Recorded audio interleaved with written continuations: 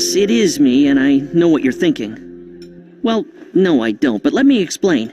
I'm in the middle of a cunning prank that I'm pulling in order to get out of a sticky situation caused by a previous prank, which in fact I did as a result of... the prank. Oh, hang on, I forgot where I was. Let me begin again. It all started when the prank at school went horribly wrong.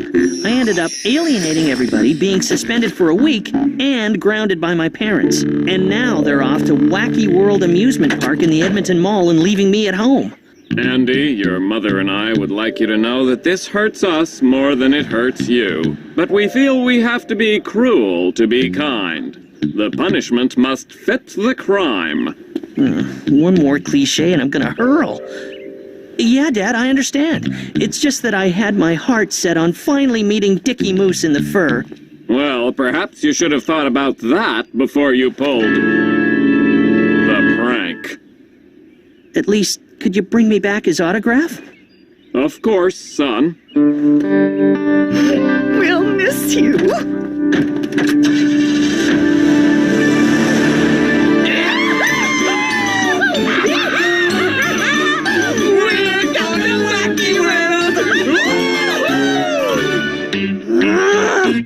You are going to confine yourself to your room, stay out of my way, forget about pranks and parties. I don't think parties are an option, considering everyone in school hates my guts at the moment.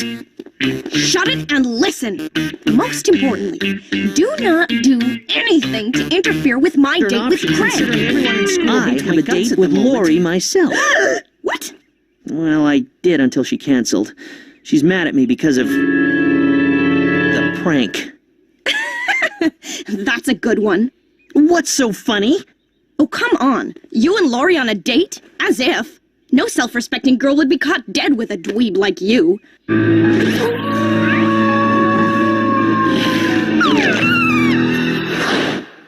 I'll have you know that Lori thinks I'm cool. Cool? Have you told her that your heart really belongs to Dickie Moose? They seek him here. They seek him there. They seek him everywhere. Catchy phrase.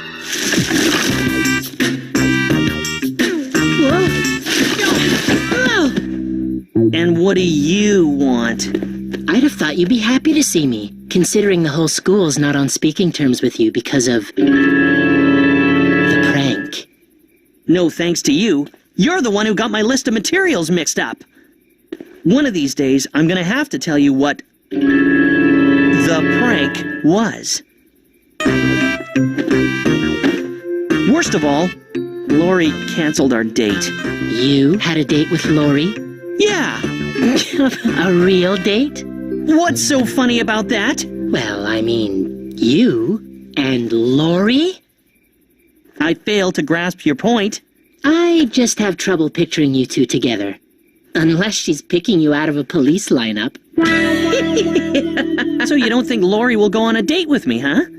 Considering she hates you? No. Well, I'll show you and my half-daft sister. Before the end of the week, I'll have a date with Lori, or my name's not Andy Larkin. I want you to get me a knee-length coat and a longish brown wig. Now, let's see. Montreal, Quebec. Time for a little research. Let me guess. Celine Dion? Close, but no cigar. I happen to be my long-lost, identical twin brother from Montreal. I'm sorry. I thought you said long-lost identical twin brother from Montreal. I got the idea from watching The Scarlet Pimpernel. It's about this dude who fought for the French, but posed as a bumbling English bureaucrat. And you're gonna pose as a bumbling French dude from Montreal. No, I'm gonna pose as a really cool French dude from Montreal. Lori will be begging me to go on a date. And how do you figure that? How can she resist? I'll be like forbidden fruit. Yeah, fruit cake, more like. Has it occurred to you that you hardly speak any French? Neither does Lori. I can bluff my way through.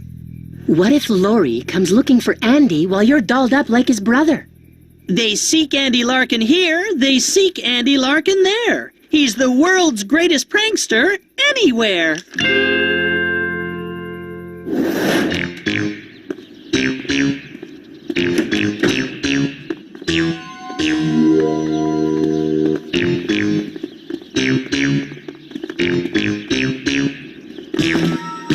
Andy?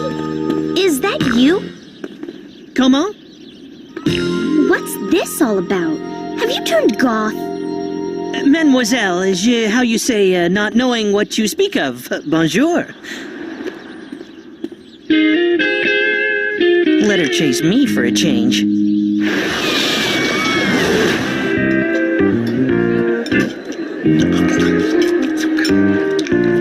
I know this is like asking Sergeant Preston to spill the beans on his horse, but what's with Andy? How do you mean? He was dressed up like Celine Dion and speaking in foreign tongues this morning.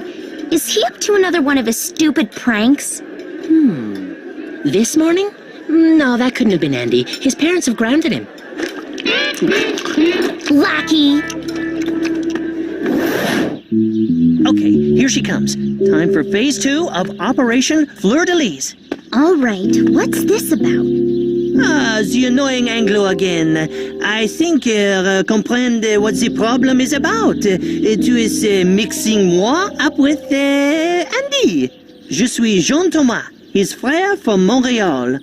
Oh, knock it off! It is true. Only recently did we discover each other after having been, separated at the birthing? John Thomas, eh? No, Jean, with a soft J. Well, Jean Thomas with a soft J. If you are from Montreal, how do you say, if you practice hard, you may one day win the Stanley Cup? In French? Tes oreilles sont si gros que tu te ressemble le Coupe Stanley. Well, anyone can learn French, especially when they want to pull a stupid prank. Grow up, Andy. This is going to be a bit trickier than I thought.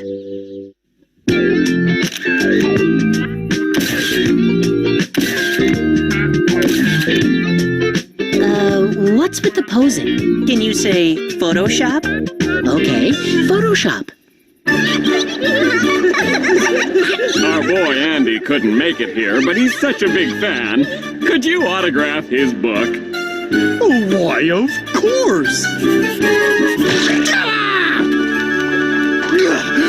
Why, you? Come back here, you funny guy! Oh, hi. I'm so glad it's you. I've been lying here thinking about how much I miss you. Lying being the key word. I'm really miserable not being able to see you every day. I keep thinking about your sparkly eyes, your shiny hair. Hey, desperate times call for desperate measures.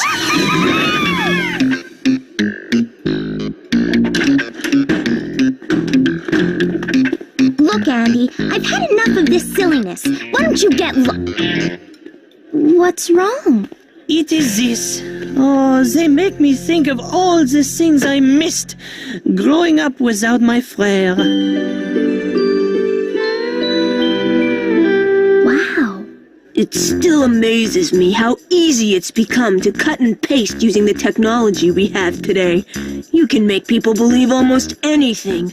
And some people should believe that if anyone hurts my friends, they'll wish they had never been born. I'll be over there if you need me, Lori. Nice try, Andy. You almost had me there. I am becoming fatigued avec your doubting. Perhaps how you say, make you believing from the bush of my frère himself? Andy, comment ça va? I am well, merci. Andy, j'aime ici avec le irritant de Laurie. Oui, of course. Hello? Oh, hi. I'm so glad it's you. I've been lying here thinking about how much I miss you. Andy? I'm really miserable not being able to see you every day. I keep thinking about your sparkly eyes, your shiny hair. Ask him what he told me about the pranking. What did you tell your brother about the pranking? You mean about my pranking days being over? It's true, Laurie. I've sworn off pranking forever. I'd like to apologize for all the trouble I caused you because of the prank. And I don't blame you for canceling our date. Well, perhaps I was a bit too hard on you. I know I'm not in a position to ask you for any favors, but seeing as I'm grounded and can't leave the house, could you show Jean Thomas around East Gackle for me? Well, I'm not It sure. would mean a lot to me, him being my long-lost brother. Well, I'll ask him.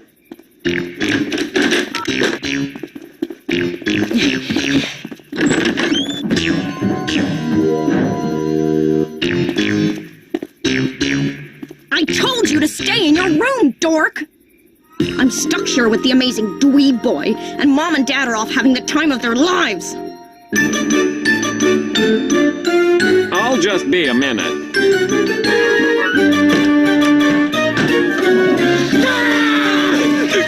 When I get my hands on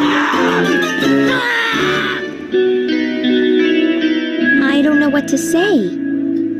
Mwah! I accept your apology, ma chérie. Yuck! She must have had biology this afternoon. What did mon frère want? He wanted me to show you around East Gackle. He has a gross out, but you don't have to, how you say, put yourself out. No, I'd be happy to. Especially after the way I've treated you. But there's not much in our town to see. How about the French Connection? Come again? The film. It is playing at the East Gackle Oneplex, no? Yes, of course. How silly of me. Let's say tomorrow at 7? Yes, tomorrow. I'll see you then. It's like, how you say, taking bonbon from the baby. Formaldehyde.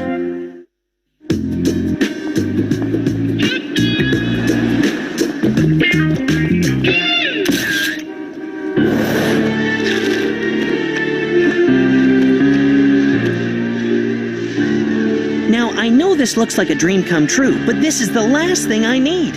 My mission is complete. My prank is in the bag. Time to move on. You know, I can't help but think about my dear frère, Andy. He's such a nice home and he likes you very much. I like him too, but he's a bit too silly for me.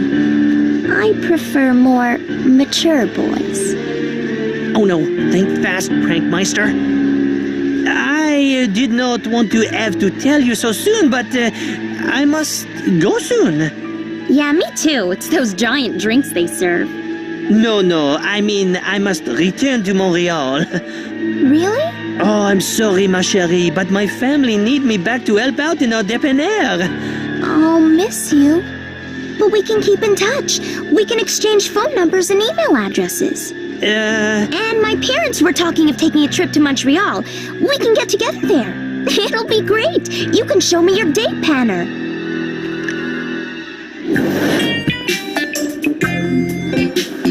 I never knew this side of Lori. She's not as innocent as I thought. Well, anyway, it gives me an idea. It's time she saw the darker side of Jean Thomas. She'll run faster than a goose through a butcher shop. I feel I must tell you, I am not who I seem to be. I knew it. It really is you, Andy Larkin. No, it really is I, Jean Thomas. What I meant is that you don't really know me. How do you mean? You are so nice, chérie. I must tell you the truth about me. When I was 6, I took a Montreal Canadian Duke from a sports store without paying. Really? Then when I was 8, I went to the old port and painted naughty French words on a calèche horse. You're kidding. No. And when I was 11, I went to the top of the mountain and mooned an Australian tourist. I will understand if you never want to see me again. Don't be silly. You're such a naughty boy. I don't believe it. I don't know what happened. One minute I was telling Lori I was responsible for the Olympic Stadium roof. The next, she was making a date with me for tomorrow evening at Beans and Burger. My parents are due back around that time. I gotta find a way to get out of it. Let me see. You've just been sitting in a dark cinema with the girl of your dreams. You walked home hand in hand. She thinks you're the cat's pajamas, and now you have another date with her tomorrow evening. You'll understand if I don't shed a tear for you. Problem is, my sarcastic little friend, she has the hots for Jean Thomas, not Andy Larkin.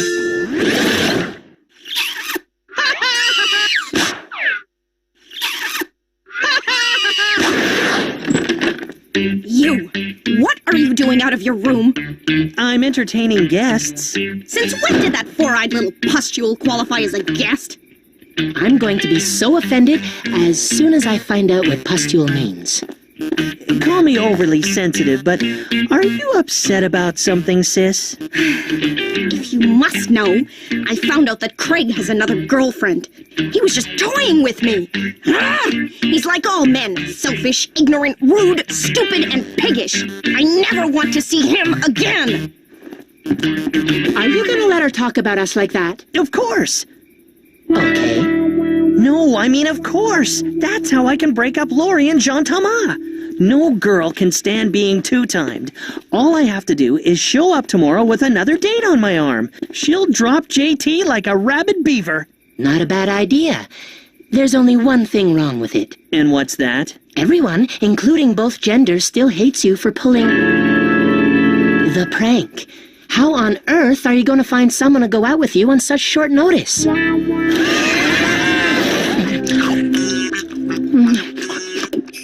You'll choke the way you're going at it. I can't help it.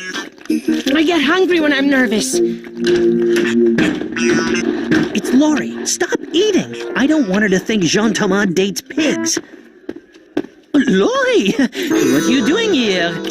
What do you mean, what am I doing here? We have a date. Mon Dieu, was that tonight? Jean Thomas, who's this? This is, oh, I cannot lie to you. This is the other woman. The other woman? I told you I was, how you say, rateur. How could you? What can I say? I am hot for her. Well, let me help you cool off.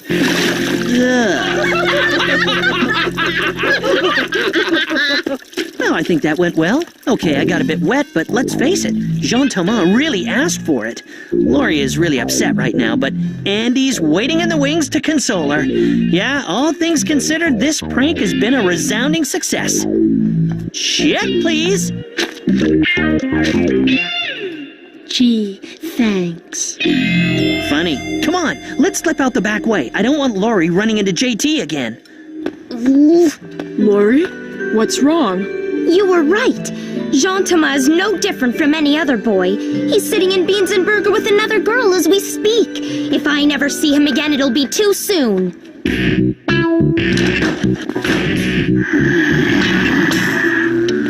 I'll teach him to upset my friend. Hey! It's Hazel Striner! I'm looking for Jean! Oh, hi. I'm so glad it's you. I've been lying here thinking about how much I miss you. Andy? I'm really miserable not being able to see you every day. I keep thinking about your sparkly eyes, your shiny hair.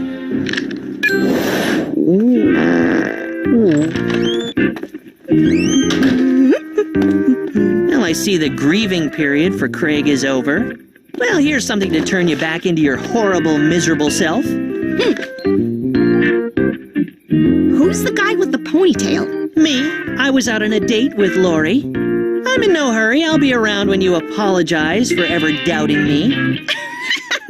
You? Yeah, and I'm Anne Murray. It is me! Forget it, bro. There's no way you're talking me into believing that guy is you. And what I said the other day still goes. No self-respecting girl would be caught dead with a dweeb like you. Would you believe it? It seems my JT act was too good. Oh, well, you can't win them all. Even the prank didn't turn out as I expected. Which reminds me, I was going to tell you what it was. It all started with a visit to the... Ah! Get off! No, you're crushing me! Yes, I stand corrected. Andy, you want to cool it? Mom and Dad'll be home any minute. 4 days hiding and running from a homicidal maniac dressed in a moose costume. Just wait till I get my hands on that son of yours.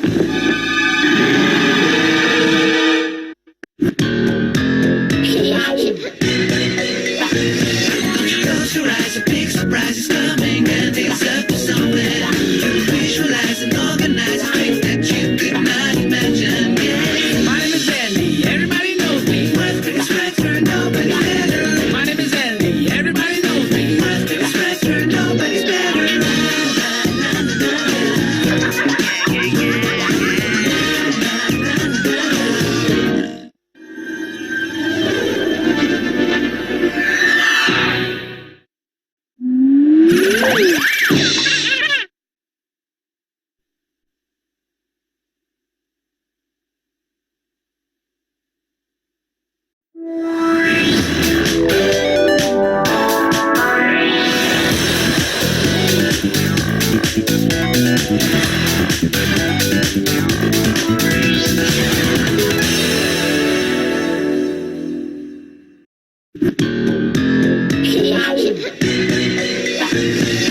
Close your eyes, a big surprise is coming, and it's up to something.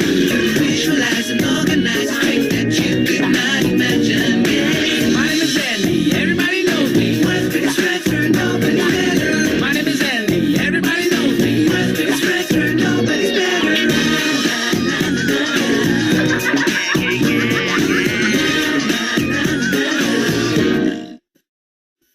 You are my joy, my sunshine. Whoa, that's I am brutal. so glad that But I should have seen it coming. born. Because it all started with Jen and Terry playing with that silly Ouija board. I hope that dweeby Andy isn't gonna ruin the sleepover.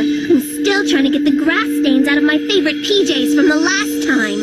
Relax. Andy's up in his room reading some stupid book on Houdini. Let's start. Oh, great Ouija board. Who's my best friend in the whole wide world? Let's see. I-N-D-Y? Cindy? I thought I was your best friend. You are. I don't even know anyone called Cindy. Let's try another one. Who has the most beautiful dark hair at East Gackle High? Cindy? I don't understand it. Who's Cindy? Yeah, right. One last try. Who does Craig Bennett like more, me or Jen?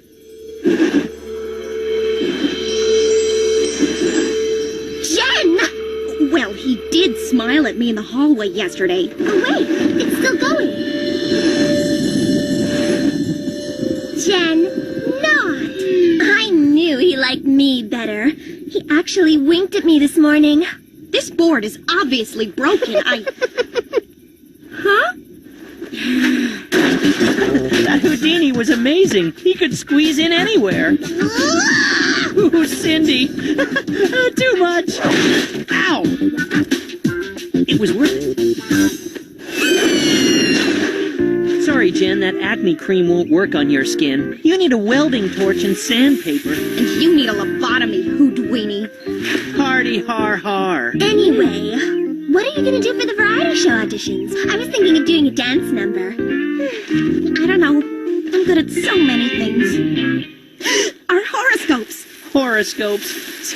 You're going to die. Your hair. Oh, cram it, Mr. Septic Tank.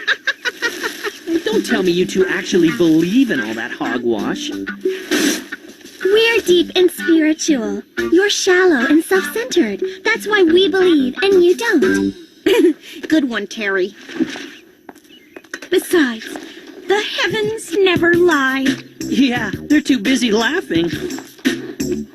My horoscope says the answer is yes. That means Craig will go to the dance with me. Wrong. The question is, am I ugly and stupid?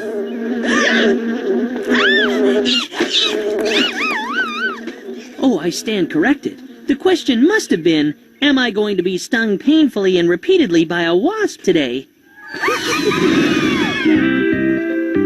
can't believe how gullible Jen and Terry are. They won't even put on their socks without finding out if it's in the stars.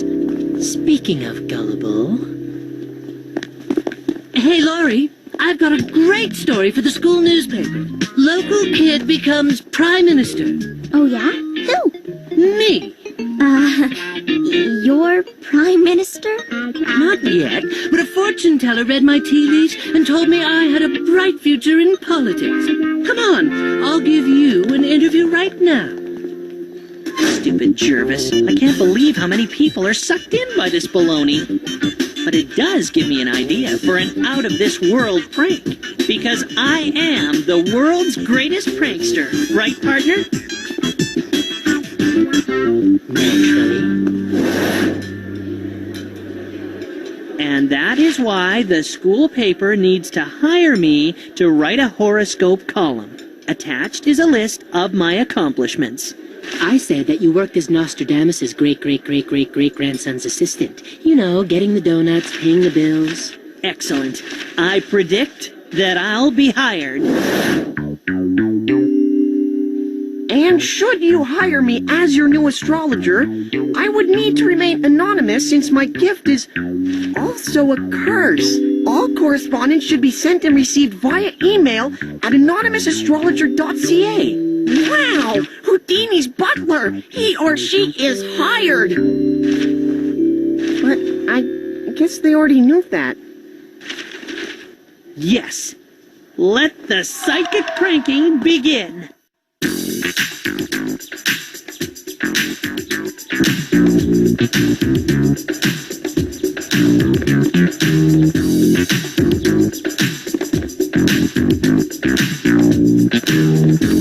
Way to go, Terry! You'll knock him dead at the audition. Talk about looking like a flailing chicken on hockey skates. So, when does the anonymous astrologer get to work? First, my little wizard assistant, we have to gather their astrological signs.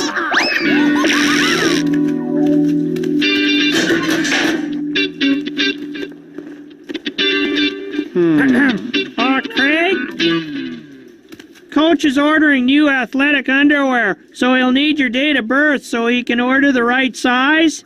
Oh, sure. It's August 29th. Whoa, that was a big day in history. Thanks.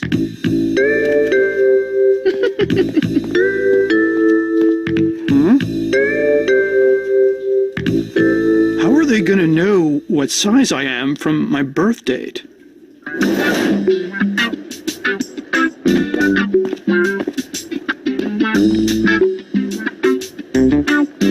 Wow, Andy, never have I seen anyone or anything able to see so clearly into the future. Hi, guys. What's that? Oh, this. It's the lucky cue ball. It is very prophetic. It comes from the only pool hall in Tibet. Yeah, where all the monks hang out. They say only deeply spiritual people can ask it a question. Oh, can I try? Can I try? Please? Well, no, why not? Just ask a question, then shake it for the answer. Will I be Prime Minister of Canada one day?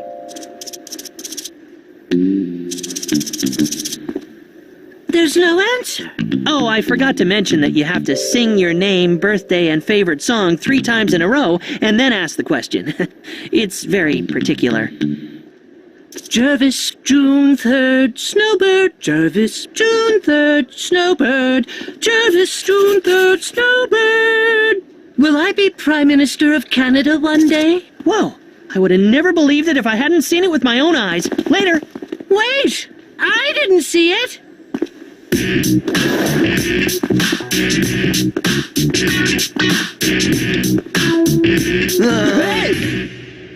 Hey, dipwad! Oh, hey, Lickin' Leech. What's up? Can the, small talk lark in? What's in that there locker? Locker? What locker? It's Wise. Please don't make me open it. Oh, all right. Hey, you having a, party? Well, we were going to have a surprise party, but now it's ruined. Surprise? It was a surprise birthday party for you, Lick. Hey, it isn't my birthday. That's on February 8th. Did I say lick? My mistake. I meant leech. But it's not, my birthday until August 1st. Well, don't worry. We'll save all this stuff until then. Cool. Thanks. And I always thought those two were a lab experiment gone wrong. Pisces, your lucky number today is 2. Your unlucky number is also 2. Brilliant, oh cryptic one.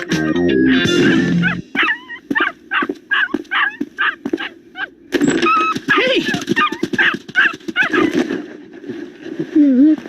Spank, what's wrong, boy? Ooh, he looks scared. He probably saw Jen without makeup on.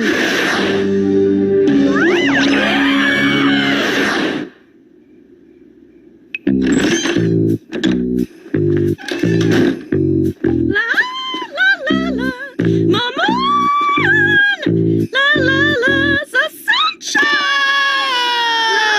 La la la. Yes! It's worse than Jen with no makeup. It's Jen with no vocal ability. Sorry, boy, that's animal cruelty. Or at least it sounds like it. Talking of cruelty, I'm up to Aries with the horoscopes. Well done, my stargazing sidekick. This is gonna be great. Every kid at school will be hanging on my every word. Oh, why, Zandy? What should we do? Make kids give us their lunch money? Or dunk their heads in the toilet? First, dunk their heads in the toilet. Then the money will fall out of their pockets.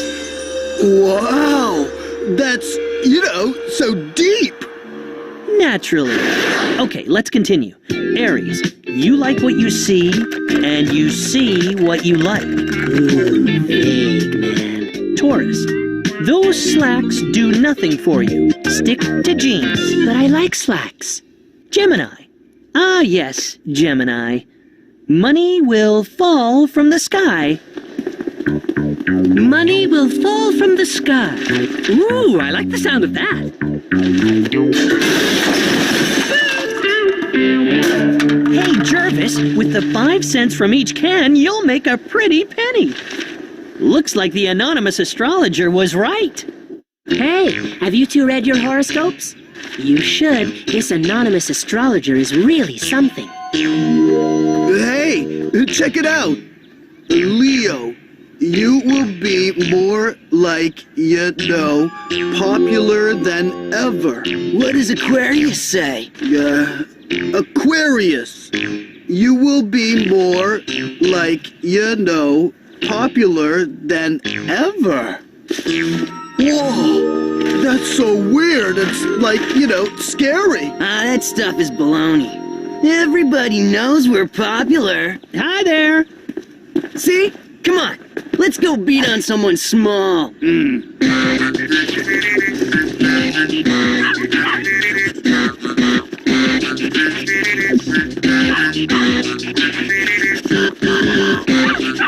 Scrab! Get out of it, you mutts! What do they want? Quit, following us. You hear? Run!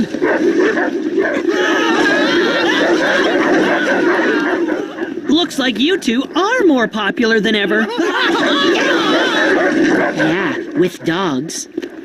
You don't think stuffing their backpacks with dog treats had anything to do with it, do you?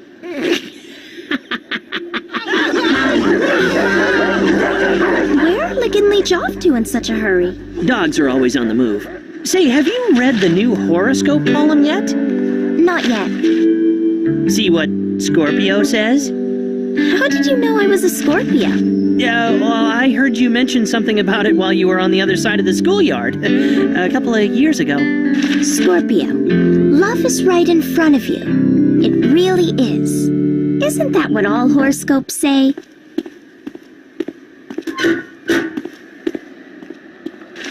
Wow, it is right. Have you figured figured out what you're gonna do for the audition yet? No, I haven't a clue. Maybe my horoscope will tell me. Cancer, your recipe for love? Meatballs? What's that supposed to mean? Maybe he's one of those cryptic psychics like we saw on TV.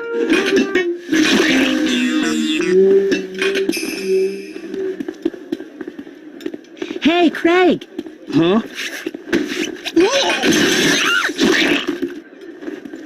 Oh, I'm really sorry. Are you okay, Jen?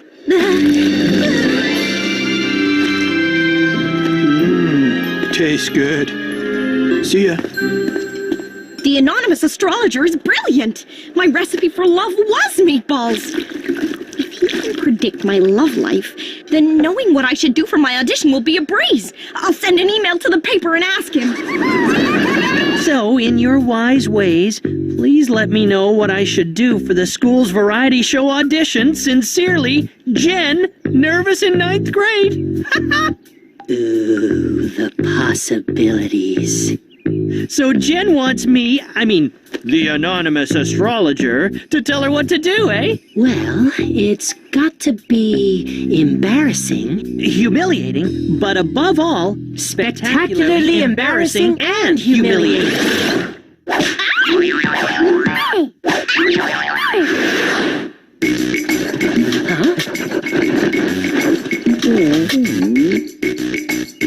I've got it! It's something that the ultra-talented, super-popular, overachieving Jen Larkin can't do and doesn't want anyone to know she can't do. Is there such a thing? Yes, sing! And for the ultimate impact, we're gonna need a huge audience for Jen's singing debut. And industrial-strength earplugs. What's the matter, Jen? You look worried. I got a reply from the anonymous astrologer. Listen, dear nervous in 9th grade, sing from your heart and your talent will be heard. If you go for it, you will be famous. Now, what's wrong with that? I'm not sure singing is my best asset. Well, you obviously haven't read your horoscope today. Having second thoughts? Just go for it. Does it really say that? All right, I'll do it. Hey, Lori. Read any good horoscopes lately? Yeah, and I think I'm finally gonna act on it. Oh, really? Excuse me. What did you write for her horoscope again? You will fall head over heels for someone with the initials A.L. A.L. Andy Larkin. Or Alan Lehman. Stupid, stupid, stupid! So, I was wondering if you'd like, to go out sometime?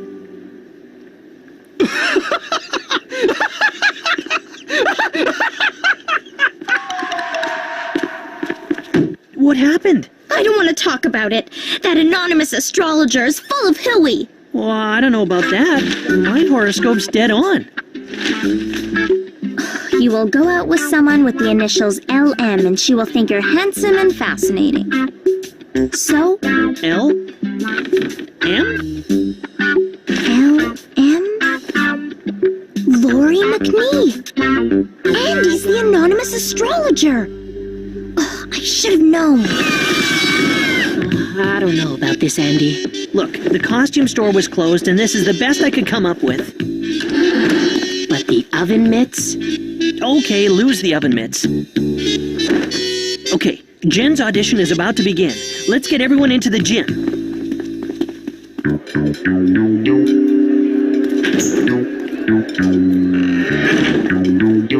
Go!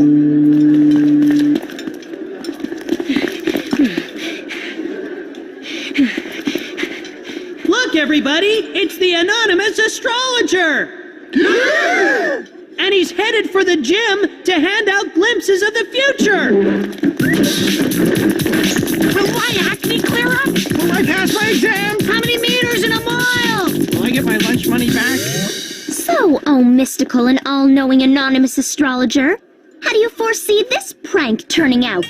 What? You've been writing a bunch of lies and made me make a fool of myself in front of Alan. I don't know what you mean. You know exactly what I mean, and you have to come clean to everyone. What? Okay, I'm coming. Oh, we're not finished yet. Jen, what will you be doing for your audition? I'm going to sing a song I wrote. All right, anytime you're ready.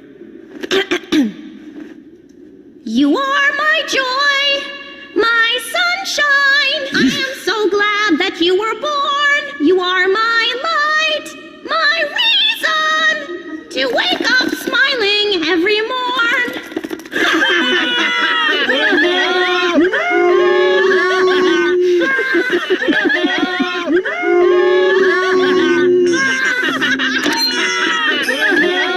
Lori, listen. No, you listen, Andy Larkin. I just wanted to tell you that I'm sorry for my rant just now. I have to admit you've been fantastic as the anonymous astrologer. You really do have a gift. Well, thanks, Lori. I do have a certain flair for it. Yeah, who else could get the whole school to fall for those bogus horoscopes? Hook, line, and sinker.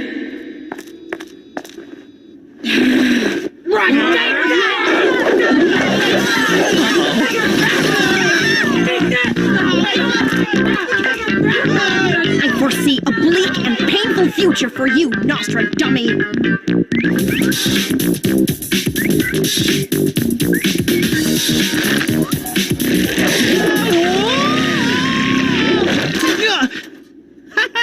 Come and get me! Oh, I don't have to. I can wait here for as long as it takes. Meanwhile, why don't I serenade you? No! You are my joy! My sunshine! I am so glad that you were born! You are my light! My reason! To wake up smiling every I don't see any record contracts in her future. You are my joy!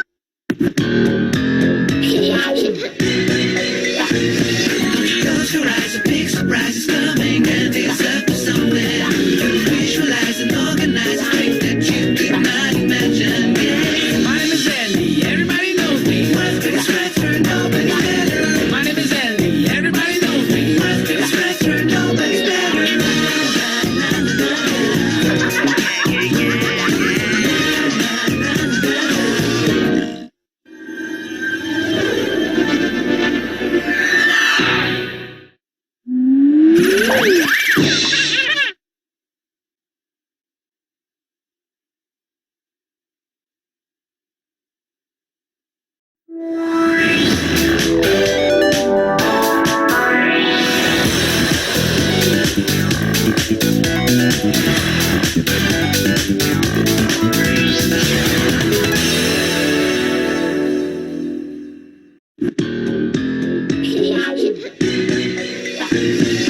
Close your eyes, a big surprise is coming, and it's up to something. Visualize and organize a strength that you could not imagine. Yeah. My name is Andy, everybody knows me. What's been scratched for nobody's better. My name is Andy, everybody knows me. What's been scratched for nobody's better.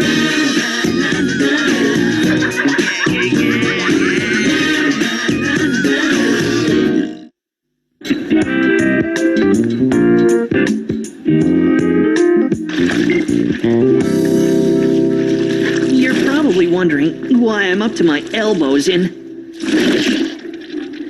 It's all a little complicated, so I'll start from the beginning.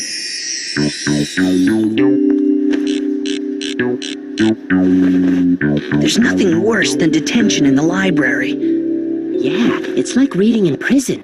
And scorn makes the perfect guard.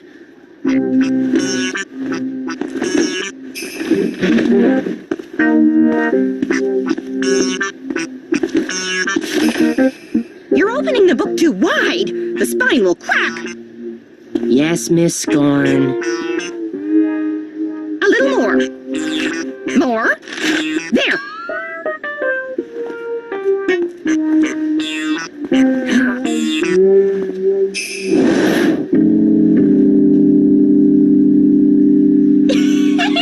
I told you, touch it one more time and story time is canceled.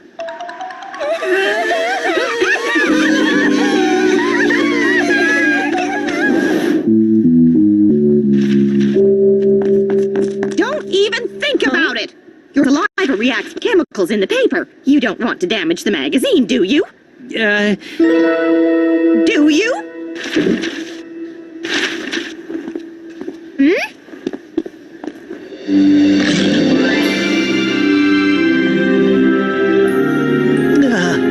Gross librarian lust.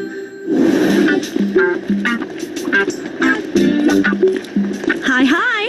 Will you sign our petition? It's for a fundraiser. Hey! Huh? Unless the Mounties are after you, just sign it. Okay?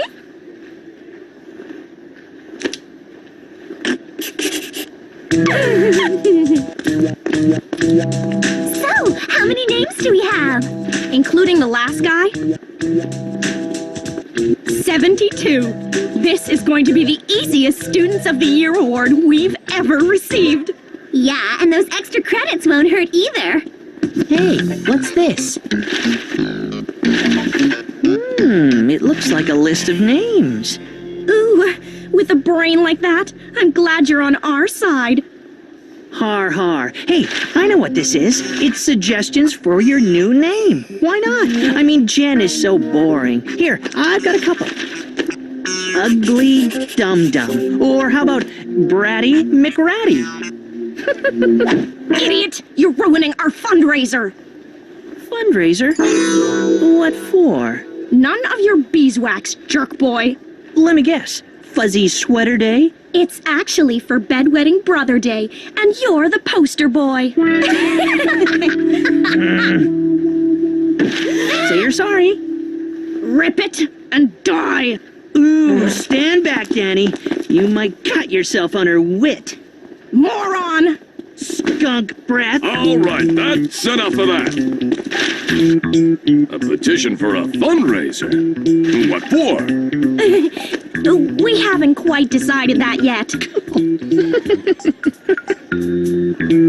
Hey, I have a suggestion. We should talk about it in my office.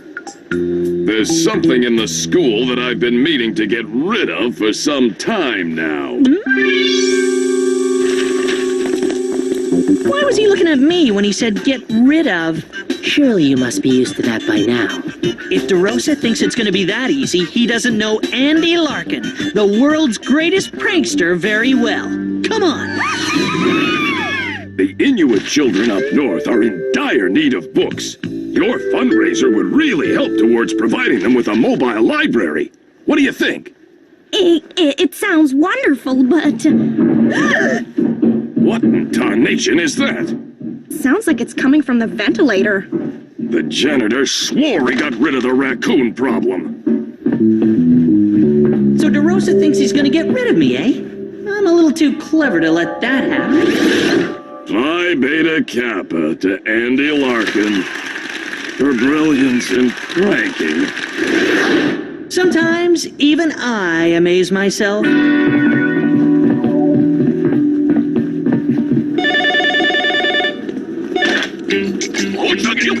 Yes, sir.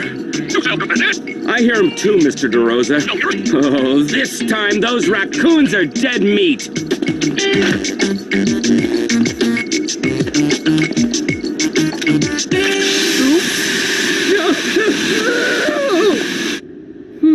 Which way? As I was about to tell you, Mr. DeRosa, I don't have anything to sell for the fundraiser yet. Bingo. I already have something in mind. Pork and beans. Pork and beans? But where am I supposed to get pork and beans? Try the kitchen. There's 450 cans sitting there waiting for you. That's your permission slip. 450 cans? How can we have so much? The cafeteria lady's eyesight isn't what it used to be. The order form was for 50 cans, but she misread it and ordered 500. Don't worry, Mr. DeRosa. I'll get rid of them for you. They'll help raise a lot of funds for the library. Why raise funds for the library? Beats me. Miss Scorn is a freak about her books. They're all like brand new. But these pork and beans give me an idea for a prize-winning prank. I'm gonna make Jen's fundraiser the most memorable ever. Did you hear something? It was this thing. Smoke bomb! Smoke bomb!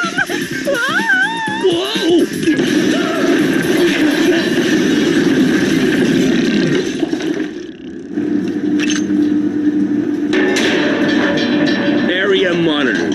All exit ducts closed. Come on, Gertrude. We've got to get those rodents at the only available exit. Sector L. I think I see a light. It's the way out. Let's go.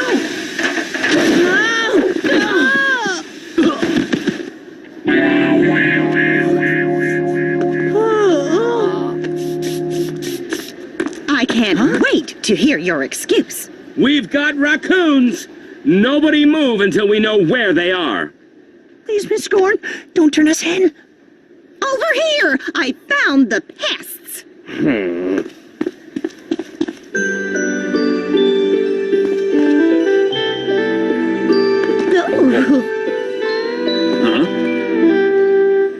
These raccoons have gotten bigger since last time.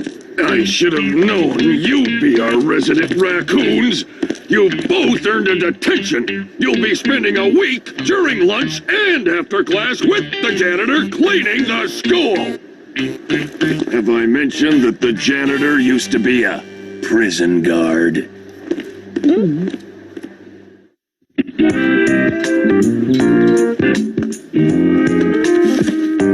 We can learn from even the smallest prank. There are no small pranks, just small prankers.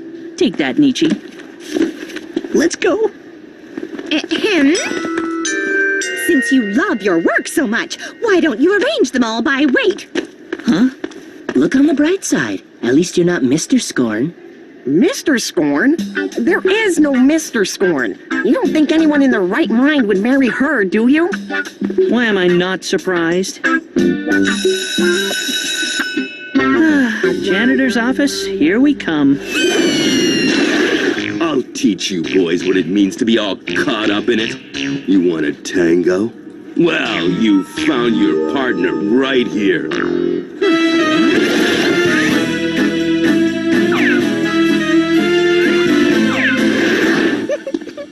Find something amusing, Larkin? Well, just go ahead and laugh. Because you're gonna be scrubbing every bathroom in the school, starting with the boys' locker room! And when you're finished, I better be able to eat off it, just like mine. You eat off that? Ever hear of a plate? Wow, it is clean, though. Is that Apple Blossom? Magnolia. With toilet cleaning skills like that, your wife is a very lucky woman. Unfortunately, I am without any feminine attention in my life. I am a bachelor. Now get out! Get out! Just go.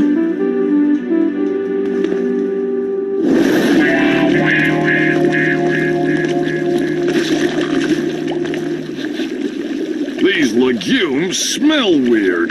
Are you sure they're fresh? Let me check the expiration date. Well? Where are those glasses? Well? Ah, yes, here it is. They're still good for another year.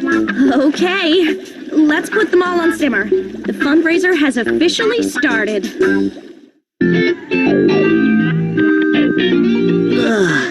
That was awful. I think the girls' toilets are grosser than the boys'. I am so sick of this. We're gonna be in detention for the rest of our lives if we don't get the janitor off our backs. Man, this detention is killing me.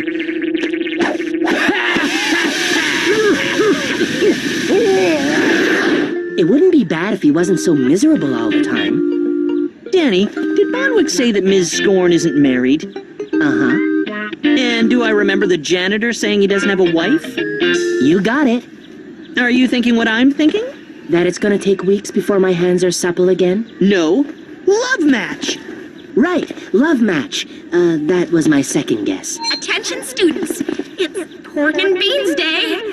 Make your way to the cafeteria, bring your money and appetites, and we'll supply the maple syrup. First things first, time to make Jen's fundraiser a resounding success. Come on!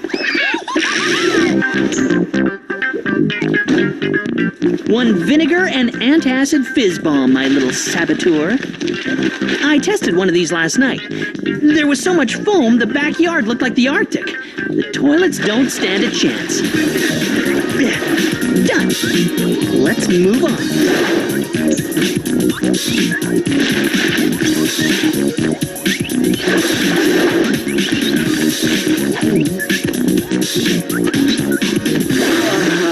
According to my calculations, that's the last toilet in the school. Come on. I smell love in the air. Is that what that is?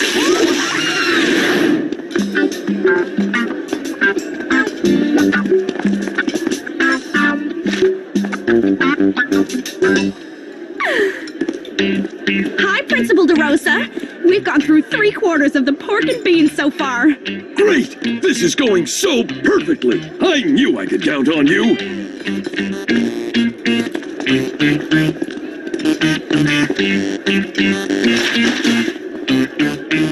You gonna take my money or not? Of course I'm gonna take your money, monkey boy. Time for Operation Love Machine. Miss Scorn, I found out that there's a man standing in this very line that has so much in common with you, it's ridiculous. Oh, really? Like what? Well, you're both pretty old. No! Pierre Burton is not a lunch tray! Strike one.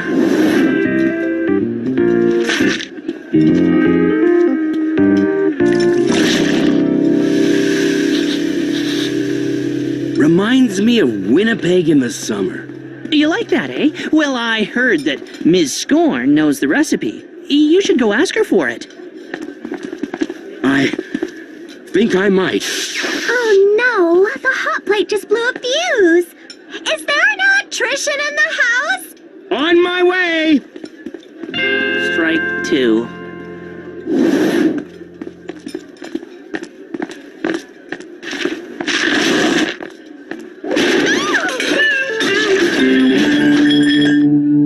Pork and bean mishap in aisle 3. I'm very sorry. Oh. Don't worry about this, Miss Scorn. I'll have it cleaned up in no time.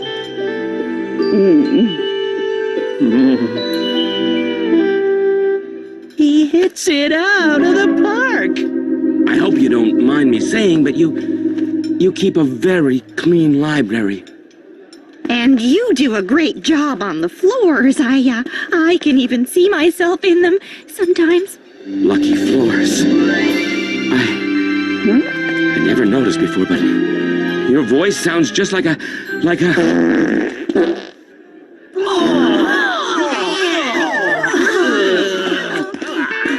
That's enough! There will be no more fun! Man, I gotta go! Whoa, out of my way!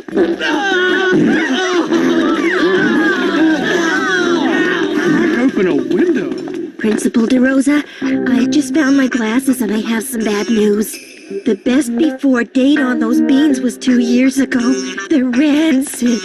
What should we do? Nothing! And keep quiet about it. The damage is done.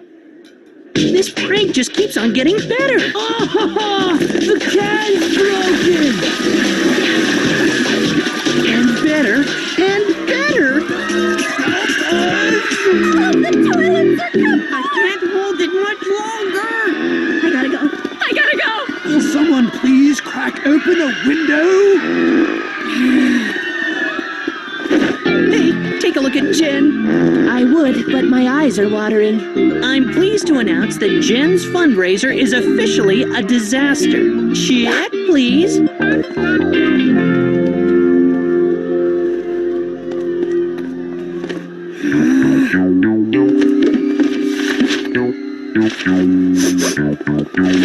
Jen, everybody wants their money back.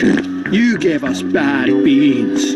Bad beans, blocked toilets, and now everybody wants their money back? This is a catastrophe, and it's spelled A-N-D-Y. Principal DeRosa? If I ever find out who... It was Andy, and he bunged up the plumbing with this. They're vinegar and anti-acid fizz bombs. Oh, Andy Larkin! I gotta see this. Like I've always said, Danny, you can't go wrong with pork and beans. I've never heard you say that. Larkin! Come here! Uh-oh, we're busted.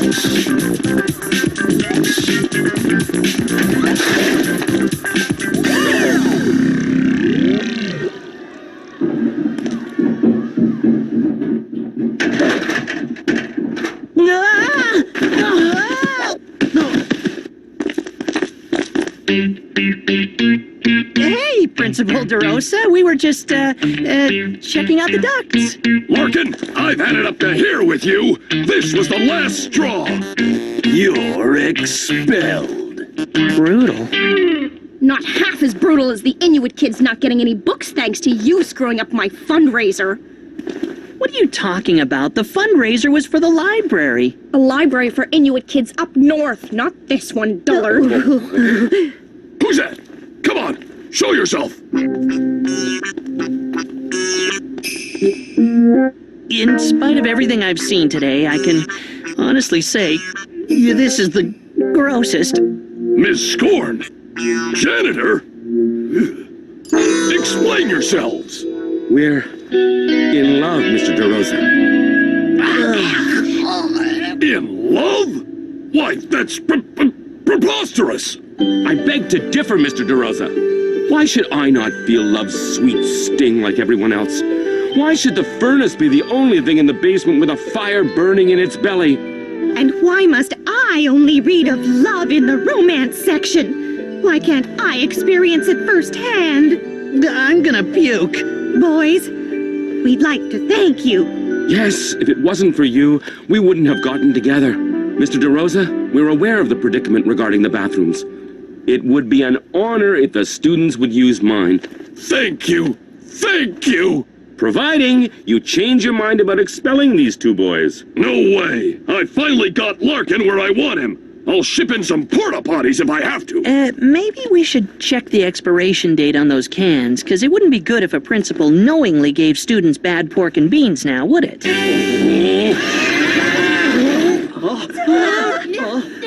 Man, I'm gonna explode.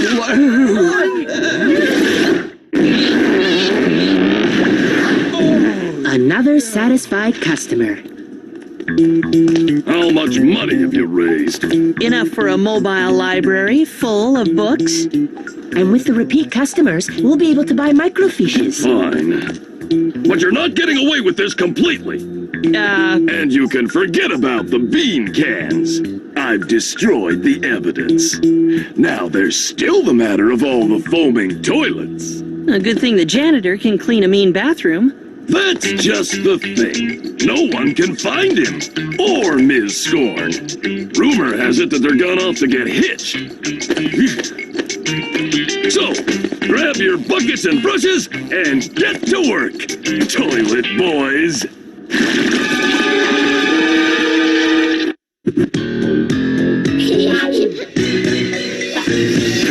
Close your eyes, a big surprise is coming, and it's up to something. Visualize and organize strength that you could not imagine. Yeah. My name is Andy, everybody knows me. World's biggest scratcher, nobody's better. My name is Andy, everybody knows me. World's biggest scratcher, nobody's better.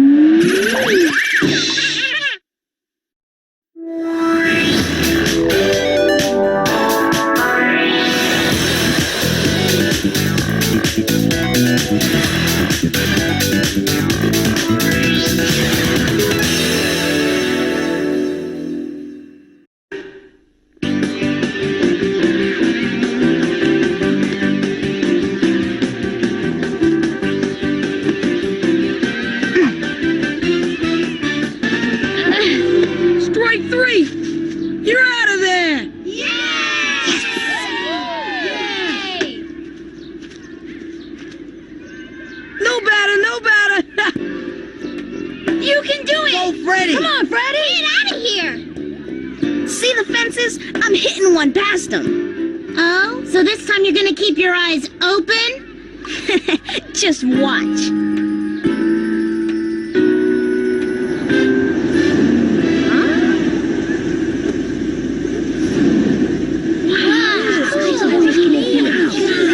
Okay, give me your best shot. Oh boy, someone's in big trouble. That's Mr. Best's space. When he sees someone parked in a spot, he'll go nuts. You mean more nuts?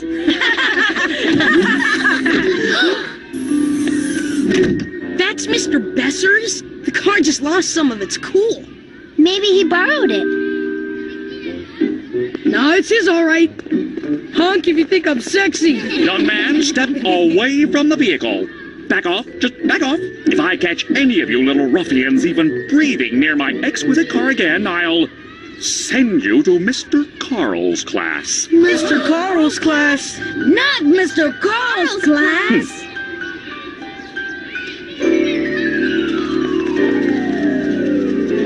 That's the bad kids' class.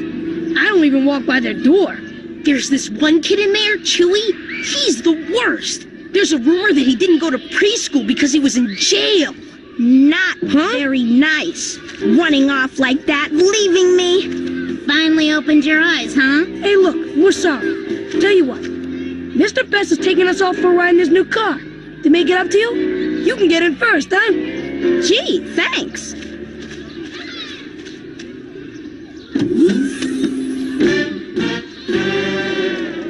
We just got the report on our school's fire drills. How'd we do? An hour and a half to empty the school. Well, I've got a remedy for that. Lots and lots of fire drills. Good. We clearly need to practice getting the kids out safely. What? Oh, yeah, safety first. Okay, who wants to do number 3? Hey, I'll do it. Huh? Wild guess. The recess bell is about to ring. Class dismissed. Have fun. Come on, Freddy, you're still at that. Maybe this time you'll keep one eye open. I don't get recess. I have to go to detention because someone told me to get into Mr. Besser's new car. Oh, shoot. It's a fire drill. Not during recess. Remain calm! Your junior fire marshal is on duty. Line up! Lip sealed, no talking. Move swiftly to the door. I said move! Now remember, I am your junior fire marshal. I have a badge. I have sworn to make sure you are all safe from harm's way. Is that nylon? It looks like nylon. It is nylon! Are you insane? You want to go up in flames like a Christmas tree? It's a school record. We beat the record! We beat the record! No thanks necessary. The whole school was completely evacuated in less than 7 minutes. That's a wonder... Mr. Besser? Oh, I'm gonna get those kids to move faster even if I have to set their shoes on fire. Okay, class. Enjoy the rest of recess.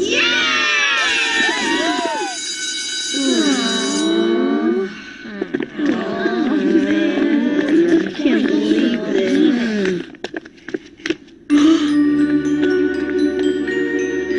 Chewy.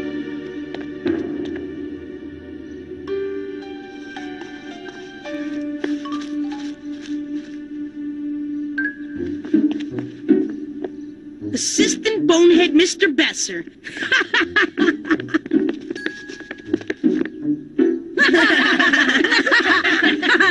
That's great. Wonder who did it. I did. Amazing. A little squirt like you? Maybe if I used police dogs. I couldn't decide between Bonehead and Pinhead. But I picked Bonehead. You know, Besser, Bonehead. Has a nice ring to it. Aha! I caught you, you little hooligan. Even admitting it. Not so funny now. No, I know. I I get detention. Detention? You wish. Mr. Carl's class. This one's particularly nasty. Don't worry, I'll take care of him.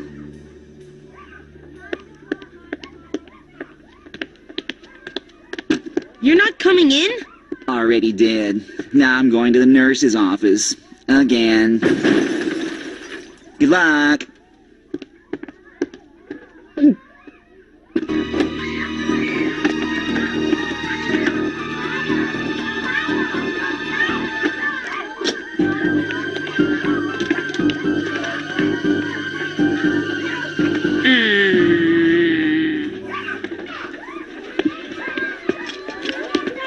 Hi, they call me Hyper. Howie. Nice to meet you. You sit here, I sit here. Okay, who we got next? Hey.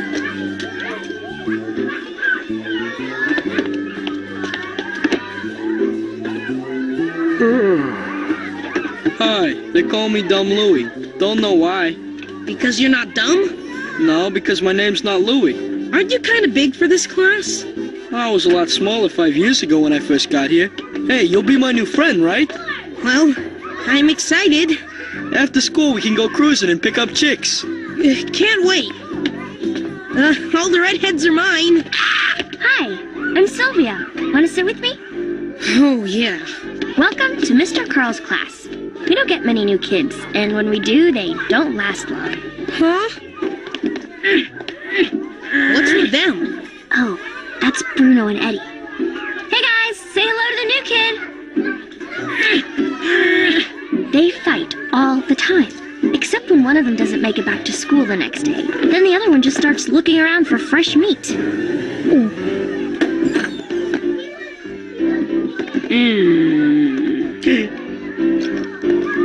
Mr. Carl is the best teacher we've had. Much nicer than the last three. You'll notice he doesn't stand near any windows. I don't get it. What are you doing in here with them? You being punished like me? I have no idea why I'm here. Must be a clerical mistake or... You've got spiders on you! What? Ah! I don't see any spiders. Of course you can't. I'm the only one who can.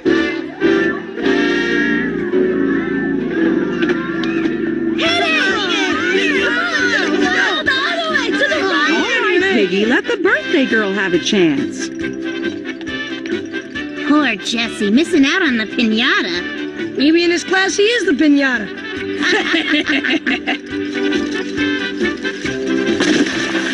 Yay!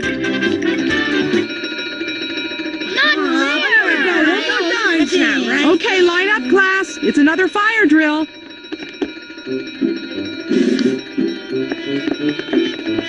Sorry I can't stay and help you with the kids, but Mr. Besser appointed me front door monitor and I gotta get to my post. Are you insane? This is a fire drill! Your sweet tooth could cost us our lives! You're going down as #1 on my list of fire drill foilers. Mr. Besser would like you to be in charge of checking all the rooms to make sure they're empty. Fine, but what about my class? I'll look after them. You know how well I get along with the children.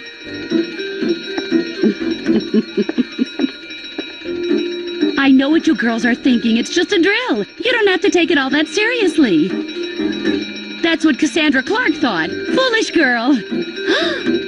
Luckily nowadays we're just 13 miles from a fairly good hospital.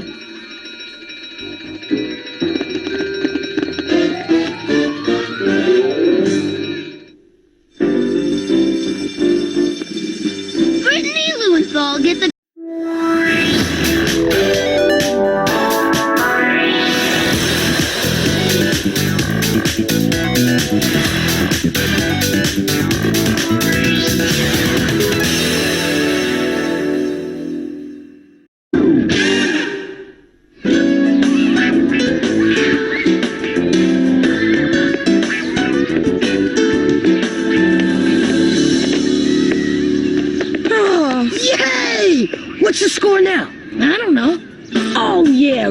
6-4-3, my favorite. No, it's not. It's 6-5, mine.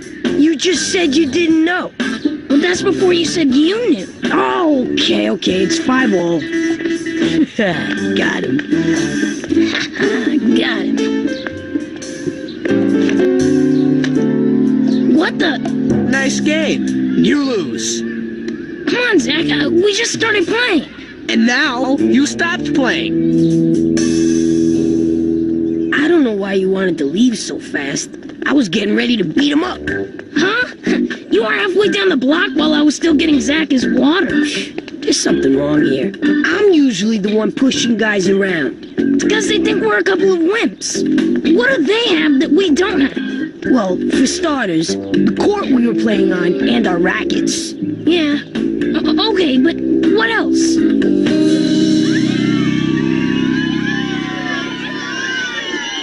It's gonna start!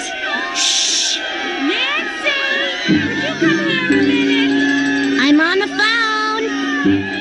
Quay, here she comes. Singing her hot new single, Just Ring My Bell. Let's give it up for Amber Ambersad.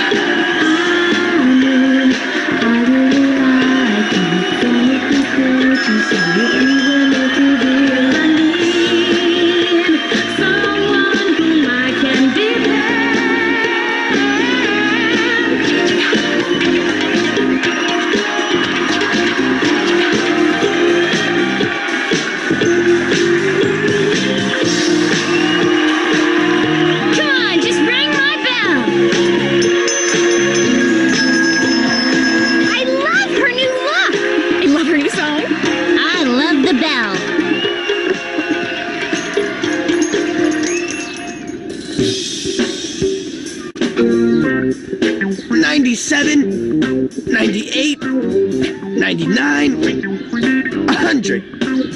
Yeah! I still don't see what's so great about him. Me either. Let's finish that racquetball game. I was winning 9-8. No, I was winning 10-9. Huh?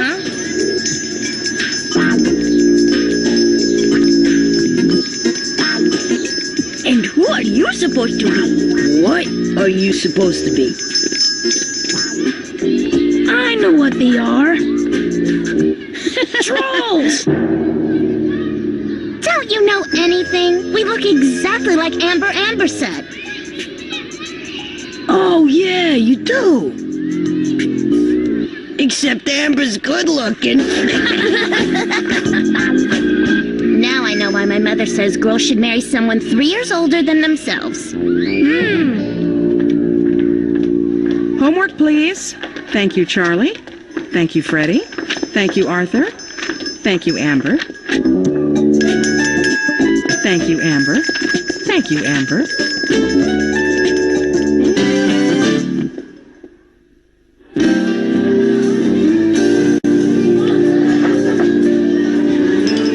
Ooh, only one banana left. I want it. Hey! Okay, it's yours. Oh! Aw. Lost forever. Hey, Zach, you want to sit with us? There's room here. Hey. Hi, Zach. Yeah. So, Zach, you want to come to my birthday party? Birthday party? Are we invited? Well, do you want them there, Zach? That's it! I know why he's cool. Why? It's the earrings. That makes sense. I love your hair. Love yours. My mom rolled the bun while my dad worked on the bow. I had to get up at 5 a.m. The trick is to do it the night before and sleep sitting up. Oh, good idea. Are your eyelids really heavy? Well, sure. My mom got me the 500 hairs per inch false eyelashes, the kind Amber wore on the Just Ring My Bell video. I saw saw in the Amber documentary that she always checks to see if she has enough lipstick on by kissing the back of her hand. Cool. Looking good. Yeah, but now you need more lipstick. Don't move! Gotcha! I thought I got rid of you darn spiders in that last batch of cookies. Ugh, spiders. It wasn't a spider. It was my eyelash. You look so cool. Awesome. I love your hair. Wanna play basketball? Sure. Nancy? Huh? You can't play. Why? Your skirt? Never mind. Guess what? We're getting our ears pierced. Wow. Neat. I didn't think you were that cool. We weren't. That's why we're getting our ears pierced. We were thinking of getting our belly buttons pierced, but the only one who would see it is our mothers. Hey guys, guess what? You know, Miss Graves, you do a fine job as a teacher, but if you ever want to move up to the really challenging position of vice principal, like me, I suggest you... I thought I heard someone got hit by a bus and that's how you got your job. Well, not everyone can count on such a wonderful opportunity. You should just... What the... What are those cheap floozies from some other school doing in my playground? Those cheap floozies are our cheap floozies. They look ridiculous. Of course they do, but it's just a fad. It'll pass. I can remember back in my day we all wore those short skirts. Oh, got any pictures? Step, step, dip. Step, step, dip. Mrs. Francis, I need to see you right away. I came right over. What's the matter? Oh, nothing much. If this were a pool hall, did you know your daughter's been parading around in the most ridiculous... You were saying?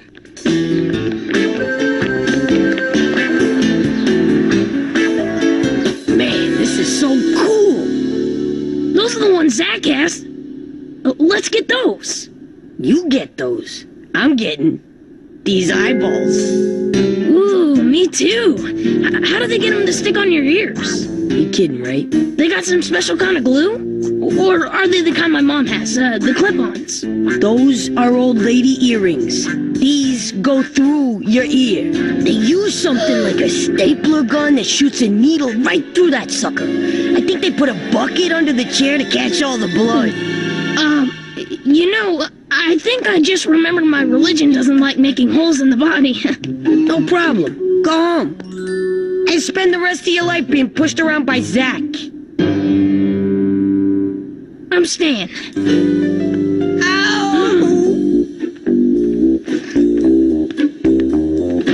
You said it wouldn't hurt. Ow, ow, ow. Next. Hold the door. You can do this! That guy had wimp written all over him! And you will too if you show up at school tomorrow without earrings.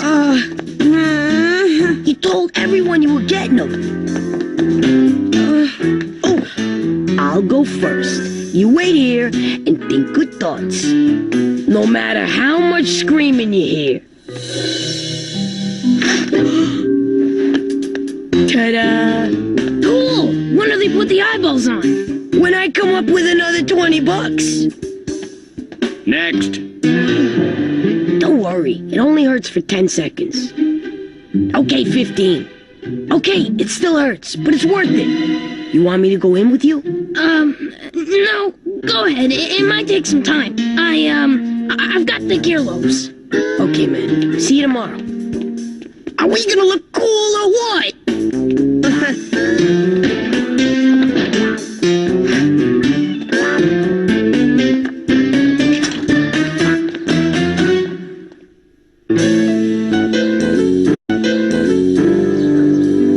Oh man, there was blood pouring everywhere. I thought of wimping out, but I wouldn't do that to you. To me and all the kids in the playground who would never let you forget it. Oh, yeah.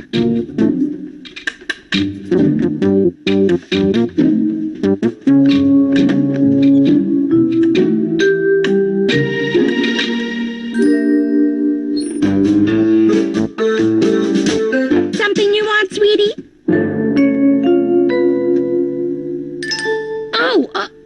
Yeah, I was looking for the, prunes.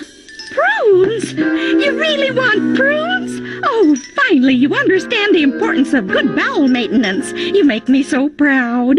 You wait right here. I've just got to run to the store.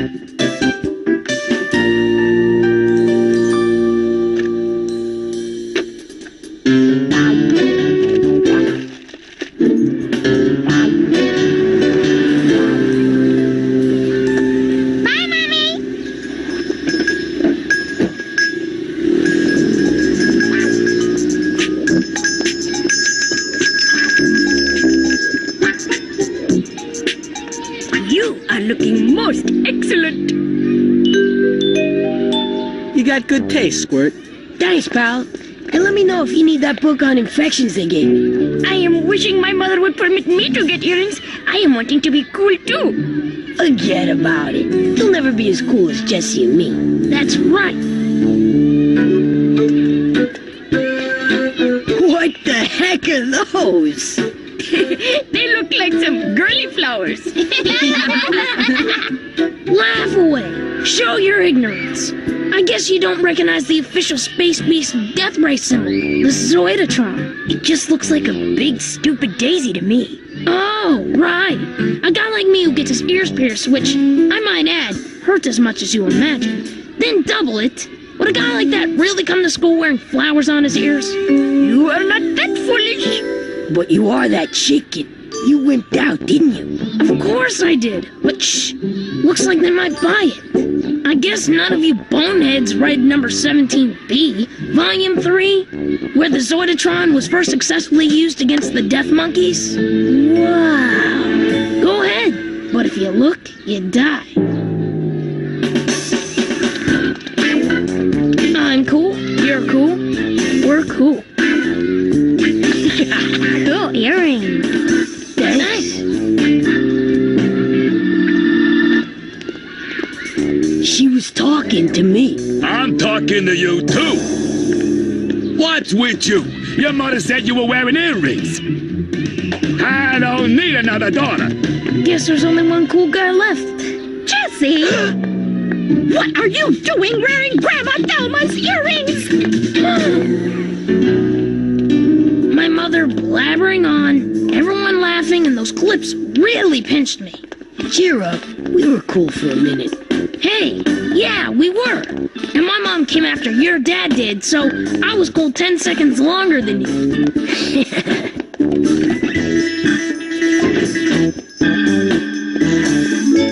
Oh, Bonita, you have so much money and you want to marry me? Oh, baby. What? Oh, no, Bonita's gone. Stop, you little floozies! Huh? What's a floozy? I guess we are. I have had it with these bells and the clanging and these ridiculous costumes. Enough already. Tomorrow, everyone in their regular clothes. Not fair. Not fair. I want to be a floozy. Silencio, case closed. But Mr. Besser. Zip. I'll make it easy for you. If I hear a bell, you're expelled.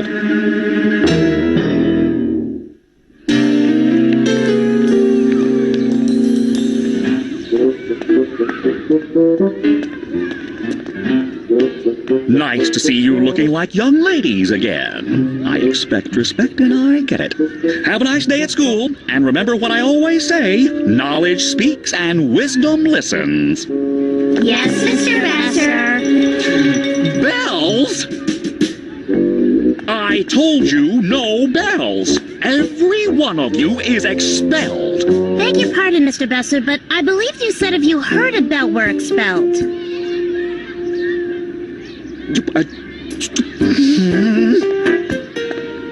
Check your socks.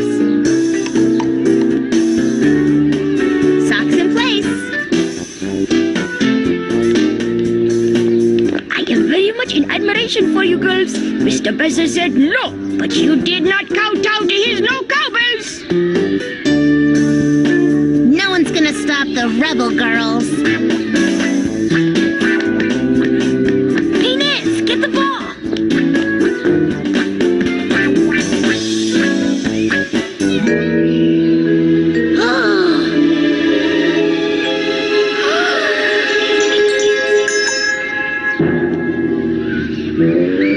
I hear a bell.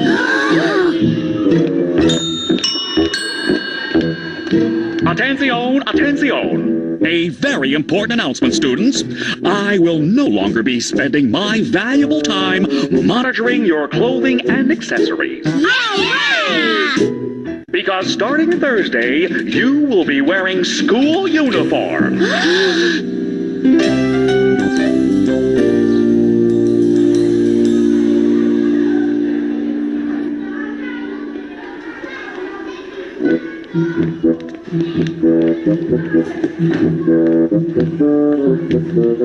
Here's your uniform, size 9. I wear a 6. You'll grow into it. Move. Here you go, size 6. But I wear a 9. You'll grow into it. Move. Good morning. Good morning. My, don't you look handsome. Good morning. Oh, you look lovely. This is itchy and ugly and does nothing for my skin tone. And I'm getting real tired of people asking me what it's like to live without electricity and churn my own butter. I hate these uniforms. Yeah, when I walked by that school, St. Ignatius, the kids threw stuff at me. They always throw stuff at you. But this time they threw bigger stuff. Boy, you guys look stupid. I don't see you on the cover of Teen Scream magazine. Hey, these delivery guy uniforms are all your fault. You girls had to wear those dumb cowbells and floozy outfits. What about all the times we've been punished because Mr. Besser said, unless the person comes forward and admits who they are, you all have to be punished. You never came forward. Tell you what, the next time it's not me, I'll come forward. But it's always you. Well, this one's on you girlies.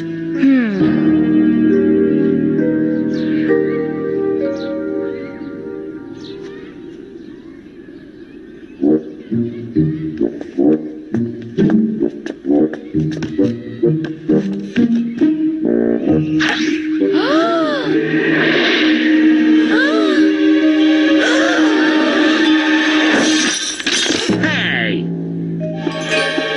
No! My favorite picture of me!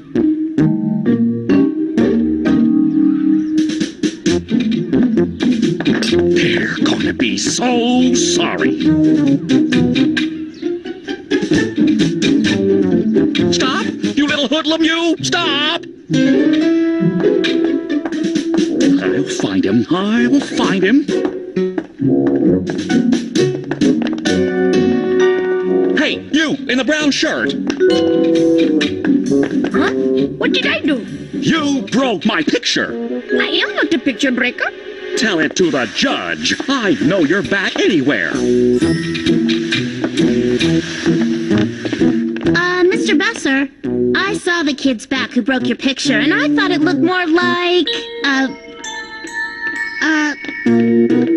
him. Aha! You. Now I got you, you little picture smasher. What? Or did it look more like him? Well, yeah, but him,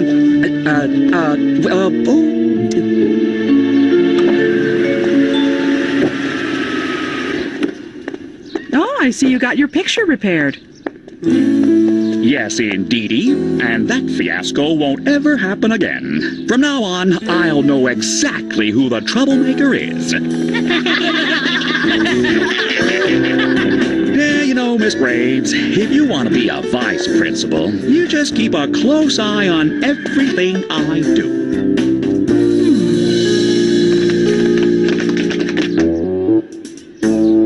When did you get your Amber set shoes? As soon as I heard her new song, Tap Your Way Into My Heart.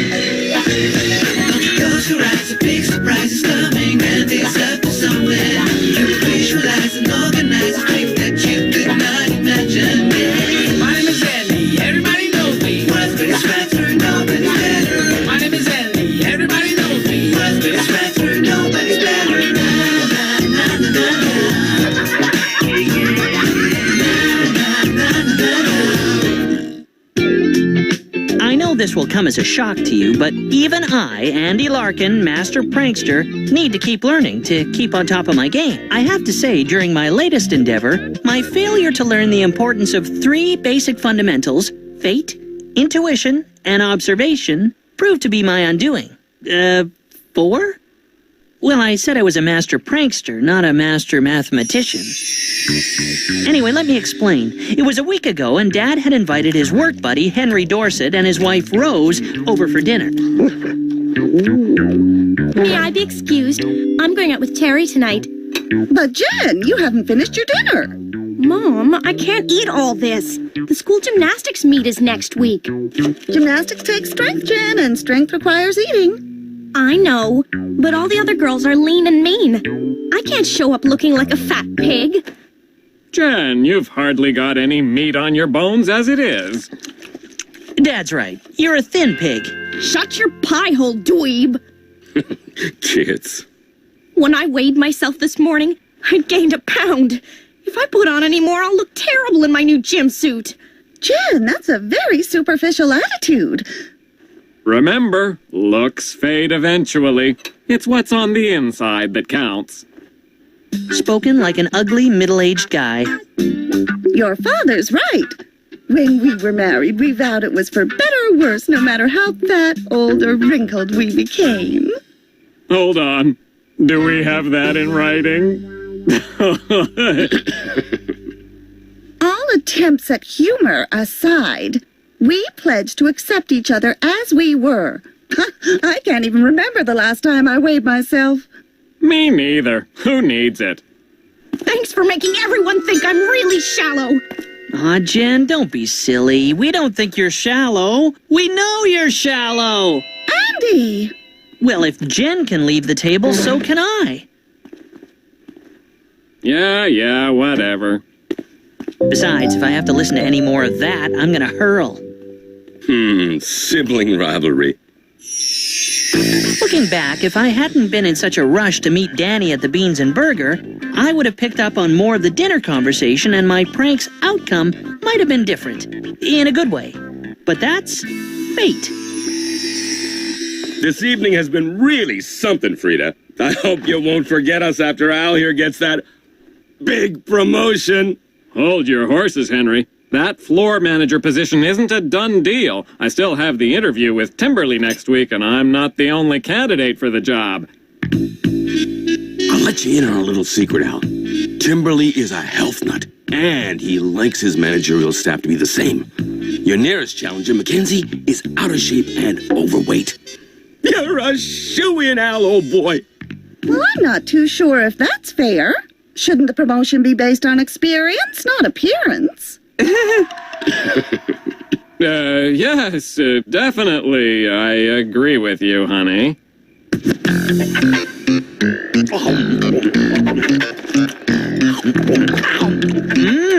Next week is the annual Beans and Burger Fastest Eater competition, and I'm in training.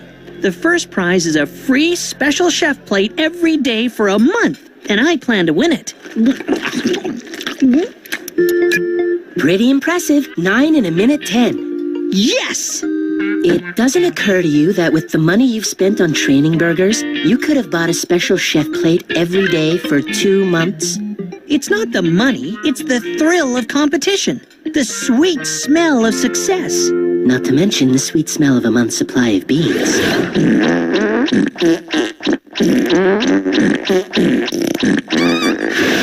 All I can say is don't come crawling to me looking for handouts when I'm sitting here tucking into my first prize booty. What was that, Larkin? Did I just hear you say first prize booty? I happen to be having a private conversation with my associate here. Please don't bring me into this. Thanks, Andy. If you don't tell us what this first prize booty is all about, you'll get the same. If you must know, I was referring to the first prize in the fastest eating competition. Don't make me laugh, Larkin. Yeah, don't make me laugh. You couldn't eat your way out of a cinnamon-flavored bag, Larkin.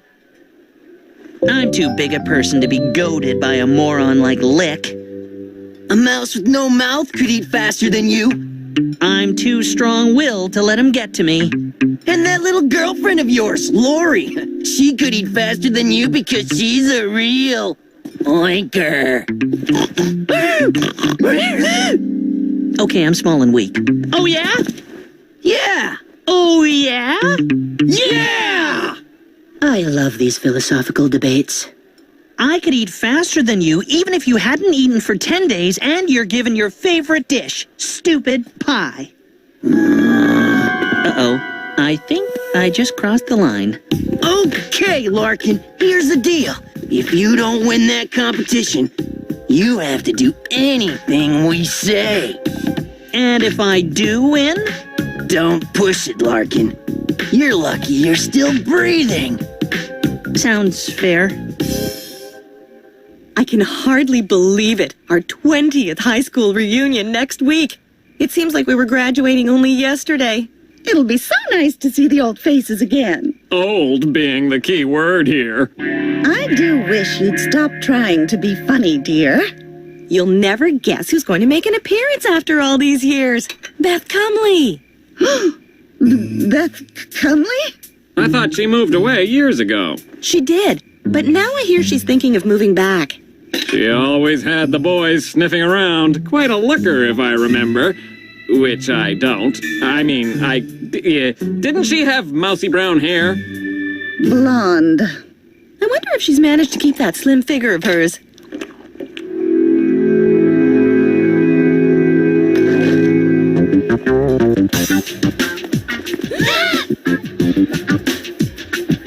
You are an out-of-control eating freak.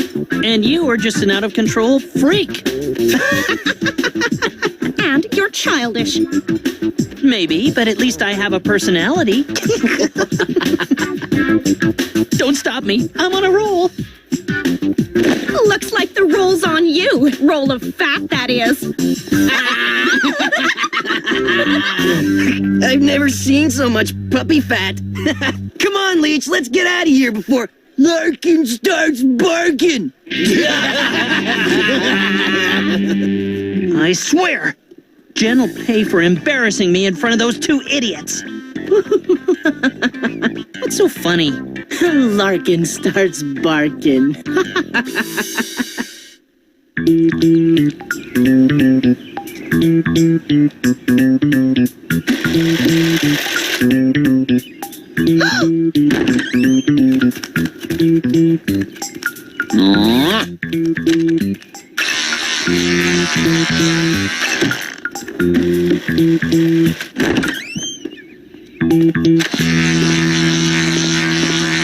Andy, wait till I've finished.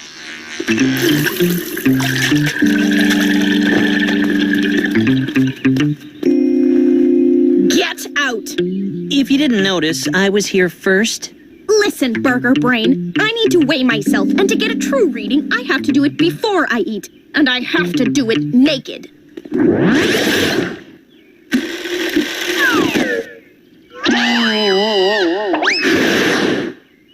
Thank you for thinking of me and my potential loss of appetite.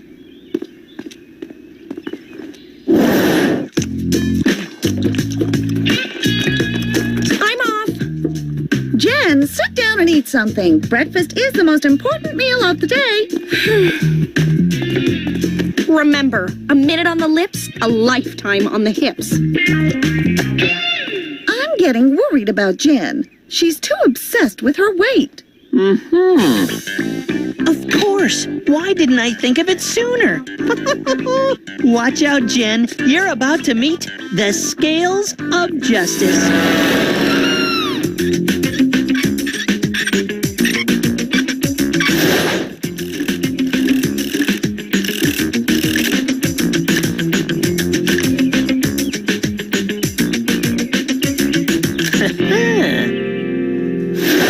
I know. You're dying to find out what my brilliant plan is. It's so simple, it's beautiful. First, I return the disc to the scale. Then I put back the pointer. Then all I have to do is slip one of Mush's special discs over and under the pointer. which is held in place on top of the original by these magnets on the back. Voila! Now here's the cunning bit. Each one of these discs has been made to register an incorrect reading. 5 pounds over, 10 pounds over, 15 pounds, and 20 pounds. All I have to do is slip in a new disc every day, and Jen will start believing she's a blubberbutt. And what happens if your mom and dad step on it? Don't you worry your pretty little head about that. They never weigh themselves. I heard them say it.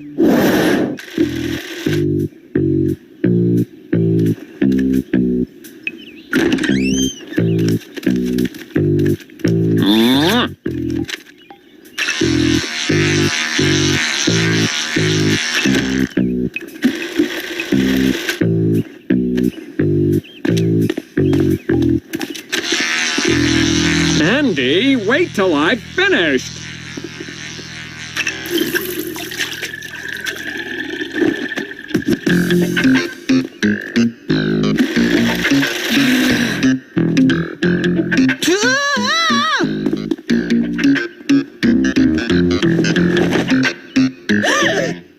How could I have gained 5 pounds?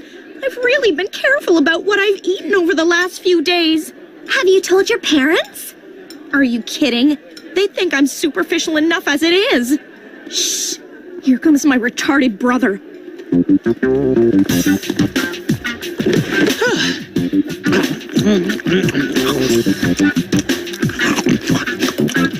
Wow!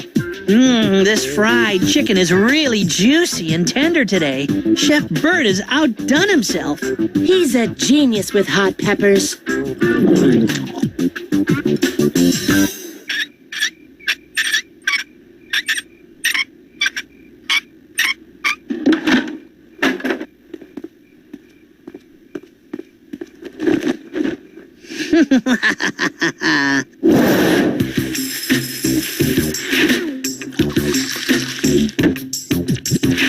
You okay, Dad? Yeah, yes, everything's fine. How did I miss it? I should have realized that all was not right. Intuition. Huh? No, not another 5 pounds. This can't be happening. Is everything all right, Jen? Yes, Mom. I just, trod on a spider. Sounds like the hot air cycle on the dryer worked better than I anticipated.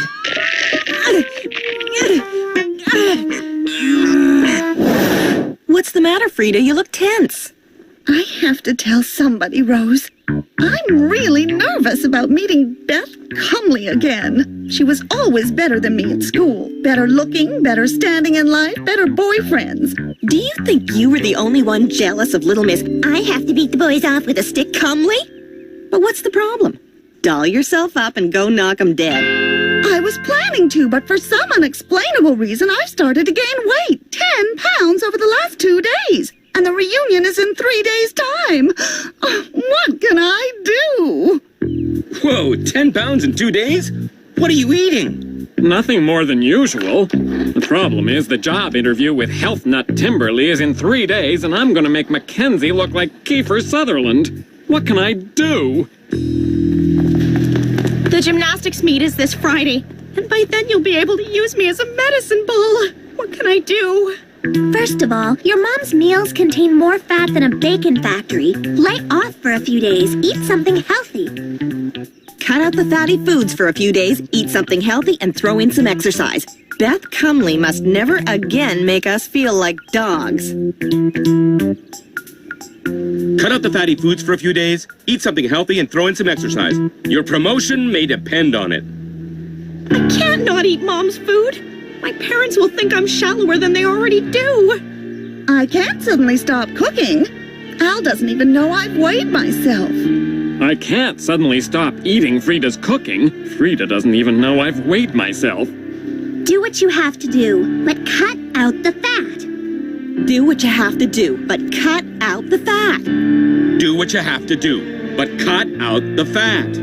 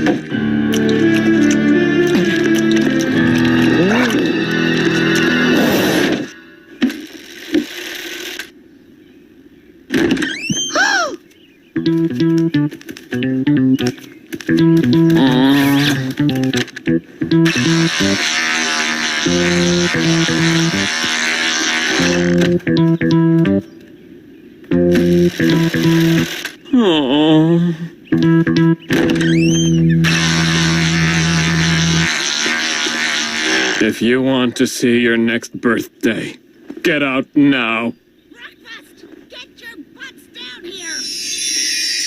I expected Jen to be in a foul mood, but Mom and Dad? How could I have been so blind? Observation.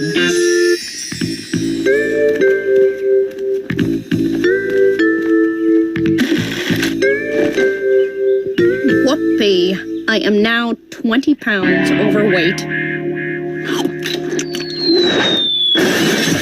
Check, please.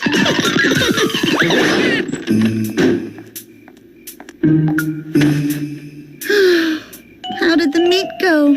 Fine. Until the human pyramid.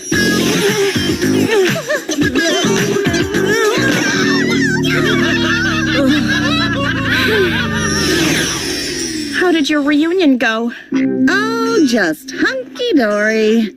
That blonde, rich and beautiful comely was there. How did she look? She'd put on a few pounds, but everyone agreed she looked fabulous. I, on the other hand, spent the entire reunion trying to explain that I was not suffering from a life-threatening illness. Call me paranoid, but this does not look good. I didn't get the promotion. Why not? For two reasons. First, for some ungodly reason, Timberly didn't think I looked strong enough to take on added responsibilities. And second? It's a little embarrassing. Hey, after this evening, I know embarrassing. What happened? Well, I was telling Timberly that I was stronger than I looked. In fact, I'd recently gained 20 pounds. But when I stood up to make my point, I'm a weak person. I've secretly been dieting and weighing myself. It was because of this promotion nonsense. Can you forgive me? I have a confession to make, too. I got caught up in this Beth Cumley thing. I've been dieting and weighing myself also. Seeing as everyone is spilling their guts. Me too. Well, how much did you lose? I didn't. I gained 20 pounds. Me too. We've all been dieting. Yet we've all put on exactly 20 pounds each. And go, go, go, go, go, go, go, go, go, go, go, go, go, go, go. I hate to eat and run, but... Huh?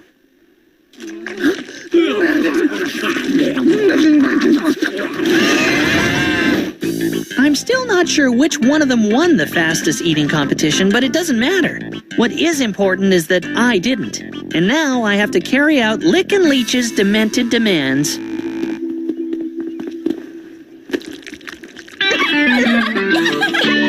With all that extra food over the last week, I guess I have put on a few pounds. Oh, who am I kidding? I'm now the fattest member of the Larkin clan.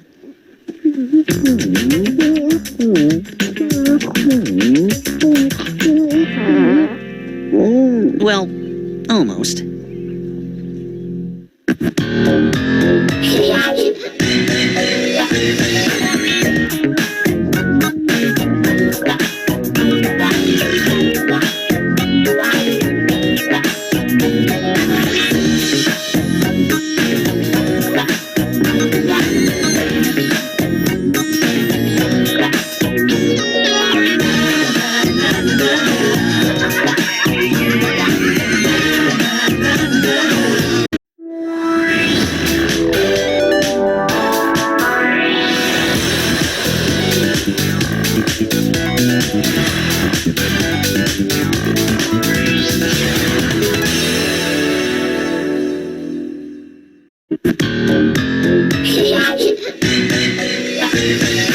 Close your eyes, a big surprise is coming, and it's up to something. You visualize and organize a trick that you could not imagine. Yeah. My name is Andy, everybody knows me. Worth with his factor, nobody's better. My name is Andy, everybody knows me. Worth with his factor, nobody's better.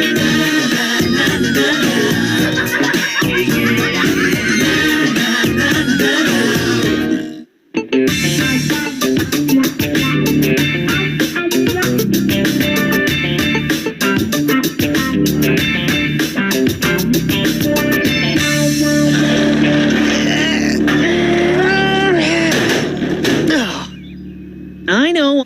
I'm sitting on the can and there's toilet paper everywhere, but this isn't what it looks like, honest.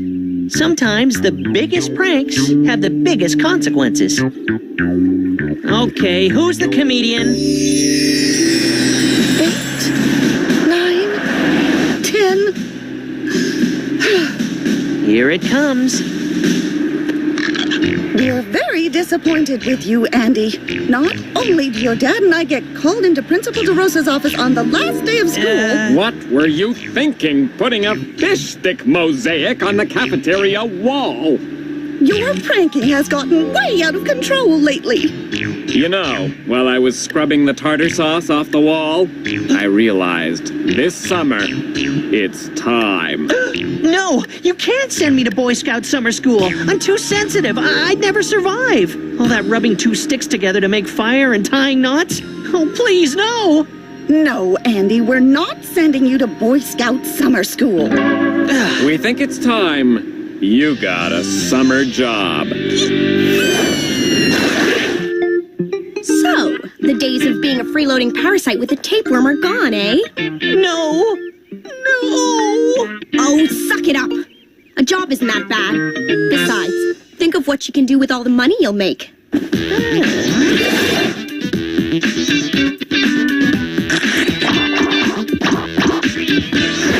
This is great. It's gonna be the summer of Andy. Too bad you're a doofus with no skills or experience. Ha, that's what you think, spider legs. People will be dying to hire a young go-getter like me. We just received a shipment of flypaper glue, Andy. Why don't you put it in the storeroom? Yes, sir. You're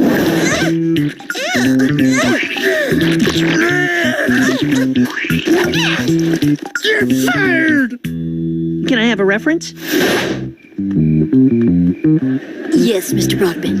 No, Mr. Broadbent. Yes, I'll tell him. Goodbye. Does that weirdo ever come out of that room upstairs? No, and you'd better hope he doesn't. Now, this is very important. Only 2 cups of popcorn kernels per batch. Any more, and it will overflow.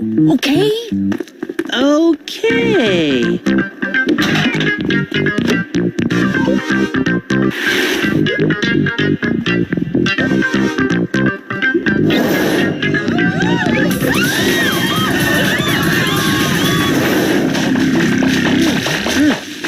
Popcorn?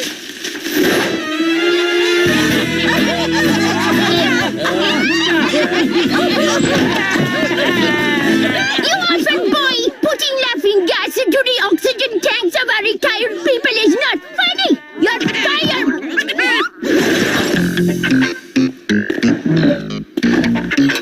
It's no use. I tried and tried, but... Save it. The hardware store and the Oneplex already called. Who are you going to prank next? The elderly? Obviously, we need to keep a closer eye on you. You'll just have to get him a job at the paper plant. No, it's impossible. Well, don't look at us. Jen and I will be too busy cleaning up East Gackle for the top 10 most beautiful Canadian towns competition to keep an eye on him. Mom, I told you this summer was being devoted to the perfect tan. And I told you I need extra hands this year. West Moosehoof has made it into the top 10 for the last 2 years, and I'm not about to give their committee leader, Mrs. Brine, the satisfaction of making it a hat trick.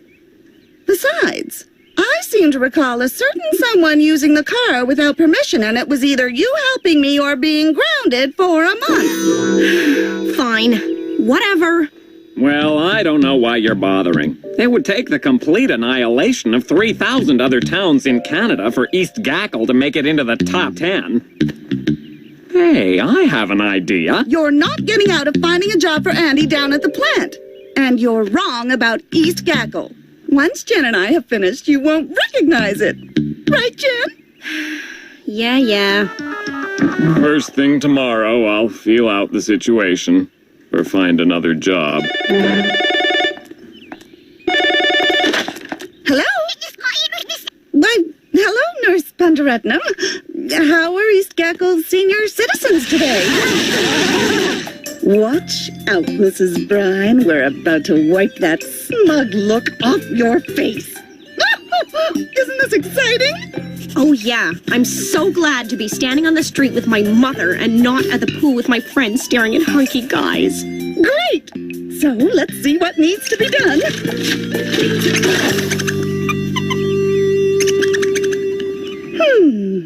A raccoon problem. Look harder, Mother. I think it was a rat with black eyes. Well, we've sure got our work cut out for us. Here you go. Great. Not only do I feel like I'm in prison, but I get to look like it too. Thanks, Warden. Here's Jen's shampoo, hairspray, hair gel, and finally, hair conditioner. And here's the glue, olive oil, orange dye, and salsa. Jen's hair really could use some sprucing up.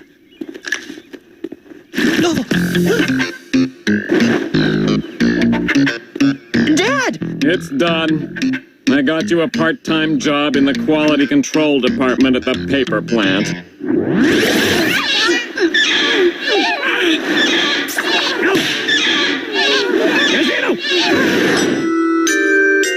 Who knows? Maybe it'll work out fine. Yeah, fine. And Andy, better get Jen new shampoo, okay? Yes, Dad. This is awful. I'm gonna be watched every minute of the day. Well, you gotta look on the bright side. No, seriously, you have to look on the bright side, because all I see is this sucks big time.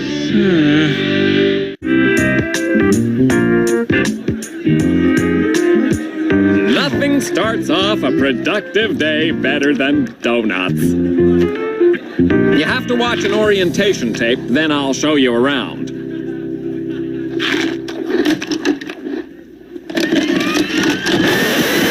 Welcome to So You Want to Work in the Paper Industry. Remember when they said that computers would totally do away with paper products? Well, they were wrong. Newspaper isn't just used for the East Gackle cackle anymore. It has many functions. Try lining your worn shoes with computer chips. And we need paper for envelopes.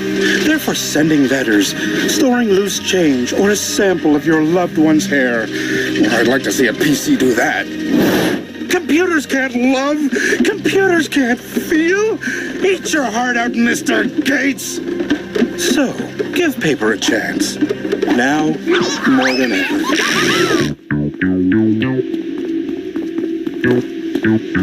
What's this? No, Andy, you're too close! It's all right.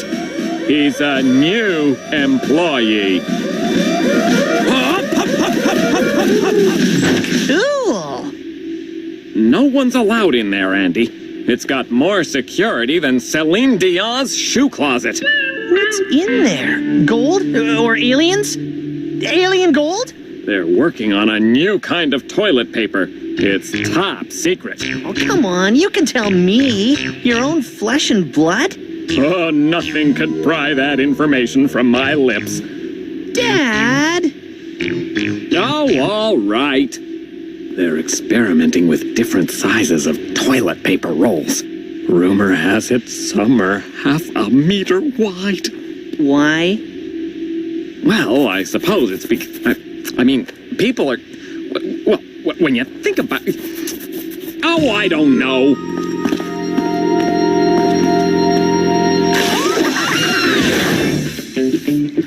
This is so degrading.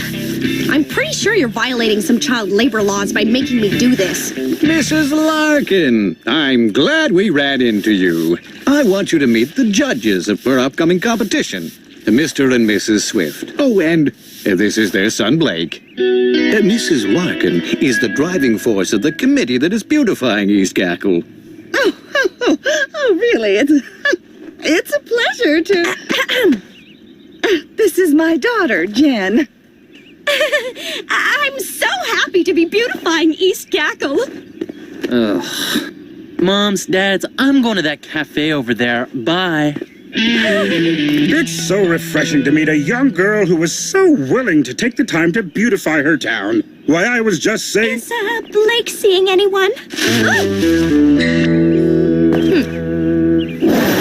And this is your station. Okay, what do I do?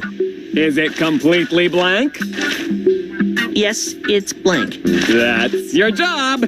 Make sure all the paper is like that one. That's it? Piece of cake. I mean, paper. Save the jokes for the canteen. Now let's get to work.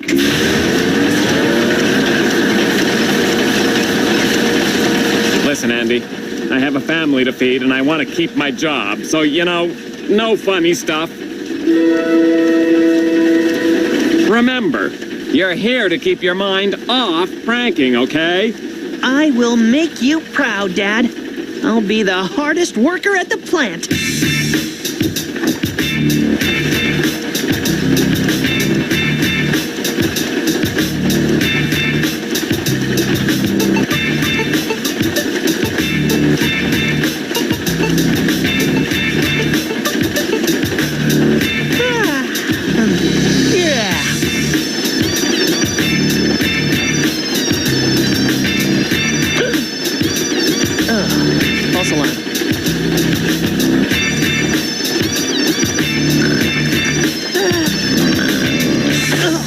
What? Who? Huh?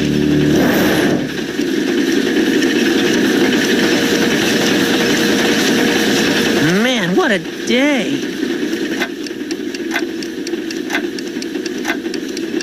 It's only been an hour? Time for a break. Man, this job is more boring than the parliamentary debate channel. How am I going to keep myself awake? They're working on a new kind of toilet paper. Rumor has it some are half a meter wide. Hop, hop, hop, hop, hop, hop, hop, hop, hop. About time. I could eat a horse. Remember, you're here to keep your mind off pranking, okay? Yeah, right.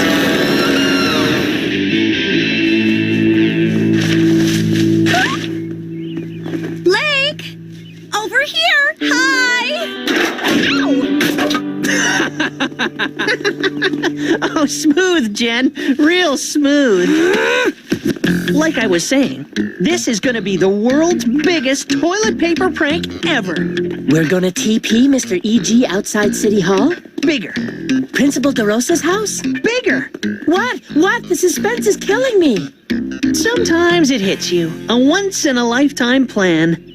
In the future, whenever someone sees a roll of toilet paper, they'll say, Andy Larkin, we are going to toilet paper the entire school. Whoa. Be still, my beating heart. But that's gonna take an awful lot of toilet paper. Actually, it's going to take one massive toilet paper roll. And I know just where to get one.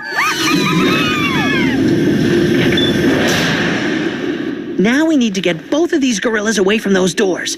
Time for Operation Mega Roll. Security alert! Security alert! An infiltrator has been caught on closed-circuit TV, secretly testing our super-absorbent, triple-ply model number 7. Will security please advance to the men's bathroom on the 2nd floor? Hop, hop, hop, hop, hop, hop, hop! Ah, rats!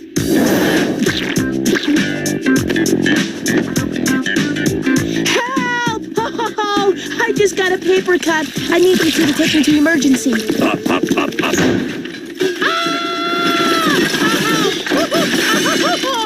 Oh.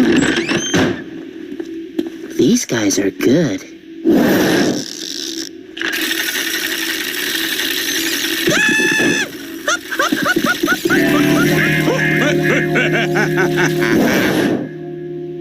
There must be a way to get rid of those guys. Mmm, bologna and macaroni. Huh? Hop, hop, hop, hop, hop, hop, hop,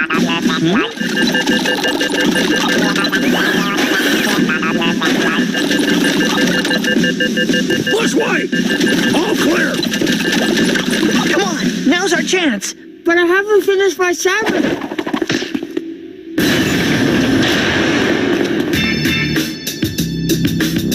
The TPX number 2. Oh, I can almost feel the immense cottony softness. That's the last shrub. How's that coming, Jen? You know, you've got to put it on all of the plants. This dirt stinks.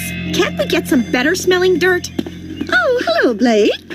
Hello, Mrs. Larkin. I really admire a woman who isn't afraid to get her hands dirty.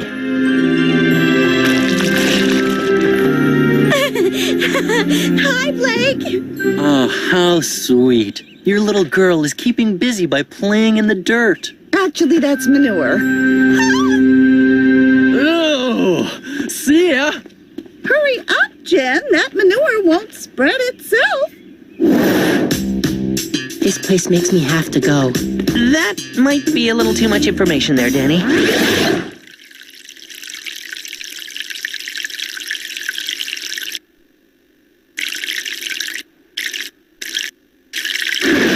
Come on, let's fire this baby up. Size of paper square. 1 meter by 1 meter. Not too big, not too small. Length of roll? 4 kilometers should do the trick. Hold on to your perforations. As a young boy, I could only dream of a toilet paper roll this size. I have a question, almighty bathroom tissue creator. Exactly how do you plan on getting this thing out of here? I'm way ahead of you, Danny boy. Right on time.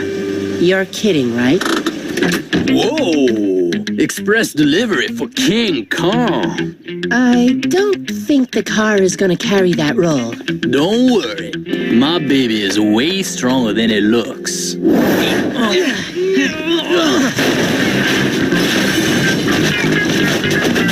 After it! Hurry, it's getting away!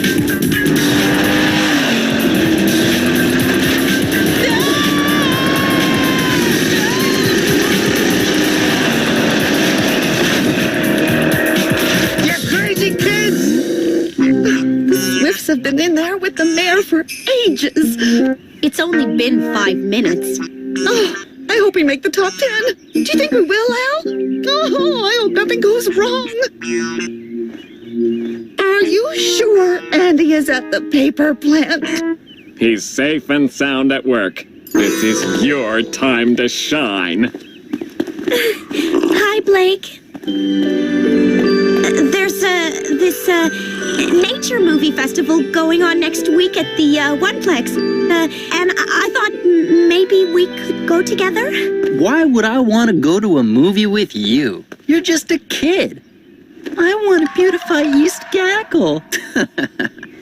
Boring. Hey, pick that up. Ooh, the little girl is mad. Look at her angry little face.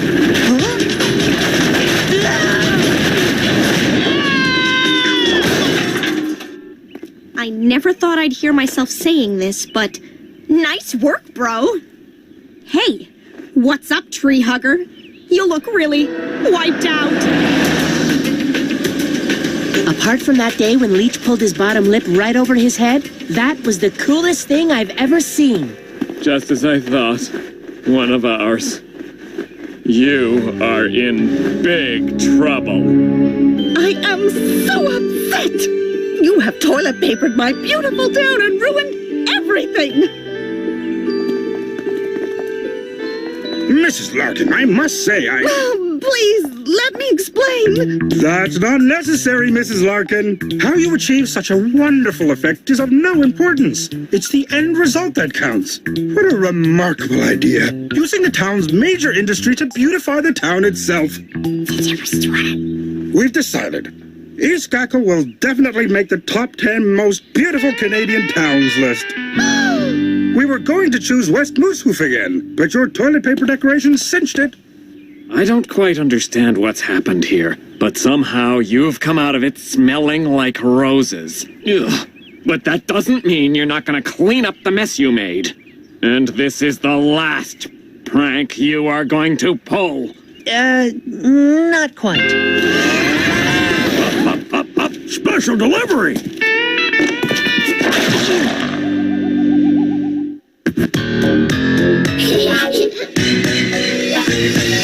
Close your eyes, a big surprise is coming, and it's up to somewhere. You visualize and organize a strength that you could not imagine. Yeah. My name is Andy, everybody knows me. Worth with his factor, nobody's better. My name is Andy, everybody knows me. Worth with his factor, nobody's better.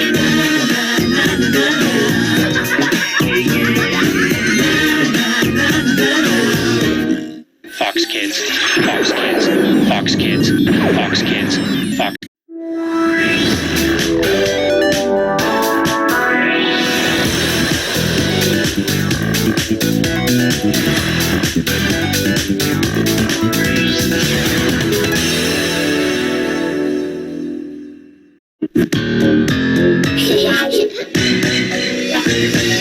Close your eyes, a big surprise is coming, and it's up to somewhere. You visualize and organize a strength that you could not imagine. Yeah. My name is Andy, everybody knows me. Worth with his factor, nobody's better. My name is Andy, everybody knows me. Worth with his factor, nobody's better.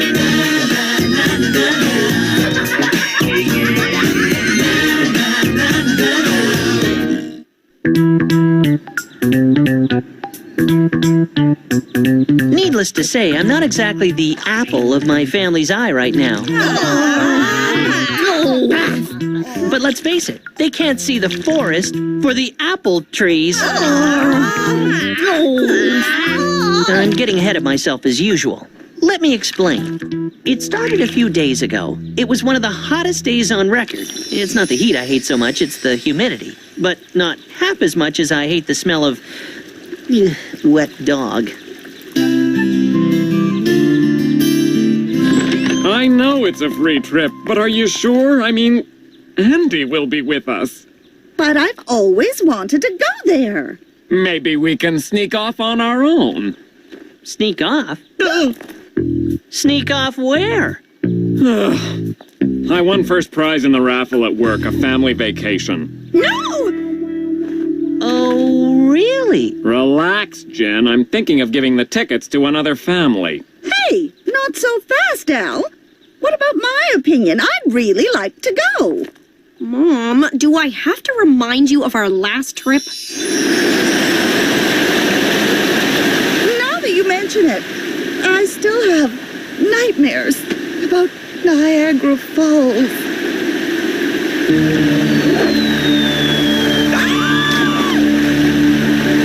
Oh, come on. That was a good one. Well, that settles it. We'll let some other lucky family spend a week in the Big Apple. The Big Apple? New York, the Big Apple. It's my kind of town. When do we leave? We'll start packing the car, right, sis? Be careful what you wish for, dear. You might just get it. Okay, that's the last of them. We're ready to go as soon as Danny gets here. Danny? You mean Danny's coming with us? The prize was for a group of 5, and he suggested we take Danny along. No one asked me. We could have taken Terry. We're only allowed 1 animal, and we've already got Spank. Shut it, moron! It's a pleasure to see you too, Jen. Hold your horses, Andy. Remember what we discussed last night? These are the promissory letters you agreed to sign. Yours states that you will not prank, trick, or pull a stunt on anyone at all during this trip, and you will not complain about anything until we get back home. Okay, all aboard the Larkin Express. Oh,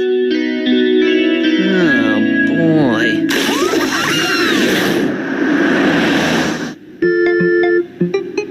Does Spank have to sit on my lap for the entire trip? It's gonna be days. That's the rule of the road. Sit on the hump, carry the chump.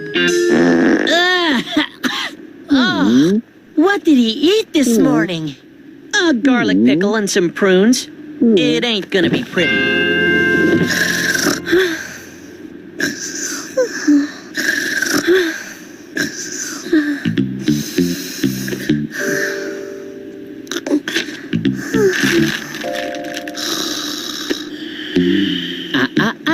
No pranks.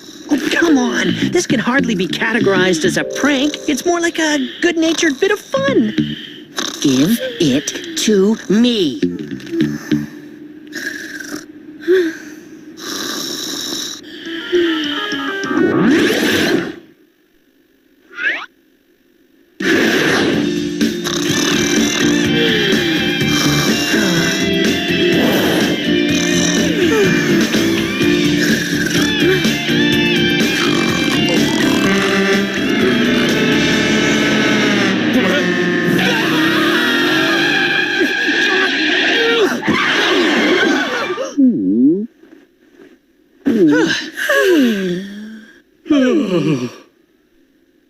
Hey, we're here. Yay! Huh? I don't get it. This isn't New York. I should have known. It takes at least 2 days to make it to New York. And if you make it there, you'll make it anywhere. New York? Who said anything about... Oh, I get it. New York is nicknamed the Big Apple, and you thought... Funny, Dad. It's all I hoped it would be. There's not many people here. Well, that means we don't have to line up for the attractions.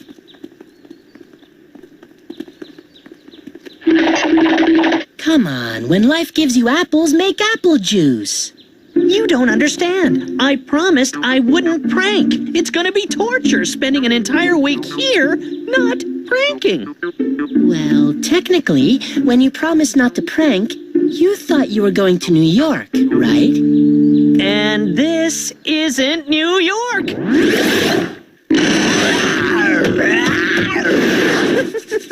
Let the pranking begin.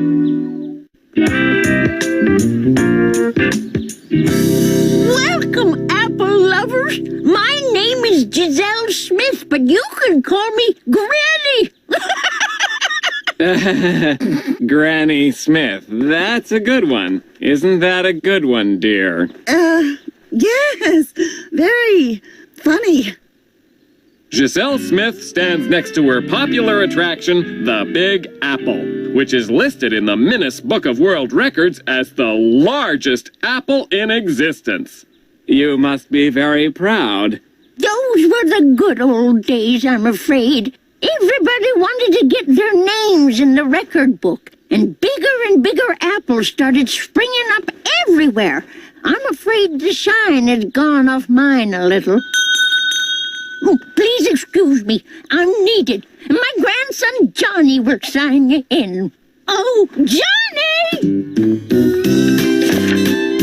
Sign here, folks. I promised my friends that I'd bring them souvenirs from New York. Now the best I can do is a lame apple hat. Might I remind you? Ugh, forget it.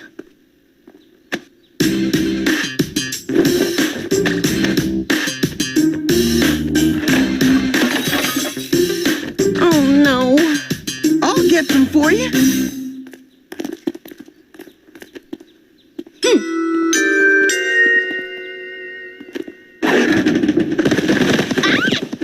So, we have a rotten apple in the barrel. Well, bring it on, Sonny. Miss, I didn't catch your name. I didn't throw it. It's Jen. Jen. I'm Johnny. As in Johnny Applecore?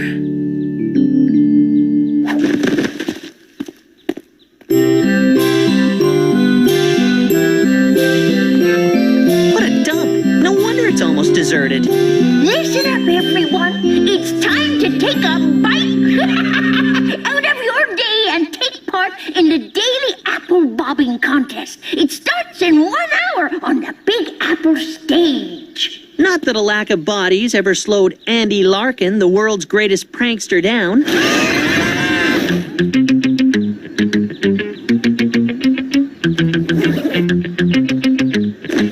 Okay, when I give you the signal, create the diversion. Then I'll drop the rubber head into the apple tub.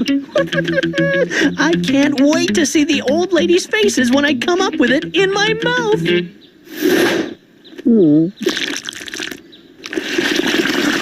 You take this one, Sonny. Look out! Rabbit dog!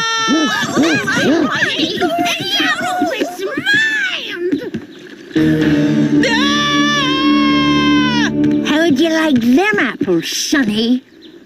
You'd have to wake up pretty early in the apple orchard to put a prank over on me. Now, no more funny business, shenanigans, or tomfoolery. You understand?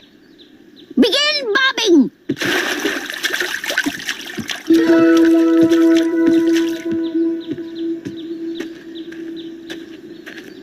What happened? Giselle pranked me. How did she know what I was gonna do?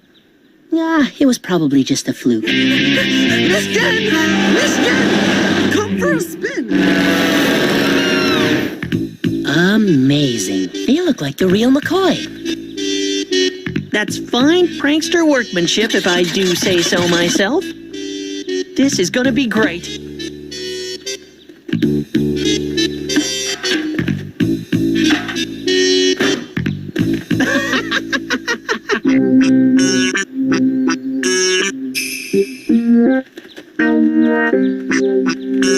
Well, it's about time. Who's ready for a hole-in-one? As brand new guests, this game's on me. Gee, thanks.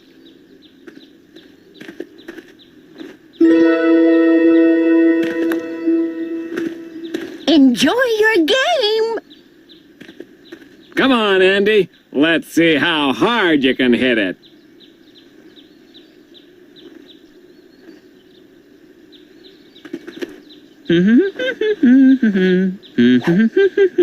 Hurry up and shoot, Cider Woods.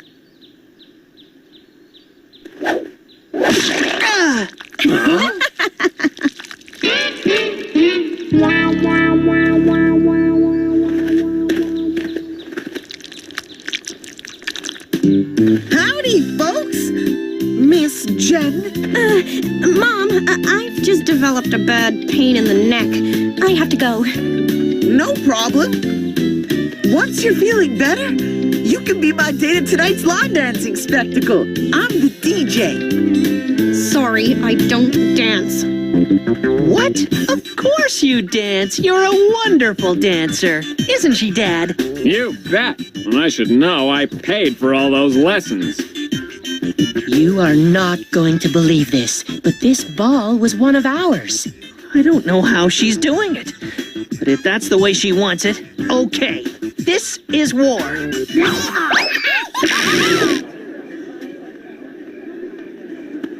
I wanted to stand in line to dance in the Big Apple, not line dance in front of a Big Apple. What was that, dear? A complaint? No, Dad. Just an observation. We'll see how fast these people can really dance. Ooh, speed metal from Montreal. Hardcore.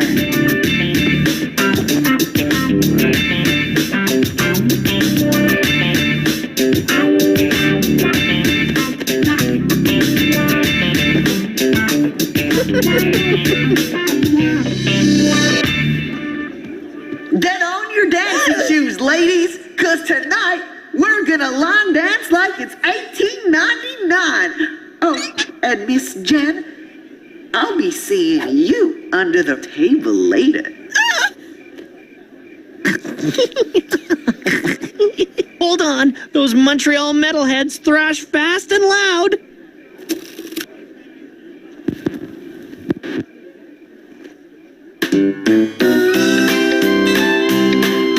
That doesn't sound like metal. That's because it isn't. All right, lonely ladies. These two young gentlemen have offered to dance with every lady here tonight. Oh, yes, that's nice. Oh.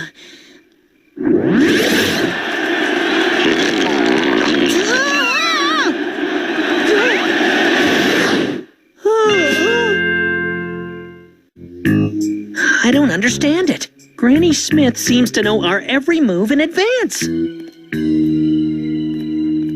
Do you know where Jen is? Why don't you ask your grandmother? She seems to know everything that happens around here.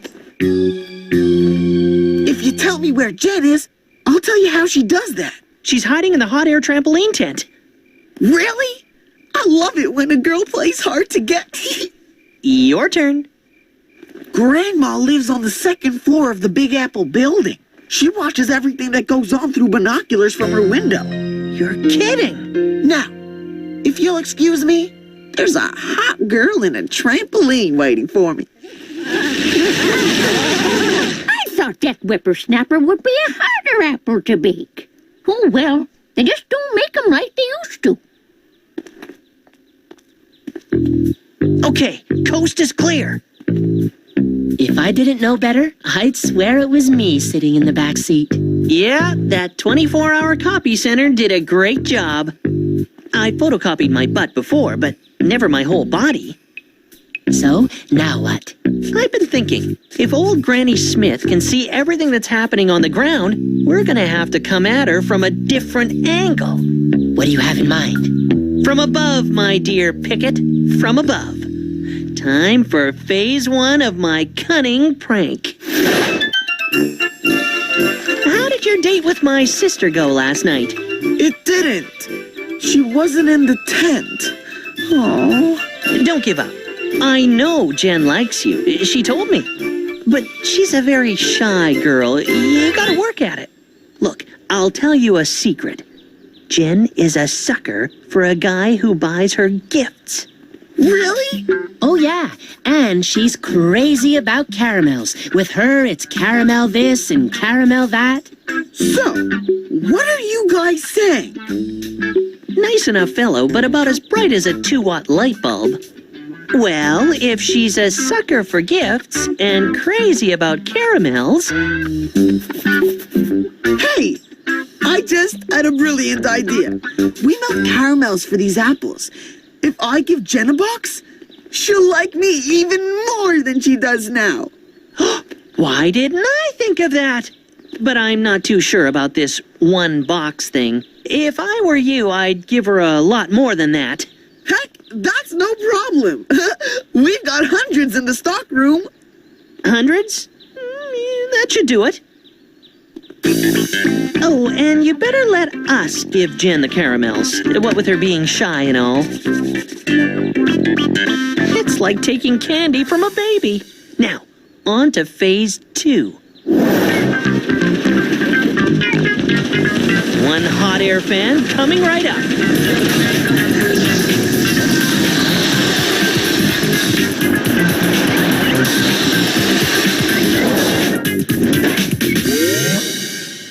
And finally...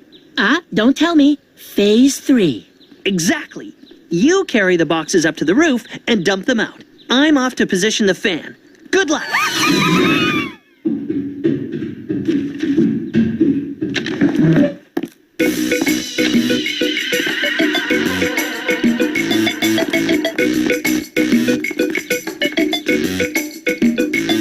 Still there. I must be getting jumpy in my old age.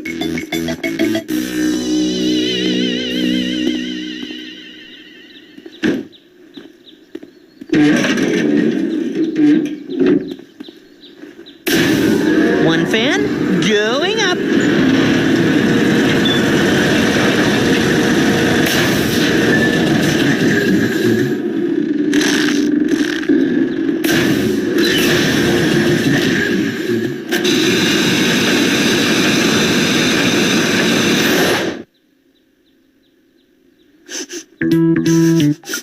That's strange. Johnny usually melts the caramel for the apples in the afternoon. Well, slice me up and bake me in a strudel. I'm not kidding. If you don't drive me home, I'm hitchhiking. But we thought you were having fun, Jen. And what about that nice boy, Johnny? You mean that psycho who's been stalking me ever since we arrived? Well, we have done everything there is to do here, dear. Okay, we'll leave right after breakfast. I feel like apple muffins. Let's find Andy and Danny. I have to admit, Andy has been very well behaved on this trip.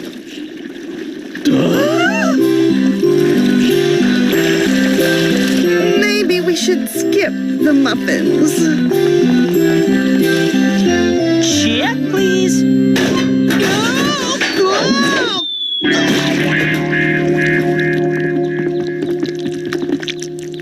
Rats.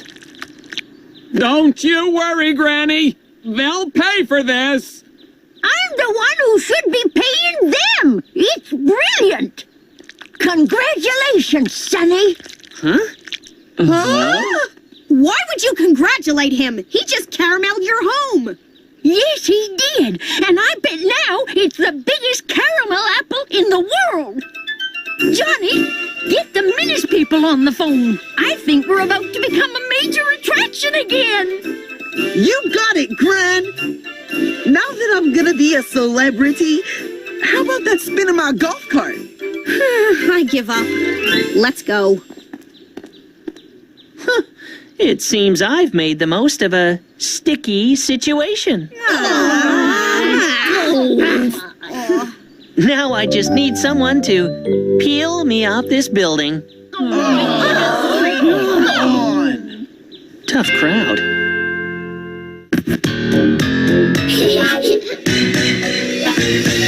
Close your eyes, a big surprise is coming, and it's up to somewhere. You visualize and organize a dream that you could not imagine. Yeah. My name is Andy, everybody knows me. Worth with his factor, nobody's better. My name is Andy, everybody knows me. Worth with his factor, nobody's better.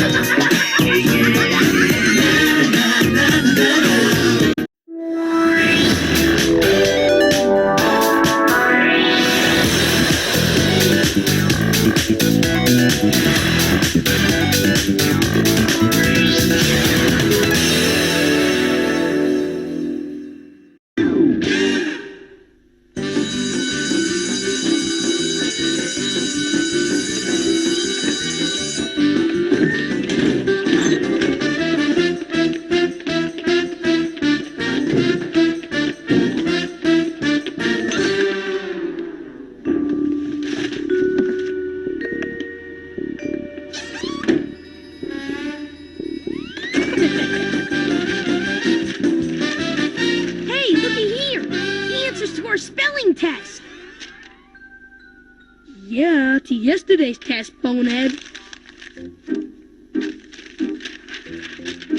Jackpot! The teacher's home phone numbers! I chihuahua! We're gonna have some fun with this. Let's see what your special classroom job will be.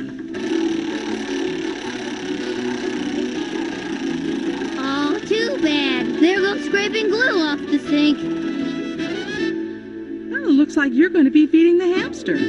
Wish it were me. Not fair.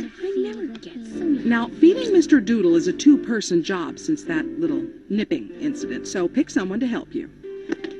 I hope Polly doesn't pick me. I can't stand those beady little eyes. The hamster doesn't have beady eyes. I wasn't talking about the hamster. Let's see. Should I pick you? Or you? Or you? Oh, please, pick me. Huh? Please, pick me. I don't get it. Why would Penny volunteer to do anything with Polly? Maybe because she likes Polly. Maybe they're gonna be best friends from now on. Don't say that. Don't ever say that. If Penny's ever gonna have a best friend, it's gonna be me. I thought I was your best friend. You are. Of course, if I ever get a shot at Penny, you're history.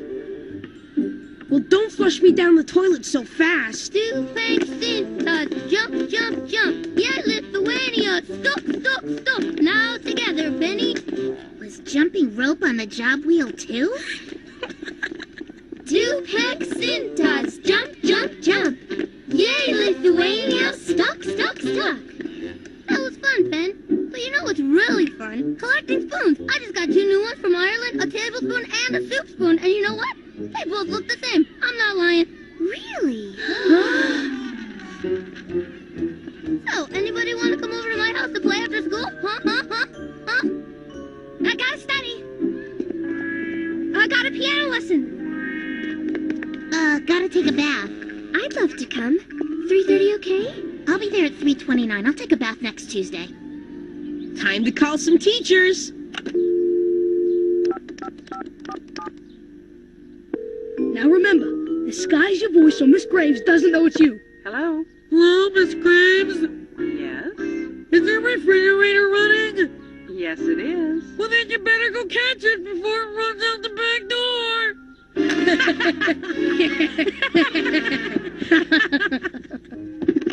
Man, that was great.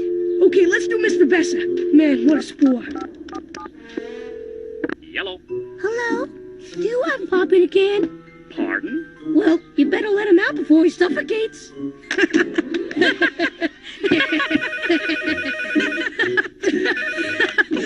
Hello?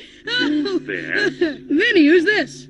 Mr. Besser. It's Mr. Besser. Mom was right. This Star 69 feature on the phone was worth getting. Be in my office first thing in the morning, mister. What did he say? I'm dead. Itchy bye, itchy boo, itchy knee, itchy you. Itchy bye, itchy boo, itchy knee, itchy you. That was so much fun. Of course. Next time I'll teach you the other 37 verses, Pen. You know, Penny, if you like to sing, why don't you come over to my house tomorrow and I'll make my parents buy me a piano and then maybe we Hey, can... who wants a snack? I'd like one, please. Me too. Isn't that incredible? We have so much in common. We both like snacks. Snacks it is! So, do you like your borscht hot or cold? Oh, I was thinking of something like milk and cookies. For a snack? Listen, my great-granny lived on borscht and she was still riding the hogs until that borscht shortage of 79. 3 days later, dead. There's a lesson in there. I'll try the borscht. Oh, borscht! Me too. Incredible. Something else we have in common. And borscht it is. Now, all we have to do is make some. Oh, what fun. This is the way we chop the beets, chop the beets, chop the beets. This is the way we chop the beets, chop the beets, chop the beets. This is the way we chop the beets. Are you insane? Stir, Nan, stir! You want the milk to clump? Man, my arm hurts. See? If you ate borscht 3 times a day, you wouldn't get so tired. I must have kasha for brains. I forgot the schnitzels. I'd like to try schnitzels. Me too. Hey, Penny, something else we have in common. Well, of course everyone wants schnitzels. What's telling me I ate the last one for lunch? No problem. Penny and me'll run right down to the store and get some while you stay here and chop away. Come on, Penny, let's get some schnitzels, whatever they are. You like bowling? Where are you going, you sillies? Like my mom wouldn't have extra schnitzels down in the basement freezer. I'll run down and get them. Wait for me. No, Oh, no. I need you here, Nan. If you go with Pen, who'll help me stuff the intestines? Ugh.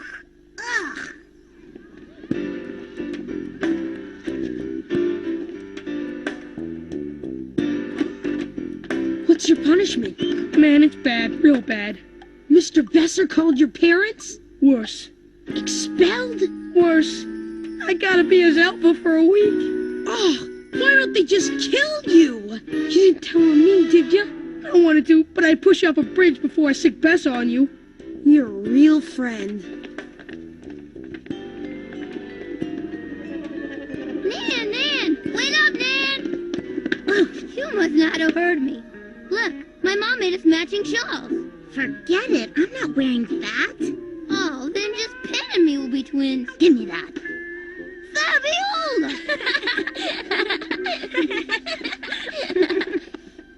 You know, Nan, if you put your hair in pigtails, everyone would think you and I were twins. Wouldn't that be great? Yeah, Fabiola. You'll be sure and wear the shawl this weekend at the International Lithuanian Dance Festival. Dance festival? Oh, I don't think so. I mean, I can't afford to go. I already spent all my allowance. Oh, right. Like my parents will let you pay a shekel. It's not gonna cost you or Pen anything. Pen's going to. I mean, Penny's going to? Yep, and all my family. They're picking us up in a van after school tomorrow. Penny's going for the whole weekend?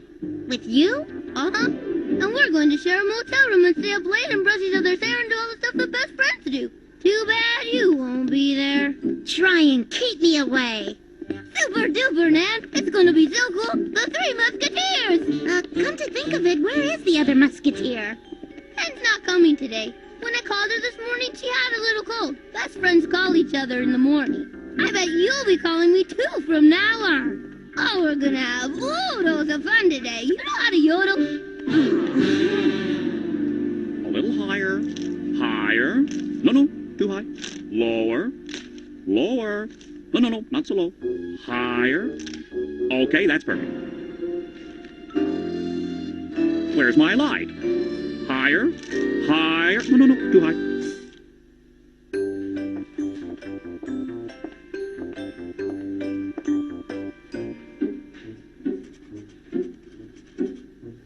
Joey, do you write your name on the dining room table at home? I can't. There's no room left. I got 6 brothers and sisters. I think we better have a little chat. I heard this really weird rumor. Oh, good. Is it about Tilly? I think she had an ear reduction. No, it's about you. Someone said that they saw you walking arm in arm with Polly. Like friends. Yeah, well, I had to. I gotta pretend to be friends with her so I can go away for the weekend with Penny and her. You'll see. After this, Penny and I'll be best friends. But walking arm in arm with Polly in front of everyone? You sure it's worth it? I can handle it. Hi, best friend! It's gonna kill me. Huh? Is this your correct phone number, Jessie? Yes. What do you need it? There's something I need to talk to your mother about. She knows. She knows I made the phone call. She's gonna call my mom. My problem's not so funny now, is it? There's gotta be some way to make sure that my mom doesn't get that call.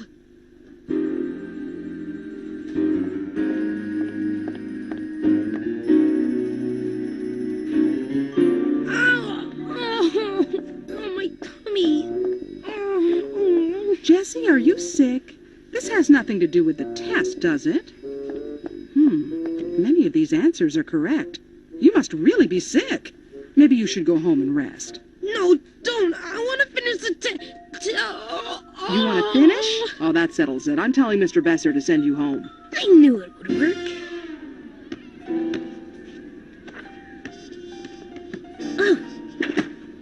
That's 12. One more and it's a new record.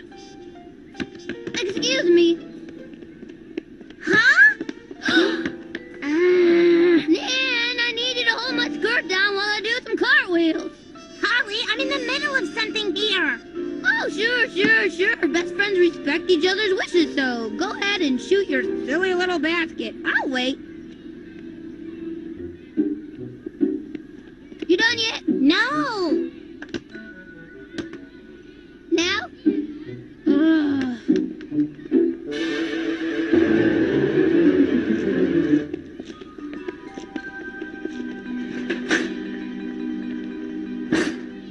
poor baby. I'm gonna get you right home and into your warm jammies, and then I'll rub your tummy and make you a big bowl of mashed bananas. It's worth it. It's worth it. It's worth it. It's worth it. Miss Graves won't be talking to my mom today. Sorry, my mom's sleeping. My mom's on the treadmill. Way to go, Mom! My mom's on the roof. No, Mom, move the antenna a little more to the left. Hey, Nan, wait up! Mind if I cut in? My best friend Nan saved me a place. Don't tell Pan I called you my best friend. Wouldn't want to make her jealous.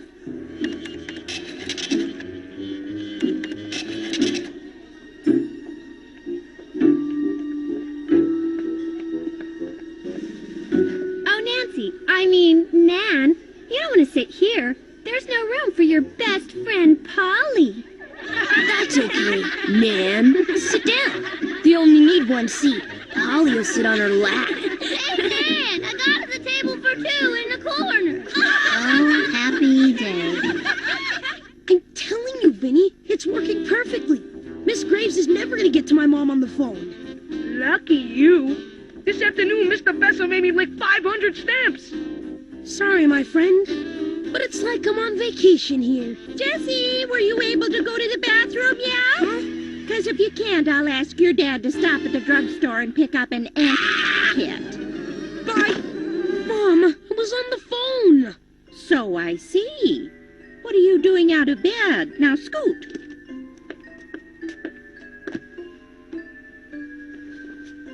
I'm boiling in here. Good.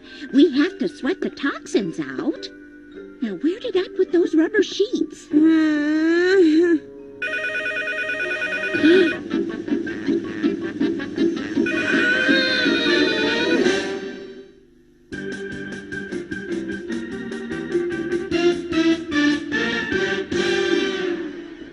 to see you're feeling better, dear.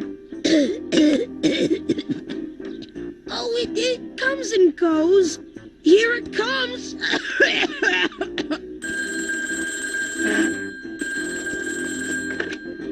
Hello? Who is it? Really? You don't sound like her. How do I know it's really you? Stop that this minute. Okay, you don't have to yell. It's Nana. Hi, Mom. I know. I guess it's his fever. Anyway. Oh, Mom, that's our other line. I'll call you back. Hello? Yes, it is. He did what? Oh, don't worry. I promise you, he'll pay all right. Whoa! I can explain. I know I shouldn't have, but in a minute, Jessie. That was the insurance people. You didn't pay the bill, and they're going to cancel our policy. That's great! Oh, it's the fever. You poor dear. Now then, what was that you shouldn't have done?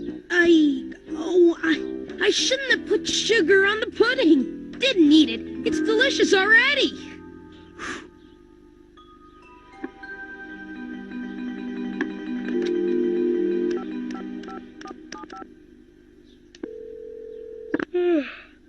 Yeah, who is it? Vinny, it's me. Miss Graves hasn't called yet, so she's probably gonna call any minute now. It's 5 a.m. I know. I gotta keep the phone busy in case Miss Graves gets up early. Good idea, huh? Call me from the motel and have fun at the dance festival. I will. It's gonna be great. What are you doing here? Waiting for you, Nan. Best friends always walk to school together. Did you know your garbage man's name is Luke? And the inside of your mailbox is really dirty. And just one more day, one more day, one more day. But I'm still sick. Well, if you're still sick, then maybe I better call the drugstore to send over another... I'll go to school. All right, then. I'll just go get that special lunch I made for you. Dry toast and prunes. Hello, phone company? You gotta change our number. My mom's very superstitious, and when you add up all the numbers, you get 13. No, you get 37. Well, my mom's not good in math, but that's another problem. So, will you change the number?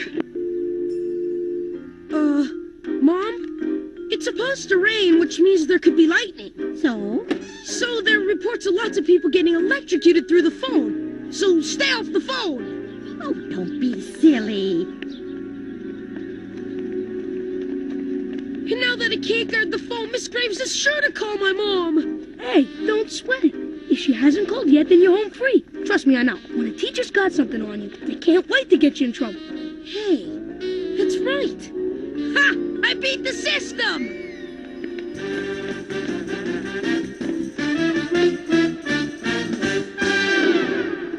So when I called Pen this morning, hey, you forgot to call me this morning. Well, anyway, Pen said she needed another day in bed. What? But she's gonna meet us at the van after school.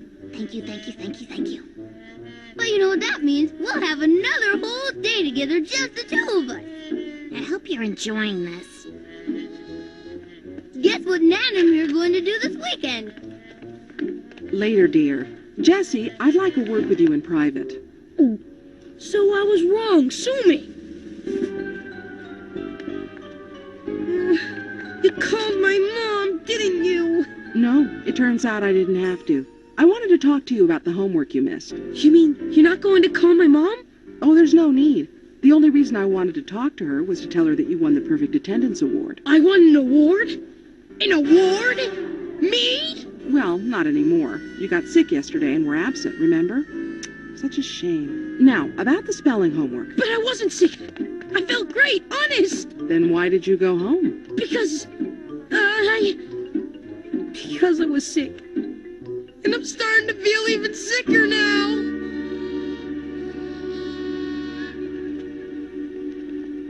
So you and I will share a bed and Pen can have the cot. Hey, do you have cold feet too? Phew. Boy, am I glad to see you. Really, really glad. The Three Musketeers back together. Isn't this the best? I'll go save us some seats on the van. We're gonna have so much fun sharing a room and brushing each other's hair and... Where's your suitcase? I'm not going. oh no, you're going. You gotta go. If you're still sick, I'll get you vitamins or zinc lozenges. I think I even know some acupressure points. Give me your wrist. Thanks anyway. I feel fine. I just don't want to go. Polly is sweet and all, but we're not really that close. Huh? What about the Three Musketeers? And you're volunteering to feed the hamster with Polly. And you jumped rope with her and you ate that disgusting borscht. Oh, I like the borscht. Me too. See, Polly didn't seem to have many friends, but now she tells me that you two do everything together. So since you two are best friends, I don't want to come between you. Hurry up, girls! They're warming up for tambourine! Penny says she's not going. Tell her she has to. Oh, that's too bad, Ben. See you Monday. This is gonna work out even better. Now you won't have to sit next to the pig. Come on, Nan.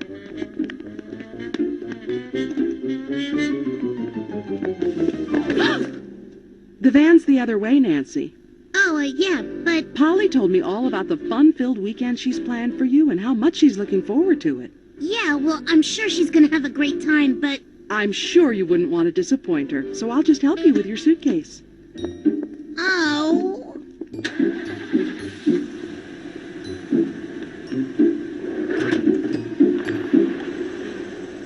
Icky bye, icky boo, icky me, icky you. Icky bye, icky boo, icky me, icky you.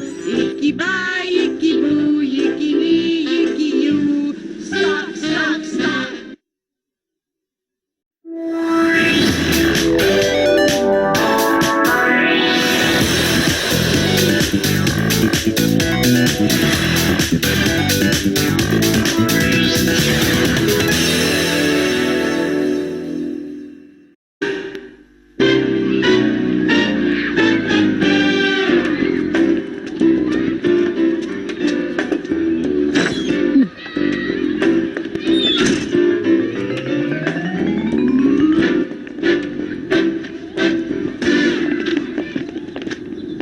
This is gonna be great. A whole day at the county museum. Who cares? It's not school. They just opened a Neanderthal exhibit. Who cares? It's not school. And I heard they carbon dated a clay pot back to 5000 BC. Hey, they can show me the toilets. I don't care. It's not school.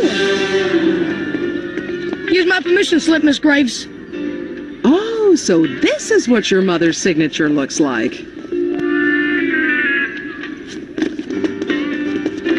Here's my permission slip. A carton of milk, 6 eggs, a dozen diapers. That's the wrong list. And the diapers are for my baby sister. Yeah, sure. I got the slip here somewhere.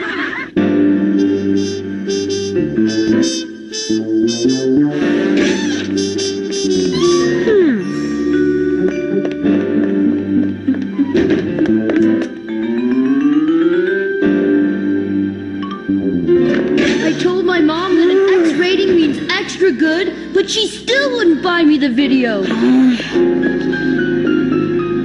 Maybe it's in here, or here, or here, or maybe it's in here and I just don't see it. That's okay, Freddie. There'll be other trips. Yeah, to the yarn factory.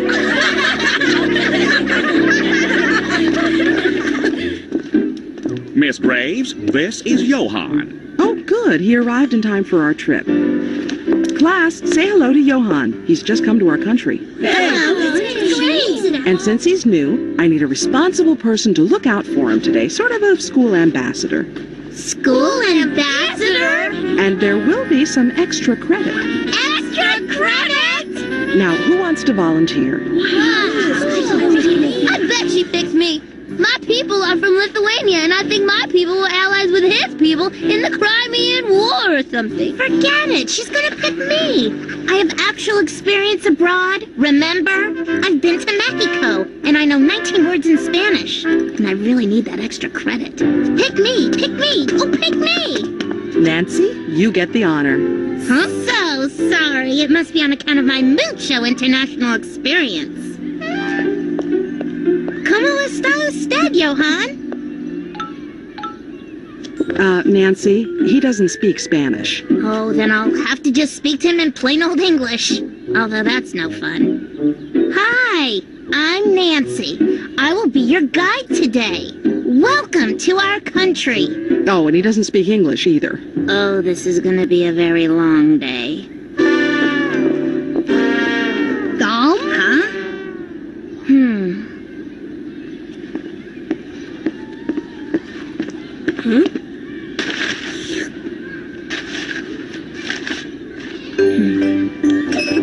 Okay, class, time to get on the bus.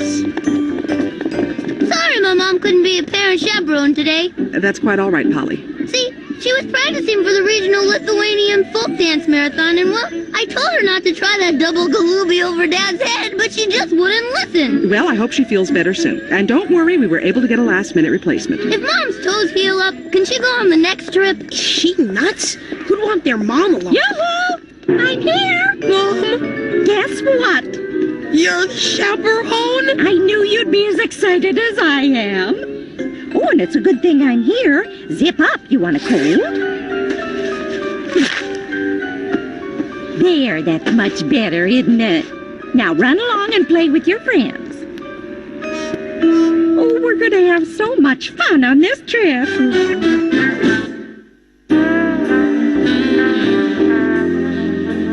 You've got a real nice bus here. Does it have a bathroom? Yeah, and a swimming pool, too.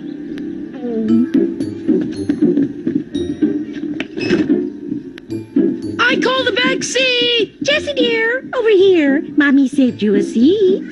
Huh? Well, I want to sit in the back with Vinny. Of course you don't. If you sit in the back, how are we going to play I Spy with my little eye? I'll go first. I spy. Mom, please. Well, if you really want to sit with your little friend more than your mother.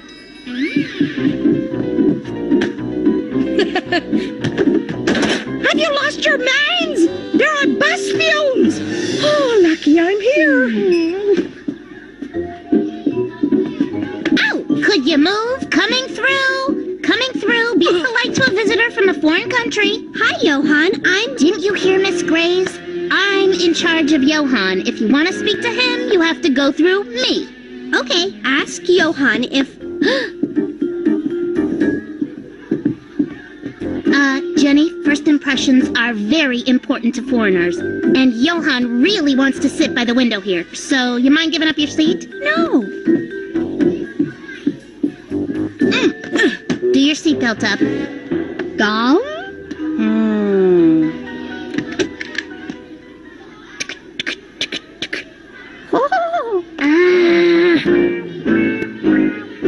You look nothing at all like your picture. Put on a few pounds, huh? And Cathantini, that's an odd name. Where you hail from? My folks are from... Okay, sir, we can start now.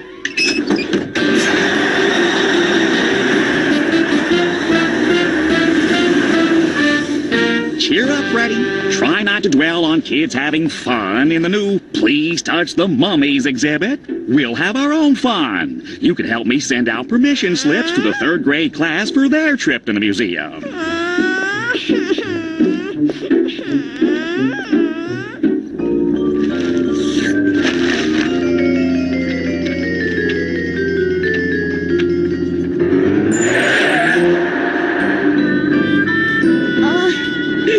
Miss Graves, how long would you say it'll take to get there? Oh, it's quite a long trip, but well worth it.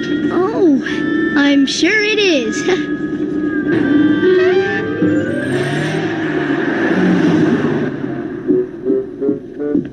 Dear, you don't mind moving so I can sit next to my Jessie?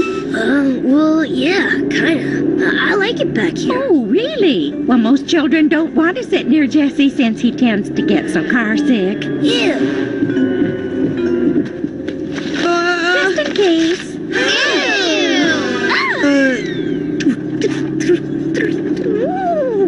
And though he was an early talker, he was a late walker.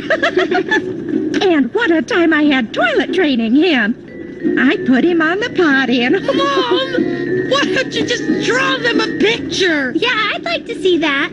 As a matter of fact, I have some adorable shots of baby Jessie. He's so cute, but he will scrunch up his face when you put a camera on him.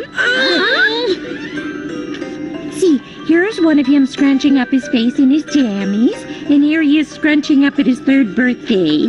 And what's this? Oh, it's bath time! Aren't you going a little fast? Kind of heavy on the foot there. What's this button for?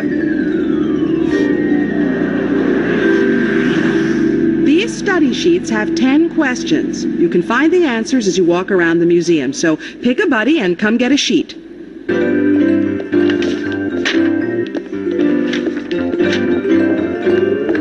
Got my buddy! You'll do. Over here, partner. But I told Billy I'd be... Hi, partner.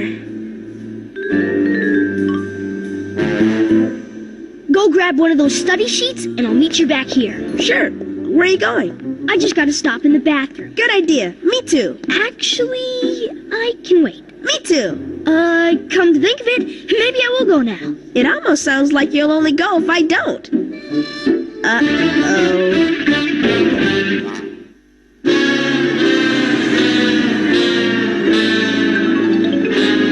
Please let me live. I promise no one will ever know you've got shy kidneys. If you so much as think it, you'll be lucky if you can even use the girls' bathroom.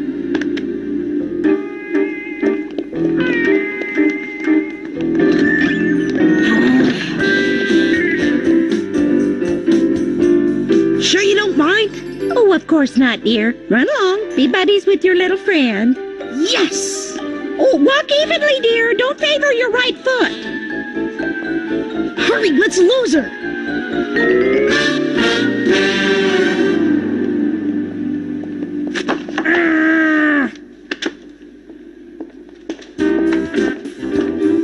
Everything going okay with Johann?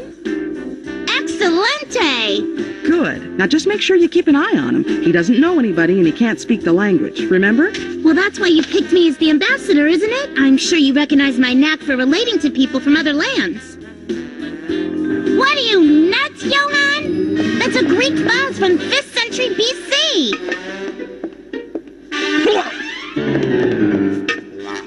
Can't you read? It says don't touch. Go? No, thank you. Now, why can't you behave like this nice young man? So polite. Let's check down here. Maybe there's another restroom.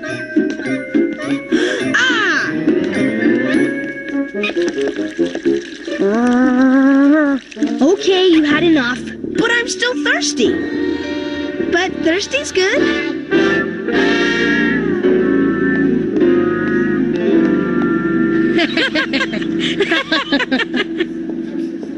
Oh, there you are, you little Dickens.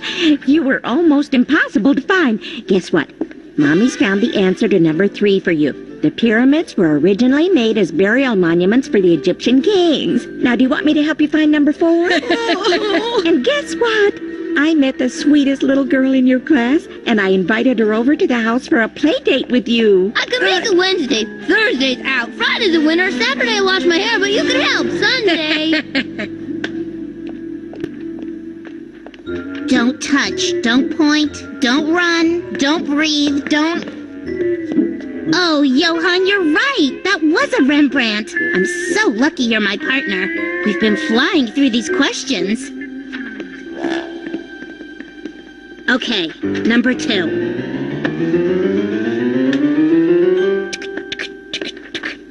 Oh, again with the horsey. I'm telling you, you can do it. Thanks, but I don't need your advice. You really think I can? Just pretend you're on a mission. Forget there's anyone else around. Just you and a friendly stall. Just me and a friendly stall. I can do it. I can do it. I can't do it. Well, you're doing better. You're inside for more than a second this time. Look, as long as we're here, I'm gonna go.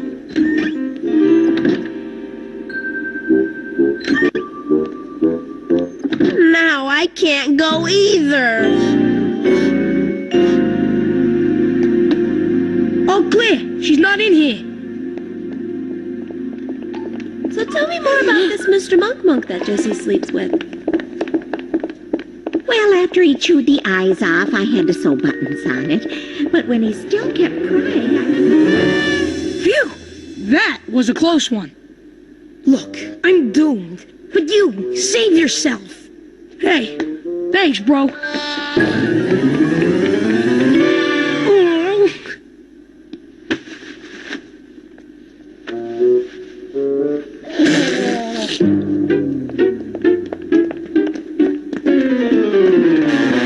You've got to see what we got at the gift shop. Wow, they're beauticious. What are they? We don't know, but all the kids are buying them. Oh, I want one too. Oops, almost forgot Johann. It's like having a pet. A very annoying pet.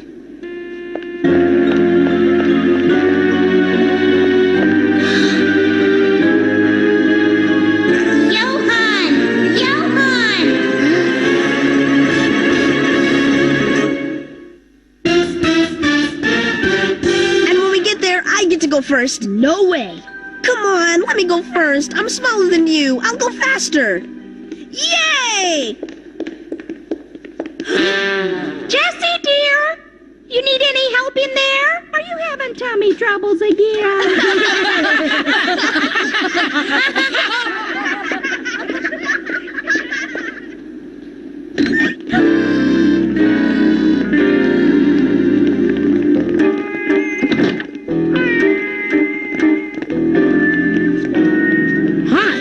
Museum, huh? Who are you? I just transferred into your school.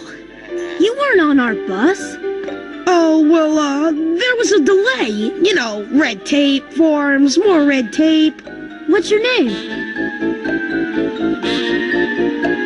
Van Gogh. Cody Van Gogh. Yeah, the kids at my old school called me Cool Cody, but hey, you be the judge. Johann! Johann!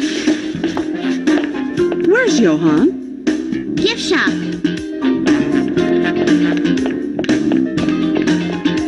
Still in the gift shop. Hurry up, it's aching. Okay, let's try the restrooms in the West Wing again. Maybe they're empty now. Hope so. I don't think I can hold out much longer. Oh my, you do seem to be in a hurry. You have no idea. Well, if you have some time, you might want to visit the ancient napkin exhibit. Ancient napkins? Yes, on the 4th floor. Surprisingly, no one ever goes up there.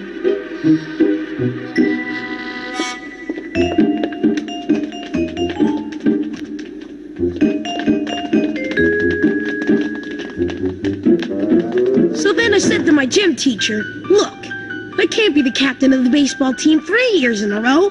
Give some other kid a chance.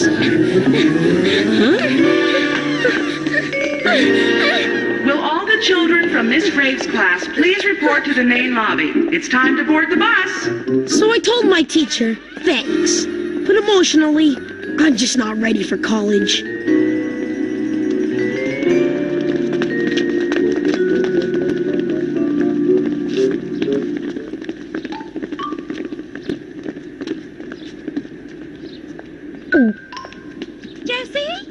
Jessie, where are you, sweetie?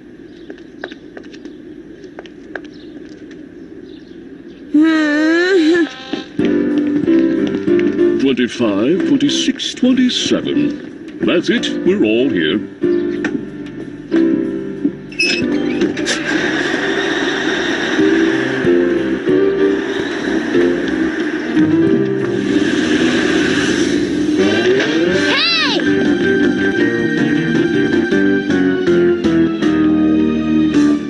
That was the best bathroom ever. Who cares? It was a bathroom. You know, Miss Graves, we looked, but we couldn't find any ancient napkin exhibit. Huh. Well, they must have closed it. Too bad. Miss Graves, about Johann. See, it's like this. He's... There is a lost child on the 3rd floor. His name is... What's your name, Sonny? Gone? He's what, Nancy? He's, still in the gift shop. He can't decide between the woolly mammoth back scratcher or the monkey tooth keychain. Know what? I'm gonna buy them both. Be right back. Cool tiger. But they look a lot different when you wake up in your tent under the canyon moon and see one of them staring at you eyeball to eyeball.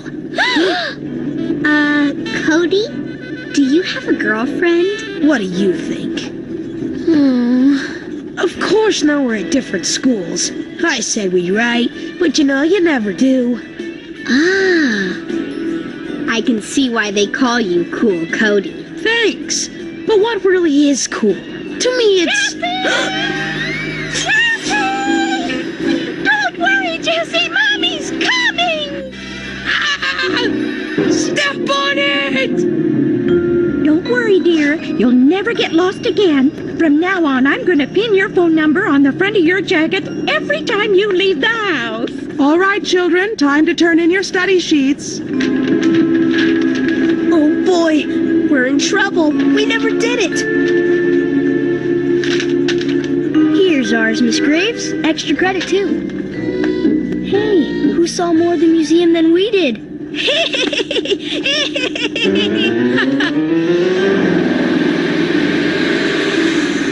Well, I must congratulate you, Nancy. Taking care of Johann must not have been easy. It was a sacrifice, but one that I was happy to make. Well, that's very... After all, the only chance our planet has is if children from different lands reach out and hold hands. Looks like he enjoyed himself. Johann like museum? Nancy, you were able to teach him some English. Yeah. I always like to make the extra effort. Johann like pictures. Taught him that, too. Johann lost. No like. I don't think that's 3 bus lengths behind the vehicle in front of you. Your rear end is sliding all over the place. What are you riding this bumper for? Hey, driver, does baldness run in your family? I hear it comes from the mother's side.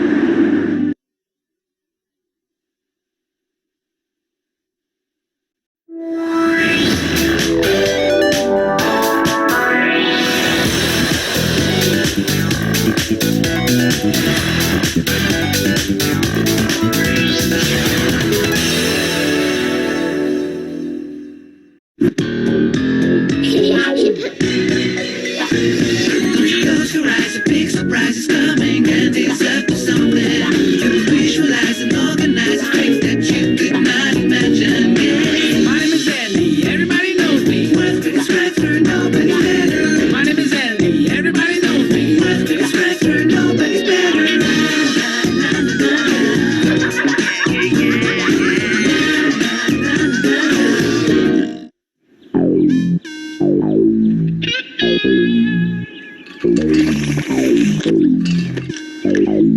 be careful. I have very delicate skin. But it could be worse. It might have been me out there. Come on, how long does it take to mow a golf course? Let me explain. It started a few days ago. And our sports program is really hurting. The poor kids think a medicine ball is a dance that doctors go to. Bummer. Tell me about it. Well, the hole is very curvy, so the ball went that way. No, I mean about extra funding for the school. Shh! The mayor is focusing. Nice shot, Henry! Too bad the hole isn't 13 feet to the right.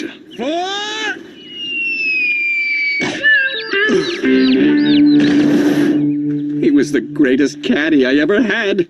Oh, now what am I gonna do? The annual Mayor's Tournament is in a few days, and I have a huge game against Mayor Sims. If I don't beat him this year, he'll never let me live it down. Well, if you need another caddy, I might have the perfect student for you. No, I don't know. No one can replace my little Chester. Don't worry, this kid is the next Mike Weir. All right. It's not like I have a choice. I'll pass by the school later this week to meet him.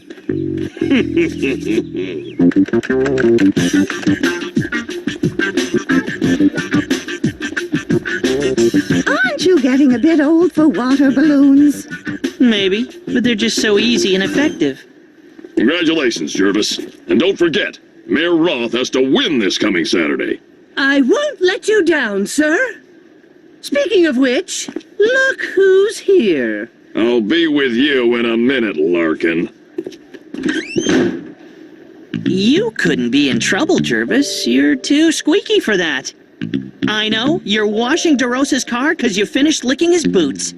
Go ahead, be a Weisenheimer. But seeing as you're curious, I'll tell you. You're looking at Mayor Roth's new golf caddy. Big deal.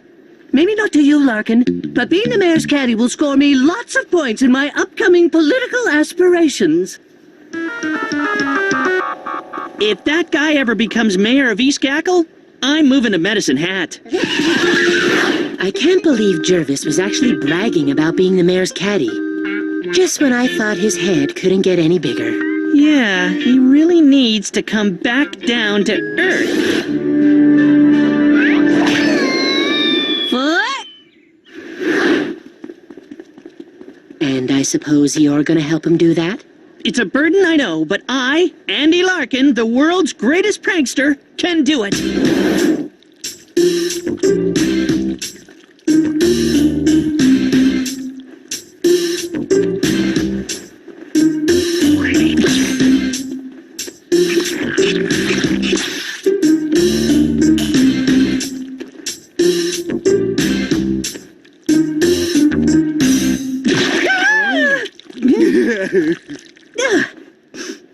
Ketchup.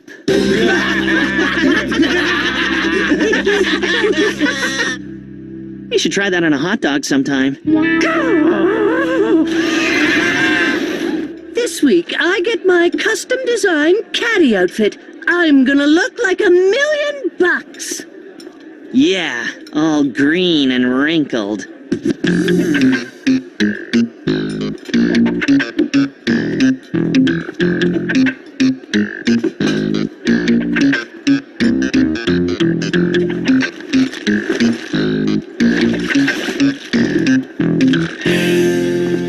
Jervis, you're the golf pro.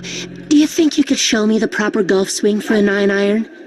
Why, of course I can. The key is swinging with your whole upper body, like so. That was perfect. Yes, I know.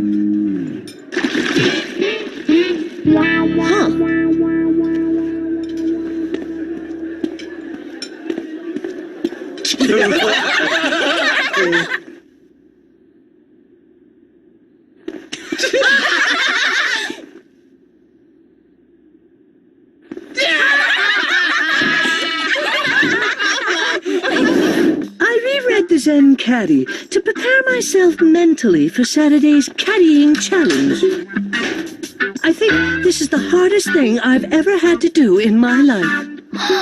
Is that a picture of your butt? That's not my butt. Ew, so you have a picture of someone else's butt in your locker? May I remind you, Jervis, you're messing with prankster numero uno. That's it! You're going down, Larkin!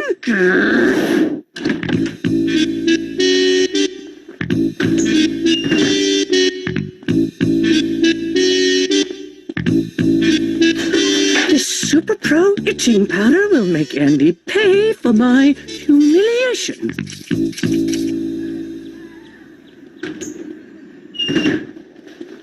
Jervis's caddy suit has arrived.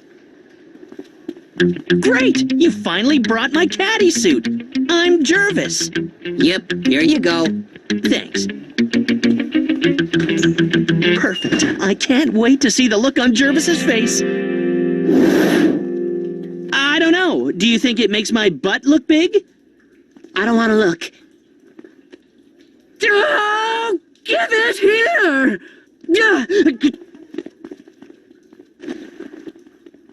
That's it! No more Mr. Nice Guy!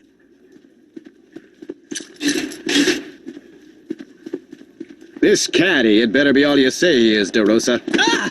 Principal DeRosa. Mayor Roth. Andy Larkin? You're my new caddy?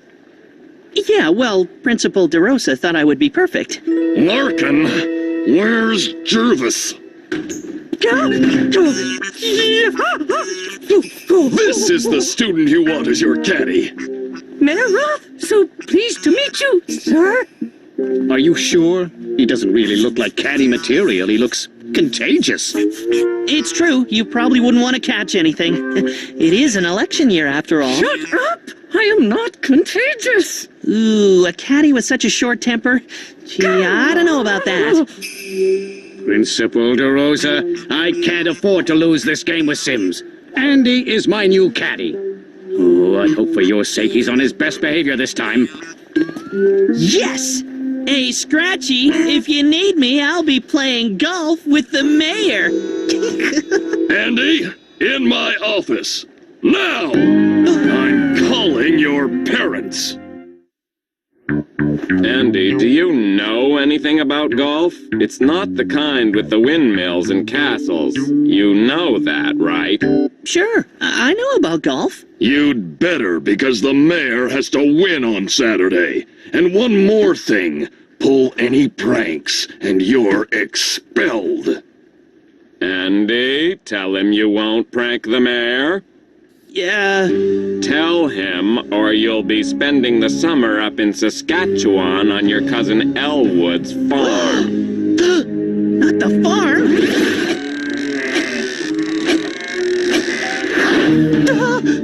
All right, I promise. No pranks. No pranks, eh? I'm stuck in a golf course all day with no pranking. I feel my pulse slowing already.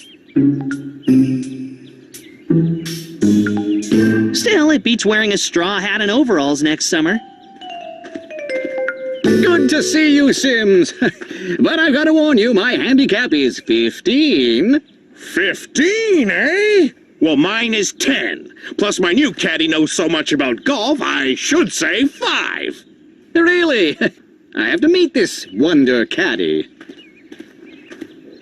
Hey, it's Twitchy! But you can't use him. He's from my town. Yes, I can. Besides, he wrote such a nice letter praising my fiscal planning and begging to be my caddy that I couldn't say no. Fine. Steal my constituents. Keep your eye on my golf balls. I think Sims has sticky fingers. Oh, that's it. Let's do this. You don't stand a chance against me in golf. Dude, we don't actually play. We hand the clubs to the ones who do. Jeez.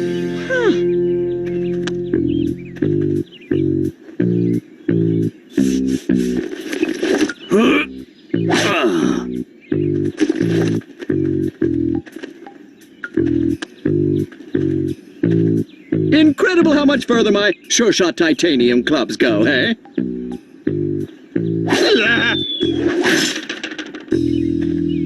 You're right. They really do go farther.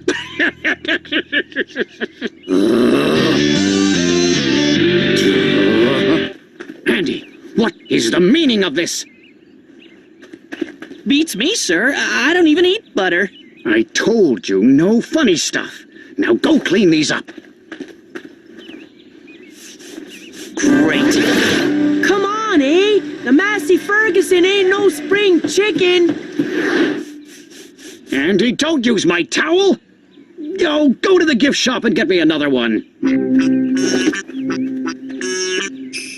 And can you get me some more butter? I seem to have run out. Careful, Jervis. They say butter's bad for you. Jervis, where's my putter? Coming, sir.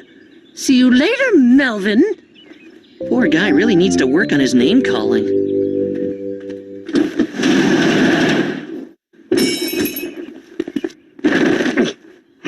Sorry. That's okay. I just spent 2 hours folding those. No biggie. Oh, goody. More folding. I hate my life. If you shoot a hole in one, Roth, you'll only be 7 shots back. Andy, go get old Betsy. It's time to get serious. Betsy coming up, Mayor. What, are you in grade 2? Give me that. Okay. This looks bad. You broke old Betsy! Oh, she was my lucky charm! Some lucky charm. His game can't get any worse. Go clean out the pig pen.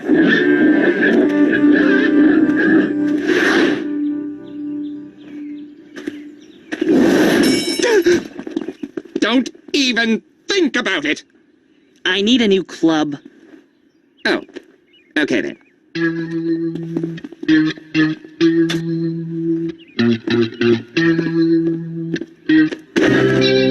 You are a dead man.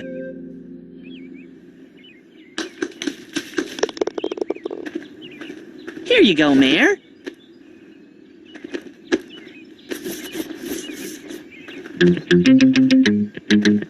And you're a klepto. You want it? Go get it! You are like the worst prankster ever.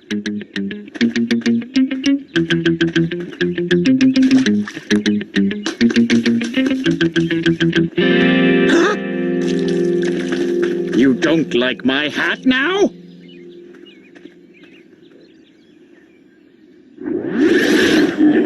We're not milking today. The vet's sick, eh? So we'll be doing the checkups.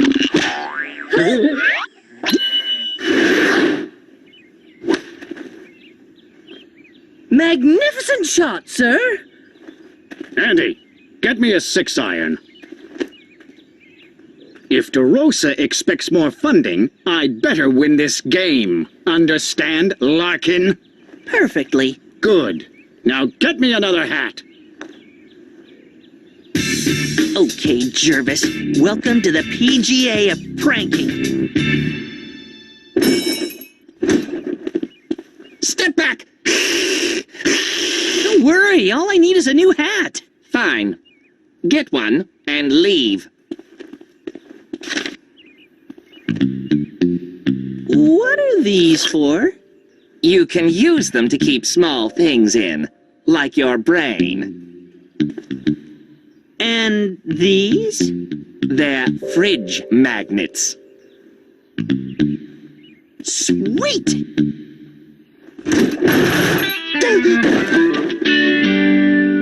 Oh! Looks like your handicap has gone up. This is all Larkin's fault.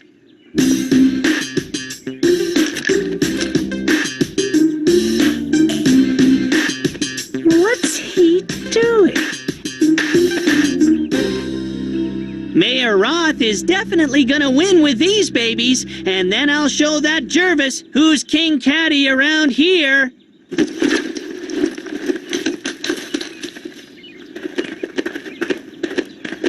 Ha ha! Sucker! Advantage, Jervis.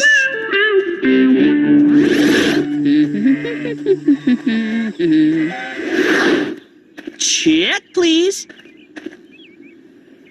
If this was an election, I'd be winning by a landslide! Here you are, Mr. Mayor. I think this should clinch the deal.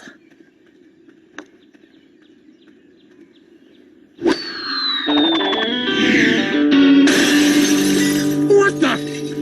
Nice shooting, Tex. Maybe next time you'll bag a deer. There you go, Mayor.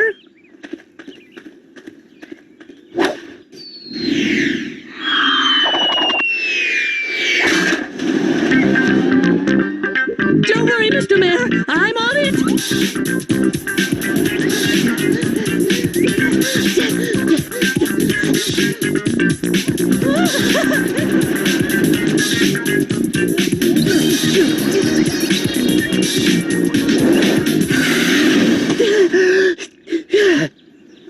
Hey, Jervis, you look tired.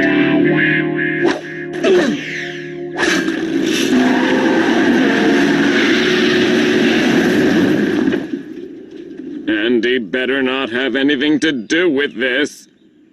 I can't believe it. I'm 5 strokes ahead. 4.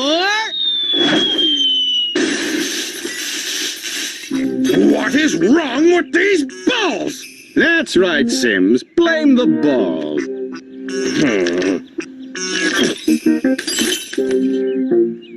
Magnets. What's this all about, Jervis? You're cheating! I knew it! You're cheating! I am not. Well? I don't know what's going on. I swear I didn't do anything except... Except what? What did you have him do? How dare you? You're going down. Seeing politicians at work is always so inspiring. All right, start talking. I confess. It was Andy. I saw him. I knew it. Hey, before you find me guilty, take a look in Jervis's knapsack. He planted the butter there. I'm calling Cousin Elwood when we get home. Wait a minute. How do you know what he put in your bag if we haven't looked yet? Well, I'll be. Andy, it looks like you've got some competition as a prankster. I agree. Those first few pranks were lame, but the magnetic golf balls was a stroke of genius. Ha! That one wasn't mine. That one Andy did. Tell them. It's true. He did the lame ones.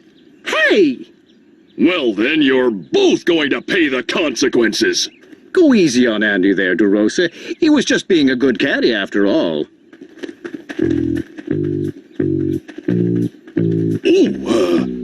Can I count on that extra funding then? Absolutely. You'll have a check first thing next fiscal year. Great! What? Next year? What do you mean, next year? You don't think I meant this year, do you, DeRosa? The budget was spoken for months ago. Yes. Well, thanks for your help. I've got a 4 o'clock meeting to get to. Bye. Jervis! Andy! Time for your punishment. Since your magnetic golf ball broke the tractor mower, you're going to use this to mow the golf course. Yes, sir. Larkin, you're to stay here and make sure Jervis does a proper job, no matter how long it takes. Yes, sir. Come on, put your back into it. Is that the fastest you can go? I have a life to live over here. You know, there's only so much iced tea a guy can drink. Push, man, push. Like I said, It could be worse.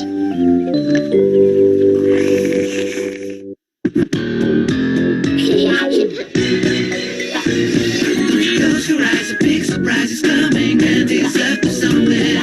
Visualize and organize a place that you could not imagine. Yeah. My name is Andy, everybody knows me. World's biggest scratcher, nobody's better. My name is Andy, everybody knows me. World's biggest scratcher, nobody's better.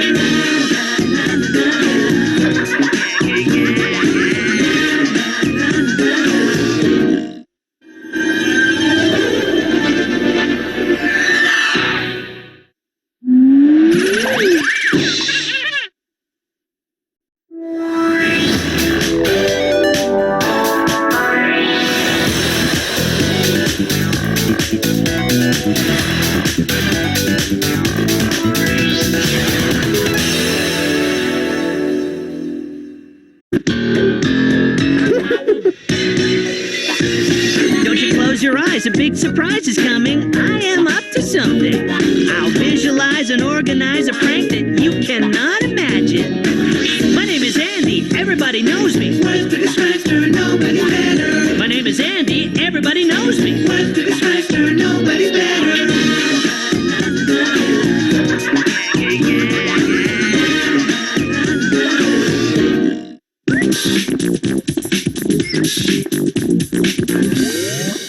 Do you believe it? I'm running a race and I'm way out in front. If you can keep up with me, I'll explain why. Jen, I don't believe it. Your dorky brother with the little girly arms is actually going to show up for the school's track and field day. Looks like you're gonna pull a muscle just by carrying that bag, Andy. You're way out of shape. Don't you believe it? I've been working out mentally. I've been doing push-ups in my brain. Ah! Yeah, and you're a 10-pound weakling in that department, too. If I wasn't a whole lot shorter and half the weight of Hamburger Breath, You'd still cross the street if you saw him coming. you're a true friend. I'd like you to know that, Danny. Besides, he has a point. Why are you showing up for track and field? Please! Only a stupid jock like Craig would see any fun in that. So, what's in the bag? Something for the real sport of the day, getting out of track and field day. There he is. Ah, what a perfect day for track and field. Principal DeRosa, could you sign this get well card for Andy? Larkin? Well, what's the matter with him now? Oh, he's gravely ill. Something about not being able to use his legs. Hey!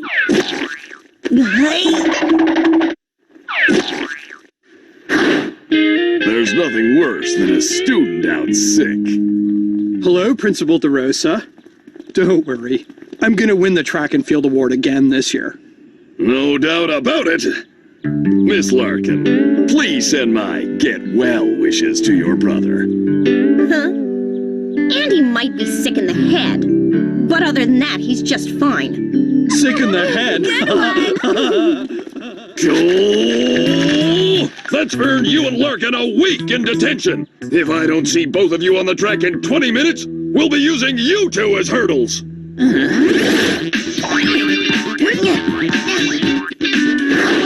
that wasn't very nice. Okay, he's coming. You ready? Hang on. Bring him in. Principal DeRosa, come quick, it's Andy. What now? He ate a cafeteria muffin, then doubled over in pain. Come out, Larkin! You know what they say, once bitten, twice shy. This all-time top 10 puke sounds tape was the best $5 I ever spent. Easy now, Larkin. I'm gonna go get the nurse. You wait right there. Can't stay. Must go and do sports. Forget it. You're excused. Just wait here for... If you aren't on the field in 10 minutes, we'll use you as the target of the javelin throw!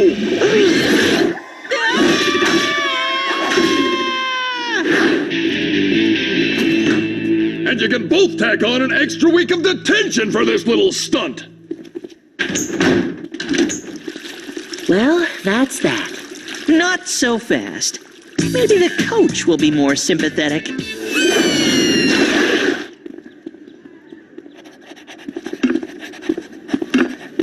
About time you two got here. You'll both be in Group B, along with Craig Bennett, Jervis, Lick, and Leach. What in tarnation? I was tying my running shoes on the bleachers when I was hit with a medicine ball. I tumbled down all 14 of the bleacher steps. Don't worry about it, Larkin. We're gonna miss you today, but you're obviously in no condition to participate in the events. 1,000 curses! What did I tell you? He's the champ. What are you up to now, Larkin? Oh, that's gross. Actually, it's ketchup. That's 3 weeks detention! Coach, I think what Andy needs is some loosening up exercises. I know exactly what you have in mind. Come on, Larkin. My grandma can do a better push-up than that in her hospital bed. Do I still have to do the 100 sit-ups? Forget it. I think a sit-up would finish you off. Besides, we have to start the events. Hi, Andy. Lori, hi. What's going on? I've been assigned to write a report for the school newspaper. You know, on the track and field events, an interview with the winner. Cool. You know, maybe after school we could hang out or something. Go out with me. Yes! Yes! Yes! When the planets align, you better take advantage of it. Hey, Larkin, this is the way you do a push-up.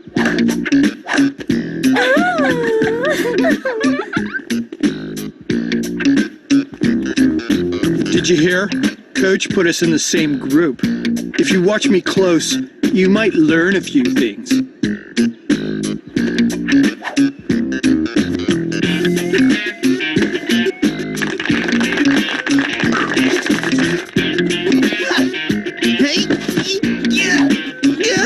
Here, Larkin.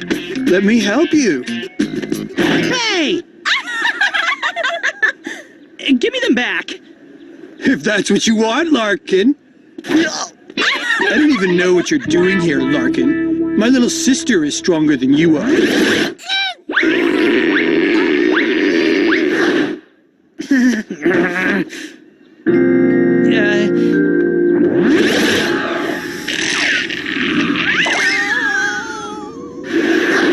You look miffed, oh great prankmeister. Miffed only scratches the surface. Craig is going to be sorry he ever met me after my participation in track and field. I thought the idea was not to participate in track and field. There's been a slight change of plans. Craig Bennett, the world's biggest jerk, is about to compete against Andy Larkin, the world's greatest prankster. Okay, Group B. First event is the hammer throw. Leach, you're up.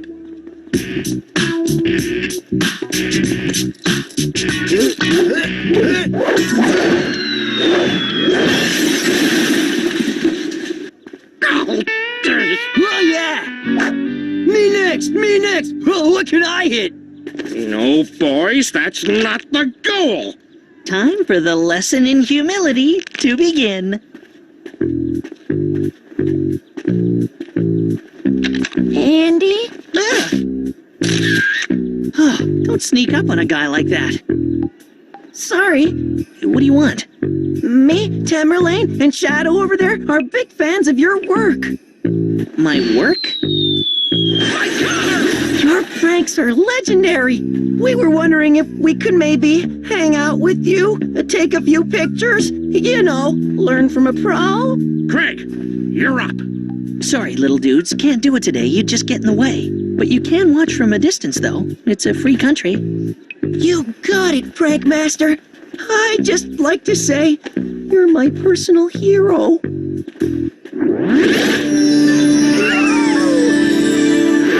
What a nice kid. Reminds me of myself when I was his age.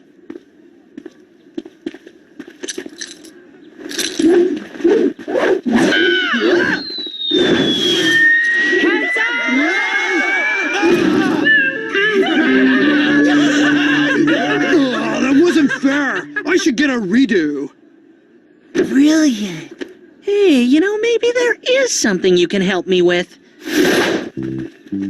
Coach, the 6th graders are playing maternity ward with the medicine balls again. Oh, those little delinquents!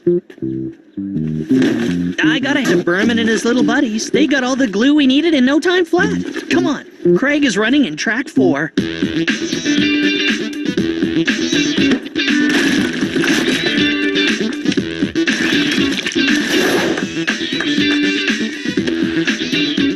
Excellent!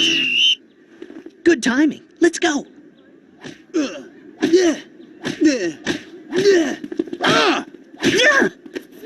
That's my lane, dork. You're a speed machine. You can fly. You're the wind. You're number 1, Craig! This will give Lori something interesting to write about. On your marks, get set!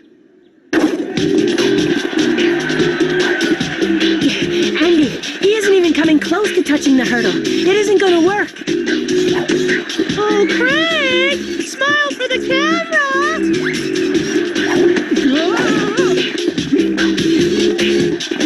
Oh, my God!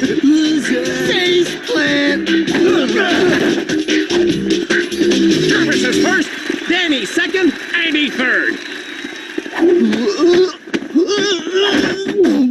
Craig fourth, Lick and Leech tie for dead last. 4th? What do you mean? This is my best event. Not anymore.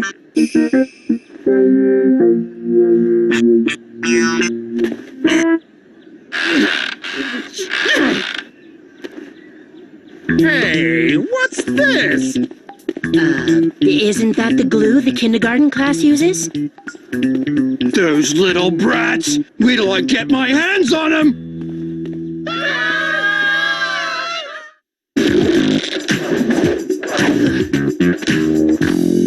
Yay! Oh, that's the lamest thing I've ever seen. There are toads that can jump higher.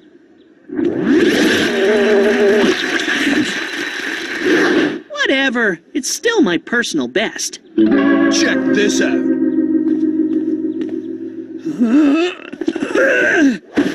Ta-da! Jervis, you're up. Okay, Coach. Raise the bar 5 feet.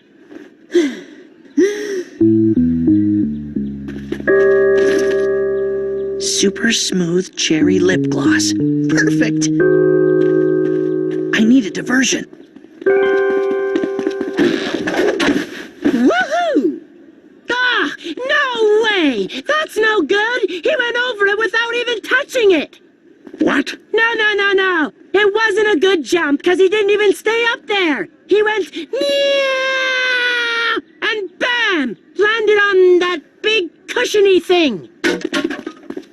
Shut your gob, you little twit. You're breaking my concentration. Good jump, Jerv. I reckon hanging out with Larkin has warped his brain.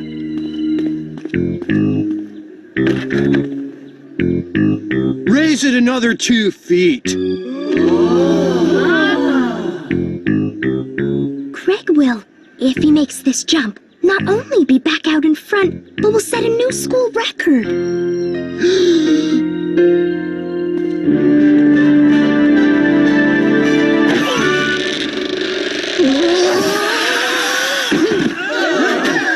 Disqualified!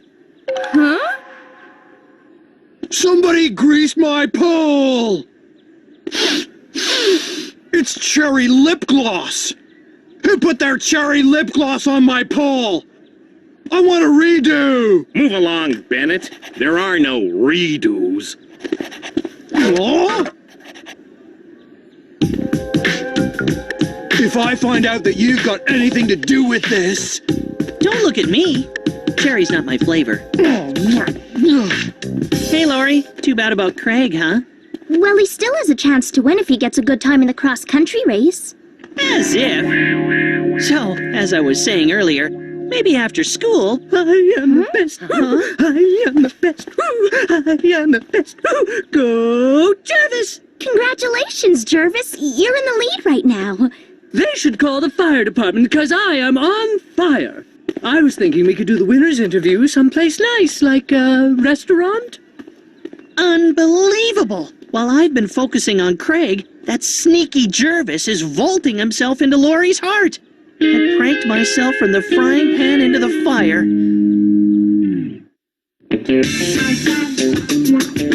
This year, instead of running around the track 60 times, we have permission to run through town. Just follow the arrows. It's all set. On your marks. Get set. Huh, you ain't gonna last a block, Alice.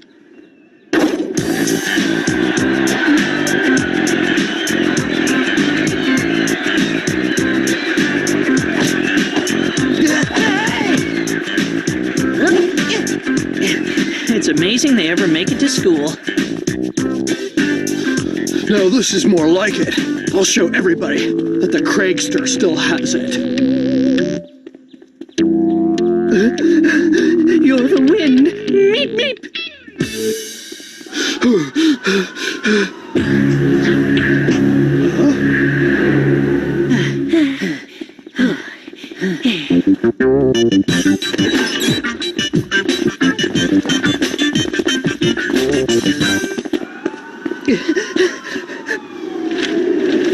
My mom told me never to come to this part of town.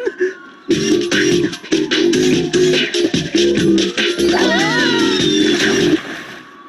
you see him? Not yet.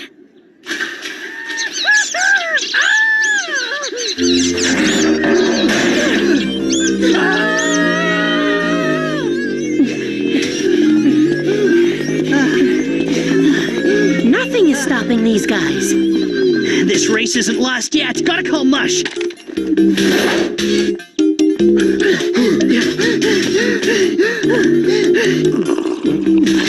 Concentrated prune juice. If he shows up in the next 2 minutes, he'll beat the record. I'm gonna do it. I'm gonna do it.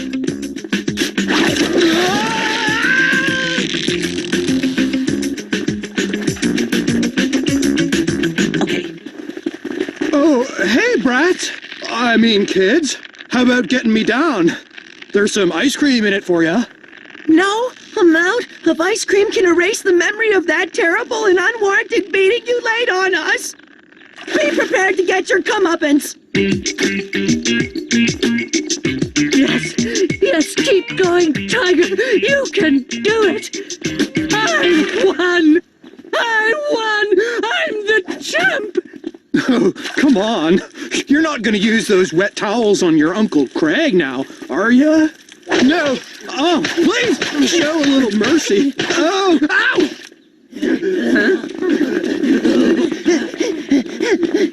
Hey, where are they going?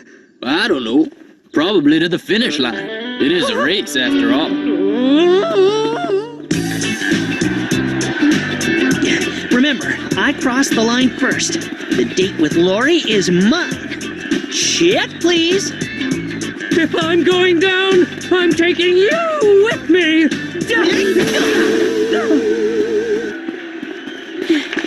Hey, I won. I did it. Quit it! No, you quit it!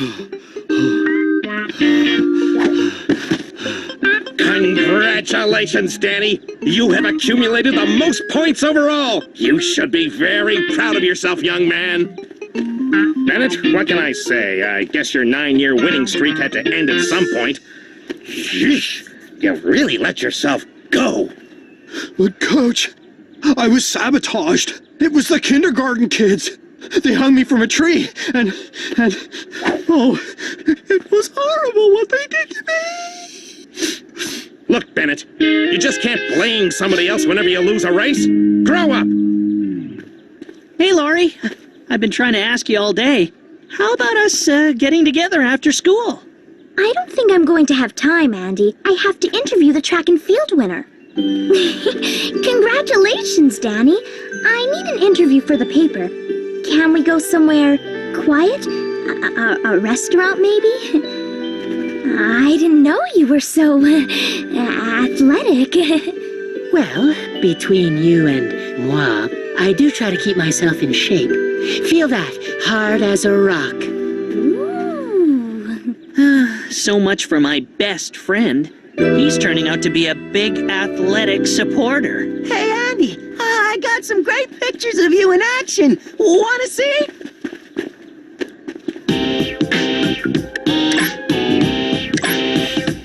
Hey, this isn't you doing sports. Yeah, it's you, pranking. First rule of pranking is never to keep evidence.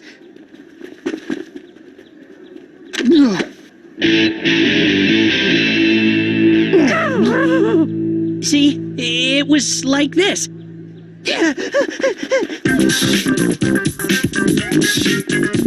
So, there you go. That's the reason I'm running a race and I'm way out in front. When I get my hands on you, Larkin, you'll never walk again, let alone run! Do you know how long it takes to digest running shoes? Plus, it's really amazing what a little fear and adrenaline can do. Yeah, I'd love to chat some more, but I've got to run.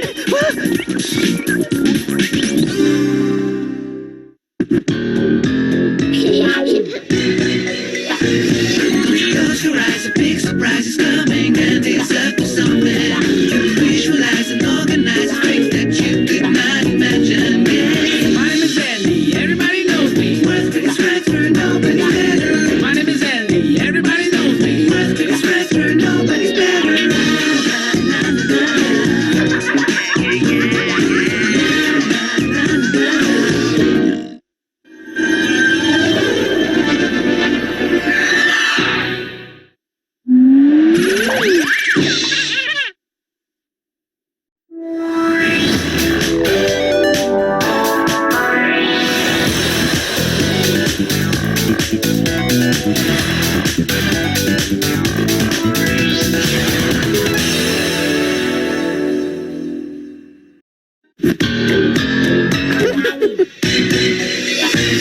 Don't you close your eyes, a big surprise is coming. I am up to something. I'll visualize and organize a prank that you cannot imagine.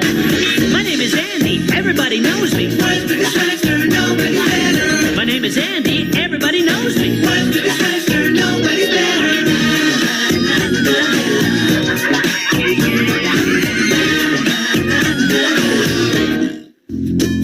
A nice domestic scene. The Larkin family enjoying a peaceful breakfast before their busy day begins.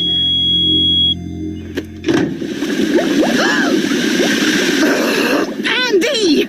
I'm getting a bit tired of you and your silly pranks.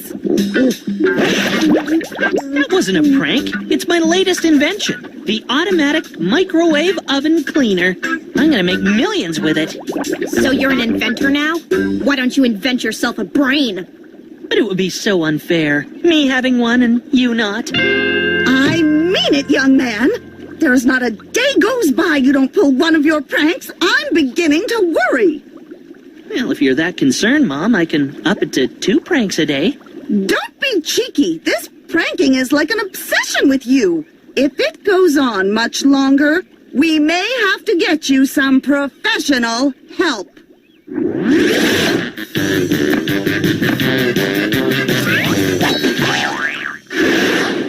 No need, Mom. I'm quite capable of pulling my own pranks. Andy, don't be cute with your mother. Consider yourself warned. Next time you pull one of your stunts, there might be some serious consequences. Something tells me she isn't kidding. I haven't seen her this mad since Dad mentioned her pantyhose were baggy, and she wasn't wearing any. Is it hot in here, or is it just me? Mom, no!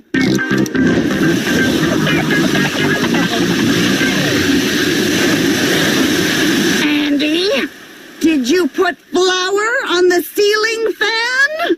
Yes, but in my defense, it was days ago. I'd forgotten all about it. You moron! Come here!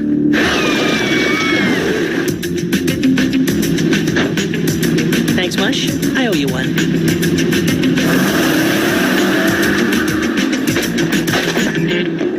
And this little piggy went to school. Not yet. The beauty of a great prank is in the details.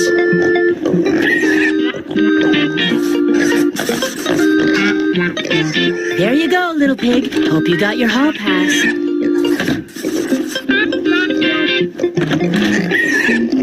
And now for the beauty part.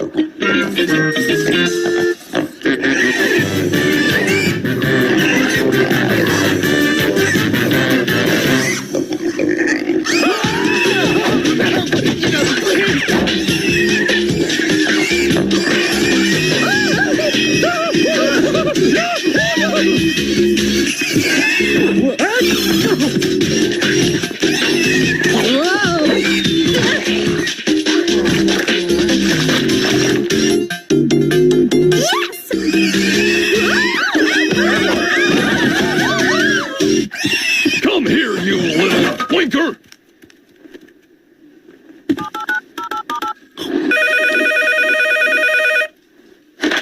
Hey, Scackle Constabulary. Pigs running around the school? Well, that's the problem with kids today. No manners. Idiot. Good. That's the last of them. 1, 2, 4. Where's pig number 3? The prank within the prank. Told you this was the beauty part. Come on, everybody, keep looking. Number 3 can't be too far away. Oh. You can wipe that silly grin off your face, Larkin. I know you had something to do with this. Gee, I hope no one squealed on me. And that's why I called you in, Mr. and Mrs. Larkin. This pig debacle was the last straw. We still have a search party out looking for the 3rd pig. Parker! Piggy, piggy, Parker, where are you? Where are you? Number 3. I hope you're not thinking of expelling Andy. No, not yet. I'm going to recommend several sessions with Miss Murphy. What's the matter, dear? Nothing. Just a leg cramp. Who's Miss Murphy? She's the school counselor, Mrs. Larkin. If she can't straighten your son out, no one can. Counseling? This could be interesting. Come on out, Piggy. Show yourself, Porky. Get out here, ham hock. Here, Piggy, Piggy Porker, here. Enter. Ah, yes, Andy. I've been expecting you. Take a seat. Mr. DeRosa tells me you have a problem of excessive pranking. Why do you think that is? Why do you think that is? I asked you first. She's good. Well, I think you put your finger on the problem. The problem of your pranking? No, your problem. My problem? I don't have a problem. You said I have a problem with excessive pranking. And don't you? No, I have no problem with excessive pranking at all. Oh, I see. You don't think your pranking is a problem? Right. I think I'm a well-adjusted young lad with no problem at all. Then why does everyone else think you have a problem? I don't know. That's their problem. This is getting us nowhere. I want you to come to my office for a session before and after school every day. That might be a problem. What? The problem is my mom has dinner on the table. I've already spoken to your parents. Everything is fine. Now get off to class. I'll see you this afternoon. No problem. What's her problem?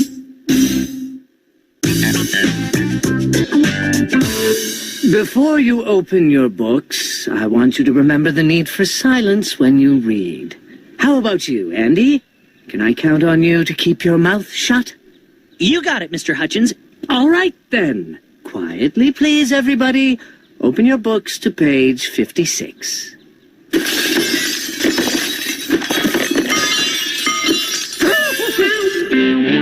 Hey, did I say anything? I heard about your little cutlery fiasco, Andy. but I believe this exercise will help. She calls it scream therapy. I call it a brilliant opportunity to have a bit of fun. Go ahead. I can't. I feel silly. No need to let it out. You can do better than that. I can't hear you. Yes, that was much better. Well, I think that's it for today, Andy. I'll see you tomorrow morning. Do you think you can cure me, Miss Murphy? Of course. I've cracked harder eggs than you. Really? Who? A mystery prankster of East Gackle, for one. The mystery prankster of East Gackle?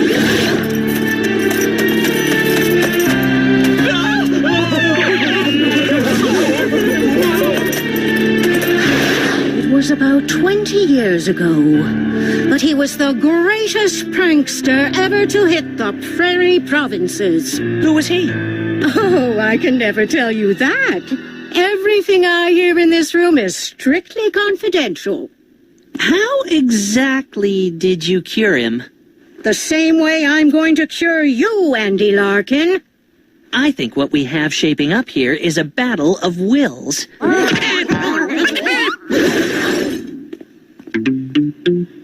Mr. East Gackle turns bright pink overnight. The mystery prankster strikes again. He pulled off some classics in his day, and no one ever found out who he was. I wonder how Andy is after his first day with Miss Murphy. I can't see! I can't see! Andy, are you all right? Oh, whoa, that's better. I'm blind as a bat with these things in. Obviously, miracles don't happen overnight. Tell me what you see, Andy.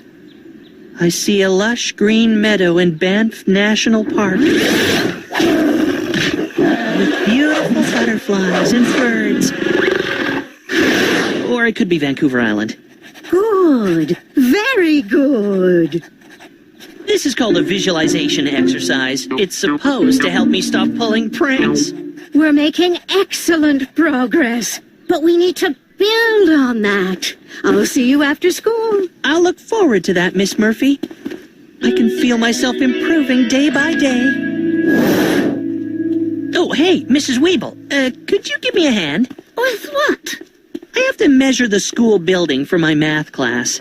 Well, all right. I'll be glad to help. Okay, just hold it against the wall. Like this? Perfect. Now, whatever you do, don't let go when I pull it. Hey, Leech, could you do something for me? Stop drawing. How do you feel? Fine. Not frustrated, irritable, unfulfilled? It seems the crazies are running the asylum. No. You know what, Miss Murphy?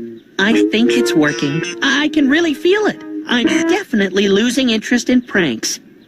Andy!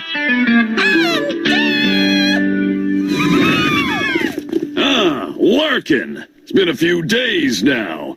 How are you getting along with Miss Murphy? Really well. She's helped me a lot. I've pretty much given up pranking. Well done, Larkin.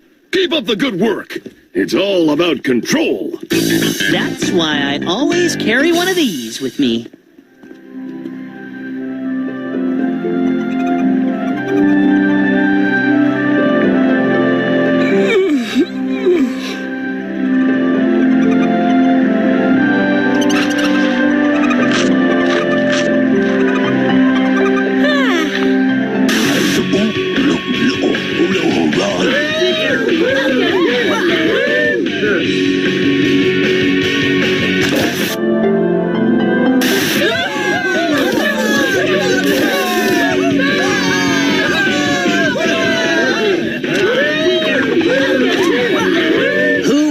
That masked stranger with the remote control.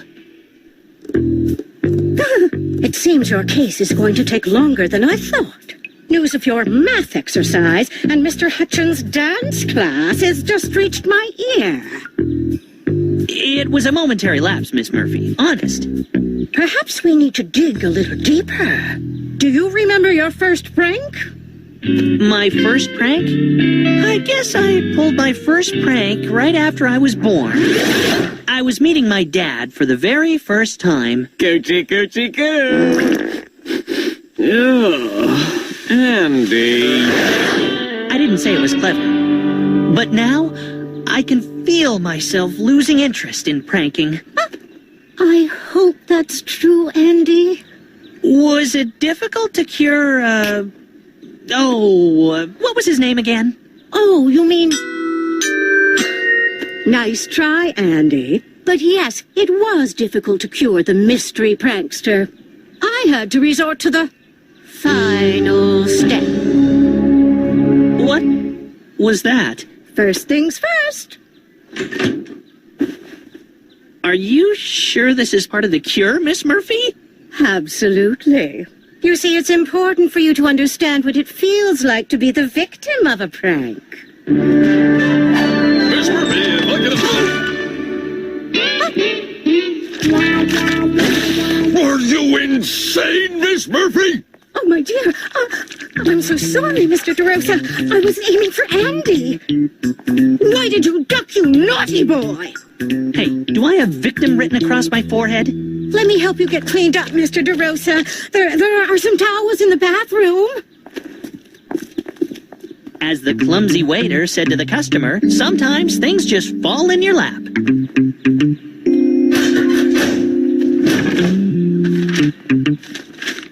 Aha! The mystery prankster. Do you believe it? Miss Murphy doesn't even name him. What's this? After many intense sessions with the prankster, I managed to cure him completely, just before he was about to execute what surely would have been his most elaborate practical joke, the infamous lamb chop caper. The details of this dastardly plot are enclosed. This is priceless, and also my chance to right a wrong. That's it. No more Miss Nice Guy. I want you in my office, bright-eyed and bushy-tailed tomorrow morning. It's time for the final step.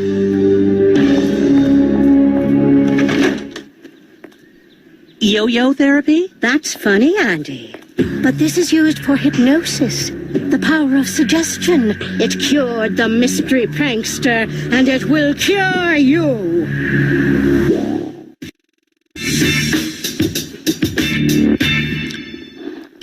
I can't believe you're forcing me to go. It's either that or expulsion, Andy. Who knows how I'll be after she's through with me? Like you could be any worse. We all have to grow up and be responsible sooner or later. Even the mystery prankster had to hang up his plastic dog poo at one point. You know about the mystery prankster? We all knew. He was pulling his pranks when we were at school. Well, who was he? We never found that out. All we know is one day the pranks suddenly stopped. Forever. And that's what will happen around here once Miss Murphy's finished with Andy. Oh, I can hear it already. The peace, the quiet. As if I, Andy Larkin, the world's greatest prankster, would allow that to happen.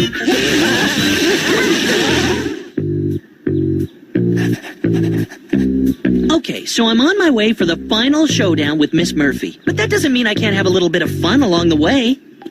Sorry, I hit your car. I can't stay. I'm late for an appointment, but I promise I'll pay for all the damage. I want you to relax, Andy. This won't hurt a bit. In a few minutes, you'll wake up, and you'll be a normal young boy with no desire to prank. I'm going to count down from 10 to 0, Andy, and as I do so, you will begin to feel sleepy. I'm scared, Miss Murphy. What if I go cross-eyed? Damage? What damage? Where did he hit me? I can't see any damage.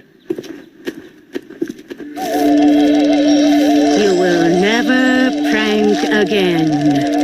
I will never prank again. I will never prank again. That's enough. Wake up.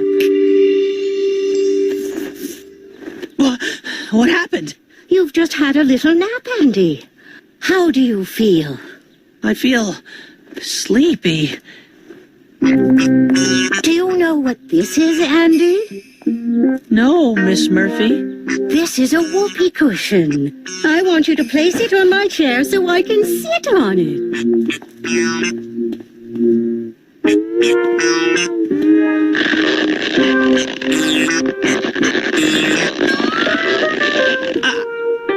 I can't. This is a trick water flower. I want you to squirt me with it.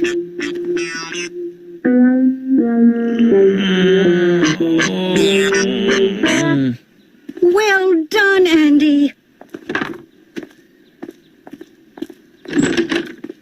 I can say without fear of contradiction that you will never prank anyone again. That's wonderful, Miss Murphy. Thank you. It was my pleasure, Andy, believe me. You never pranking again? That's, interesting. I'm measuring the school building for a math project and I need your help. Hold this while I go, around the corner. Tell you what, Leech. Why don't I go around the corner instead?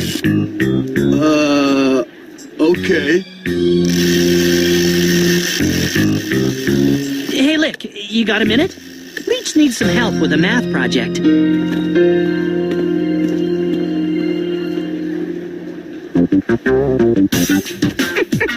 Poor Lick and Leech. If their brains were dynamite, they wouldn't have enough to blow their hats off. Me? Brainwashed? No way! Gag contact lenses to protect me from Miss Murphy's evil hypnotic rays. A little sleight of hand and voila! Now for the famous lamb chop caper. Trust me, Mr. DeRosa, you won't be having any more trouble from Andy Larkin. My methods never fail. His pranking days are over. I hope so, Miss Murphy. I hope so.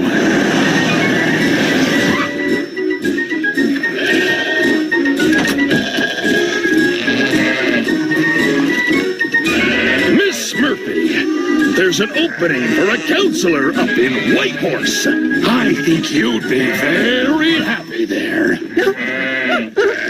I don't understand.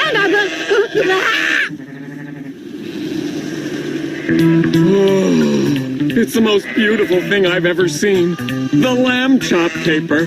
How did you know about the lamb chop caper? Oh, I don't. I mean, I heard rumors when I was at school here. Hey, do you think Dad...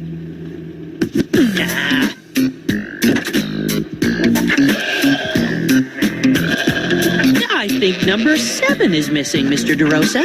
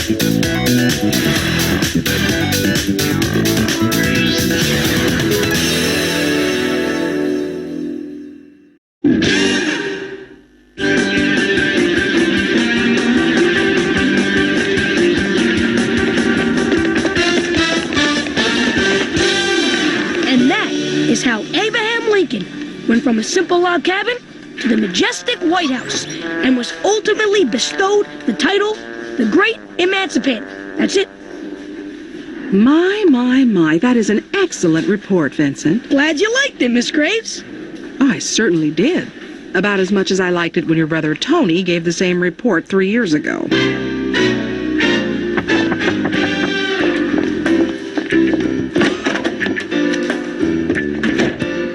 Class, I've just been informed that Nicole will not be returning to school. Wonder why she moved so suddenly. Well, Nicole's dad burned down his mattress factory for the insurance money. When his fiendish plan was uncovered, the family had to run off in shame. They're living in a condo in Barbados, and Nicole is now known as Carmelita. Carmelita? What's that supposed to Calm down, calm down. Now then, since we have an empty seat in front, does anyone want to move up? Pick me! Pick me! I gotta sit there. Then Penny and I will be best friends. Miss Graves, the seat next to me has been empty all year. Who wants to sit next to Polly?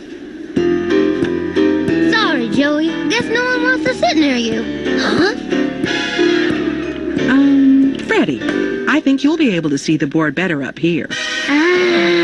Listen up, class. I'll be passing back your math tests, and... I was thinking you could save some valuable time, Miss Graves, by just reading the grades out loud. How very thoughtful of you, Polly. But no.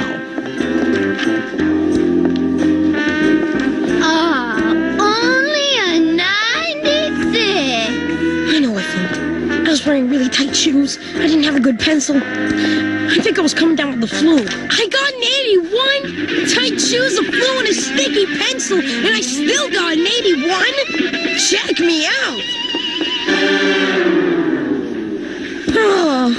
Remember to put your names in your new math books. And this time, use your real name, Vincent. I.P. Knightley. Not bad. I guess they forgot to include a teacher's edition. Huh? I got it! With all the answers! Is something wrong, Jessie? I just found out that I've got an apple in my lunch. I love apples! I'd never throw the ball at Penny. She's way too nice. Polly's turn! Hey! Oh, you guys! Forget it, Nancy. No way I'm sharing that teacher's edition with you. For once in my life, I want to be number one. Yeah, okay. But don't get smart too fast. It'll look real suspicious if you suddenly went from your crummy D average to a B. Are you nuts? A B? I'm going all the way. Straight A just. That's me. Penny! Hey, Penny! You want to come over to my house after school? Oh, that'd be fun. But I can't. I have to do that report on Peru, land of tungsten. But that's due in 3 weeks. That's why I have to start right away. And anyway, I promised one of my neighbors I'd walk her dog. Really? How much do you get paid? Oh, Nancy, like anyone would charge a neighbor. Oh, right. Not me. Hey, how about I walk the dog while you do the report? Then we can play afterwards. That is so sweet of you. Okay, I'll see you at my house when you're done. I'm invited to the palace! And since Penny and I are best friends, my best friend Penny asked me to walk your dog. All right, dear. Time for your walk, killer.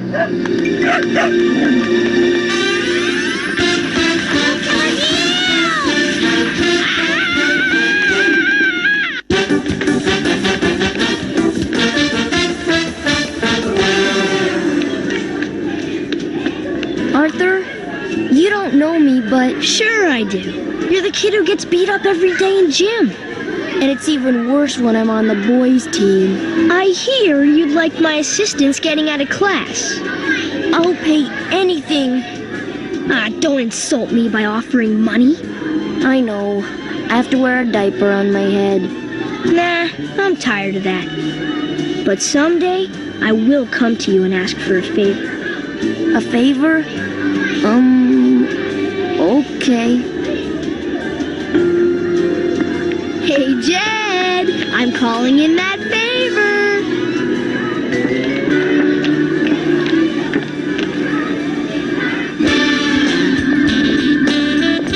Come on, Teacher's Edition. Bring it home to Papa. Well, this is a pleasant surprise. 100 on your homework. Did you say 100? Was that 100 you said? 100? As in a perfect 100? Hi, It's me again, Jessie's mother. I thought I'd better drop off a fresh pair of underwear. On test days, Jessie gets a little excited.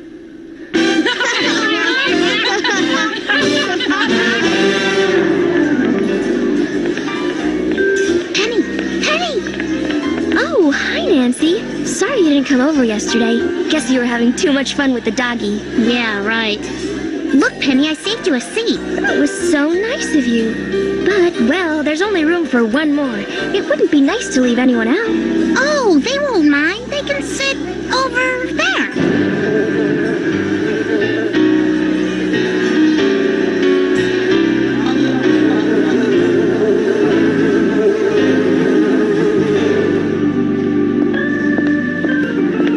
Congratulations, Jessie. Another perfect score. Wow. Yeah. Aren't we turning into a little math whiz? To what do we owe your sudden improvement? I'm studying harder? Uh-huh. Yeah, and I wasn't really applying myself. But now I'm working hard, found a cool, comfortable study place at home, set up a schedule and... Okay, class, listen up. Time for the math test. You got next week's test ready. Throw it at me, too. I think one at a time is sufficient. All right, class, pencils up. Begin.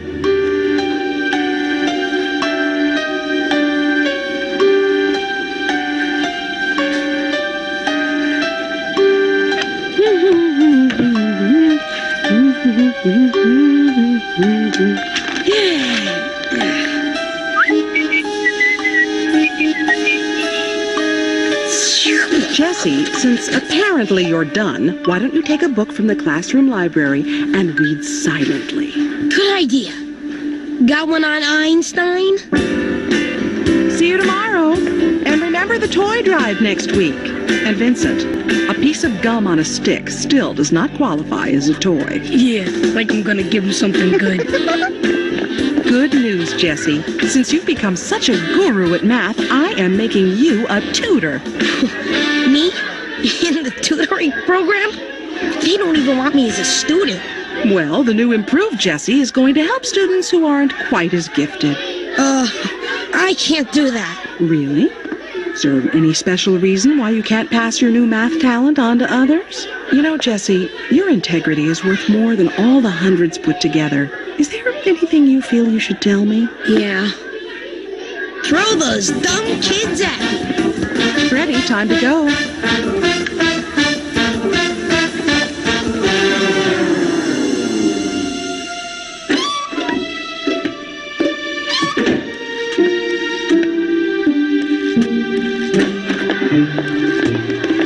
Good morning, kids. Oh, no! How on earth did that bread get on my desk? Oh, Miss Graves, you have an ant on your blouse. Oh, thank you, Nancy. You're welcome. Maybe I should move up to the front where Freddy was sitting. Then I could point out all the ants that are crawling on him. Thanks anyway, dear.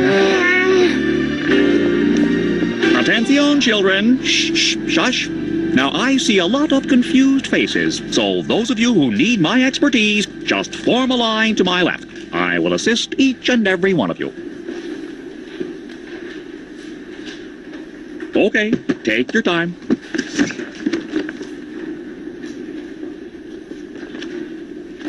See, like problem number 7, I just can't figure it out. Ooh, wow, a dirty word. Jessie, you're supposed to be helping me. Yeah. Okay, here's what you do, Freddy. You multiply, divide, subtract, add a subject, a predicate, and you got your answer. What? Jeez. Do I have to do it all for you? So, Farmer Brown has how many acres to plow? 30? Yes! Very, very good! Thanks, Penny. You make it all seem so easy. I don't understand anything now. I thought I knew some of it before, but now I don't even understand that. Hey, I could be outside playing ball. You don't hear me complaining. I think I'm gonna throw up. Huh? Next! Any chance I'll be hearing that the first grader's garden is missing all its flowers again? Absolutely not. I've learned my lesson. No, ma'am, this gift was purchased just for you by yours truly, a grateful student. Well, then thank you, Arthur. That's very nice.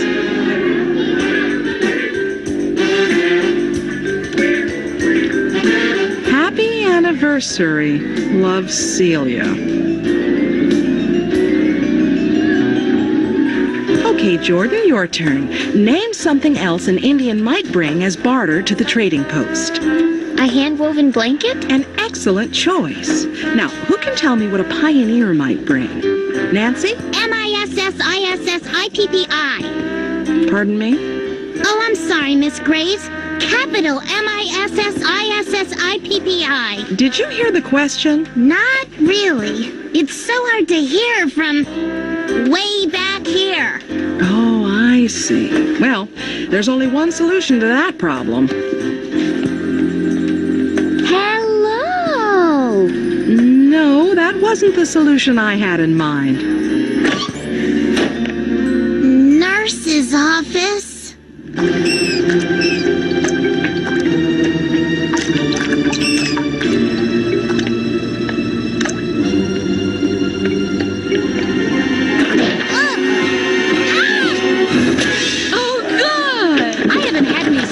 Children here all day. I just have a small hearing problem. Just a small hearing problem? Well, that's what Tiffany Siegel said when she came in here. In memory of Tiffany Siegel. We better nip yours in the bud. I'd like to see you still mobile next year. Don't come any closer. Check my records. I'm a biter. Oh, class, remember, tomorrow is Assembly Day. Assembly? Now, Mr. Besser tries very hard to plan interesting assemblies. Then how come you're never there? Don't speak without raising your hand, Vincent. Now, Friday's assembly is the Scholar Awards, and this year's winners will also get tickets to Monsterland. Monsterland! Cool, Monsterland! They got that great ride, the Blood Drain. It's so cool. I heard a girl's eyes popped out. First up, the Math Award. Well, it looks like we have a tie between Penny and Jessie. But adding in today's quiz, Penny got a 99 and Jessie got... Now then, Nancy, isn't it nice to have clean ears? Not really. Ugh. Oh, my, they are a bit snug, aren't they? Hey, I think I just heard the fire drill bell. Really? And I thought you had a hearing problem. Now then, dear, we're going to find out just how severe your hearing problem is. Raise your hand when you start to hear a tone in your ears. Can't hear a thing.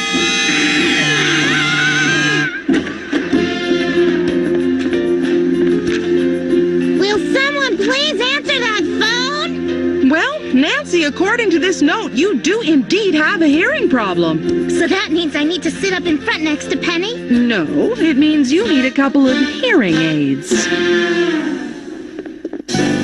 You'll never guess who put the snake in the hamster cage. Huh? What did you say? I can't hear a thing with these stupid things on. Oh, Nancy, you must never remove your hearing aids. From now on, they're your passport to the world. But I do think we better move you to a seat up front. Yes! Oh, not there, dear. But you said up front. Exactly. The very front.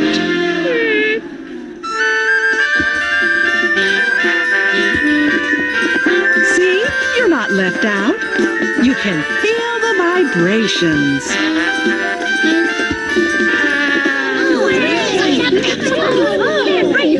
I know it's bad of me, but I was kind of disappointed I didn't get that Scholar Award. Don't worry, Penny. Trust me, you'll win it next year. Oh no, you're way too smart. I tried as hard as I could. I even missed a trip to Israel to bone up on my nines tables. I gotta go. And the last test, I didn't get to visit my great Aunt Bertha in the rest home because I had to study. Oh. She's no longer with us. But you must have given up much more and really deserve the award, so congratulations. Sorry, Auntie.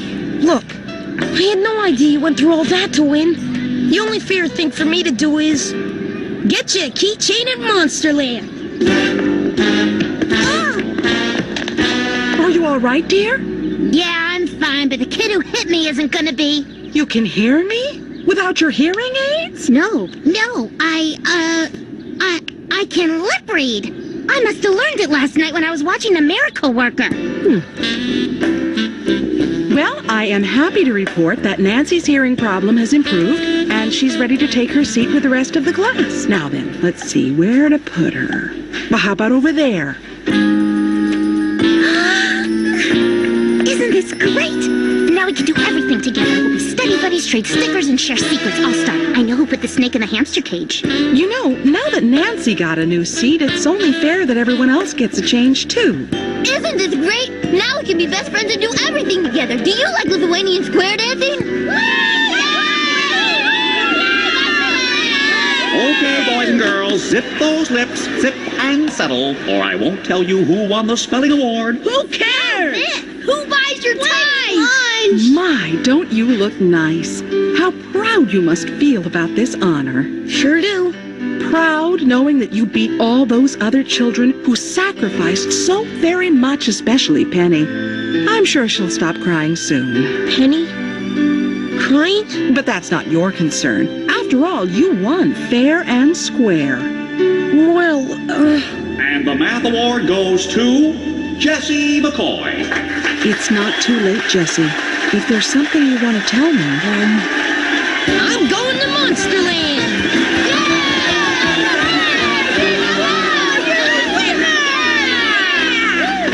Congratulations, Jessie. And the tickets, Mr. Besser? Oh, of course. I'm sure Jesse's success story is an inspiration to all of you. He once was a real failure in math, a flopperoo. Some have even called him slow-witted, but he buckled down and became a straight A student. Let's see if we can coax him to share his secret with us and...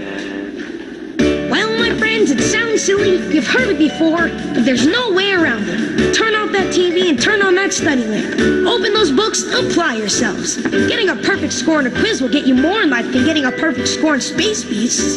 I'm doing pretty good at that, too, and... You know, Jesse, it just occurred to me, why don't we show off that genius brain of yours by answering a few math problems right here? Huh? Well, for instance, tell the boys and girls how you change kilograms into milligrams. If I tell them, then how are they gonna learn? Oh, I know it's baby stuff to you, but share your technique. Yeah, well, to tell the truth, I usually use a calculator. You're in luck. I've got one right here. You multiply by 100? Divide by a million? I don't know, something with a lot of zeros. Acres? Pounds? Inches? And the tickets, please.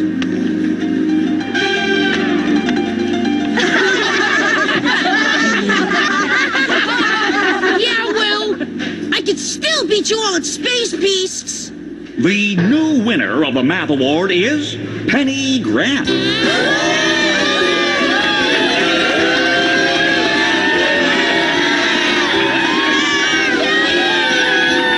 Have fun at Monsterland, dear. Oh, these tickets aren't for me. I'm giving them to the Starving Orphans Pray for a Wish Foundation. This was the worst day of my life. No, I take that back. Tomorrow will be. Holly's bringing in her spoon collection. It's gonna be a whole year of spoons.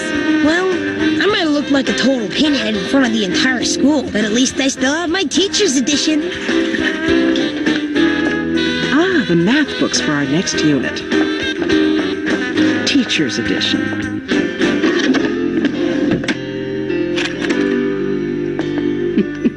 Yep.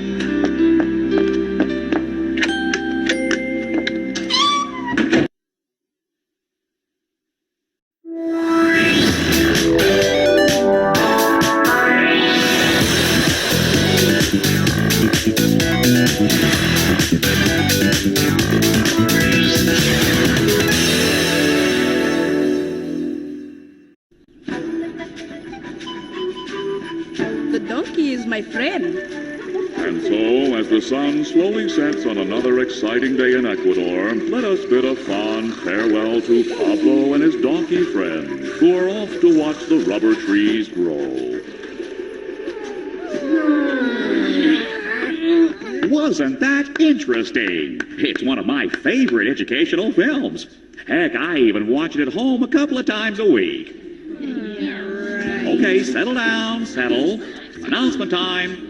Our annual science fair is coming up, so start planning your projects. And this year, no electricity experiments. I don't want to find any kites with a key attached to my car again. Yeah. Does the winner get one of your delicious homemade cakes like last year? Yes, indeedy. So all of you who want an application, form a line right in front. No pushing, no shoving. Oh yes, and this year, along with my special angel food cake, the winners will be getting 2 tickets to National Space Camp. Boy, you children really love my cakes, don't you? Now, these are just suggestions. If you want to come up with your own science project, that's fine too. Hey, let's take one of her ideas. Yeah, like we have one of our own. How do plants get moisture from air? We'd have to get a plant. And some moisture. Too hard. Growing a potato in a jar. Too hard. Bugs. What attracts? What repels? Why don't they just tell us to perform brain surgery? Oh, sorry. I just remembered that one's taken. Oh, it's taken. Like, who'd want to do that one? Penny Grant signed up for the bug project. Oh, bugs! I thought she said rugs. I'm crazy about bugs. My dad's nickname for me is Bugs. I didn't know you were so interested in bugs. You kidding? I love the little creatures. Why, I even collect them. Really? Then maybe you'd like to be my partner on the science project. Me? You bet. Great. So, would it be okay if I came over to your house after school and we could work on it? You're staying for dinner. Tell me what you like to eat and I'll have my mother cook it. And if you like barbecue, I'll have my dad build one. See you after school. Can't wait to see your bug collection. What to do? Take your time. Oh, I will. But the decision isn't only mine. I want to be part of a team. I'm a people person, you know. Hey, Tilly, want to be my partner on a science project? No thanks. Sorry, no.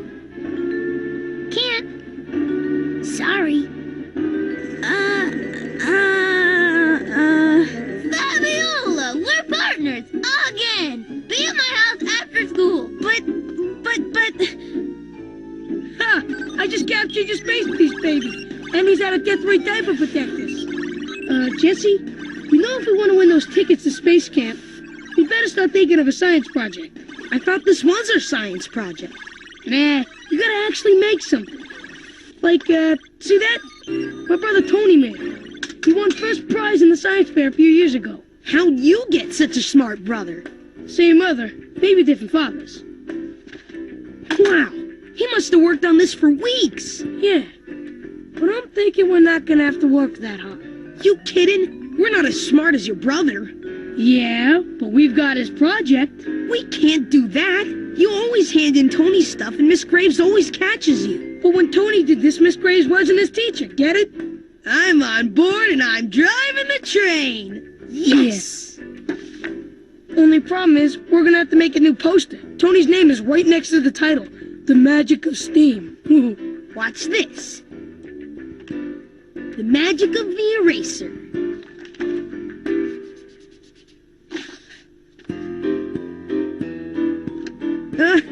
Let's try the magic of scissors.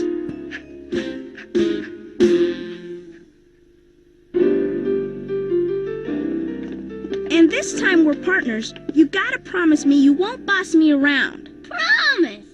Now here's what we'll do. Our project's going to be... I thought you said you weren't gonna boss me around. I'm not bossing. I'm just telling you what we're gonna do. And it's a sure winner. I can say it in one word. Spoons! Huh? Spoons? There aren't any experiments with spoons. They have nothing to do with science. Are you insane? Spoons have been at the very forefront of science. Didn't Madame Curie put her uranium on a spoon?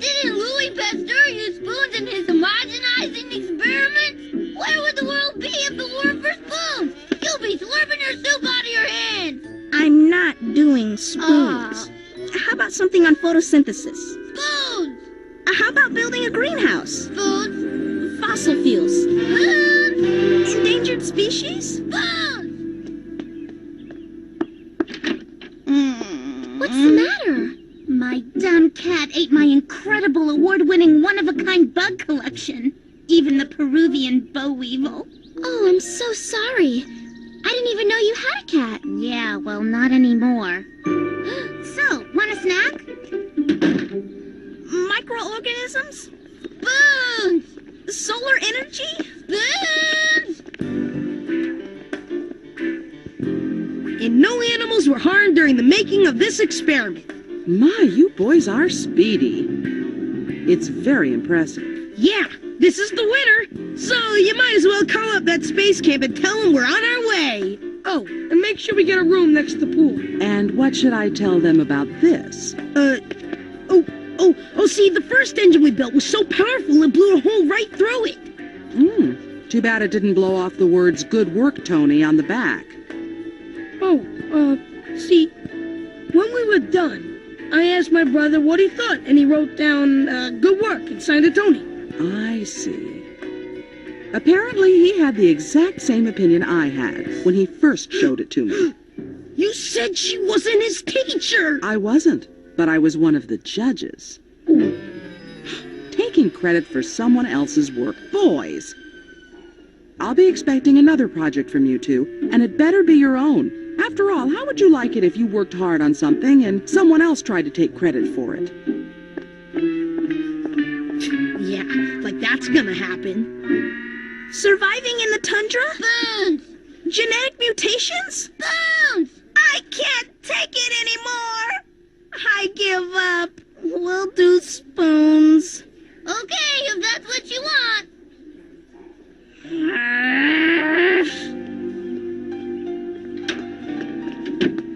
Oh, I love picnics. After we eat, want to play badminton? Of course not. This is all for our experiment. We don't have time to play. Oh, yeah, right. Bugs, bugs, bugs. That's all I care about. Exactly. Now, what did you think about the notes I gave you on our experiment? Fascinating. Loved them. Any changes you want? I wasn't sure about Phase 3. You kidding? Phase 3 was my fave. Well, okay. Then all we have to do is decide which of us will be the observer. You know, the one who writes down all the data and keeps the statistics of what attracts and repels bugs. That's boring. I'll take the other job. Okay, then let's begin. Hey, after we're done, want to go bowling? We can get matching balls and shoes. My feet are bigger than yours, but I bet I can shove them into whatever size you wear. I don't think we'll have time for that. You ready? Yeah. What do I do again? Nothing. You just stand there. Knew I took the good job.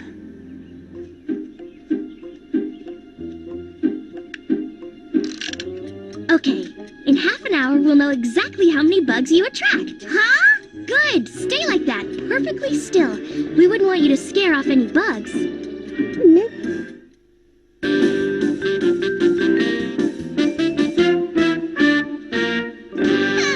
Iron Maiden. Ooh, the Duchess looks particularly sparkly today. Come on, they're just spoons. What did you say? Nothing. I'll have you know these spoons are the lifeblood of this family. I still can't believe no one will insure these priceless treasures. Hey! Are you insane? Your breath droplets will spot them! It's all over, contestants. We've got the first place winner right here. And you know what? If we were smart, we could call it a toy and make millions. Jessie, did you try on that new underwear I bought you? I don't know where it is. I'll look later. No, it's the last day I can return it. Now you're going to have to try them on right now so I can see if they fit properly. Mom! It's for his own good. You have no idea how irritable he gets when his undies ride up. Not now, Mom. We're working on a project for the science fair. Oh, well, Jessie, if you want to win, you'll have to come up with something that takes more than 2 minutes to think of. It took us 3 hours. You know, I won first place in my school science competition. My project was entitled How Laxatives Work. You see, when the colon is blocked, it gets a spasm. Mom! Any chance you still got it? Oh, no. My mother has it up on her wall. But there's lots of things around here you could use to make a dandy project. No. There's nothing around here that could ever be a science project. And we're not very smart. Nonsense. You boys just need a little direction. Now we could use this, and this, oh, and this. Oh, Nancy, I feel just terrible. You got 17 bug bites. 21. I found 3 more when I took my socks off. I'm really sorry, but at least now we have established our baseline for comparison, so we're ready for phase 2. Yeah, well, I don't think I have much room left for any more bites. So I was thinking, wouldn't it be a great experiment if we went to a bunch of movies over the weekend together and then see which one of us remembered the most? It'd be a memory experiment, a sure winner. Oh, I understand. You're worried about getting more bites. But it would be sad to abandon our project now, knowing how interested you are in bugs. I'm starting to get slightly less interested. Well, don't worry. This time you'll be the observer. Yeah? Okay. And next weekend we'll go to the movies? No. By next week we'll have won the science fair and we'll be at space camp. And the race is on! Which spoon's water will boil first? Will it be the wooden one, the plastic, the metal, or the glass? Which one will be the best conductor of heat? And coming into the final stretch, it's Mr. Metal! Works great. Of course, I won't do it like that at the science fair. Of course you won't, because I'll be doing the presentation. And what will I be doing? You'll be filling the spoons and lighting the burners. And? Pointing to each spoon as I give their country of origin. And? Wearing a native hat from each country. Okay. Oh, I don't think I can do this. Too much pressure. Too bad. Go fish. Hurry up. I gotta get home and talk my mom into doing the poster. Ow! Careful, Mom. You might get blood on the project. And all I gotta do is write down stuff? Uh-huh. You'll be the one keeping track of how many bugs get attracted by this perfume. Sounds good to me.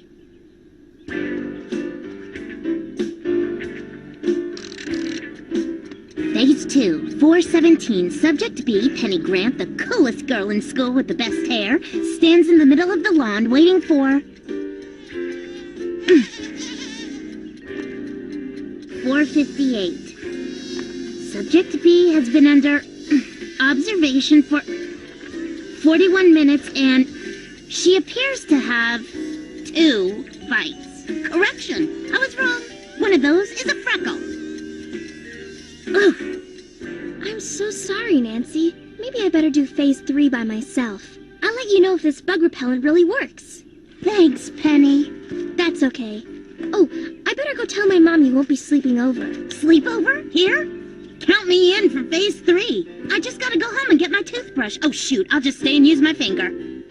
Well, that concludes phase 3 of our experiment. And the bug repellent really does work. I don't have a single bite. Me either. Why don't you write down our findings, and I'll go inside and get us some treats. I made 12 dozen gingerbread men cookies for the needy, and I have a couple of broken ones left. Subjects A and B found that the insect repellent Bug No More was a highly effective Scat! Highly effective deterrent against... Stop that! Oh! Ew! No licking! Yeah! Guess Nancy decided not to sleep over. Oh well.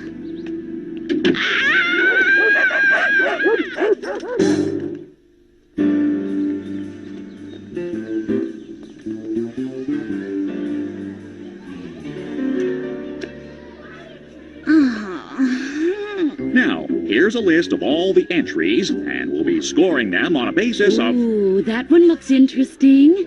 The energy of fire. See Mr. Besser's car. Ow! Boy, I had a rough night.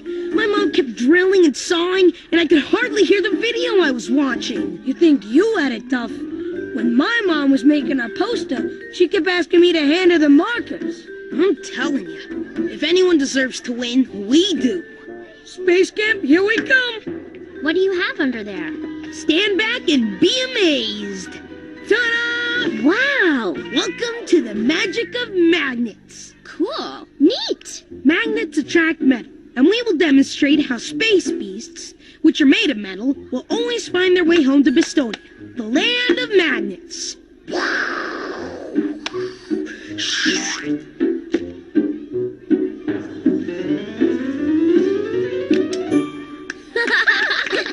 Wow, that's incredible. I bet you win. Boy, if I had a project that good, I would have put my name on it big. Whoa! Whose name are you gonna put first? Mine, of course. My mom made the project. But my mom made the poster. So what? Hey, what do you think you're doing? Figured my name goes first. Give me that. No way. Come on, hand it over. Hey, give me it. Why are they wasting their time on something stupid like the vanishing rainforest? The action is right here. I'm getting really nervous. My mouth is dry. Calm down. You're not in this by yourself. We're partners, remember? Oh, right. I'm here to support you. If there's anything I can do, just say the word. Thanks. I'm thirsty. I think I'll get a drink of water. Get your butt back here. I thought you said we were partners. Then act like one. I'm going to get those judges. You're on guard. Make sure no one touches my spoon. And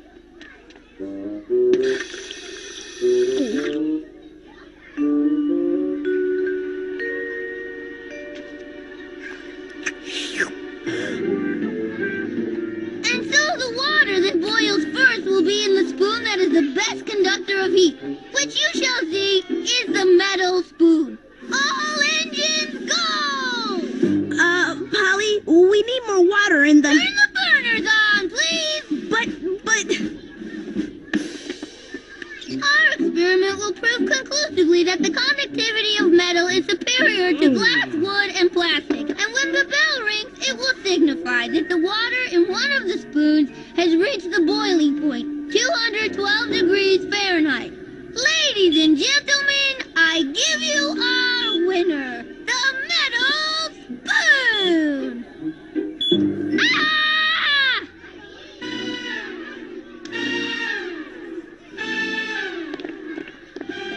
My spoons have failed me! How can this be? A tongue lick on my precious spoon? Sabotage! I'll find that culprit and thrash him with the strongest of my spoons, the Iron Maiden! Huh? You? Who I let touch my spoons? I'm turning your name into the International Society of Spoon Collectors! In conclusion, I've demonstrated that magnets attract metal. In conclusion, did I fall asleep again? I think I missed the beginning and the middle. No, all I got is the end. Some bonehead stole half my stuff. I heard that! Who you calling bonehead? You space beast mutant! I'm calling you bonehead, bonehead!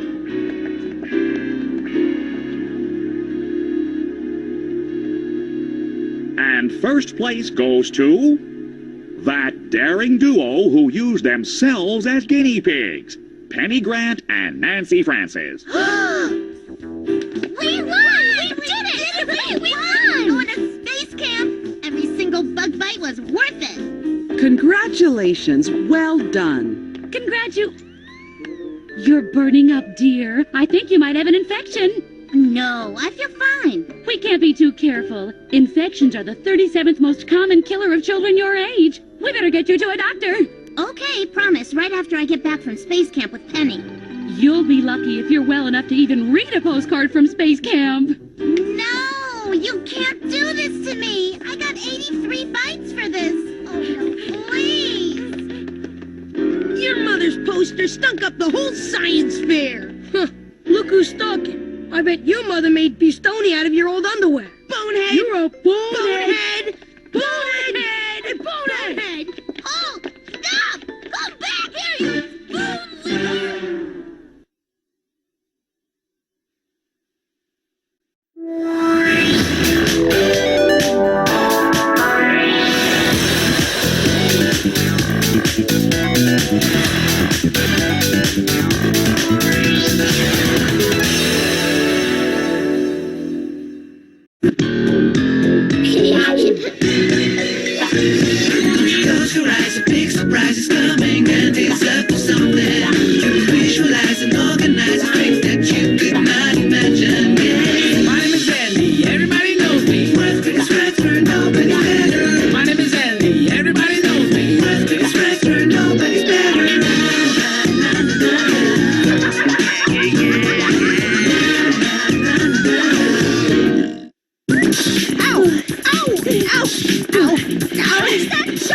Annie Larkin, get your butt back here! Wait till I get my hands on you!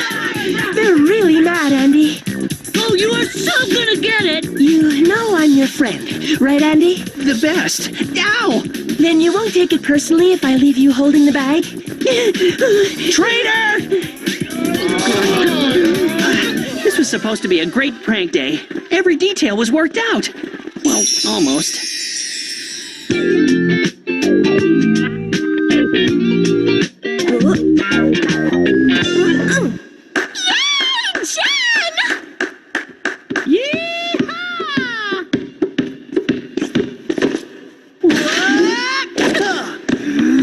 My brother is such a show-off. Check this one out, ladies!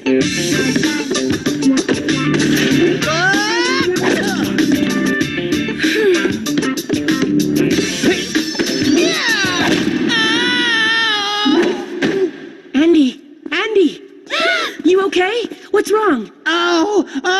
It hurts! It hurts!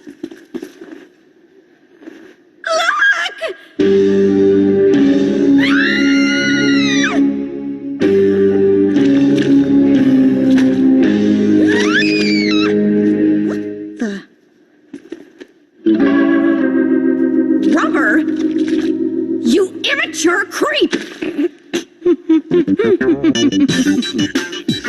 Oh, you should have heard your screams. They were beautiful. It was so touching.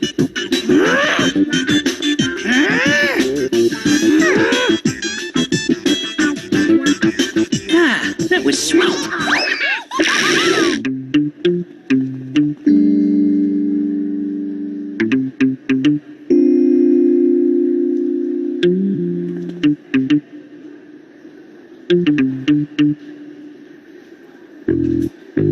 Now, you'd think Jen would still be mad at me. She usually boils for a couple of days after I nail her with a prank. So I'm thinking she's up to something. There you are, dear brother. This is for you. What's the catch?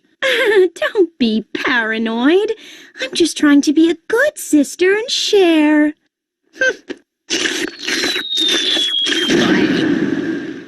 Being Andy Larkin, the greatest prankster in the world, I know how the human mind works.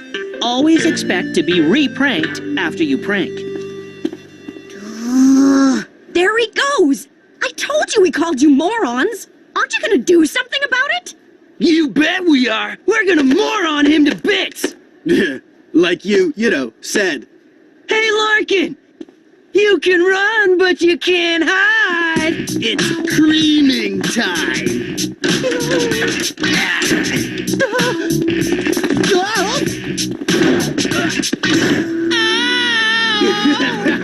Get off! Yow! What's with Larkin? We didn't even, slug him yet. Ow! Ow! It kills! It burns! Andy, what's wrong? You're hurt. He's not hurt! He's just one big faker! Ah! Ah! The agony! Stop it! Ah! How can you be so heartless?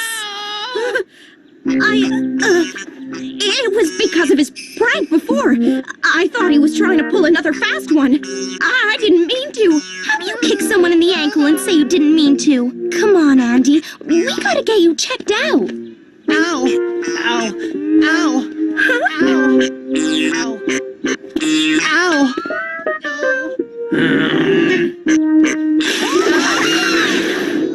Ow! Don't touch it there! Ow! No, please! No more! It's too much! Stop! Stop! Doctor, please. Can't you see he's in pain?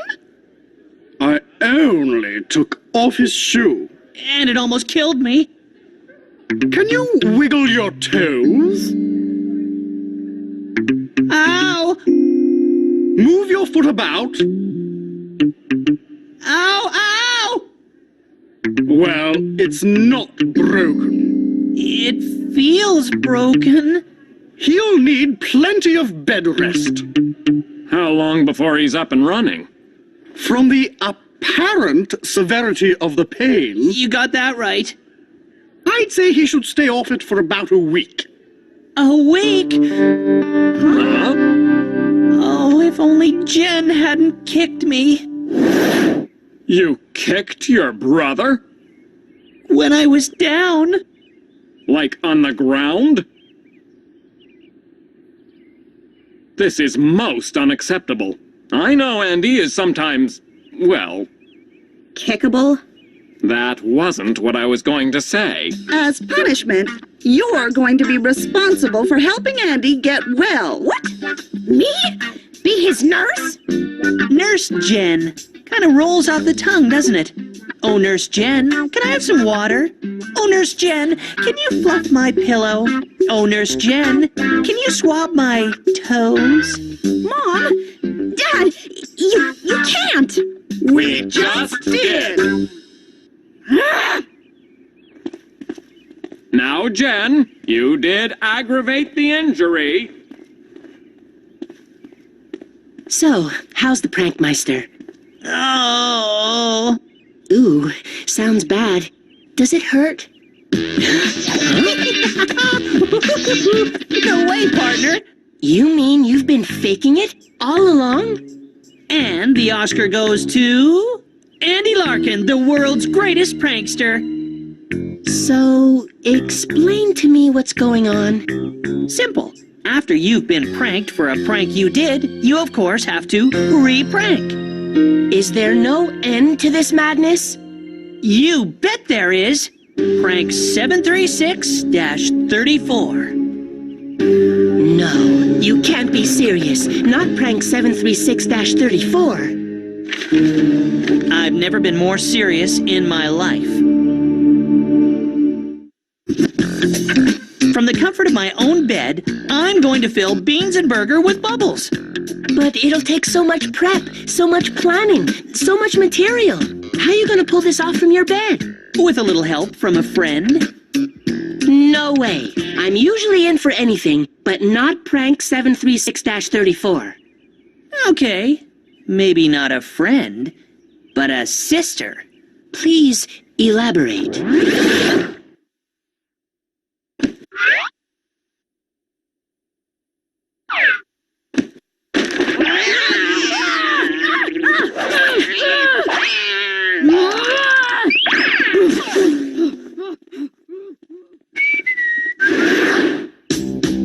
The best pranks are those that can be blamed on someone else. Now, here I am, hurt and helpless in bed.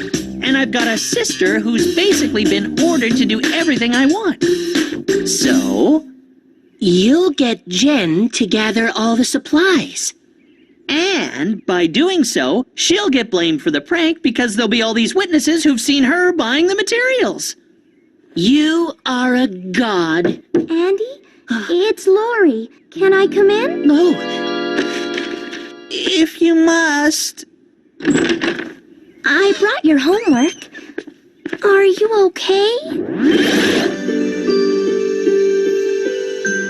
You bet I'm okay. I'll tell you, there's nothing like a little sympathy to get some attention from your woman.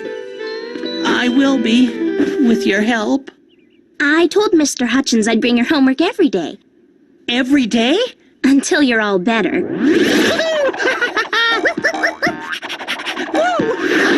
From what your big bad sister did to you. Whatever. Mom and Dad want to know if there's anything I can get you. This is going to be the best week of my life! Well, as a matter of fact, there are a couple of things. You might want to make a list.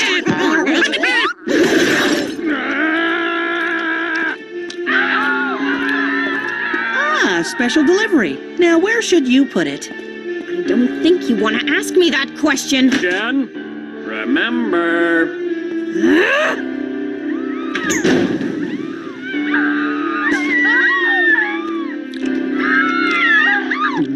Is it okay if I move in until you're better? Time to get busy. Oh, Nurse Jen! Yoo-hoo! You've got to be kidding. I have to get all this? It would be so helpful of you. But if you don't want to, I guess I could ask Mom and Dad. No! I'll start getting this junk for you tomorrow. What do you need a vacuum pump for anyway?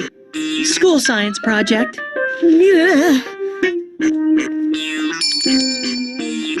What? Lori's very kindly offered to bring me my homework all week, and it'd be nice if tomorrow we had a quiet place to work together. Maybe in the garden, so I could get some fresh air. Some refreshments would be nice too, and flowers. Lori likes flowers. Oh.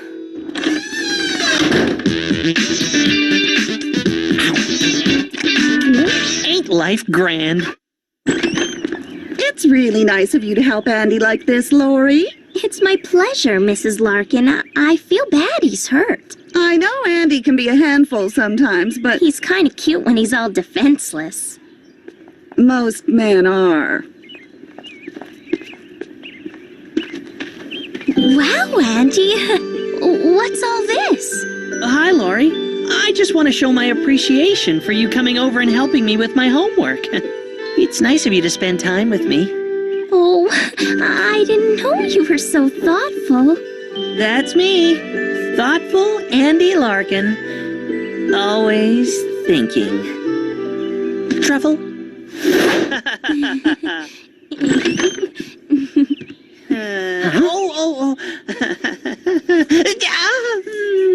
Oh. I don't want to hurt you. That wouldn't be possible. Andy said massaging is therapeutic. Oh. I have no doubt. If I break my leg next time, you could hear the sound of wedding bells.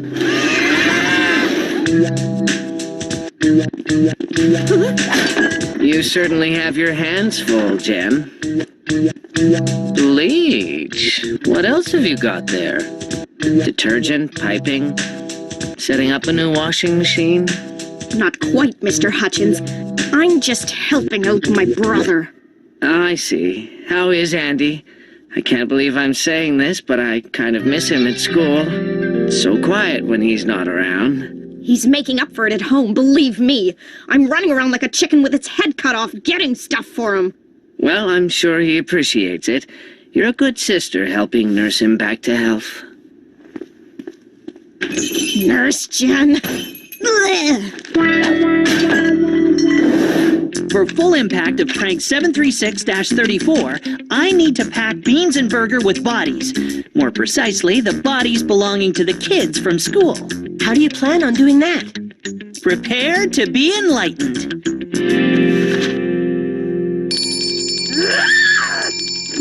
If you ring that thing again, I'll shove it. What can I do for you, dear brother? I was just thinking how much I'm missing all my friends. What friends? I'd sure like to see them. Spit it out, Andy. What do you want me to do now? I was wondering if you could organize a little get-well Andy party at the Beans and Burger? Why don't you? It sure would make me feel better after my injury you caused. Who do you want me to invite?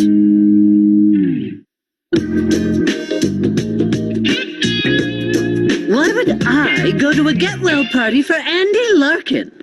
I told him that would be people's reaction, but... I'd be happy to go. Andy's been so sweet the past few days, he hasn't pulled a prank at all. Maybe the injury you caused, Jen, has made Andy a new man. And I like him. And I like him. A new man? This is too good to be true. That's what she said. But she's going to be at Beans and Burger. What'll she say when she gets sudsed along with everybody else? I'm afraid I can't repeat it. Perhaps you should put the brakes on this craziness before she finds out you're behind it. What do you think? Yeah, I agree. Nah, prank 736-34 is too far along. Too perfect. A masterpiece for moi. A pure artiste de prank. Besides, Jen's gonna get blamed for it. And if I make sure Lori's out of the Beans and Burger when the bubbles hit, I'll be like a hero. Your dedication is inspiring. Someone's gotta do it. Andy, Lori's on her way up with your homework. The perfect ending to a perfect day. Okay, I just hope I have the strength.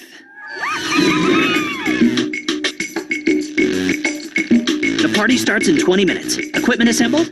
Check. It's on the roof near the air duct. Then we're set.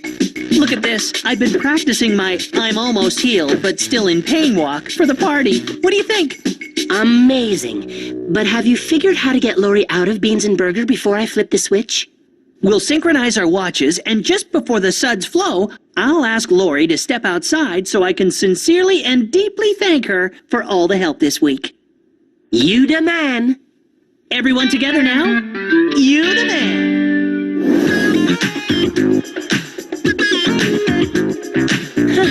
I didn't know you had so many friends. There's nothing like the offer of free food to bring out the masses. That's the only reason I came. It's time. Well, maybe not the only reason. Ow! Well, if it isn't Get Well Boy. Happy to see all your friends. Yes, and I can't thank you enough, Jen. Despite having caused my severe injury, you're a pretty good sister. Any chance you'll have a complete recovery soon? It's close at hand. Lori, I was wondering, I have something I'd like to tell you, and it's kind of noisy in here. Can we step outside for some privacy? Sure. Here, let me help you. How's that? Perfect.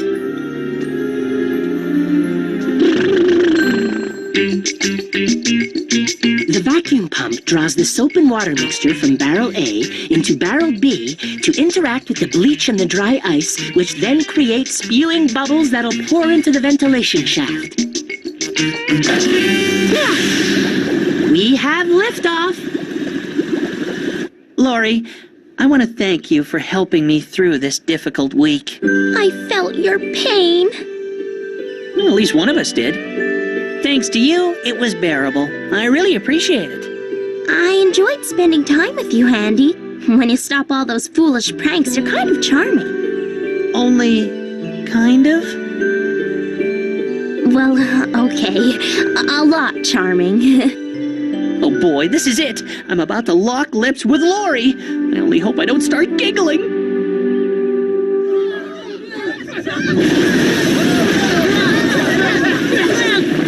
Lousy timing, but Chet, please. This looks positive. You did this! Moi? But how? I've been home in bed all week. How could I possibly have created a washing machine out of the Beans and Burger? Actually, I saw Jen buying the materials required for pulling off a prank like this. What? I mean, me? You've got to be kidding. I didn't do this. I swear it. Down with the Larkins! They're just not good people! Ow! Oh, I can't believe it. You did it again. You're so cruel. Jen, must you keep punishing your brother this way? Poor baby. Does it hurt? Not any... Wait a minute. The wrong ankle is bandaged. It was your right one that was hurt before. I'm sure you're wrong. I mean... I'm sure I'm not. I should know. I spent the last week massaging it.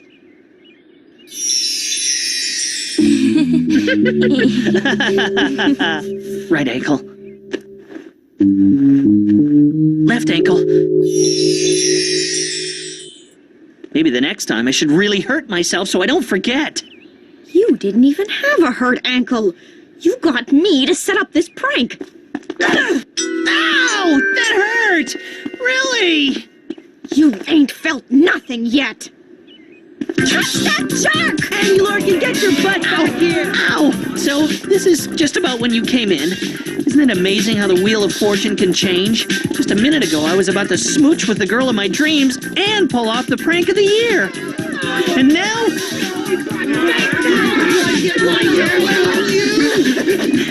They're really mad, Andy. Yeah. Ow! I know. Ow! And yes, ow! I will mind if you, ow, leave me holding the, bag. Tough. Ow. Traitor. Ow.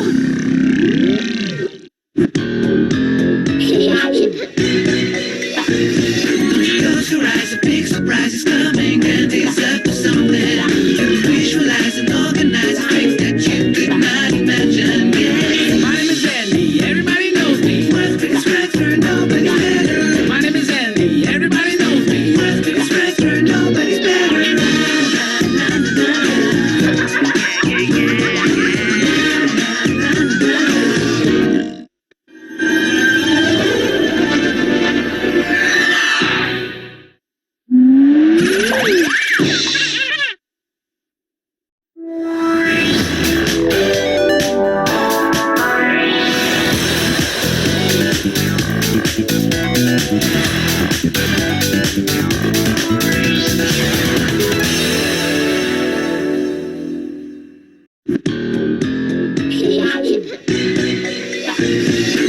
Close your eyes, a big surprise is coming, and it's up to something.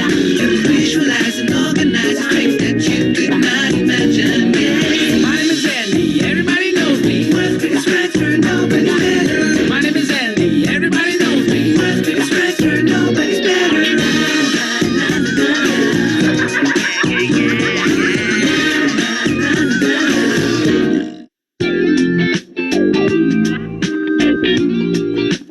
What does it say? Minus 25? All right! You would think that's great, you little freak. Is that a real temperature? I didn't think thermometers could go that low. You can't make us go out in that weather. It's parental abuse. There are laws, you know. Come on now, we just have to dress warmly. We'll have so much fun at the Winter Carnival, you'll forget all about the cold. You'll see.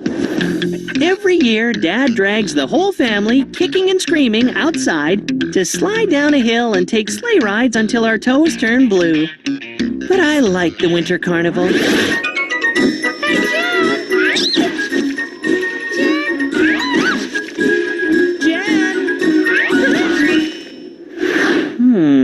I think I'll try a variation this year. Yes!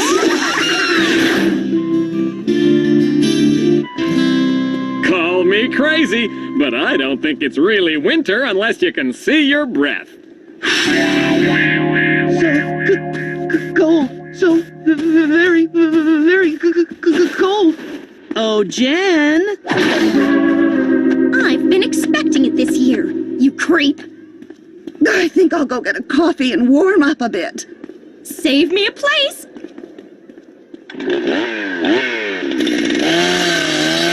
All right. Ice sculptures. Don't forget, Andy. You promised you'd behave this year. I think he's referring to last year's competition.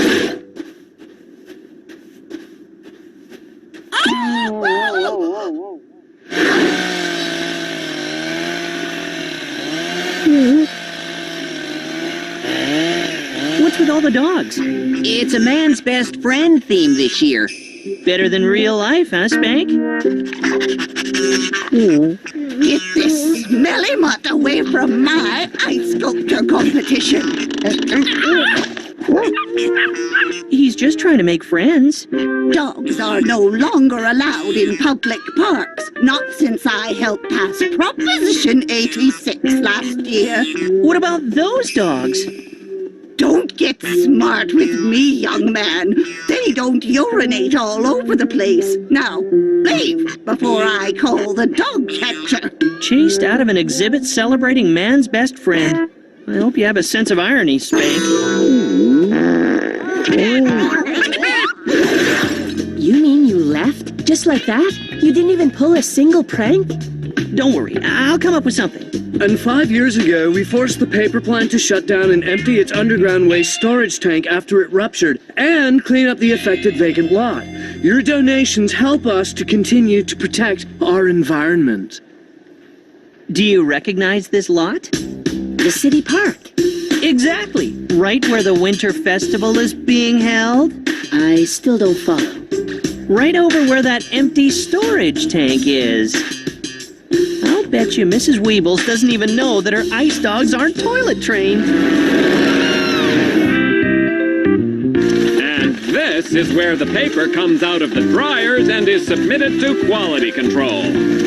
Am I right, Frank? Larkin, get over here.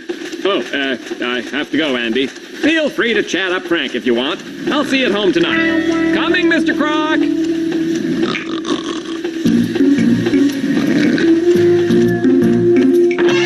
I'm freezing out here. What took you so long? Who knew paper had such a long and complicated history? Do you know what you're doing? Yes, the prank of the century. This lemonade will make its way through the pipes and into the empty underground tank. Because the tank has a rupture, it'll leach up to the surface, and tomorrow morning, Mrs. Weeble's precious park will look like all those ice dogs took a toilet break. Someone had to say this sooner or later. You are a genius. Just another day in the life of Andy Larkin, the world's greatest prankster. Let's get the rest of the jugs.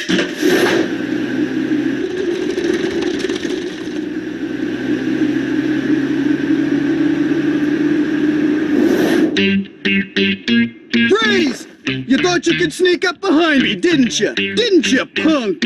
Well, what have you got to say for yourself? What the heck are you up to? Nothing, Dad. Just patrolling the park like we said. Well, stop goofing off. I can hear you all the way on the other side. Keep an eye out for that prankster Andy Larkin. I don't want to repeat of last year's nude snowman. Roger Dodger. I mean Roger Wilco. It's Roger and out.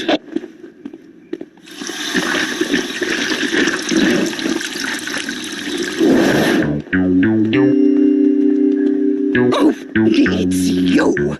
I hope you left that smelly mutt of yours at home this time. I will not tolerate the soiling of this park. Yes, ma'am. I mean, no, ma'am. No dog here. Oh! What is this? What happened? I expressly said no dogs. This is a disaster. Get the police. Get the mayor. Check, please. It's those boys who are responsible for making this mess. I just know it. What are you waiting for? Arrest them! We can't arrest them. No one saw them do anything. In fact, we patrolled this park all night and no one came in. Maybe someone forgot to tell the ice dogs there's a city ordinance against peeing on the lawn. I don't know how you did it, young man, but I'll find out. And when I do, you'll regret the day you pulled this little prank. Little prank? Give me some credit. That was a gigantic prank. Okay, move along, folks. Nothing to see here. Please circulate.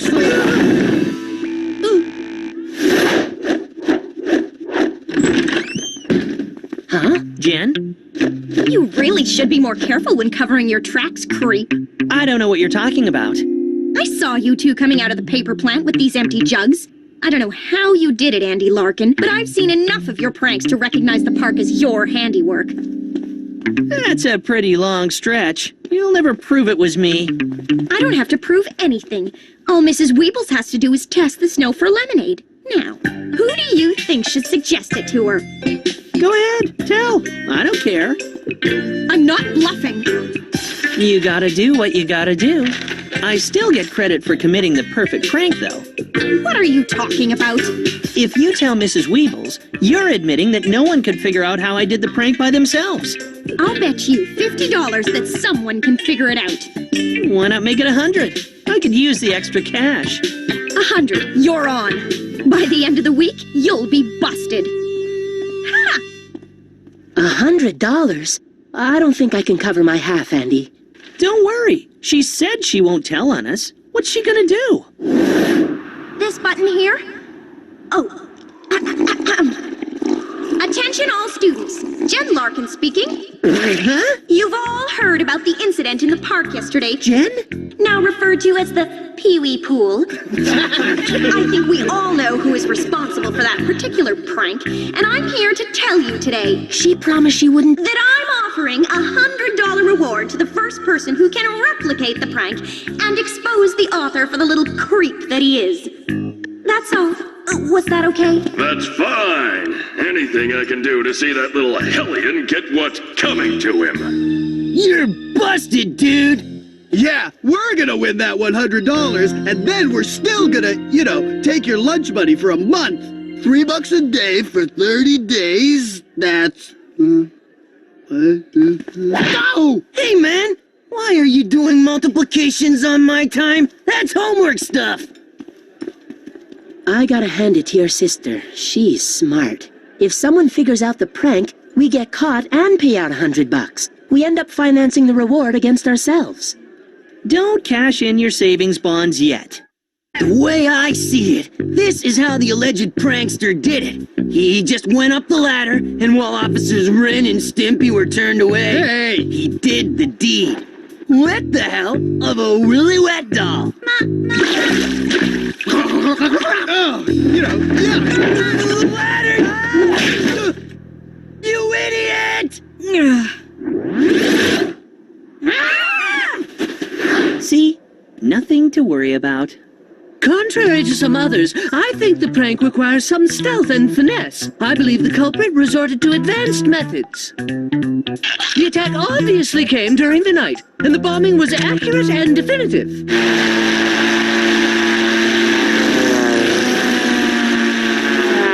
I think we would have heard something like that.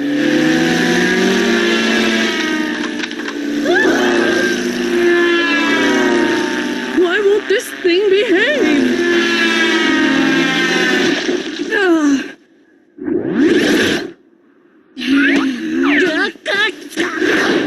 Andy 2, Jen 0. I think people have been approaching this from the wrong direction. We have to simplify and let nature do all the work, efficiently and noiselessly. By boiling the liquid over a hot flame and adding a little dry ice, we create a cloud of vapor. With a clement wind, the vapor cloud floats right into the park unnoticed. As we all know, when vapor cools, it forms condensation. In other words, rain. Wait a minute, that cloud is hot, isn't it? What happens when a warm front and a cold front meet? Why, you get a tornado.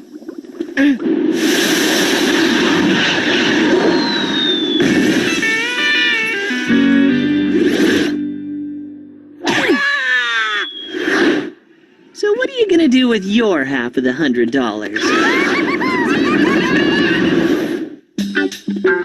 Excuse me, what do you think you're doing? I'm just doing an inventory of your personal possessions.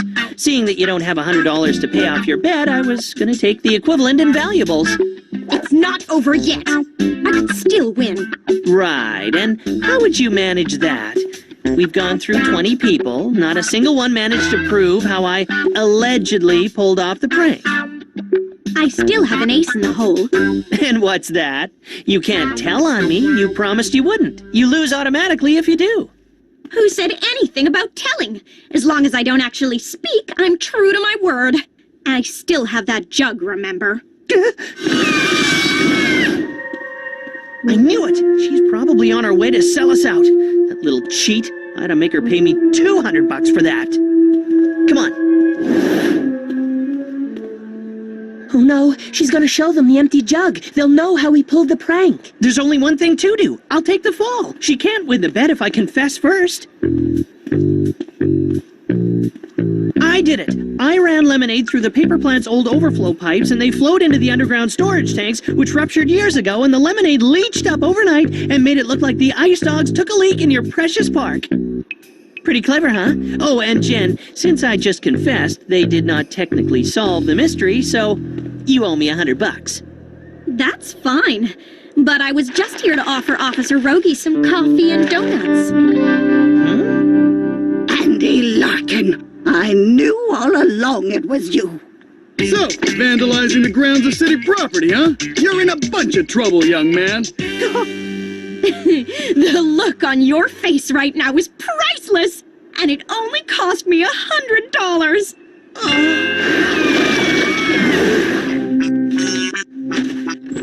Andy, Jen told me all about what you've been up to. I'm really upset with you. Mom, if you're gonna punish me, you're too late. The paper plant wants the storage tank removed, and the Rogies have ordered me to help.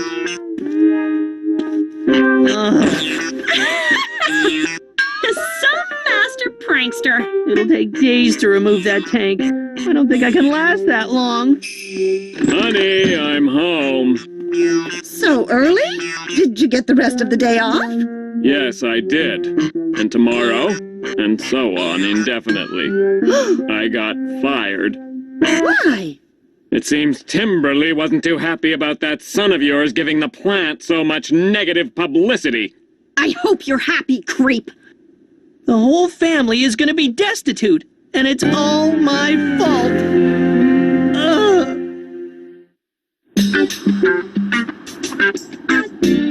So, almost finished digging up that tank, eh? Yep. Day after next, the other crew takes over to lift it out of the ground. Problem is, I have to start early and finish late. You? My boss and fellow employees keep calling me Mister, and I'm only the guy with the mop. I'm sorry to hear that. Things will get better soon. I can feel it.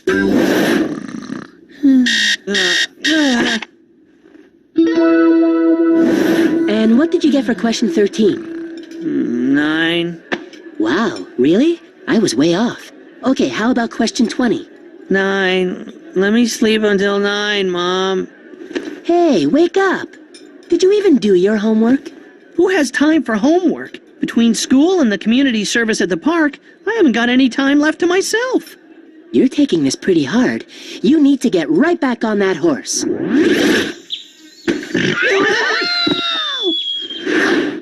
Oh no, not me, not ever again. I've done too much damage. Everyone is mad at me. Jen's not mad.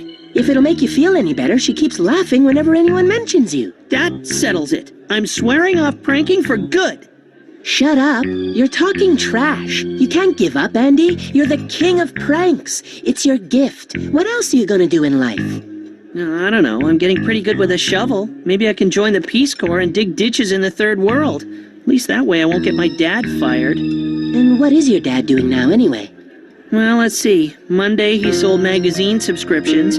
Tuesday, he collected empty cans for recycling. Yesterday, he was mopping up at Beans and Burgers, and today... Hello, kids. Dad? How do you like my green folk t-shirt? My new boss says that after a couple of years I can move up to minimum wage. He's about your age, Andy. Oh. Anyway, gotta get back to handing out flyers. Did you know that belugas eat 1,000 acres of rainforest every day? Someone ought to do something. He's not very good at this, is he? He's not very good at anything, except his old job at the paper mill. You're done good, kid. This tank is a removal crew's problem tomorrow. Go home. Hey, kid! Get away from there! You want to get sick or something? Sick? Why should I get sick? Huh? Need a lift? Would you believe it? Green folk let me go because I refused to get a new muffler put on this thing. Dad, who was put in charge of emptying the storage tank 5 years ago? Oh, let's see. That'd be old Mr. Croc. Said he had to use up our bonuses that year to empty the tank, or the government would fine the plant. Dad, do you have a few hours to spare? Andy, I have the rest of my life to spare. Be quiet, you idiot. You want everyone to hear us? Creepy. More's the reason to hurry up. Get to work.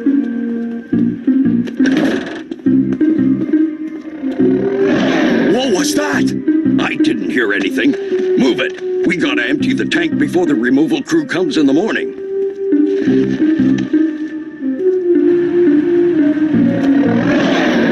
I know I didn't imagine it this time. Something growled. You're afraid of bad ice sculptures now? I seen this movie once where a snowman came to life because it got covered in industrial waste. For crying out loud.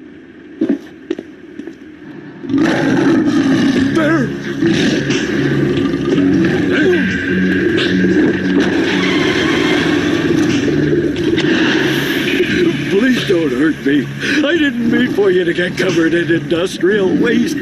I couldn't afford to have the tank emptied because I gambled away the employees' bonuses. Got everything, Dad?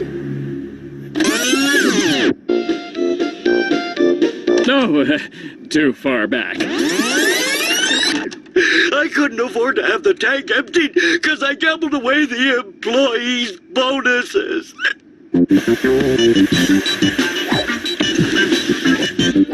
It's amazing what a little dry ice and road flares will do, eh? We owe a great debt to Andy Larkin, who unveiled a scandal that threatened our city park and could have eventually resulted in disaster. Following the firing of Mr. Krog, the paper mill has offered to completely remodel the park under the supervision of their newly reinstated employee, Mr. Larkin. Thank you. I couldn't have done it without my son, Andy. Anything we can do to thank you, Andy? Well, now that you mention it. Listen to this. Mayor repeals Bill 86. Dogs wag tails, enjoy. They're calling me a hero. A real chip off the old block. Oh, please, don't encourage him. You're only jealous because in the end I used my gift for the greater good. Enough bickering, you two. Want to see where the paper mill is going to put in the in-ground swimming pool? Filthy, no good mutts.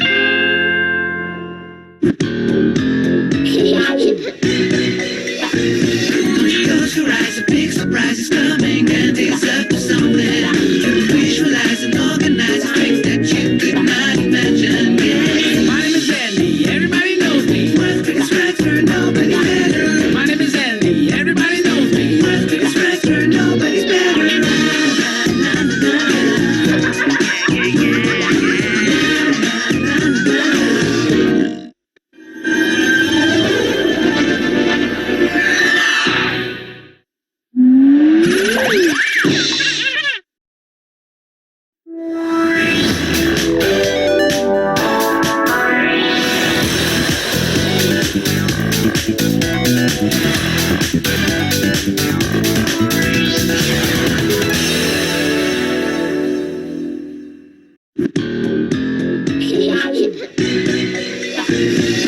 Close your eyes, a big surprise is coming, and it's up to something. Visualize and organize strength that you could not imagine. Yeah. My name is Andy, everybody knows me. World's biggest rapper, nobody's better. My name is Andy, everybody knows me. World's biggest rapper, nobody's better.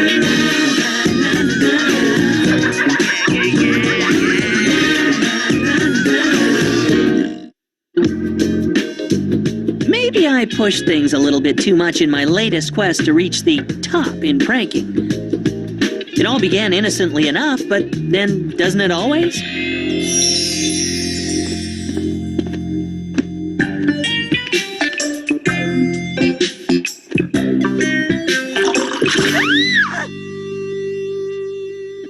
Moron! While I'm waiting for a big prank to come along, I have to keep things going with little pranks, just to keep myself fresh.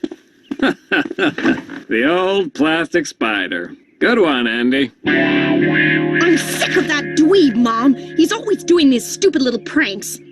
Come on, Jen. Can't you take a little morning joke? Andy! This is my Magazine-orama extravaganza. It's not a big prank, more of the peripheral prank variety. All you need are some magazines and some bogus address stickers. Mom! There are rats in my underwear drawer! And now I have to get to school early for a change. Occasionally, the artful prankster must make sacrifices. Mr. DeRosa will love having his staff know about his subscription to Rap Dance Moves Quarterly, but Mr. Hutchins shouldn't feel too smug, what with his fascination with Popular Cake Decorating Magazine. Peter Lick, East Gackle, Alberta, Toy Doll Digest, and Andrew Leach, Ballet Journal. Ha! Just when you think you know somebody. But here's the cherry on top of the cake. I put my own name and address on Save the Baby Whales Monthly magazine. It'll help reveal my soft, sensitive side to Lori, and every other girl who sees it in the washroom. I've got Lori hooked up to see me every day after school for the next 2 weeks. Whoa, how did you swing that? We're working together on the dinosaur project. Tomorrow is the archaeology field trip. The Brontosaurus only had one mate for life.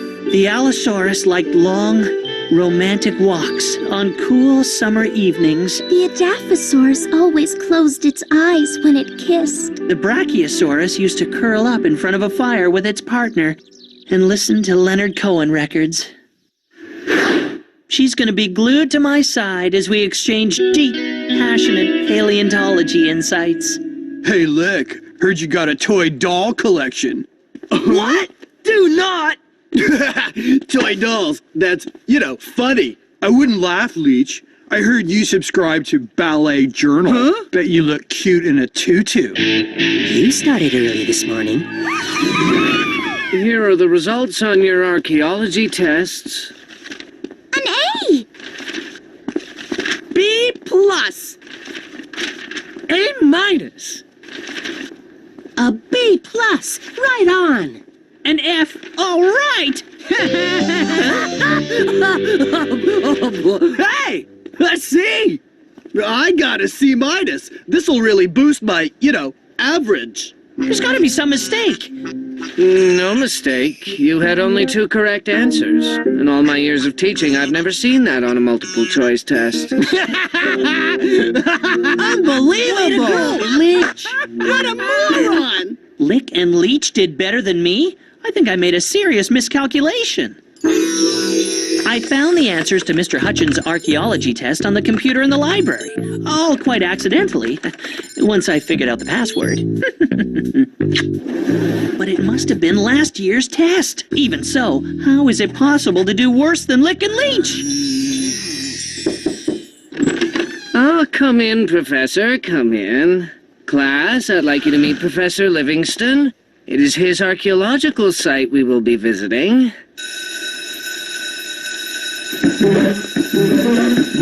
I'm sure they'll be more enthusiastic tomorrow.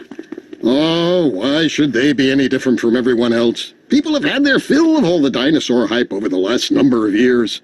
I can't even get the newspaper's attention anymore. What you need is a hot mug of cocoa. Only 2 right. Even if you had answered C to all the questions, you would have got, on average, 25% correct. He should have copied off a Lick.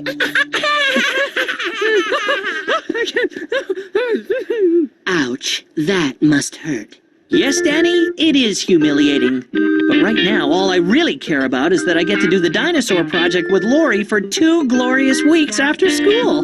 Oh, Andy, I'm going to do the dinosaur project with Jervis. Jervis? I can't possibly work with someone who did worse on a test than Lick and Leech. He could bring my average way down and maybe even knock me off the honor roll. Sorry. Aww. Cheer up. I'll team up with you.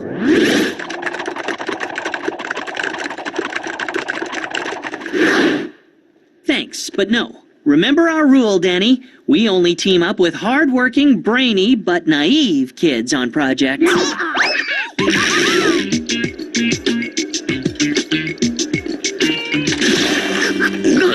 Hey! What the? Not bad. Thanks. It helps ease the pain of Lori rejecting me for screwing up that dumb test. It's the kid who only got 2 answers right on a multiple choice test. What an idiot!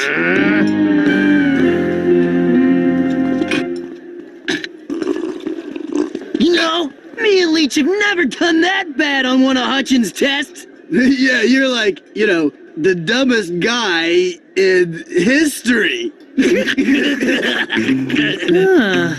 This whole test thing is gonna ruin my prankster reputation. But what really gets me is Lori thinking I have an IQ of a fossil. I have to come up with something that makes me look brilliant. Like what? I don't know yet, but it has to be the mother of all pranks. I've got it! Can you get ointment for it? This could possibly be the biggest idea I've ever had. Well, don't keep me in suspenders. What is it? What if on the field trip tomorrow, I, Andy Larkin, make an amazing discovery? The greatest archaeological find of the millennium. Lori would be begging to do the project with me. I'd be a hero, not a zero. Wow, sounds ambitious. But what are you going to find? A replica of this chicken wing bone.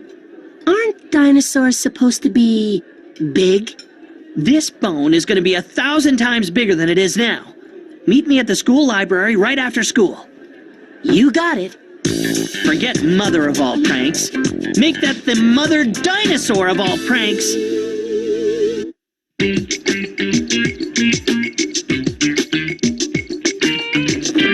Okay, ready. Coordinates are in 3D. All right, enter 1 centimeter represents 50 centimeters and print.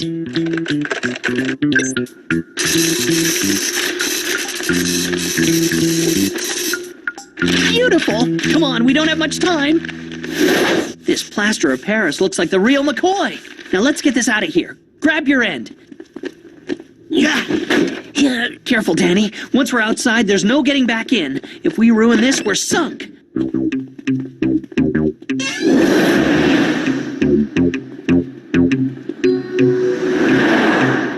Uh-oh, Lick and Leech. Quick, around the corner. No, I don't believe it. Oopsie. Well, what are we going to do? We'll have to go to Plan B.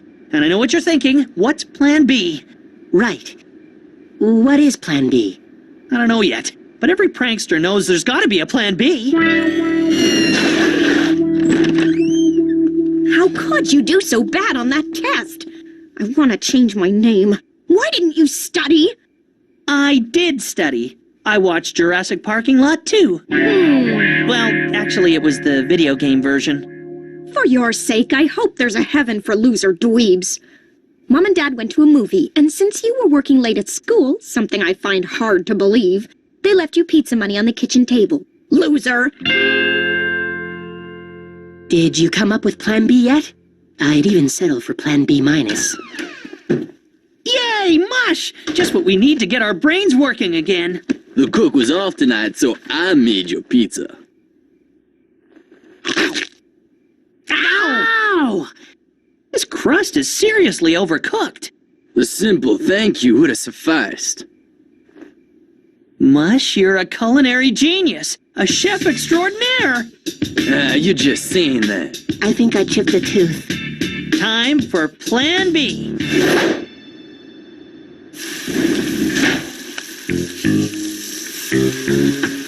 It's hard as a rock. Yeah, or a fossil. Good work, Mush. Now, I need you to do me a small favor. Man, why do I let you guys talk me into these things? Relax, Mush. The dig's just around the corner. This is gonna be my best prank ever. Yes, National Probe. This is Ronald R. Guasciuti, the minister's press secretary. I just wanted to officially deny all rumors that the minister will be visiting Dr. Livingston's archaeological site today. Yes, that's right. He will not be meeting up with students from East Gackle School at that location. Brigsley, grab your camera and let's move. Let's face it, the press only believes the opposite of what you tell them. My discovery will be front page news. Why are you looking so self-satisfied? Are you up to something? No way, sis. Yesterday's F and all the humiliation that came with it was a humbling experience. I've turned over a new leaf. No more little pranks. Only Tyrannosaurus Rex-size pranks.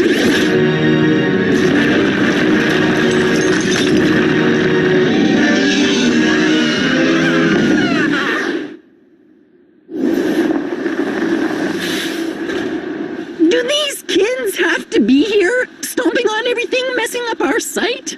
I'm just glad someone still shows an interest. Besides, any publicity is good publicity. Mr. DeRosa, welcome to our latest paleontology project.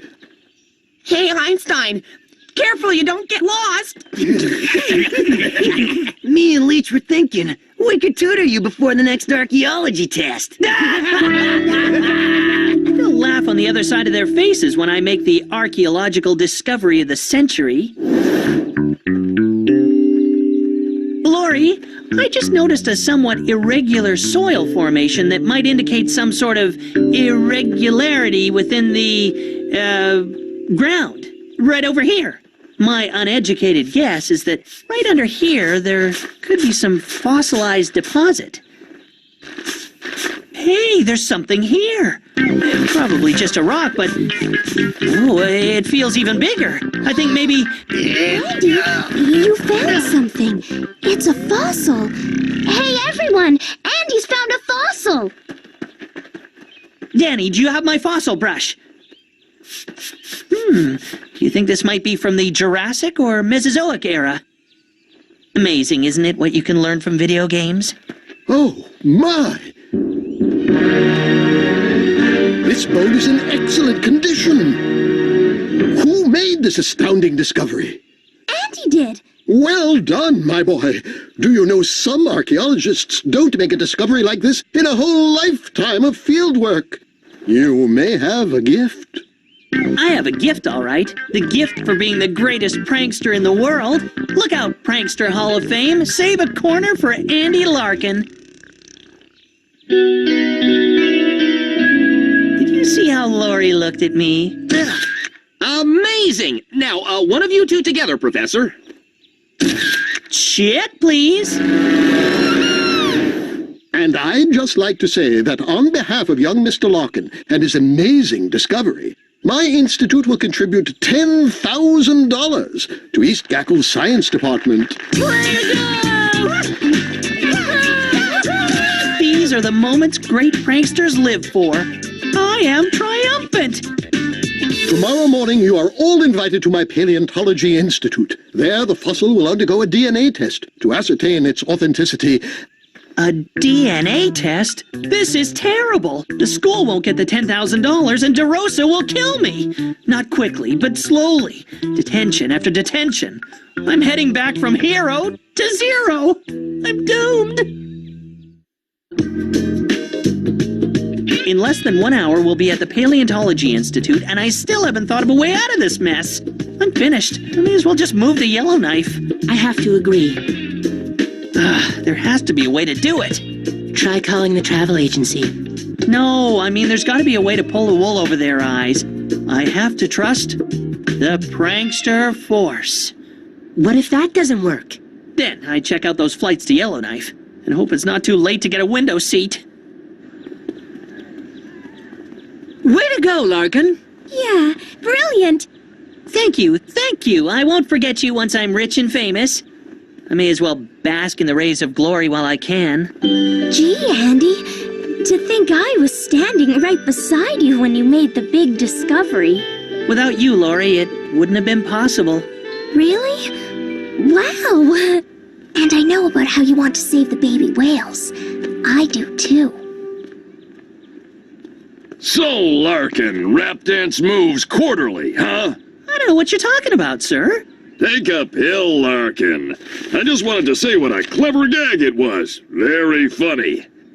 You know, I'd be very upset if you weren't a joy to have as a student.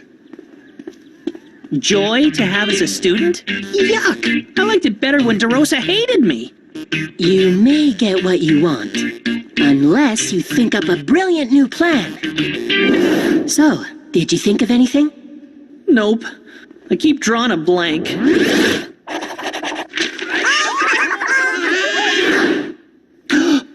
Eureka! What do you mean? I took a shower this morning. Take a look. They want to do a test on a dinosaur bone? Well, then they shall do a test on a dinosaur bone. Aw, what are you gonna do? What we are going to do. Did you get it? You bet. That was a perfect diversion you pulled. That guard really believed you fainted. I had. All this stress is getting to me. Okay, Operation Diversion Part 2. Whoa! Is this the computer that reads the DNA in the dinosaur bone chip? Well, it ain't a waffle iron. Is that one of those new Japanese models? Nope. We've had that one for a few years. Fascinating. Well, Danny, let's not take up any more of our friend's valuable time. And now our computer program, using the dimensions of the bone, will create a projected reconstruction of the dinosaur, what this creature would have looked like.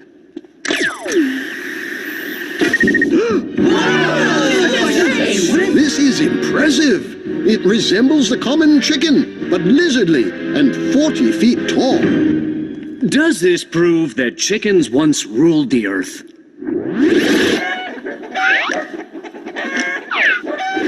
Ladies and gentlemen, my assistant has checked our DNA equipment with an authentic bone chip from one of our existing specimens and has confirmed that everything is working perfectly.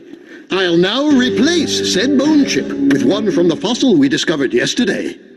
Oh no! This is a disaster! Must stop the DNA analysis. I've got to pull the plug on these machines.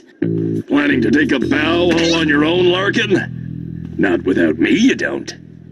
The results are in. This fossil shares DNA with Parmesan cheese and oregano. What's he talking about? Wait a moment. There is more information. The bone is constructed with pizza dough. Is he ordering lunch? And unless pizzas once walked the earth, I'd say we've been hoodwinked in a very elaborate hoax. Larkin, I should have known you were up to one of your pranks. You've cost us $10,000! Ladies and gentlemen of the press, yes, it seems we are the victims of a most amazing deception. But it's nice to see dinosaurs again in the spotlight as front-page news. And it's glorious to see the press here finally giving my Paleontology Institute the attention it so richly deserves. I would like to know who the brilliant mind is who put all this together. We thought it would be great to, get the kids involved in the complicated world of science, so I, asked young Mr. Larkin to come up with a plan. An ingenious idea, Mr. DeRosa. Naturally, on these grounds, I'm still prepared to give the East Cackle Science Department the $10,000 endowment. I guess that does make me a hero and not a zero. Some things worked out pretty good. Mr. Hutchins told me he was going to raise my archaeology test mark to a B. As for Mr. DeRosa, it seemed that rap dance moves quarterly exposed him to a whole new way of life. Who'd have thunk it? Best of all, Lori asked me to do the project with her. But not everything turned out great. Toy Doll Digest and Bally Journal, eh, Larkin? We know it was you, because Lori left your, Save the Baby Whales Monthly magazine on the bus. You gotta come down sometime. Maybe I better stay right where I am. With Lick and Leech in this mood, I think I'm in danger of becoming extinct like old T-Rex here.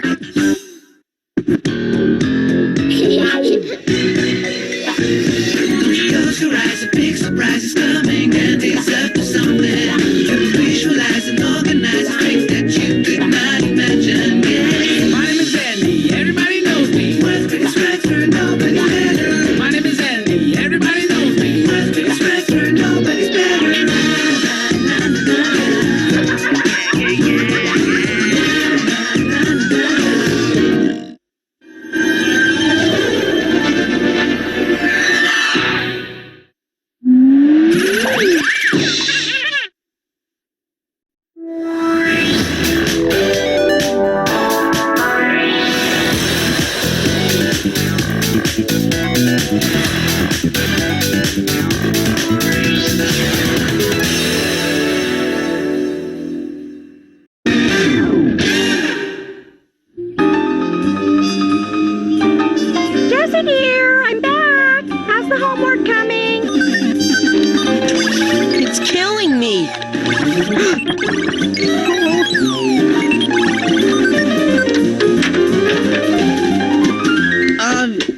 So 326 divided by... Oh, cut the hooey.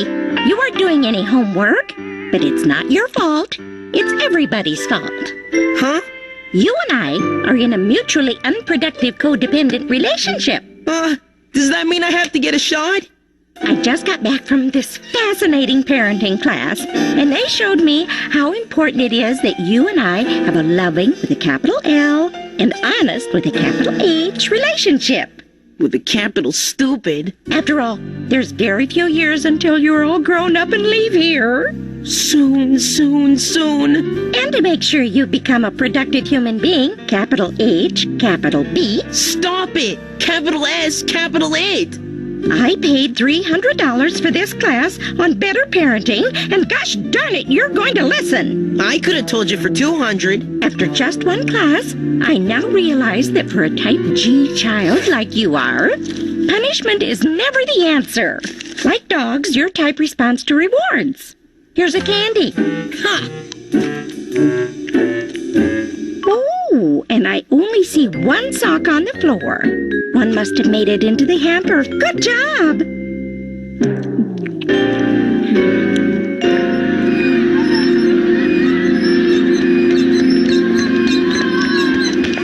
Come on, we have just enough time to play some basketball.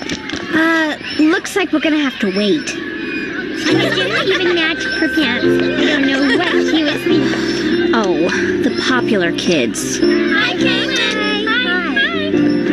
Oh, Caitlin, got your message this morning. Sorry I didn't call you back, but Manny called. I had to tell her what Gail said Ryan said. I would have called you too, but then Lysandra called because Tally called her before and told her what Ryan said. Ryan's so cute! They're so stuck up. They're such snobs. They think they're so cool.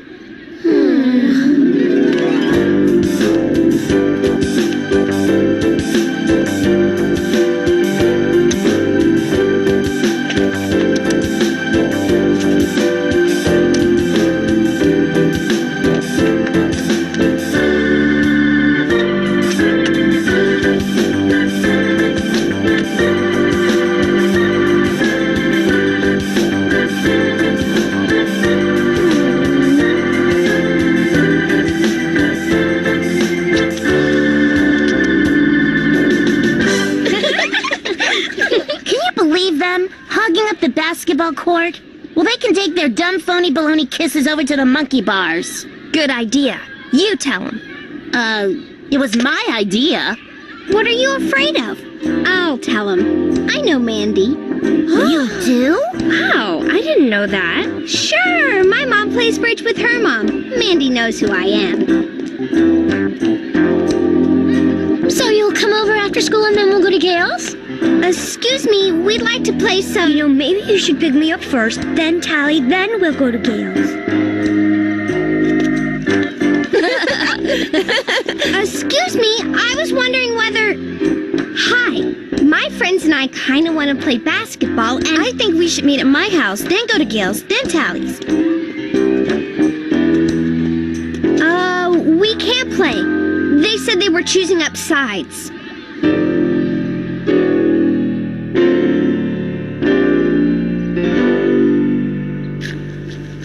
Take as much as you want. My mom keeps giving me candy for every little thing I do. I got 12 pounds of chocolate raisins just because I brushed half my teeth.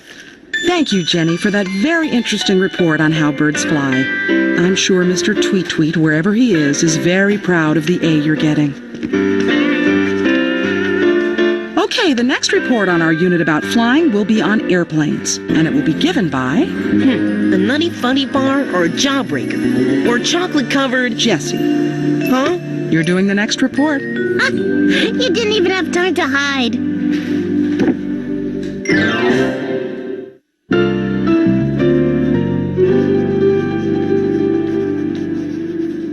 Excuse me. Just a sec.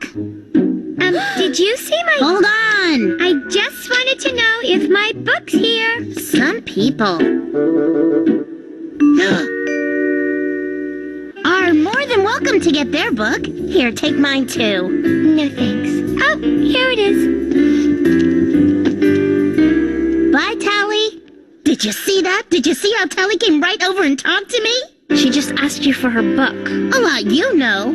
That's how popular kids show you they want to be friends with you. Uh-huh. So how do you know when a popular kid doesn't want to be friends with you and just wants a book? Jealous.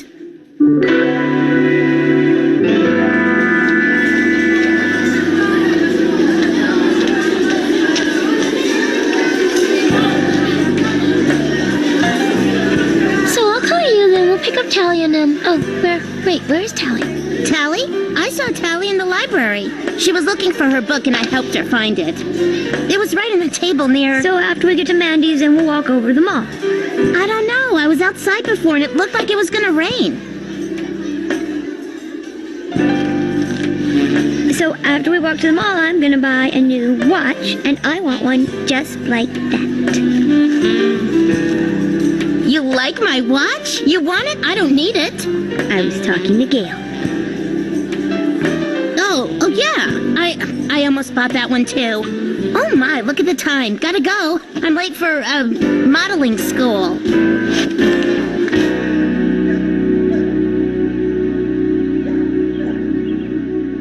Chapter 2. A good parent always keeps up with what is happening in their child's life. So, dear, tell me about your day. Any homework? Nope. The type G child will often not share much information with his parents. So a good parent always checks with their teacher. Okay, I got a report to do. Be aware that after a while your problem child will no longer be able to be bribed with just candy. Sure I am. A more substantial reward will be required. Love that book. Nope. Hold it.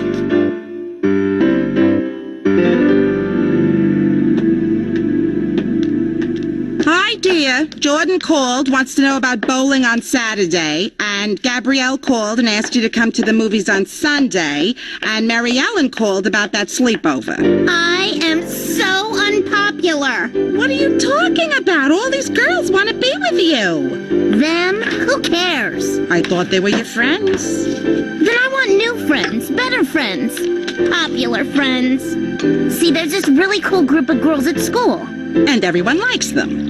No one likes them. Everyone just wants to be friends with them. I tried talking to them at lunch, but they pretended I was invisible. You can't make friends with a group. You make friends with one person and she'll take you into the group. Oh, I see. But how do I know who to pick?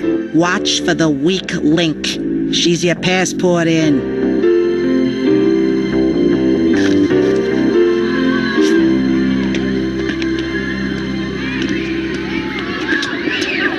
You didn't call me last night, and you never called me back. Didn't call, huh? Weak link.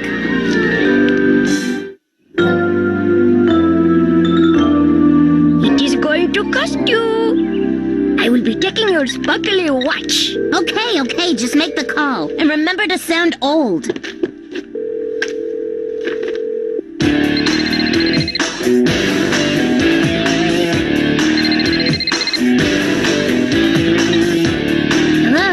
Hello.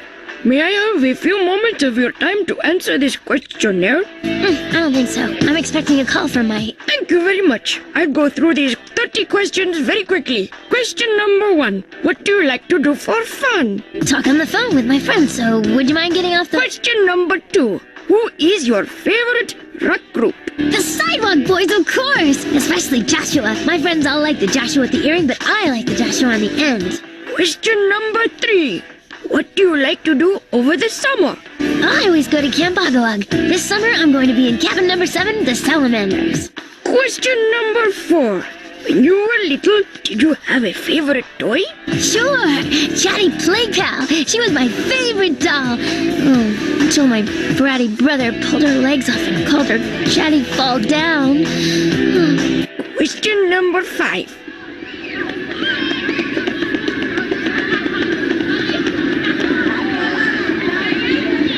Here she comes.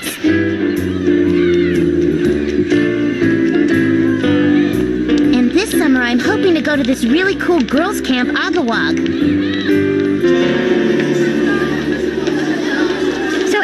call you, you'll call Sue. Which is the Joshua you like? The one on the end, of course.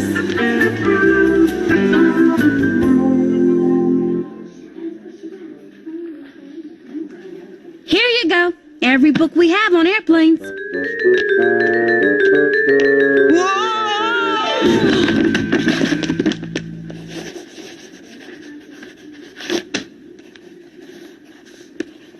I was waiting. Where were you yesterday? Sorry, but I finally found this incredible doll hospital. They promised to fix my chatty play pal.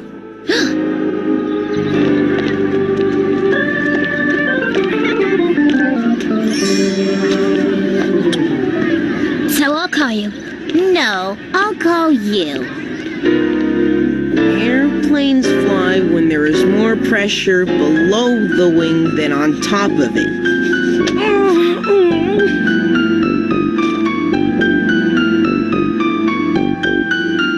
The shape of the wing is... So,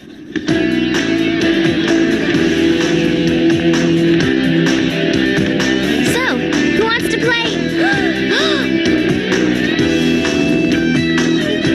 Left tap, right tap, slide, slide, slide. Right tap, left tap, slide, slide, slide.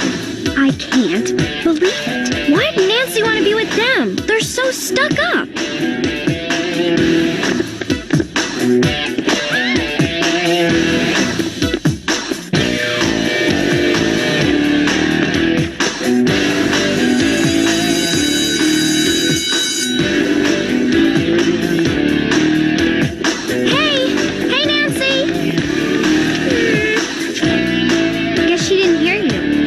She heard me.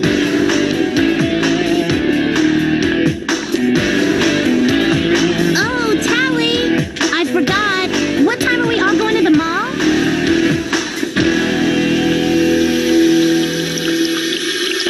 I'll pick you up for the mall, or do you want to pick me up? Not going. I got a dentist appointment. Dentist appointment? You gotta cancel it. You look fine. You can hardly see the chip. We gotta meet the girls. What chip tooth? I have a cavity. I can hardly chew. Then use a straw. We gotta go to the mall. Yeah, but... Hey, let's just see if we can find ourselves a long string and a doorknob. My, for a type G child, you certainly have done yourself proud. You must be so... Well, make sure your helmet's strapped...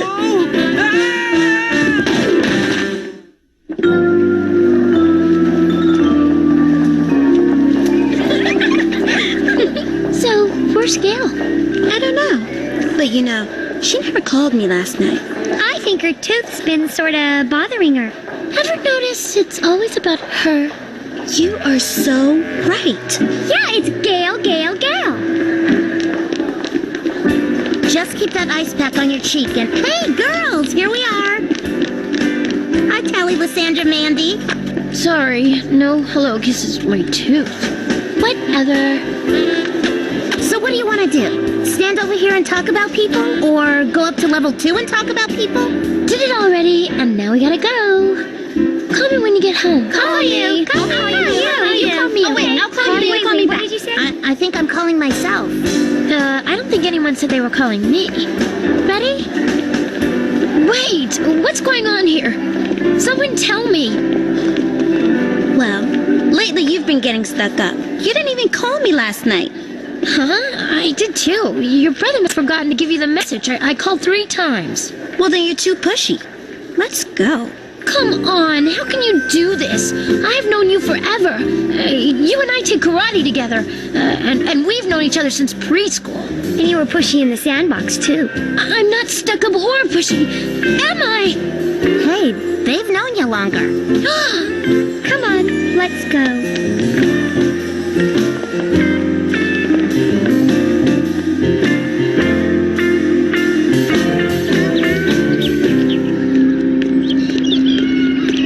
Actually, I'm surprised we put up with Gail as long as we did.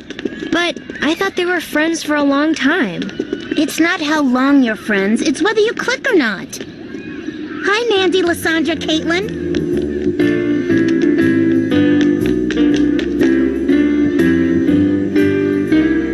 Something wrong? Yeah, how can you be so mean to Gail yesterday? Me? You're the one who said she was stuck up. Oh, that's so mean of her to remind you. I know. But you're the one who said Gail was pushy. Did you hear that? Now she's putting her mean thoughts on me. How pushy? Huh?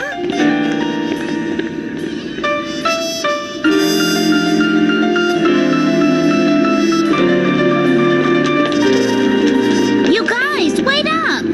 See, I had a plan. Gail will get me in, then I'd be able to get you in. I'd never drop you. Oh, you mean like this? Come on, I was doing you a favor. Testing them to see if they were worth being friends with. Miss Graves! Miss Graves, I can't see from back here. Huh? Be sure and write big on the blackboard for me. What happened to you? Jesse hurt his head skateboarding, and when he went to the doctor, he was crying and screaming and crying and screaming. And my poor baby lost his voice. So I'm here today to read his report for him. You know, Mrs. McCoy, why don't you and Jessie wait down in the teacher's lounge? I'll call you when we're ready.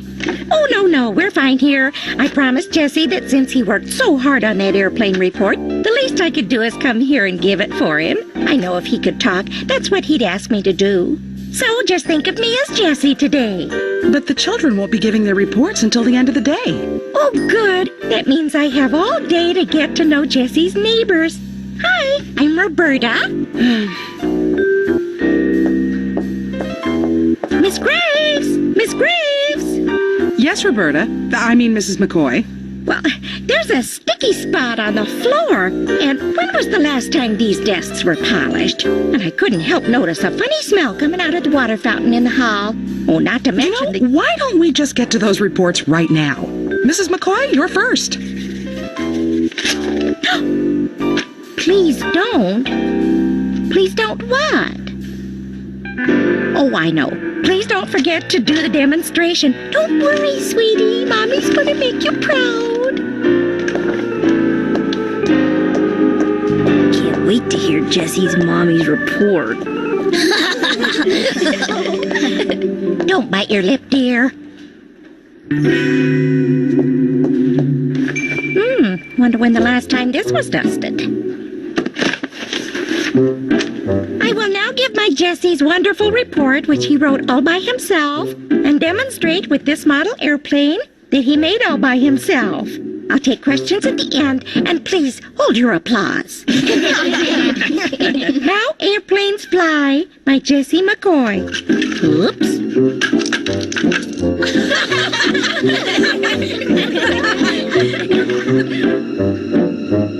Oops. The most important parts of a plane that make it fly are the wings. When there is more pressure below the wing than on top of it, the plane can fly. See? Above, below. When the pressure is more than the weight of the plane lifts off. Now, to demonstrate... Well, okay, picture wings.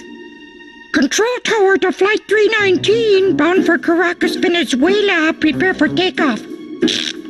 Flight 319, roger.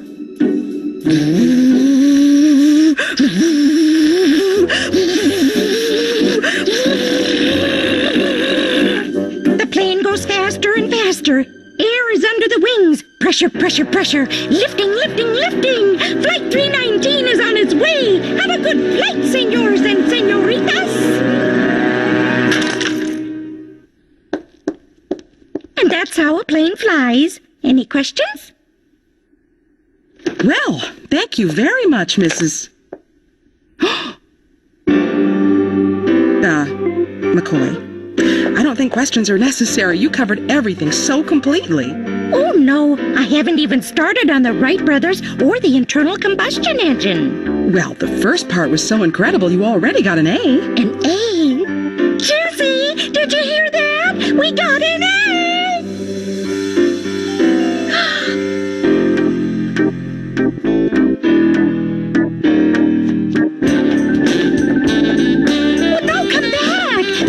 Geography and spelling. And what about Jim?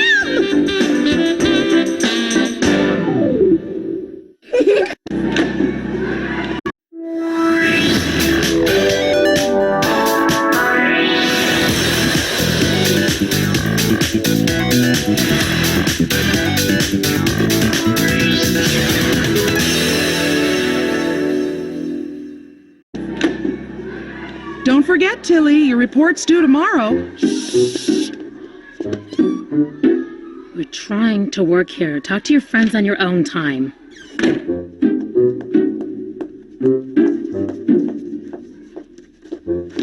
Miss Balinkoff, it wasn't a friend. It was... Please, I can't take this! All these lips flapping here and there and everywhere!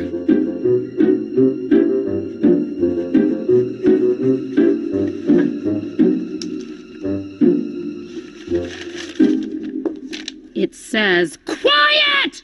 It wasn't me. It was... Always with the excuses. No wonder my second graders can't spell their names. With all this clanging and banging going on, how's a person supposed to prepare for their class? Sorry, I was just... All I'm trying to do is mark a few papers and be a good teacher. All those years of night school after working on my feet all day at the shoe factory. Stitch and sew, not to mention taking care of my mother, carrying her...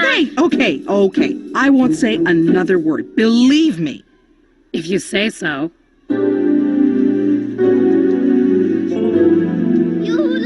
Oh, Miss Graves! You in there, Miss Graves? I gotta talk to you. I'll get rid of her. So what if my students can't spell their names? They're stupid names anyway. Dakota, Montana, Paris. Whatever it is, I'm sure it can wait until tomorrow. My people have waited centuries. We wait no longer. Fine. But can you do your not waiting out in the hall? Sorry, ma'am. We will not be sent away like an old worn-out goat. We want action. Here is our petition. We, the members of the Lithuanian International Club, demand the following 52 steps toward Lithuanian cultural awareness. Gee, wouldn't you think pretty much everyone around here is aware of you and your culture?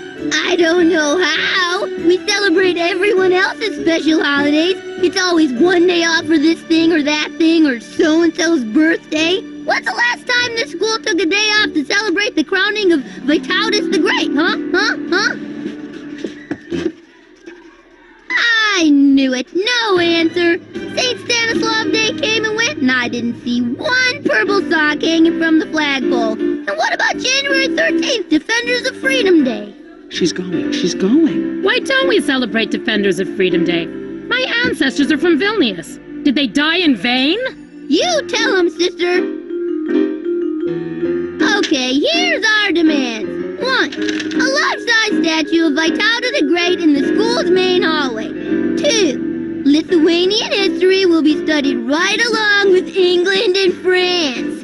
3. 5 half-days each month put aside for an assembly to teach Lithuanian folk dance. 4. All children will be given Lithuanian nicknames. She's Tinga, he's Dardo, she's... Okay. I'm ready to negotiate. I knew she'd crumble like a piece of cushious. Here's the deal. 1 assembly, 1 time, 1 dance. Deal.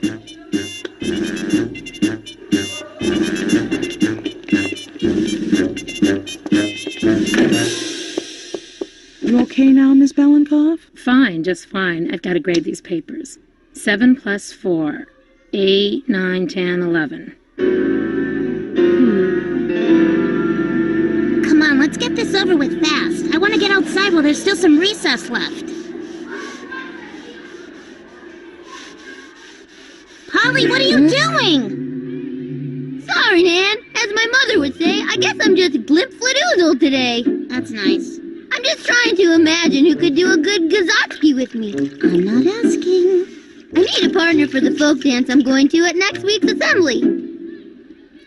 Oh, this old volleyball injury is acting up again. I can hardly stand on it. It's no use buttering me up, Nan. I need a boy as my partner. What to do? Who do I pick? Oh, yeah, it's not going to be easy finding a boy to dance with you. Exactly, they'll all want to.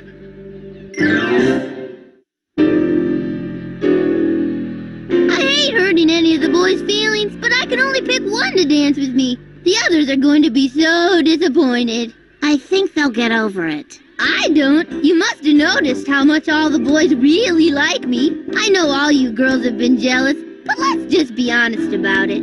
What? Who? Huh? For instance, take Freddy. He chases me around like a puppy, and he always wants to be my partner. Hey, Tilly, want to be my partner on a science project? No thanks. Sorry, no. Can't. Sorry.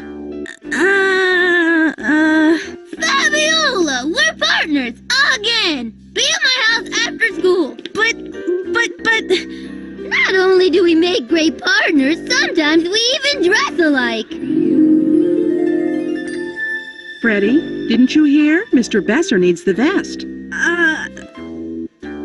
It doesn't need cleaning. Smells clean to me. Freddy, the cleaner is waiting. I'll have it cleaned. Save the school the money. That's not necessary. Thanks. I'll get it back to you tomorrow. Tomorrow's too late. Hi, twin! I know he'd feel totally crushed if I didn't pick him.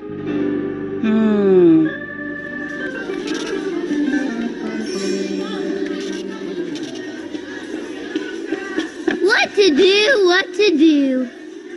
Everyone done?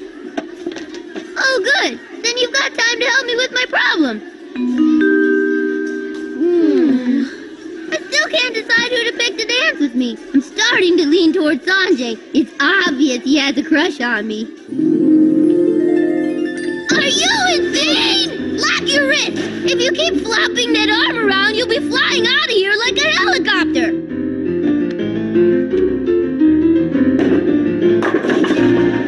Keep your eye on the pins. Stop looking around. What are you doing, sightseeing? Please, you are not wanted here. Go far away. Why, you proud of that score? An 11? No wonder you stink. You can't even take a little helpful suggestion, huh? What to do, what to do. And of course, there's Arthur. We have so much in common. We do. And he just loves singing with me. Over the river And through the woods to grandmother's house we go. The horse knows the way. Oops! Think you came in just a tad bit late there. Let's try it again, from the top. Over the river And through the Hold woods. it! What's wrong now? Just a tiny little suggestion. Try singing from your diaphragm, not through your nose. Your A note sounds B-ish. The nose distorts everything. That's okay. No thanks needed. Again, from the top. Over the river And through the... Hold it! You know, I just want to make sure we sound the best we can for the concert. Yeah, well maybe if you'd let me sing more than 3 words, we'd sound okay. Oh, you! And don't worry, I know it's not your fault. Some people are just born tone deaf.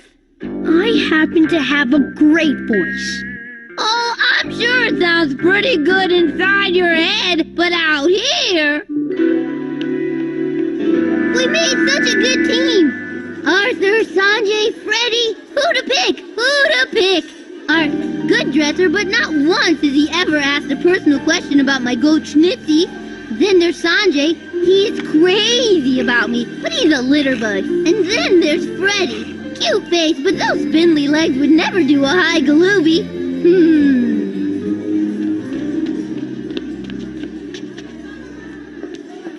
Oh!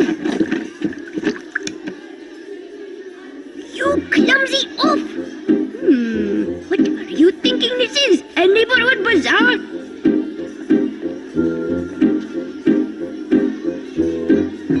Is that borscht? Fabiola! The litter bug likes borscht!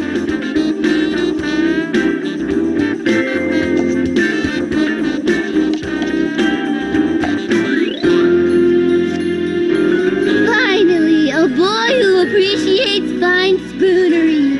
Sanjay! Sanjay, you gotta be my partner for the folk dance! Huh? Will ya? Will ya? Will ya?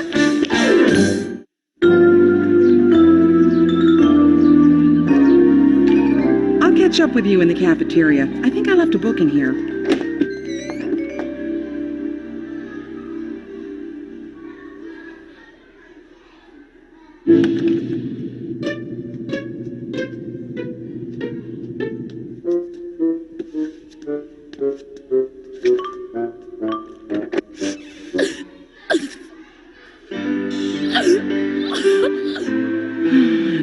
So close.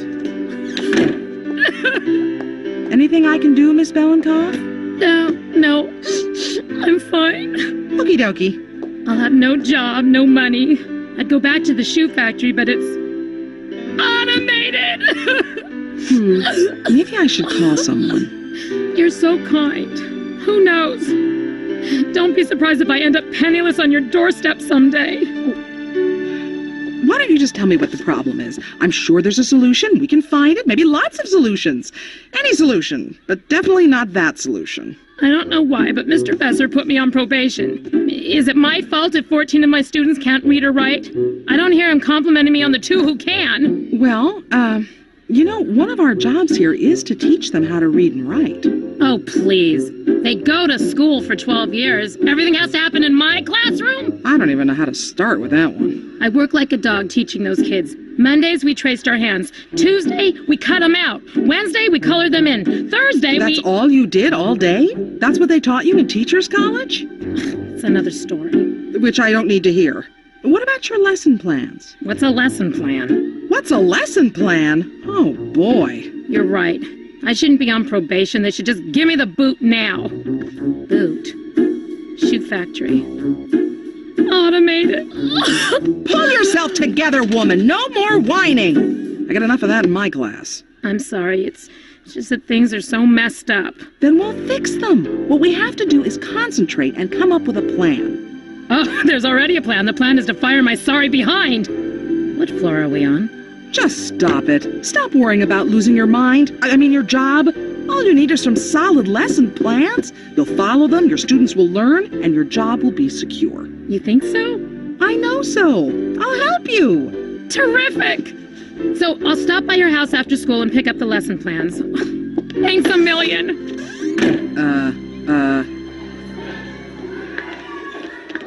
Sanjay, wait up! I want you to be my Kazaki partner!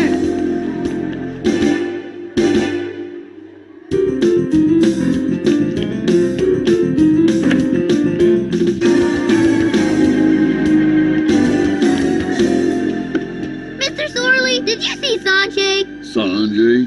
The boy with black hair, red shirt, and white collar? That's him. Never seen him.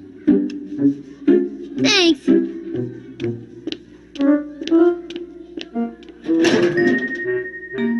Many thanks to you. Take your time, Sanjay. I'll just wait out here till you're done. I will.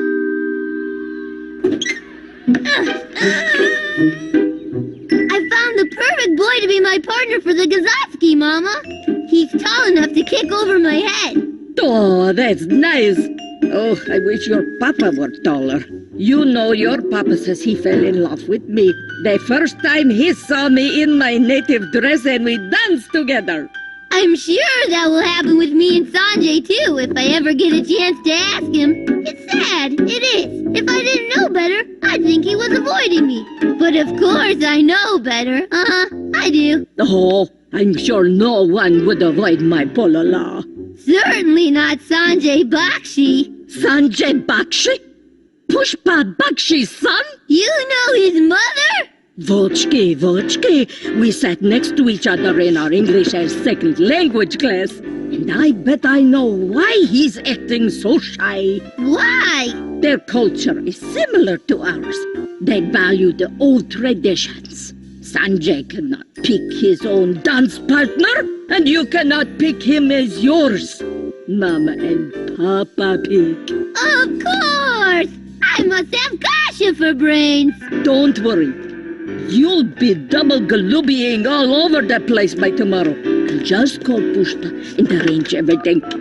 I'm sure Sanjay will be thrilled. No! I am not wanting to be dancing with that loony girl! Pick me! I know that one. This is so much fun. I know what the Pilgrim's plan is. It's incredible. I'm using your wonderful lesson plans. They're so easy to follow. All the kids are learning. Now even Douglas can count how many fingers he has on the handicap tracing. push me up on the top of a very tall building. Do not make me dance with this crazy girl. Polly's mother is a very close friend. I will not insult her. If she wants you to dance, you'll dance. Please, please, I will scrub all the creepers. Don't make me. I thought I heard voices. Yes, Sanjay was just telling me how he refuses to leave until he learns every last jump and kick. Oh. Walk, walk, walk. You call that a walk? Maybe if you had spaghetti for legs, walk like you mean it. Now spin, spin, spin, spin, spin, spin. Then arms up. Clap, clap, clap. Now the galooby.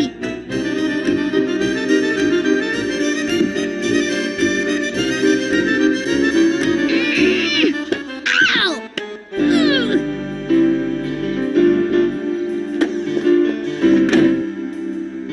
Well, it's nice to see you with a smile on your face. Oh, thanks. Guess I'm just happy. Well, you're certainly looking well. I just had my hair done and I bought a new lipstick. Good color on you. Thanks. I want to look my best for the photos. Photos? Yes, the ones the newspaper's going to take of me getting the Bestinghouse Outstanding Teachers Award. Mr. Besser says I don't have to worry about losing my job ever again. Outstanding Teachers Award? Didn't you hear? The Bestinghouse committee was observing my class when I was doing that Pilgrim project. You mean my Pilgrim project? The Bestinghouse people were so impressed with the lesson that they're giving me a beautiful plaque and a check for $5,000! Wait, let me get this straight.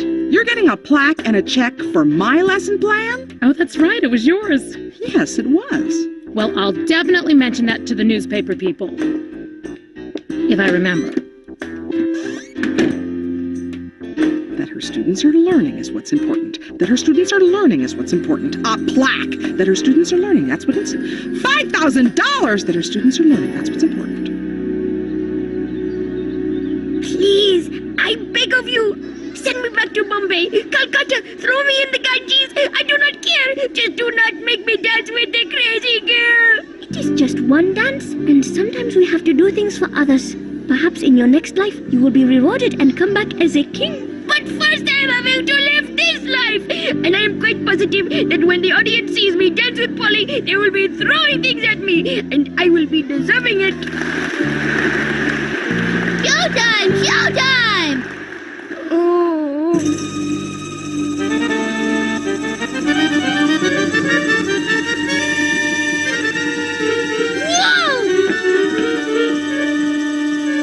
Hey, Sanjay! Nice dress!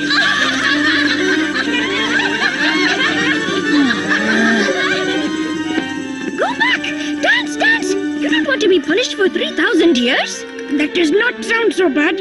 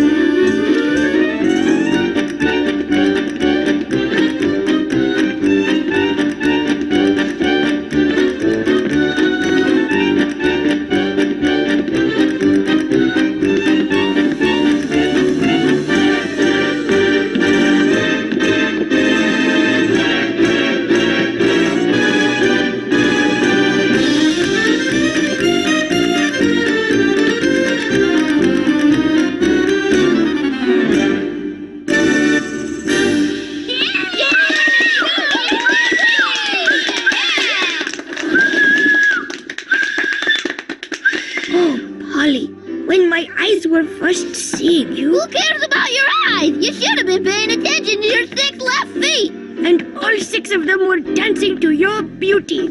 I will be hating to wait until I am 18 and my parents arrange our marriage. You can wait till you're 118. Not gonna happen. But my queen, come back!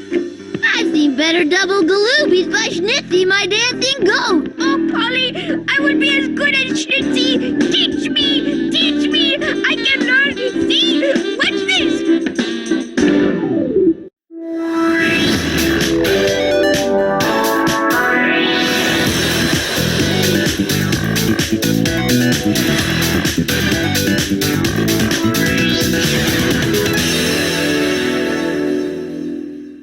Don't you close your eyes, a big surprise is coming. I am up to something. I'll visualize and organize a prank that you cannot imagine. My name is Andy, everybody knows me. What's the distractor? Nobody's better. My name is Andy, everybody knows me. What's the distractor? Nobody's better.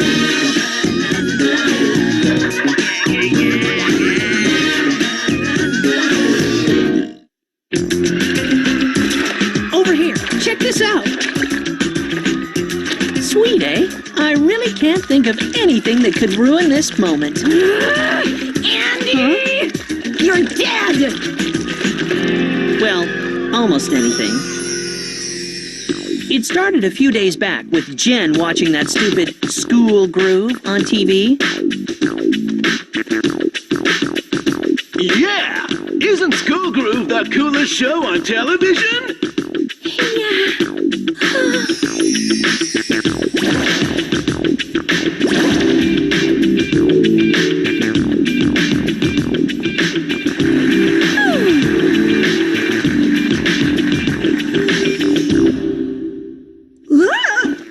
You know, this show is like a mental laxative.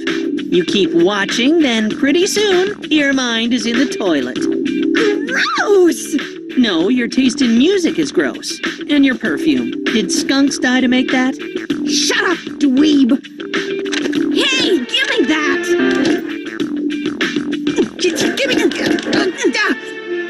What you've all been waiting to find out. The School Groove National High School Dance Competition will be held at and broadcast live from East Gackle School, Alberta! So get ready, East Gackle School, cause we're gonna be there next week to heat things up. We're out of here. Peace, kids. Take it away, Tulio. I gotta call Terry. And I gotta call Danny! Did you hear? They're having the School Groove dance competition at our school! I know! Isn't that amazing? Did you hear? They're having the School Groove dance competition at our school. Yeah, isn't that amazing? My dream to go on TV and wow everyone with my dance moves is finally gonna come true! That would be too cool! Hey, my dream to go on TV and wow everyone with my pranks can finally come true! That would be too cool. This is the opportunity I've been waiting for! And in the category for outstanding pranking during a major dance competition on live TV, the winner is Andy Larkin. This is definitely the opportunity I've been waiting for.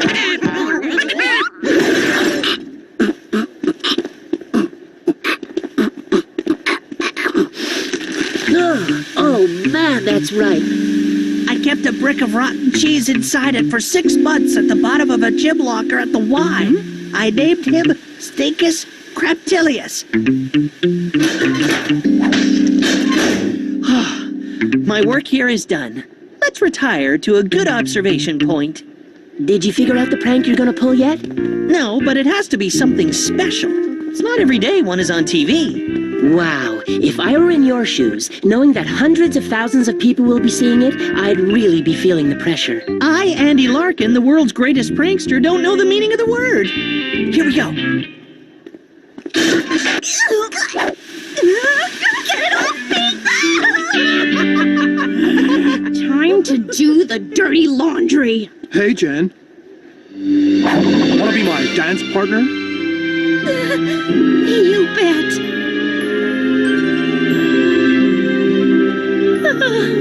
It's just like my dream. Sorry to rain on your parade, Jen, but if Andy is the dork that he is 24/7, wouldn't it stand to reason that he'd try a prank at the dance competition? Your dream could turn into a nightmare. I'd like to remind you all that the gym will be closed while the floor is being revarnished for the dance. One more thing. This competition is being broadcast live to the whole country, so everyone has to be on their best behavior, or I'll cancel the whole thing. And Larkin, that means you. That is all. What? Thanks for the reminder, Charles. There's no way Andy Larkin is gonna make a fool out of me and my school in front of the entire country. You're welcome, Mr. DeRosa! But it wouldn't hurt to take out a little insurance. Would Peter Lick and Andrew Leach come to my office? Now!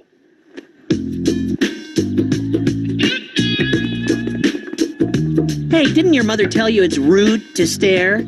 Everyone is so up for this dance competition. It's going to be impossible to pull off a prank with them watching you like a hawk.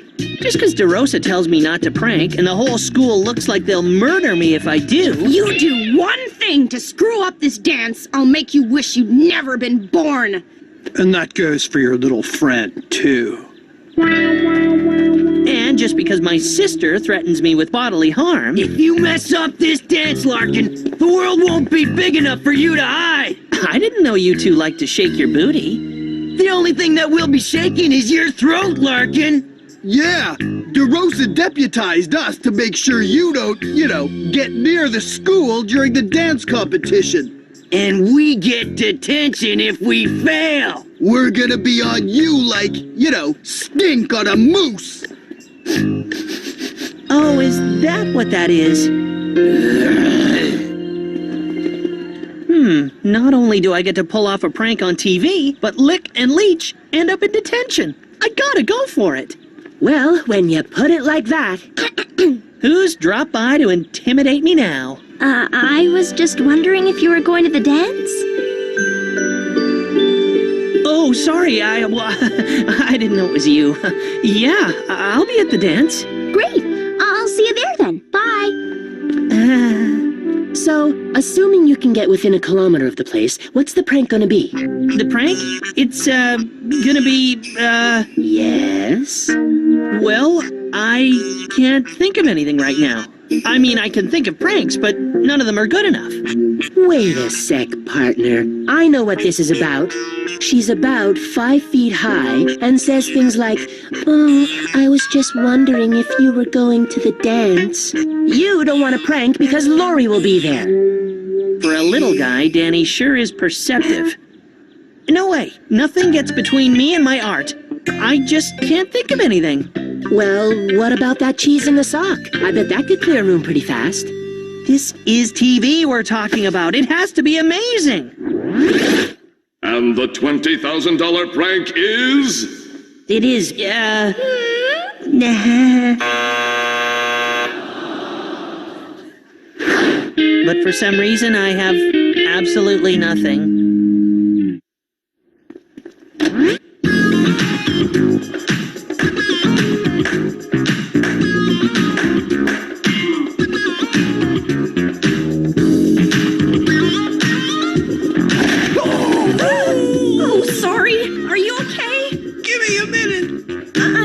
Preoccupied right now. I just know that Andy will try to ruin the dance with a stupid, idiotic, lame-o prank.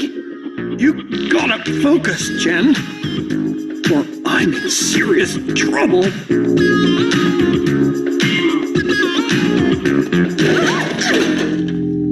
It's no use. I can't get that stupid brother of mine off my mind. We're never gonna get it together unless we make sure Andy doesn't prank the dance. I wasn't going to mention this, Jen, but drastic times call for drastic measures. There's that store in the mall that sells all kinds of surveillance equipment. If we get one of those tiny tracking devices, we'd know where he was all the time.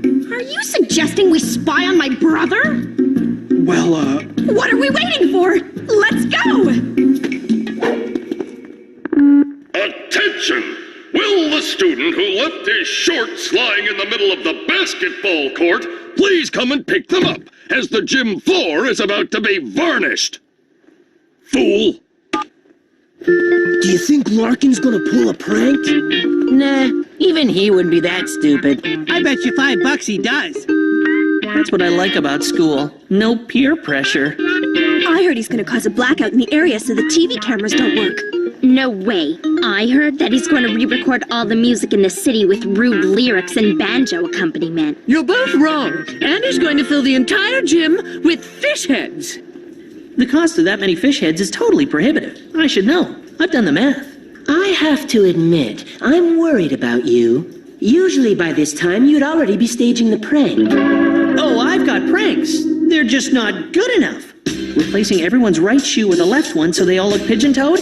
Too predictable. Inviting a motorcycle gang to the dance? Too dangerous. Not doing anything at all and letting everyone get paranoid to the point of hysteria?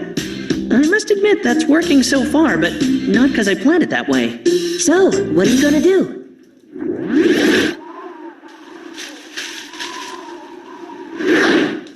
When I find out, you'll be the first to know. Come on, let's get out of here. So he can't come up with anything. Nice. The pranking well is, finally run dry. Let's report to Principal DeRosa. Hey guys, there's some people here who want to see two guys using one bathroom stall. What'd you do that for? I panicked. You're an idiot. Who you calling an idiot? Huh? Hey, let go of me.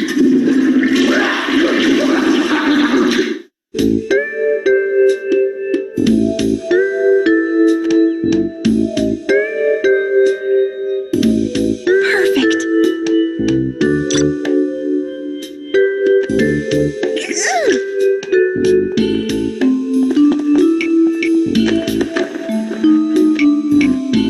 She really thinks she can stay one step ahead of me. So sad.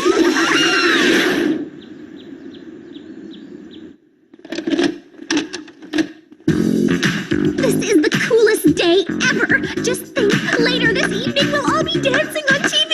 Speaking of which, let's try out the routine. Jen, you're driving me nuts. If you can't get this right, we're gonna be a laughingstock. Sorry, Craig. I'm still nervous about my stupid brother and any evil plan he may have. Relax, Jen. Remember, we will know exactly where he is at all times. Right now, he's... Mom said you needed towels. Is that your routine? Because that looked painful. You don't know the half of it. Why don't you guys try something simple? Simple doesn't win competitions. If you don't risk everything, you don't have a chance. You guys don't stand a chance because you are simple. Let me at him. Come on, Jen, we just need to focus. The show starts in less than 12 hours. Just keep your eye on that monitor.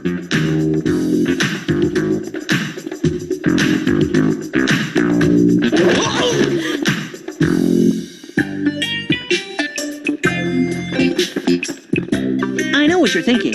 Day of the competition, I haven't come up with a prank, and it's because of my conflict of interest involving Lori, right? Okay, you're right. What do you want, a cookie?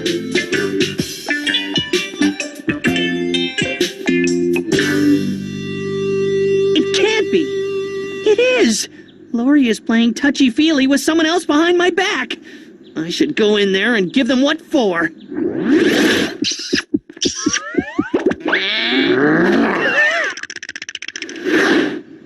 Maybe I shouldn't be too hasty.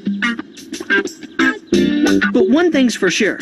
I wouldn't dance with Lori now if she begged me. There is now nothing standing between me and something worthy of the Nobel Prank Prize.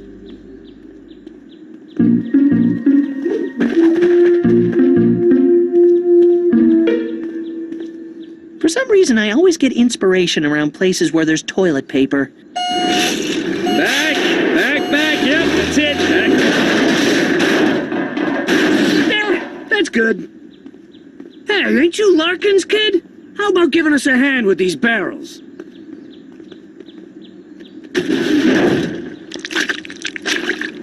What is this sticky stuff? Industrial molasses. Molasses? I usually put it on pancakes. Oh, that ain't the same kind of molasses.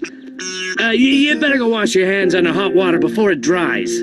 Well, what happens when it dries? Well, it gets to be hard as rock. You'd have to melt it to get it off. Once all the obstructions have been removed, the prank ideas come thick and fast. Well, that's all of them. Thanks, kid. As per requested, this one's yours. Can you see what Larkin's doing? Not really. The smell in here is, making my eyes water. Shush! There's somebody coming! That's the lot. Take it to the dump. Danny, wake up. Get Mush and drive over to the paper plant ASAP. I figured out what to do. And this one is gonna be a barrel of laughs.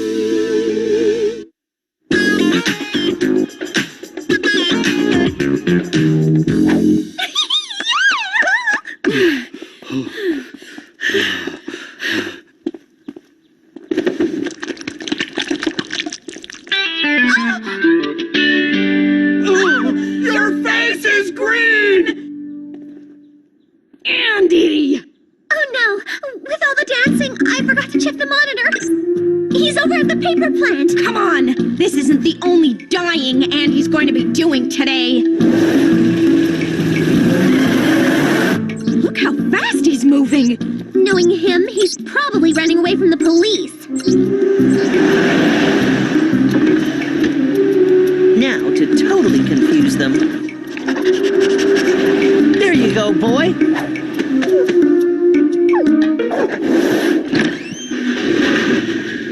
Okay, so here's the deal. We're gonna spread this molasses all over the dance area. With the help of those fans, it'll dry hard just like this varnish. But what's the point? If it's hard, no one will stick to it. Ever been on TV? I was at the back of the crowd during the local station's on-the-spot traffic report once. I mean inside a studio. Those lights are so hot, it's like being a chicken in a roaster. Got it in one, Mush. I reckon by the middle of the show, things are gonna get pretty gooey around here. Brilliant. Woo-hoo-hoo. I can't wait to see the look on everybody's face. He's just in front of us. This way!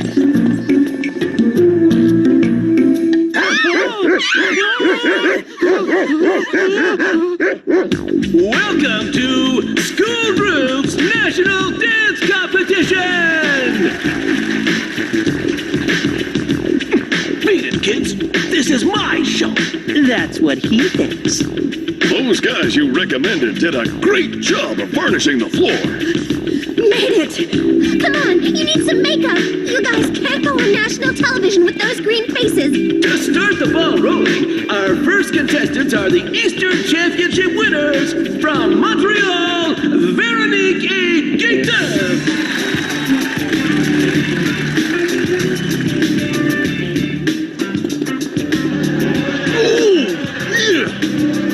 What happened to you two? You stink! We were keeping an eye on Larkin, like you told us to, and we hid in these garbage cans, and... Please tell me you didn't lose him. We didn't lose him. Thank heavens for that. But we did lose him! But you just said you didn't lose him. Well, you told us to say that. Oh, you both earned yourselves a detention! Oh. Idiot! You're an idiot! Just shut up! You shut up! Wasn't that wonderful? Next up is East Gackle's own Jen Larkin and Craig Bennett!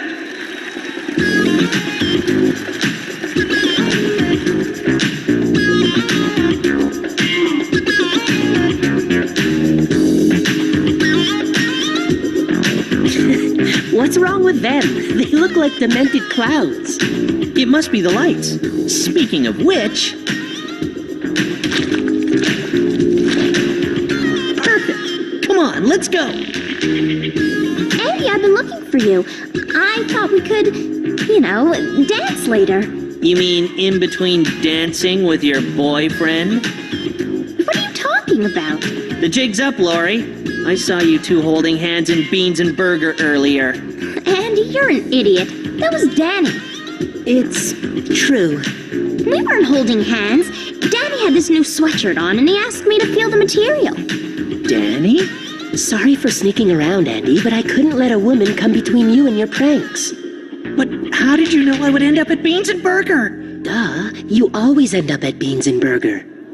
Thank you, Jen and Craig! You might consider easing up on the freaky makeup next time. Let's take a break from the individual dances for a while. Everybody on the floor! Come on. I'm glad you decided not to make the school look bad on national TV with one of your pranks. Uh-oh. Hey, we're on TV TV! Smile!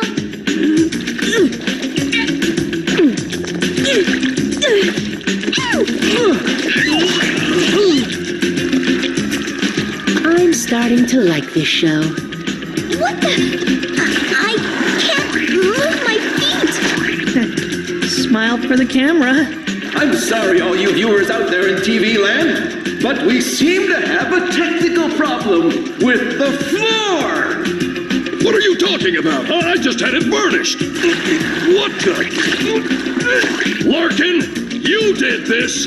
You are in so much trouble. Go to commercial. Go!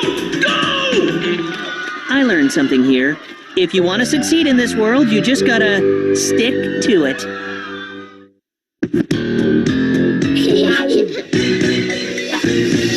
Close your eyes, a big surprise is coming, and it's up to something. Visualize and organize a strength that you could not imagine. Yeah. My name is Andy, everybody knows me. Worth big scratcher, nobody's better. My name is Andy, everybody knows me. Worth big scratcher, nobody's better.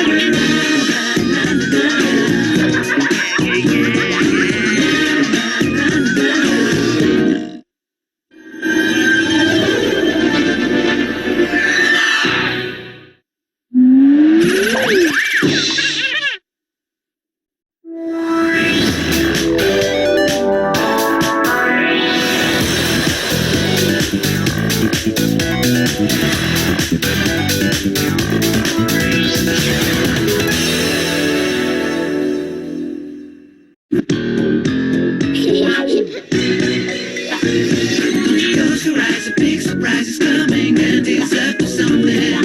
Visualize and organize a strength that you could not imagine. Yeah. My name is Andy, everybody knows me. Worth big scratcher, nobody's better. My name is Andy, everybody knows me. Worth big scratcher, nobody's better.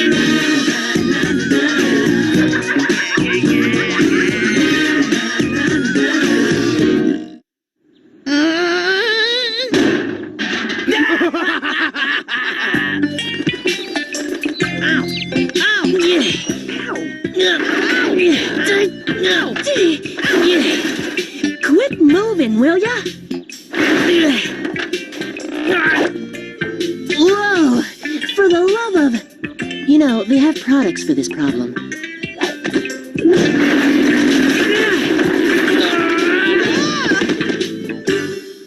Thanks, partner. No problem. You just know this is gonna hurt, don't you? And a 1, and a 2, and a... How did you come to be in this sticky predicament anyway? I'll give you 2 guesses. Lick and leech.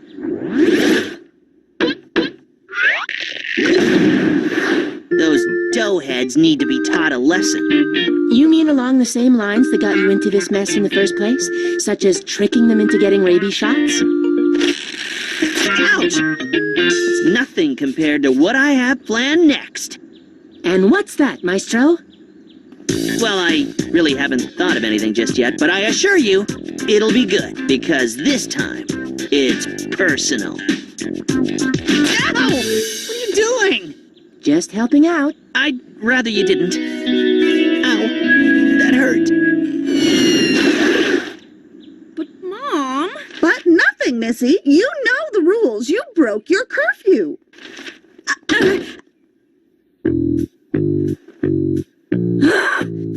But this is completely unfair. Unfair or not, neither is really my concern. You're grounded, young lady, until further notice. Grounded? Ooh, looks like my big sister's been very, very naughty. I don't know how you put up with all her shenanigans, Mom. I really don't. Cram it, fungus toes!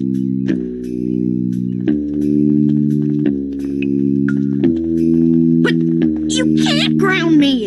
And why not? Well, I have to, I know. I have activities to do for school. Hundreds, as a matter of fact. Nice try, dear. But you're still grounded. Come on, Mom. You know I get stir-crazy if I can't leave the house for more than 30 minutes. Too bad, but that's the way it has to be. This sucks. Boiling molten lead. Nah, too retro. Yeah, sure, Mush. I'll take the extra anchovies and onions. Sounds good. Or a giant vat and 3 pygmies. Who's on the phone? Gotta go, or we'll die. How can I chat online if you two morons are tying up the phone line? Hello? Jeez! Yeah, show a little pity, Danny. Now that Jen is a prisoner in her own home, yakking to her brainless friends is the only pleasure she's got left. What would you know about it, freakoid? You don't have any friends. What would I know about it? I've been grounded more times than a second-hand toaster. The difference between you and me is that there isn't a grounding that can hold me, the world's greatest prankster, for more than 5 minutes. Oh, and you think I'm going to take my grounding line down? Of course. Unlike yours truly, you don't have the initiative and cunning to get out of it. Oh, yeah? Yeah. I bet you I can get out of the house before my grounding is up. And if you do? You get to do my laundry for a month.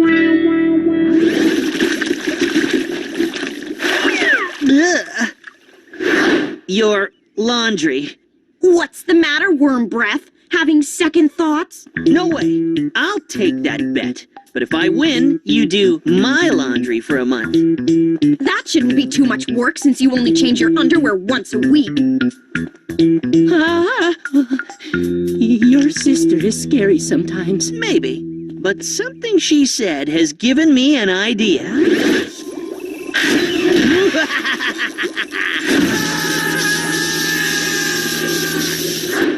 I finally have a plan to get back at Lick and Leech. A cunning plan? Oh yes, a cunning plan indeed. Ooh, still a little rashy. Got some quarters, Danny?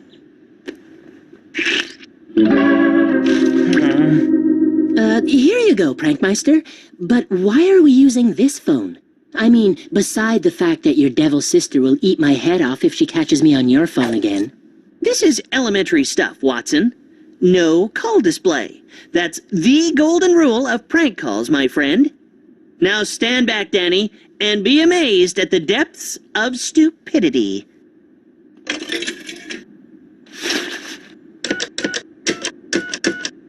Andrew Leach, come on down, you brain-dead numbskull. Hello? You're not gonna believe it, Andrew Leach, but you've just won tickets to see Hot and Jammer. Oh my gosh! Oh my gosh! Oh my, gosh! What a maroon. But you need to answer a skill-testing question, my friend. Oh, yeah, sure. I repeat, what is your email address? My email address, eh? Oh, yeah, it's lickityleech@gackle.ca. Oh no, I'm so sorry, but that's the wrong answer. Good luck next time. I really thought that was, my email. That's like beating dead fish in winter. Cold, partner, real cold. It's not my fault he's as thick as a pile of wet concrete. One down, one to go. Peter Lick? Peter Lick, this is your lucky day. We're about to give Lick and Leech exactly what they deserve. Each other. Your eyes are like pools of dewy drops of moistened water upon a rose. Ooh, man. Could you remind me of your master plan before I puke? Using my magma mail, we send these two dummies separate messages confessing an unrequited love from a secret admirer, right? Right. I don't get it. All we have to do is get the ball rolling. Then, after those buffoons get all hot and heavy, they themselves take it from there. Oh. Just think of it. Lick and Leech will think that they're corresponding with some hot babes, when in fact they're talking to each other. Their heads will explode when they find out, which they will, but all in good time. Gotcha. But first, we need a sweet-sounding name, a nom de plume, as it were. Aha! Got it! Sign the emails, Monkey Bear. I think that covers it. Sounds saccharine enough to me.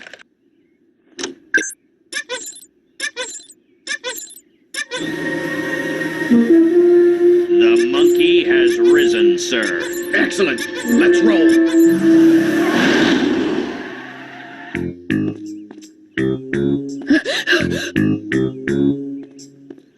Where are you off to? I'm going over to Terry's to stud for a biology exam. I mean, that's okay, right? Like, it's for school? I suppose it's all right. Cool. Bye, Mom. Hi, Jen. Andy told me you wanted to see me. Isn't that great? Terry's here. Now you can study upstairs in your own room.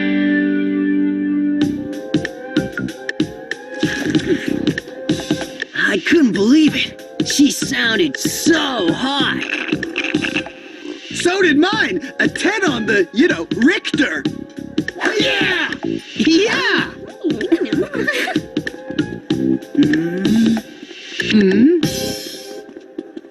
I wonder which one of these babes has eyes for moi. Yeah, they must be from school.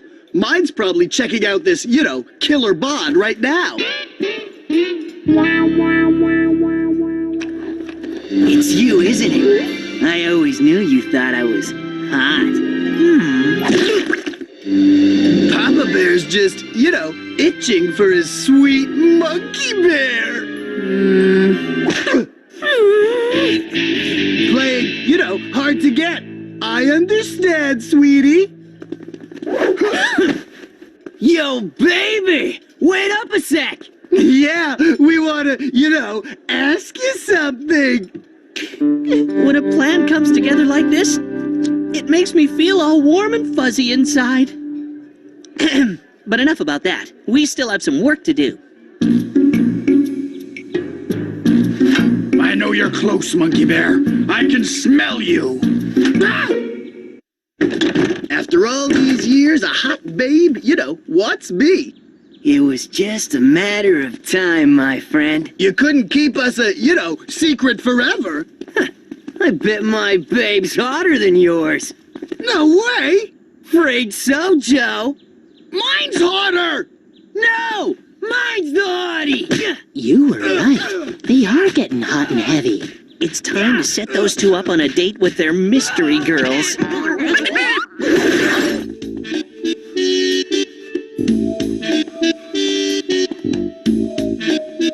Off somewhere? I have to go to the store to pick up some magazines for a class project. Well, all right then, if it's for a class project. Yes! Hi, Jen. Oh, that's gonna stain. Andy called and said you needed some magazines. I hate my life. I think those two should meet in a dark place. I think those two are already in a dark place. I mean, like a cinema. Brilliant. Okay, write some juicy hot stuff to those two bulkheads. But this time, we kick it up a notch or two. Your manly forearms. Sweet smell of perspiration. Pouty lips. And include the one flex tomorrow night, aisle 6, seats 3 and 5, respectively. Gotcha. Ooh, you're still the best. Was there ever any doubt? We've located a fresh signal, sir. I'm triangulating now. Your counterfeiting, cheating, manipulating days are soon to come to an abrupt end, my little monkey bear. We will meet soon, I think. Lost the signal, sir. Fucking water. What's this? A date! Tomorrow night! This is my first date ever! What'll I wear?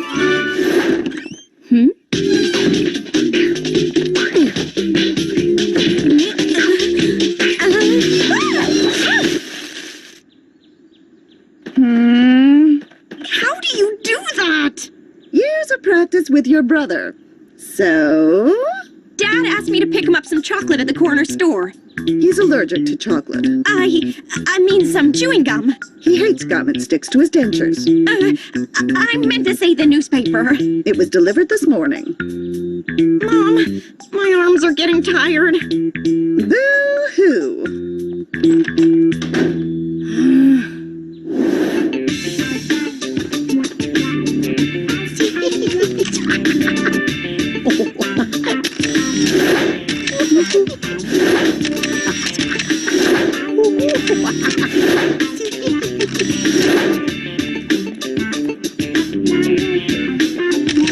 What do you know? Clothes do make the cockroach.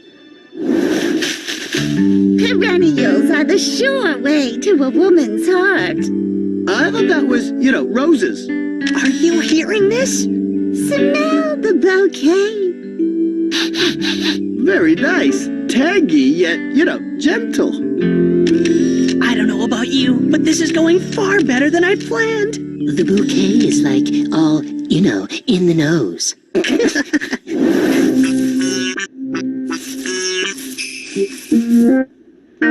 Am I seeing this right? This is definitely going into my Hall of Pranks book, and these pictures are definitely going to be posted on the web. Nice touch. Come on, we better hoof it. We still have a little preparation to take care of for tonight's rendezvous, n'est-ce pas? It's been hours since we've heard anything from Monkey Bear, sir. Patience! Monkey Bear is out there somewhere. I know, it's just that I have to, I have to go. Not yet, you don't. We're not finished until I say we're finished. Cross your legs and keep looking, rookie. I'm coming for you, Monkey Bear, and I swear nothing's gonna stand in my way. Nothing! Ah! I thought you had that fixed! Sorry, sir.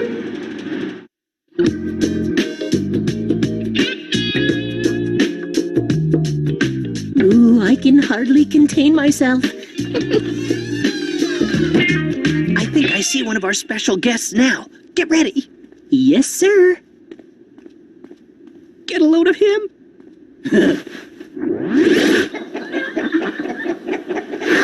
He looks like a peacock out on parade.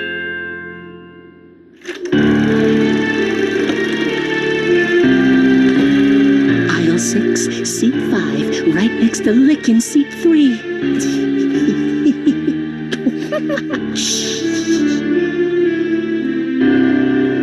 Got the camera? Right here.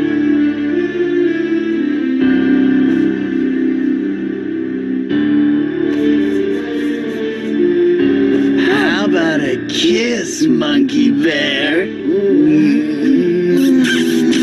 Priceless.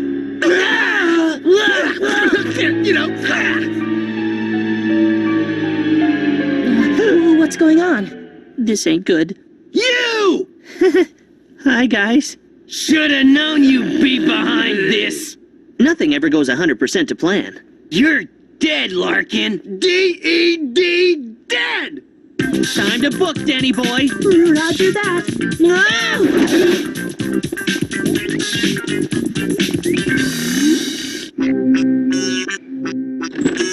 Stupid notebook, crashing when I need it most. Guess I'm just gonna have to use my weirdo brother's computer to finish my online shopping. What's this? Monkey Bear? A date at the cinema? Andy's got a date? Tonight? This is just too good to pass up. Dear Monkey Bear. Monkey Bear is active, sir. We have a fix. Monkey Bear is just around the corner. I have you now, Monkey Bear. Let's go, go, go, go! It's time you boys got some learning into ya. Mommy. Wait, I've got pictures of all this. You wouldn't want these to get out, would you? What's a dead man gonna do with pictures? Yeah, dead, man.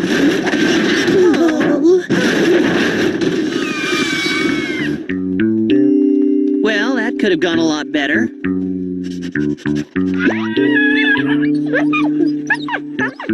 You win some, you lose some. By my calculations, you've lost so much, you owe.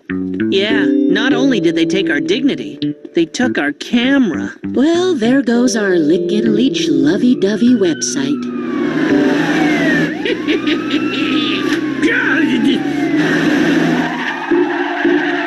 Looks like they're headed to your house. It does, doesn't it? Do you have a secret admirer with a passion for pansies you've been holding back on? Come on, let's check this out. What's going on? Your sister here thought she could cheat and steal from the government of Canada. Right, Monkey Bear? Steal? Monkey Bear? We've had our eyes on her ever since she flooded the National Bank of Uzbekistan with counterfeit Canadian dollar coins. Counterfeit Canadian dollar coins? What are you talking about? I thought they were uncounterfeitable. Besides, who'd want to? Did you have anything to do with this? No, I didn't, I swear. And for once, it's true. No, Andy, I hate to say this, but you stink something fierce. You'd better go take a shower. Your father and I are off to Calgary to clear this mess up. I feel kinda strange, Danny. Why's that? You have something stuck in your ear? I can't believe my good luck.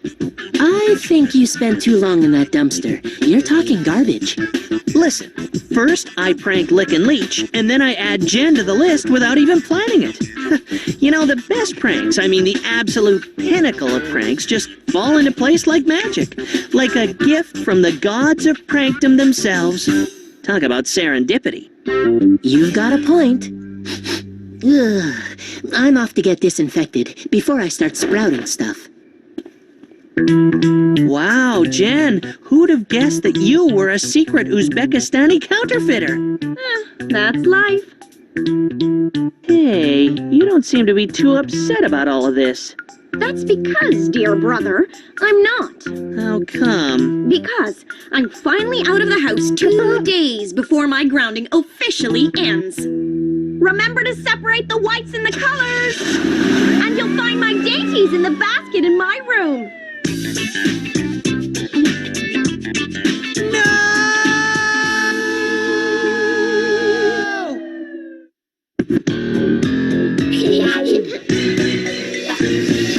Close your eyes, a big surprise is coming, and it's up to something. Visualize and organize strength that you could not imagine. Yeah. My name is Andy, everybody knows me. Worth pretty scratch for nobody's better. My name is Andy, everybody knows me. Worth pretty scratch for nobody's better.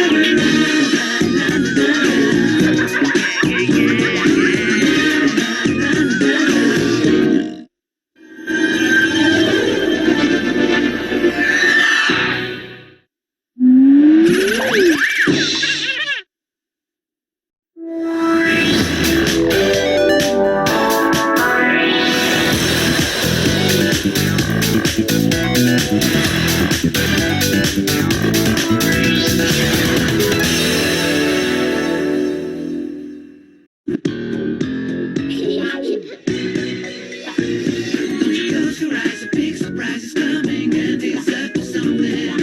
Visualize and organize strength that you could not imagine. Yeah. My name is Andy, everybody knows me. Worth pretty scratch for nobody's better. My name is Andy, everybody knows me. Worth pretty scratch for nobody's better.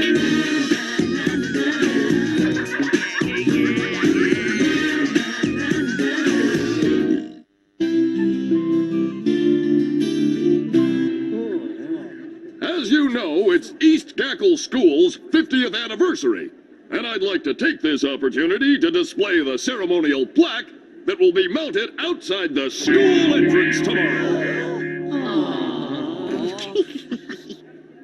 Huh? You really pulled a doozy this time, Andy.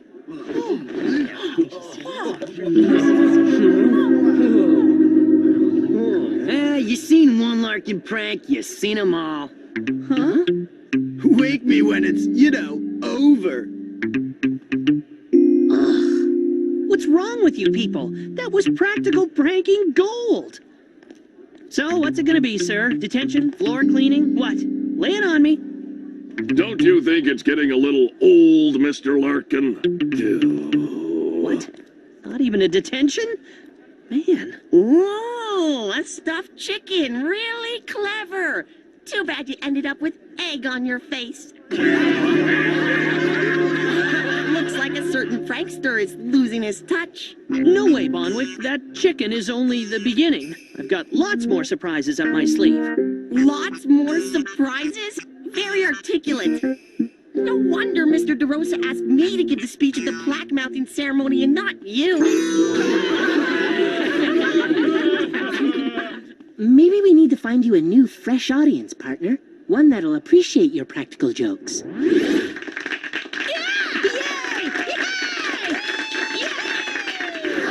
Yeah, I'm better than this. Come on, let's go. Just let me get my chicken. So, what are our alternative audience possibilities? How about a retirement home? Done it. An elementary school?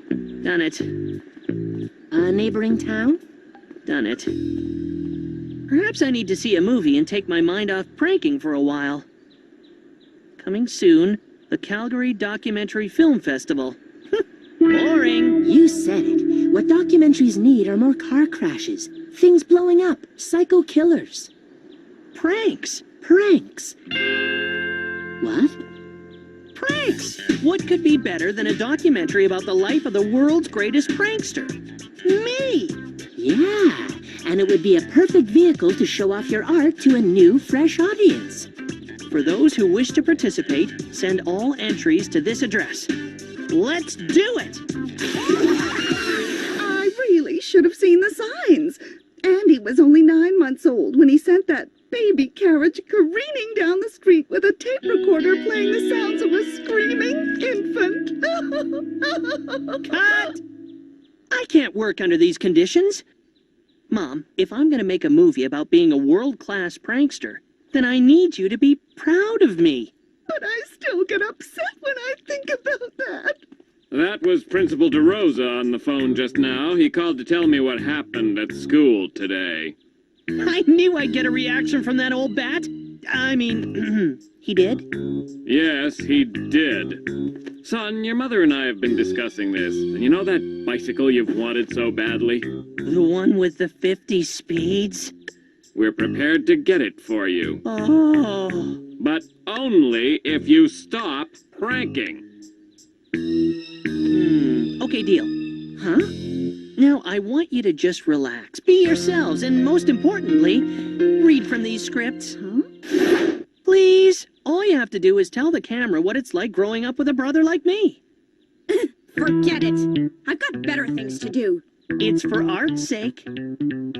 All right, fine. You want to know what it's like growing up with a brother like Andy? It's annoying, it's embarrassing, it's shameful, it's disgraceful. Okay, that's a wrap.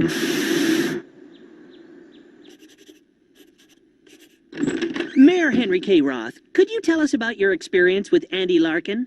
Oh, no, you don't. I'm onto your tricks. That thing's going to explode. Or spurt water. Or show me in my underwear or something. No, it's just a regular run-of-the-mill video camera. Leave me alone. Man, what's a guy got to do to make a documentary around here? Okay, let's forget about the personal testimonials and just focus on the art of pranking itself.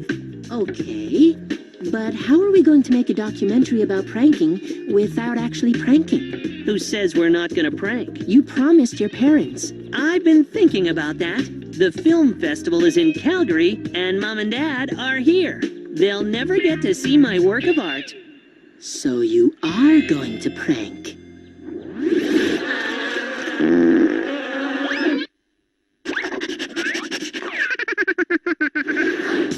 Does a bear sit in the woods? And who, pray tell, will be the star of your exciting new epic? You'll find out soon enough, my dear Pickett. The art of pranking is a mysterious animal. It requires years of experience, a clever mind, and a keen practical joking sensibility. Most practical jokes, although worthy of an amateur, would not live up to the standards of an Andy Larkin-style prank. Take the banana cream pie in the face prank, for instance. Although visual and tasty, it is easily remedied with a wipe of a cloth and has no long-term after effects. A hair removal cream pie, well, that's different and poses the threat of hair loss and possible eyebrow disappearance, catapulting the pie in the face prank to a whole new level.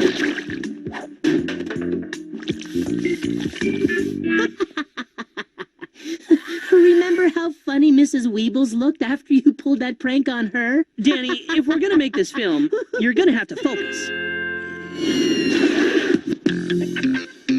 Now, it is imperative that a good prankster knows his subject, the prankee. I can't wait to find out. Now, who makes a good subject, you ask? A person who is gullible, vulnerable, and above all, one who takes life just a tad too seriously. I should have guessed. Martin Bonwick. Need any help, Martin? No thanks, Biff. I've got it. Well, if you do need anything, just holler. I owe you one for helping me with my math homework. I guess a certain practical joker hasn't lost his touch after all. That's not funny! You want me to thump him for you, Martin? No need. Allow me.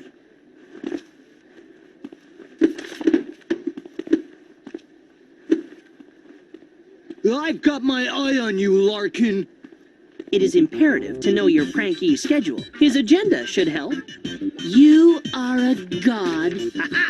Looks like our prankee is going to give his speech at the plaque mounting ceremony this afternoon. Perfect.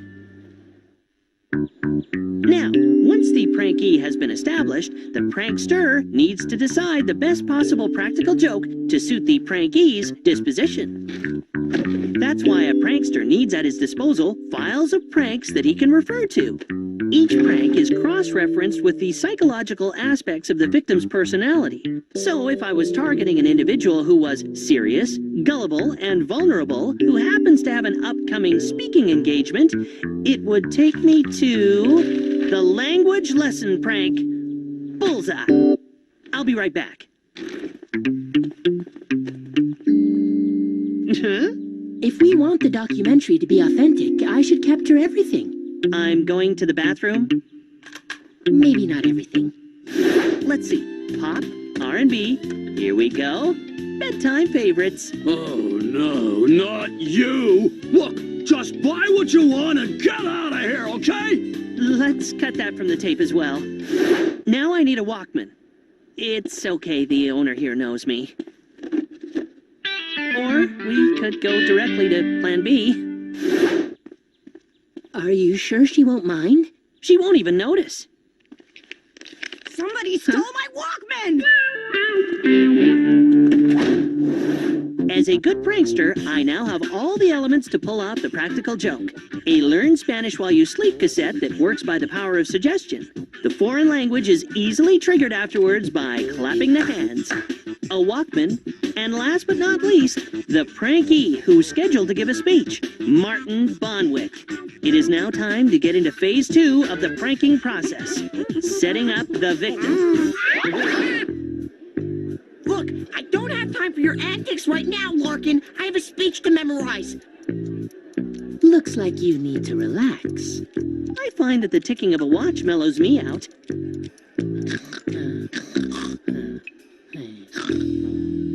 Oh, brother. How about some nice relaxing sounds? The ocean waves always does it for me.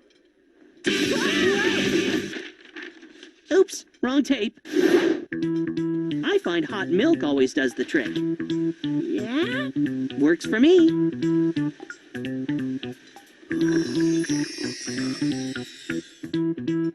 It took perseverance and 53 cups of hot milk, but phase 2 is finally underway, and we simply press play and we're ready to roll.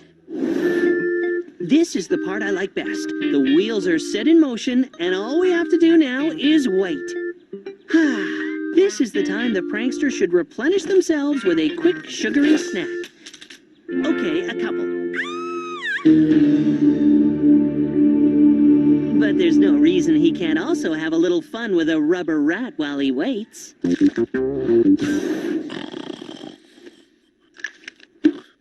Wow. I must have just had the weirdest daydream. Anyway, back to the speech. Damas y caballeros.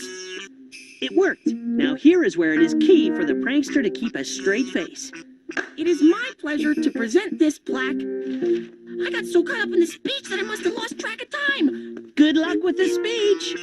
He'll need it. And here to give the ceremonial speech is Martin Bonwick. Boring. Ladies and gentlemen, it is my pleasure to present La Placa Conmemorativa. La Placa Conmemorativa. Martin, please proceed in English. No hablo inglés. There's no question about it. Some pranks are just more satisfying than others. La Placa Conmemorativa. No hablo inglés. What you doing? I, my friend, am taking my measurements for the tux I'm gonna rent when I get nominated for Best New Documentary at the Calgary Festival. What do you think? Traditional necktie, or should I go for the bow tie? Go for the bow tie.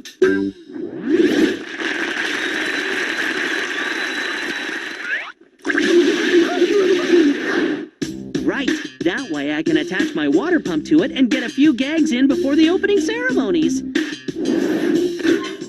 Okay, the tape has officially been sent to the film festival. Now all we have to do is wait. I'm still worried your parents are gonna see that video. Don't be. The last film my dad saw was Nanook of the North. Hey, Larkin, what'd you just put in the mailbox? Christmas cards. Oh yeah? In July? I wanted to beat the rush.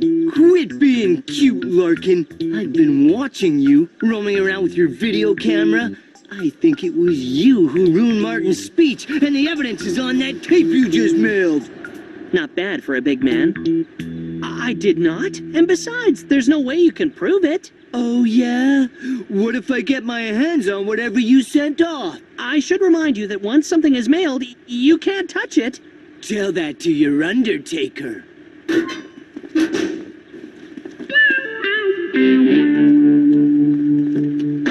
Hey, wait! We can't let Biff see that tape. Mush, I need your help.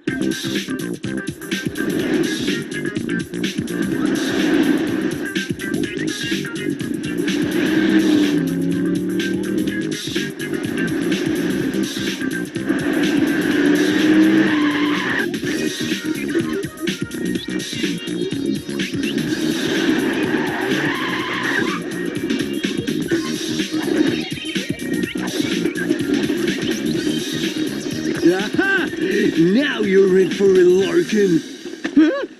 If I see you try that again, you're in trouble. Now get out of here. You too. Bummer. Better luck next time. If I ever see that videotape and it has what I think it has on it, you're a goner. Andy, you got a letter from the Calgary Documentary Film Festival. Must be those tickets I ordered. It's so nice that you're getting cultured. Come on, hurry. It's been accepted. Woohoo! We did it. We got a brand new audience. No more relying on the students at East Gackle for a laugh. What else does the letter say? Parts of the film will appear on nationwide television advertisements promoting the festival in the coming weeks. Oh, that means that your parents will see it and you won't get the bicycle. That's not the worst of it. Biff's gonna see it too.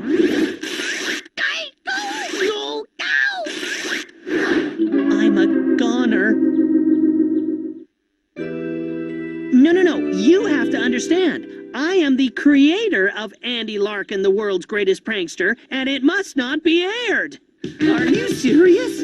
I'm actually talking to the creator of Andy Larkin, the world's greatest prankster. Dude, you rock! That was like the best film ever. And I assure you that I will take every precaution to ensure that it will be seen by, like, the masses. He hung up on me. Uh-oh. There's only one thing left to do.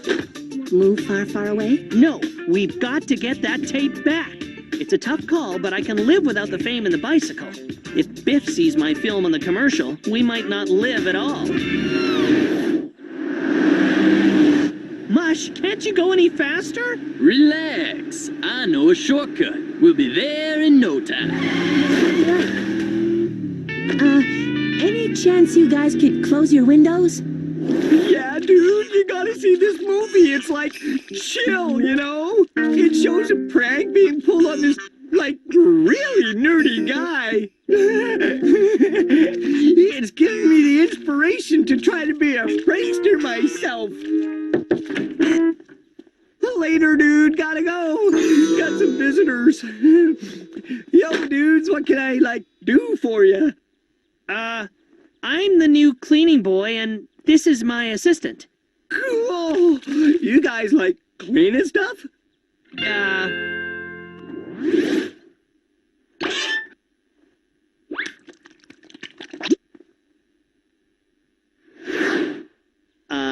Yeah.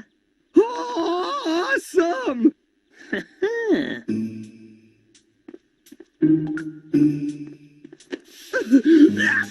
Hey, dude, do you have to be so thorough? I'm merely making sure that everything is clean. After all, dust can ruin a perfectly good cassette.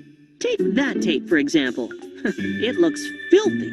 Well, that just happens to be the most awesome film I ever saw. Really?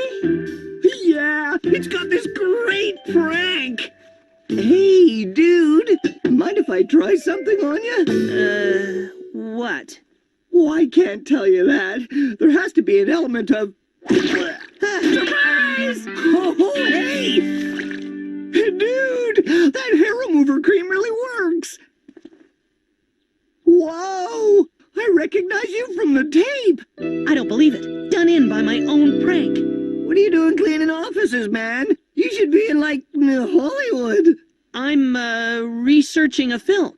Cool. Can I be in it? Sure, I'll get my agent to get in touch with your agent, and we'll all do lunch.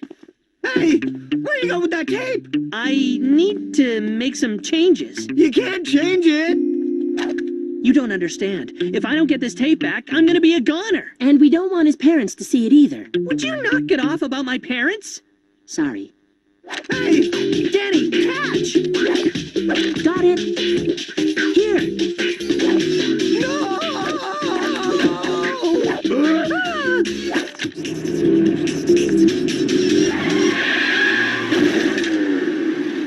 Check, please. Yes! What's all the ruckus? Oh, Mr. Hornbottom, it's tragic. Andy Larkin, the world's greatest prankster tape, has been destroyed. Oh, relax. I had copies made.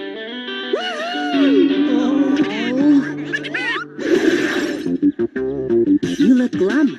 I take it your mom and dad saw the advertisement? Yeah, they weren't too happy, but that's not why I'm depressed. You're not getting the bike, right? That goes without saying, but that's still not the reason I'm depressed. Biff is still out for blood? No. No? I don't believe it. The last time we saw him, he was ready to tear our heads off. It seems that ever since my film was on TV, Martin has been elevated to star status, and Biff is enjoying his role of celebrity bodyguard. Ah, so that's it. Well, you know what they say, never work with animals and children.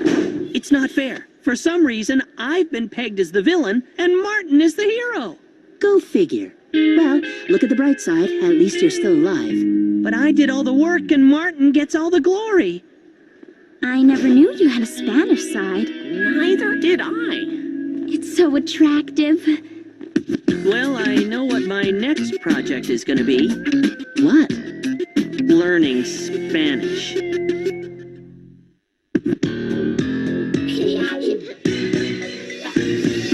Close your eyes, a big surprise is coming, and it's up to somewhere.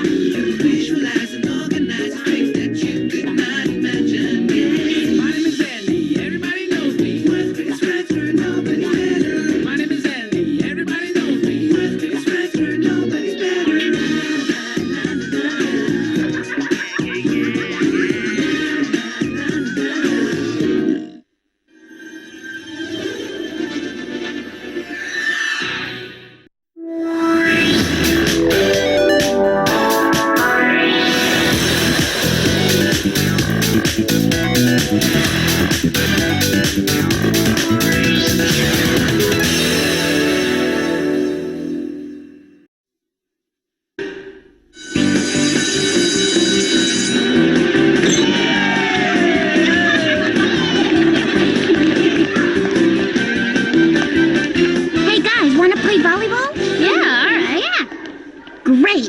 I'll be captain. You always get to be captain. And you can be the other captain. That sounds fair. I'll pick first. I take Penny. Did you hear me? I picked Penny. I heard you. I don't mind. Really? Great. I don't mind, because Penny can't play. Penny's got her babysitting job for little Lara Johnson. Shoot. Oh, I had to quit that job. Beauticious! You can be my co-captain and we'll name our team the Pennies. That would be nice. But I still can't play. I'm way too busy volunteering at the Starving Orphans Pray for a Wish Foundation. Those orphans are still starving? Oh, yes. And those wishes are really backing up. Our insurance company won't let anyone bungee jump anymore, since that unfortunate accident with little Hannah Thompson. Now we have to pray and wish even harder for little Hannah. So, how much you get paid for babysitting? Oh, yeah, right. Penny would never charge anyone. I wouldn't either. Except I'd like to earn some money to buy a gift for little Hannah. You're so sweet, Nancy. I can't wait to tell Hannah's family you're gonna help them buy her that special van. Little Lara is so cute. I'd love to babysit her. Me too. I want that job. I'm gonna try and get it. I don't know. Sounds like a bad idea to me. Well, it'll cut into your playtime and your grades will probably suffer. And when all your friends are getting into college, you'll still be babysitting for little Lara, who by that time will be 32. I wanted to be a marine biologist. Well, if you babysit for Laura, you'll be lucky to reach your teens. I heard she never had her immunization shots. But you guys go ahead. Apply for the job if you want to play smallpox roulette. Forget it. I don't want that job. Me either. Not me. Not a chance.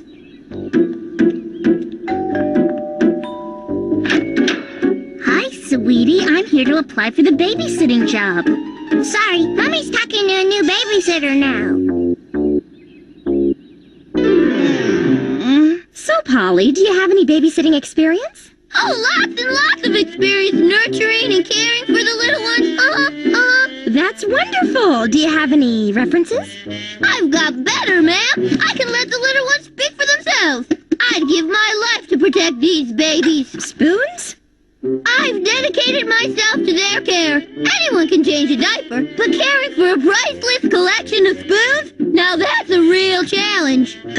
Spoons? Impressed, huh? I'll never forget when my little iron maid got caught in the disposal. It was a nightmare, It was. I untwisted her mangled body, refiled her precious splintered edges, and you wouldn't believe what I had to go through to get rid of that nasty potato peel smell. Let's see you do that with some kid.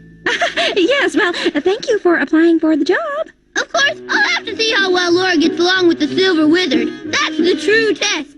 Some people look to their dog for an opinion. I'd go with a spoon anytime. Well, hello. Is this Laura's new babysitter? No! That's right, I haven't decided whether I'm taking the job yet. You haven't filled out my questionnaire. Just the normal questions, like, would you say your child is A, well-behaved, B, less than well-behaved, or C, a screaming brat? Question 2. Are you now or have you ever been a member of the Communist Party? Sorry it didn't work out, dear. Yeah, sorry I can't take the job. Anyone who raises a child who can't yodel or stuff a strudel has no right to call themselves a parent.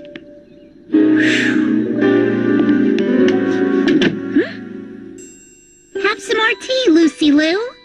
And after we put our dollies to Betty Bye, I'll teach you how to count to 6 in French. Oh, I hope my mommy picks you for my sitter. You make everything so much fun. Harold, I think we found our new babysitter. Do I get my candy now? And when am I supposed to hug you? Don't need to anymore.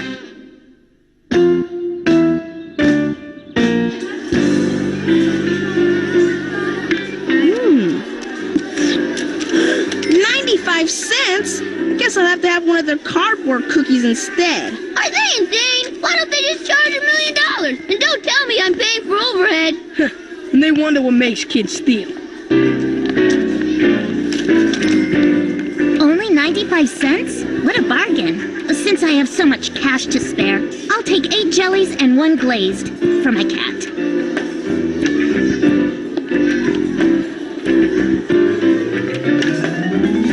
Yummy donuts. Wow, what a beauticious watch. Thanks. My grandparents got it for me when they were in Switzerland. Ooh, that means it's expensive. Good. Just jot down the name of the store where they bought it. Gotta get me one too. Would anybody be lending me the money for lunch? I have forgotten to have it. Sorry, Sanjay. All I got left is 50 cents, but you can take it. Put your pennies away, Jordan. I'll help the boy. Take whatever you need, Sanjay. Many thanks to you, Nancy. Huh? Where do you get all that money? You rob a bank? No. I just cleaned out my piggy bank. But I don't have to worry. Money isn't a problem anymore with my new high-paying job and all. How much you get paid? Well, actually, today's the first day I'm gonna be working, so Mrs. Johnson hasn't paid me yet. Mrs. Johnson? Laura's mother? Oh, did I say Mrs. Johnson? I meant Mr. Marmelstein. No, you meant Mrs. Johnson, and you were the one who talked us out of trying to get that babysitting job. Oh, it's bad. Oh, it'll take time away from your studies. You sneak! Hey, I was just looking out for your own good. I always put my friends first. That's the kind of pal I am. Your education is much more important than lots and lots and lots of money. Why, thank you, Arthur. It's so sweet of you to volunteer to give up your recess to play with my kindergartners. Duck, duck, duck. Goose! Okay, game's over. Wasn't that fun? Now I have a game even more fun. What is it? What's it called? The name of the game is Do You Know Your Home Address? Who wants to go first? I do. Pick me. 325 Rexford. 509 Penfield. 1255 Sandburg Terrace. 110 Pine Grove. To tell you the truth, Mrs. Hild, when I was supervising the kindergartner's recess, I couldn't help noticing what a bright child your son is. Oh, he is bright, isn't he? But what were you doing with the kindergartners? Some kind of punishment? Oh no, I volunteered. I know most kids my age waste their recesses playing basketball, but I get a real joy out of working with the young ones. After all, they are our future. Oh, so true, so true. And I particularly enjoyed Sam. He's so advanced for his age. Oh, you knew his colors at 18 months. I'm not surprised. Well, it just so happens there's one opening in the Arthur Kenneth Vanderwall Gifted Children's After-School Program, which offers personalized service, emphasizing fun without ever missing an opportunity for learning and enrichment. Really? Yes, ma'am. 9 months in my enrichment program, and little Mitchell Stein skipped 4th through 6th grade. Now he's so busy in junior high, he had to drop out of my program. And you know what? There's something about your little Sammy that reminds me of Mitch. Where do I sign up? Arthur's gonna be my babysitter? Yep, Arthur's gonna be your babysitter. Please have him at 405 Elm Street at 3:10 sharp. Pick him up at 5:35, and payment is expected up front. Cash only. Oh, we are so lucky Arthur's able to fit you in. Oh, luck had nothing to do with it. And all the emergency numbers are by the phone? I'll be back in a couple of hours. You just go and have fun, Mrs. Johnson. Laura and I are gonna have the best time playing games, singing songs. And is it okay if I give Laura a little snack? Oh, certainly. Bye-bye, Mommy!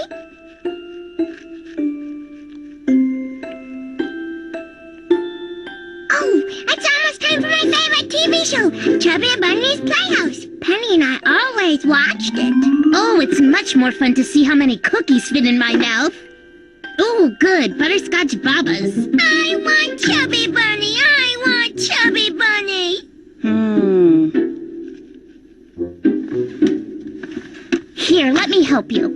Chubby Bunny's on channel 41. Oh, women's volleyball. Cool. Legs Jabakowski's playing. But we're gonna miss the beginning of Chubby Bunny. Oh, no we won't, sweetie. We're just missing the commercials, and the last thing you need is a new improved butt buster. Great serve, Legs! Come on, Snake Cats.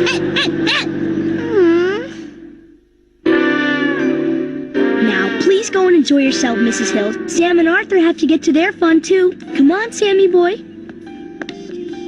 Sam, meet your babysitter. But Mommy said you were gonna be my sitter. I believe your mother said Arthur was going to be your sitter? Yeah. Well, his name is Arthur. Okay. You're gonna have fun like you've never had before. You like poker?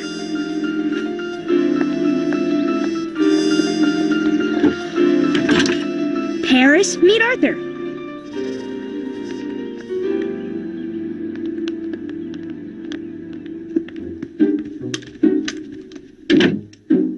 Ryan, meet Arthur.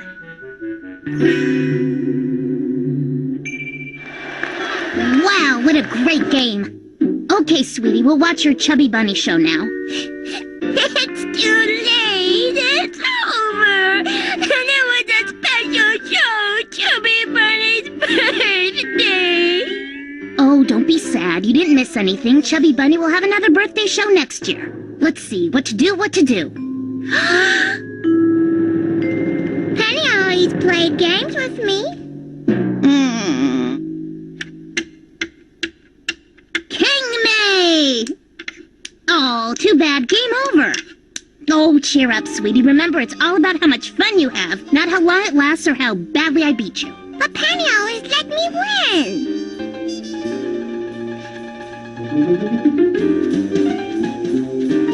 So, what are we gonna play now?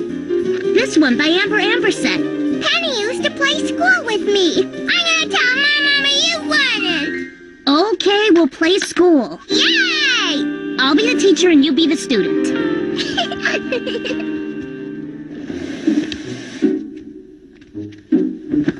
Good morning, students. Good morning, Miss Nancy. Okay, students, nap time. Put your heads down. And close your eyes.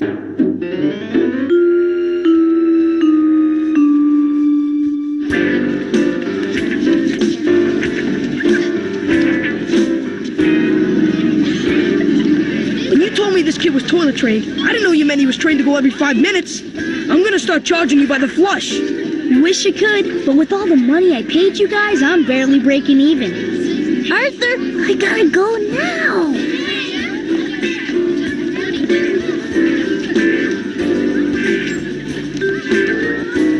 Thanks, Aunt Mary, for letting me use your house. Oh, it's nothing, dear. Just remember, I get 10%. 8%. Unless you want me calling the IRS again. I like playing school with Penny better. All you do is have nap time. Not true. We also had silent reading. I don't even know how to read. And that's why it's so important for you to practice. Now, this might taste like chocolate, but it's really fresh fruit.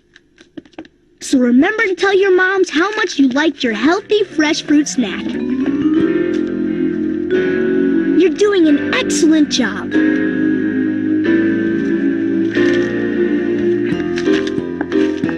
Just checking for worms. I care about your health. I'm bored. Okay. Then this time count backwards from 50. Can we play house? I like playing house. Sure. I'll be the mother and you be the adorable little kid. Yay! Now, go to your room and wait for me to come home from work. That's not how you play. Penny and me always played together. But don't you want the kind of mommy who buys you lots and lots of toys? Yes. Well, then you want to have a working mom. So run along and I'll go to my pretend job in publishing with very late hours and little family life. I want to play house the old way. Look who's tired. Time for bed. It's too early to go to bed. No, it's not. Didn't you hear? We changed the clocks. It's the time of the year when you gain 8 hours. So it's actually past your bedtime. I bet this is the latest you ever stayed up. Hey, you tricked me. Trying to. I'm not going to bed. They don't pay me enough for this. Look what I did, Arthur. How's this, Arthur? You like this, Arthur? Could pass for pre-Columbian art. Should fetch a pretty penny. Great! Another masterpiece from Simba the Painting Elephant. Cha-ching! I'm telling you, Jessie, this babysitting thing is one hard job. The only thing that makes it bearable is all that money I'm gonna make. And the book I found in the back of the Johnsons' closet. Nancy, come see! I'll be right there, honey. And I found really weird stuff in their bathroom. Someone has a major itching problem. Nancy! Come see what I painted! Very, very beauticious. Now paint something for your daddy. And you won't believe what I found in their night table. And now, kiddies, it's time for the most fun of all. Who wants to play the polish lots of shoes game? Ooh, Mrs. Johnson has hideous lipstick. Hi, Nancy. Oh, how'd everything go? Great, except you're running a little low on butterscotch babas. Where's Laura? I think I wore her out playing with her so much. She's probably in her room resting. Oh, Laura! You poor baby! You're locked in your room and you can't get out! No, I locked her myself to keep Nancy away. She's a bad lady, a very bad lady. I like to give report cards so you can see the progress of your very special child. Sam is a real pleasure. Did you have fun with Arthur? My Arthur is the best babysitter of all. We'll see you next time. Time to give Arthur back the teddy bear. I want the teddy. I want the teddy. Sorry, Sammy, but I've had it since I was a little tyke like you. It's all I have left from my great-grandmother Lillian.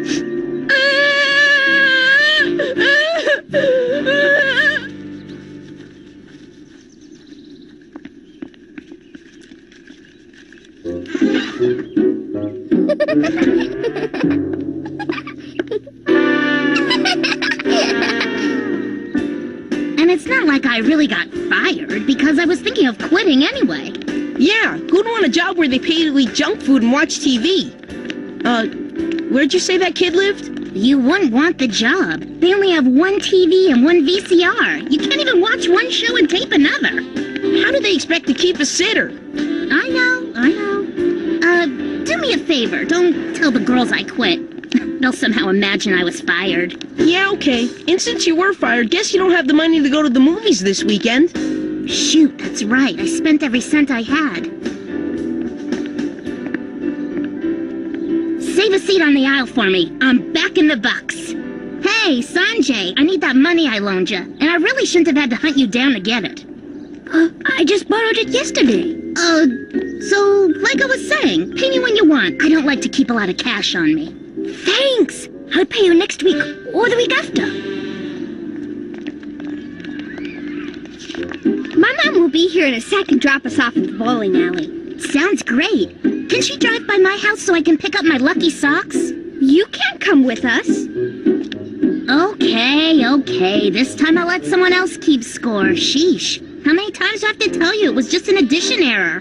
That's not why. You gotta get to your babysitting job, remember? Oh, yeah. Hey, Laura's house is on the way to the bowling alley. My mom can drop you off.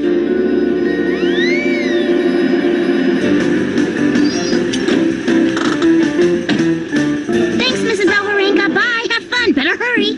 Oh, that's okay, dear. I'll wait till you get in. I know your mother would want me to make sure you got in safe. No, she wouldn't. She likes me to take chances. So go. Aww.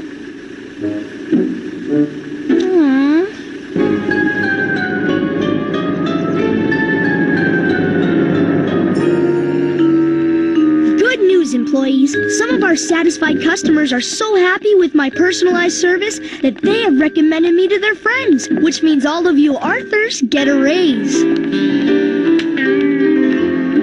Sam, say hello to your babysitter. Hi, Arthur. Oh, that's not Arthur. That's Arthur. No, that's my Arthur. And that's Paris's Arthur. And that's Ryan's Arthur. And that's the Arthur who counts the money. Want me to show you the other Arthurs?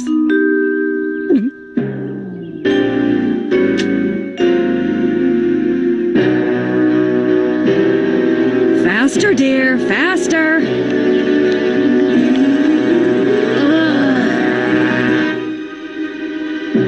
I just remembered, since Mrs. Johnson loves my work and considers me family, she gave me a key to the back door. So you can go.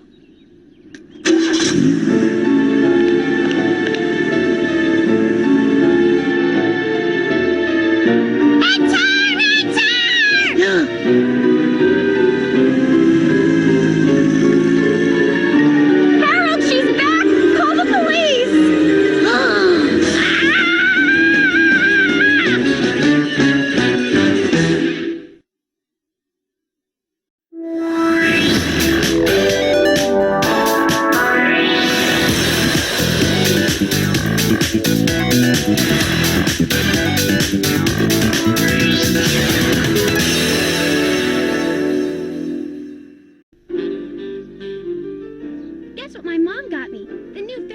Christmas outfit for my Malibu Tammy doll. It's got a tiara and a magic wand. Guess what I got? Oh, don't tell me. You got the new Malibu Tammy beach house? No, I got a boyfriend. You got Malibu Ben? No, a real boyfriend. A boyfriend? Wow. Fantastic. Uh-huh. And listen to the love poem he wrote me. Nancy, do I have a chancey with you? Oh, how romantic. How'd you meet him? Well, I went to my dad's company picnic, and there were these games, and I got teamed with this really cute boy. His name is Jeremy. I beat him in the egg toss, and when I saw him covered in yolk, it was love at first sight. And Jeremy, my boyfriend, goes to a real expensive private school. On Tuesdays and Thursdays, they only speak French, and he wears dress shoes to school, except when he plays sports. Jeremy wears a size 8, although in sneakers he can take an 8.5. I know you meant well, but just because Jojo likes his exercise wheel, it doesn't mean he'd like swimming, too. Oh, and wait till you hear what Jeremy, my boyfriend, had to say about the Eurodollar. Good morning, class. Time for vocabulary. Please take out some paper and a pen. Oh, good, I need new words. My boyfriend, Jeremy, always uses lots of big words because he goes to a private school. Yesterday he used putrefy. Can I borrow some paper? Jeremy, my boyfriend, always has extra everything. He even carries powdered milk in case there's an earthquake. And if there's a tornado... Hey, Mary Ellen, can I borrow some paper? No, I told you the last time. No more borrowing. You never return anything. And if you do, it has chocolate on it. Hey, Joey, can I borrow a piece of paper? Thanks. Can I borrow a pen? Come to think of it, you borrowed a pen the other day. Where is it? Oh yeah. I noticed a scratch on it, so I sent it back to the manufacturer for a refund. But don't worry, you can pay me for the shipping later. You got an extra pen? There's a junky one, but I want it back. Sure. Do you have a tissue? What a moocher. I'm sick of giving you stuff. Okay, only I feel this really huge sneeze coming on. Okay, here. Shoo! That I don't want back. I think I'll have pizza. It always reminds me of my boyfriend. Jeremy. You remember? How can we forget? We even know what brand of underpants he wears. We have an open relationship. We talk about everything. I'm so lucky. I found my soulmate. He's almost too good to be true. Yeah, that's what I'm thinking too. Hey, Charlie, you got a straw? Just the one I'm using. That's okay. I don't mind. Forget it, moocher. The store is closed. Jeez, you don't have to get so mad. That vein popping out of your neck can't be good for you.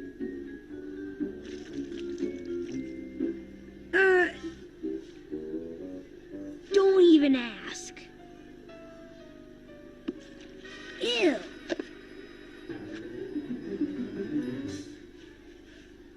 Ugh, keep it. It's the last thing you'll ever borrow from me. Okay, by the way, is a loan the same as borrowing? Because I was wondering if you could loan me your geography homework.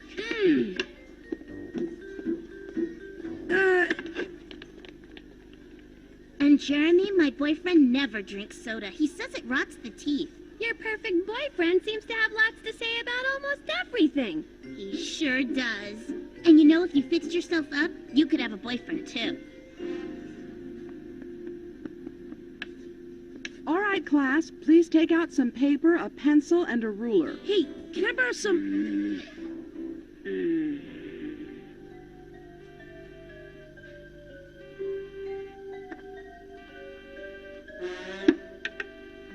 Hey, Freddie, can I borrow some paper and a pencil? Sure thing. Know what? I better take 2 pencils so I don't have to bother you again later. Okay, thanks. You're welcome. Oh, and can I have a ruler too? Sorry, I only have one. No problem. I don't mind sharing, if you hurry. Thanks. So, everyone's coming over to my house, right? Sorry, can't. Gotta meet my boyfriend Jeremy at our special place.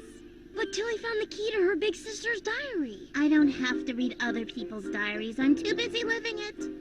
So when do we get to meet this great boyfriend of yours? I don't know. I'll ask him. Well, gotta go. Can't keep him waiting. He's a Sagittarius, and you know how punctual they are. Just as I thought. What? You heard the way she brushed us off. Don't you get it? Get what? Get that there is no Jeremy. He doesn't really exist. Hey, Mooch, I need my pen back. Now. No prob.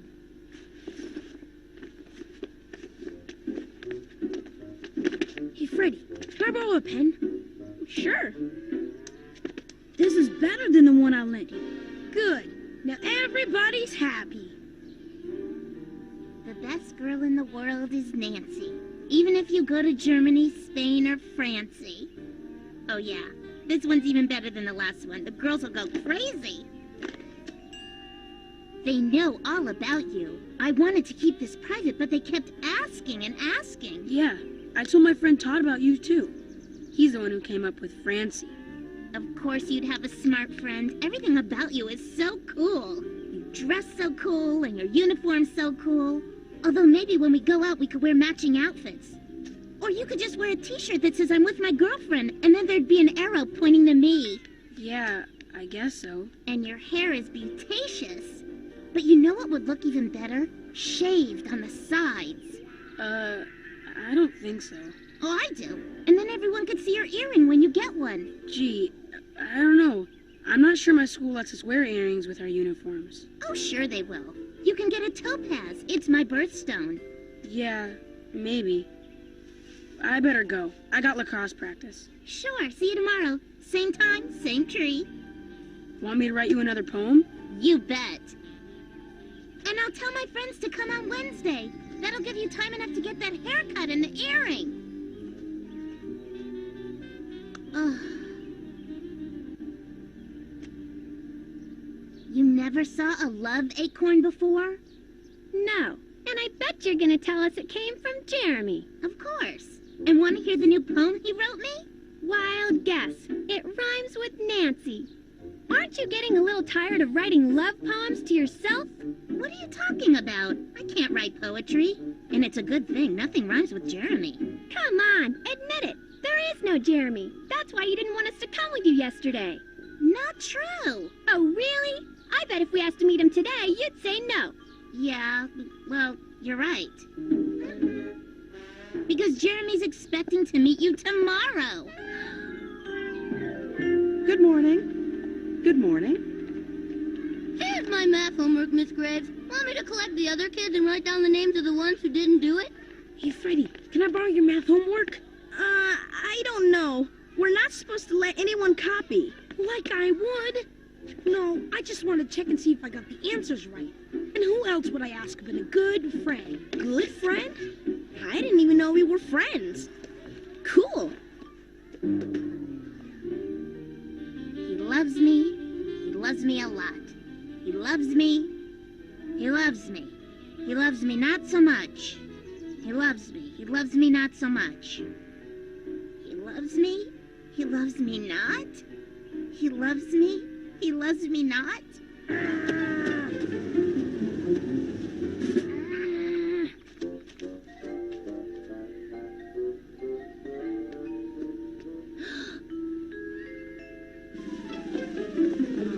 Latest love poem, please.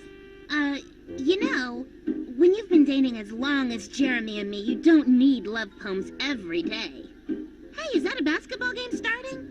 So it's all set? We get to meet him after school?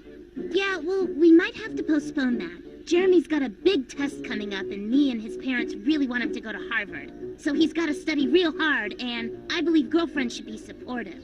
Come on, Nancy. Why can't you just admit it? There is no Jeremy. There is too a Jeremy. And just to make you happy, he'll flunk that test and he'll be there after school, so bring your camera.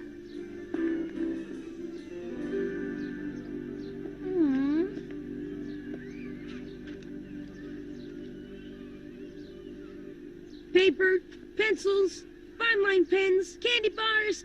Good job. Thanks, pal. You're welcome, pal. I was wondering, you think maybe you could start bringing some of your own supplies to school? Why? This is working out great. So, did you, do that grammar homework? Hey man, I understand. You worked hard on it. So did I. That is until my cat, Mr. Whiskers, had our kittens on my paper. So, can I just take a peek at yours? I don't know. Oh, that's okay. I just thought since you were my best friend. I'm your best friend? I always thought so. Guess I was wrong. Hey, best buddy, wait up. Here's the grammar homework.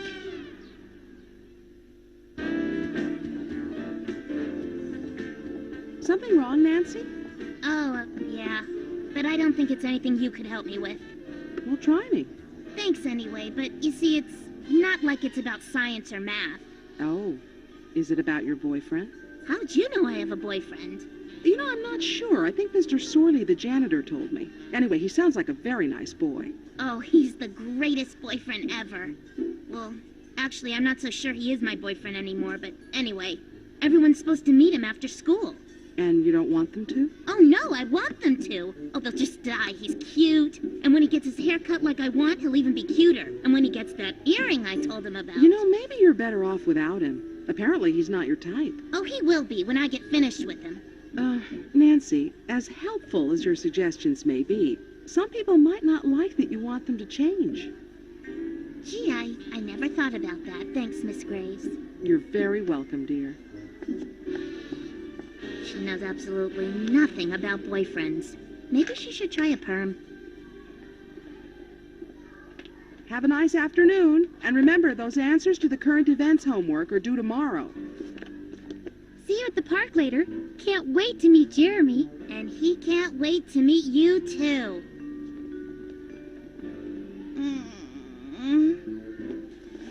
Hey, best buddy, did Miss Graves say something about homework? Yeah, but... Hey, you're not going to believe this, but remember the kittens? Well, I didn't mention that the little one. We call him number 6, but I'm thinking of calling him Little Freddy. Well, he isn't doing that well. So, I'll probably have to stay up all night with an eyedropper trying to get a little nourishment into him. I don't know what to do. Save Little Freddy's life or do that homework. What do you think? Little Freddy's really sick? On death's door. Well, I wouldn't want to think it was my fault. Thanks a lot. See you tomorrow. I'll copy the homework before class. On the other hand, Miss Graves says we're never supposed to let anyone copy. That's okay, best buddy. It's your decision. But I'm a little surprised. I mean, after all the favors I've done for you. What favors? Where do I start? How about when we went to Monsterland? I don't remember any favors. You don't? How about when all the kids were making fun of you because you were afraid to go on the blood drainer? I was the one who got you to finally go on it. Yeah, and you were the one who threw up all over me. Right. I was there for you, wasn't I? You were so busy wiping your shirt off that you forgot all about being scared. Yeah, but... Little Freddy the kitten, blood drainer, you need more? I got all day. No, that's okay. So, we're all set? I guess so. Terrific. See you before class, and write big. Freddie, I've been thinking. You're such a wonderful student. I thought I'd give you a special assignment. Something challenging, just for you. Really? Just for me? Uh-huh. Read Chapter 3 and answer the questions at the back. It'll be sort of an extra credit project. That's great. And you can forget about doing the current events homework. Just concentrate on this. Okay. Thanks, Miss Graves.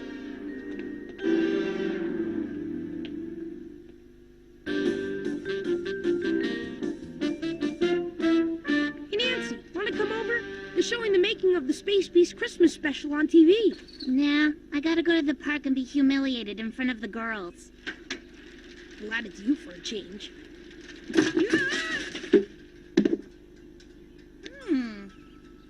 It was terrible. The worst accident I ever saw.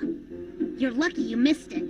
Fortunately, Jeremy just renewed his junior life-saving certificate and gave CPR to the victim until the paramedics got there. They say he saved the little boy's life. And you said Jeremy didn't exist.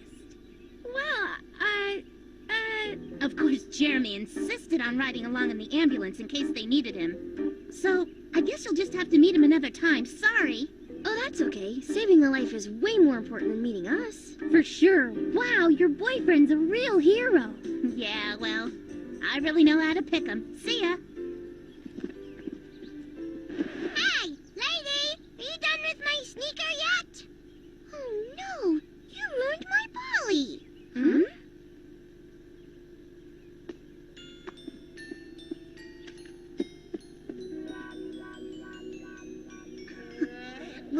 kids. They have such an imagination. I can't believe it. You made this whole thing up. There was no accident, just like there never was a Jeremy. You never had a boyfriend. A lot you know. I did too have a boyfriend, but he dumped me, so there. He couldn't stand me. Yeah. Well, you're just jealous. I guess she's not going to be getting any more love poems. Unless, of course, he writes, Nancy, my Nancy, I hope you move to Francie. Don't take this the wrong way, but remind me never to ask you to take my side in the fight. It's all my fault. Miss Graves probably was right. If I treated Jeremy better, he wouldn't have dumped me. I shouldn't have tried to change everything about him. Boy, if I could just turn the time back, I'd be totally different. I wouldn't try to change his hair or his clothes. I'd treat him like a king. Nancy! Hey, Nancy! That's funny. I almost thought I heard him calling my name. Hey, Nancy, wait up! Jeremy? Is it really you? I can't believe you're here. It's like a dream come true.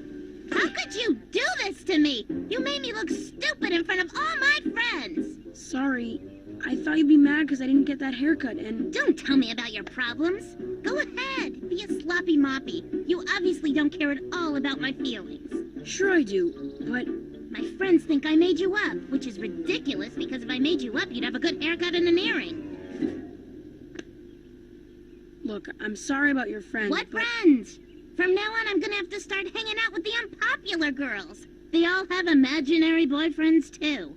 So when I'm stuck having lunch with Trudy Weiner, it'll be all your fault. And when I have to jump rope with Dottie the Drooler and Susie the Sniffler. Hey, who are you yelling at? Oh, that's my boyfriend.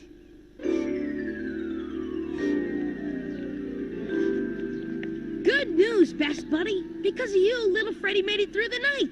Got the homework? Yeah, but... Good job. I like how you make your sevens. Thanks, but that's not the homework you think it is. I'm thinking it's an A. See ya. No, wait. I gotta explain. Well, let's see who's absent. It looks like Jessie is a little tardy as usual. Thanks again, best buddy. Nice job. Yeah, but see, it's not the right... No talking, please. All right, class, take out your homework. All right, let's see who's been paying attention to current events. Question number 1. Who is the richest woman in the world? Jessie? Oh, the cow has 3 stomachs. What's so funny? Polly? The richest woman in the world is Queen Elizabeth. She was born April 21st, 1926. She was crowned in 1953 after her father, George VI, having died Thank you, Polly. Excellent answer. Question number 2. Where does the royal family live? Jessie? Huh? Oh, in a beehive. Sheesh, you're not as smart as I thought you were. Okay, you've got one more shot before I have to give you a 0. So pay attention. What's the answer to number 3? What's the question? You know, you did the homework, didn't you? Oh, sure. I just have a little trouble reading my handwriting. It's a little shaky since that awful tricycle accident when I was 3. Want to hear about it? No, I want to hear the answer to number 3. What is the last name of the royal family? It's kind of blurry. Just try and read it. A long, sticky tongue?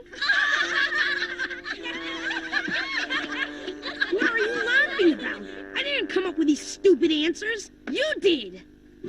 Oh, boy.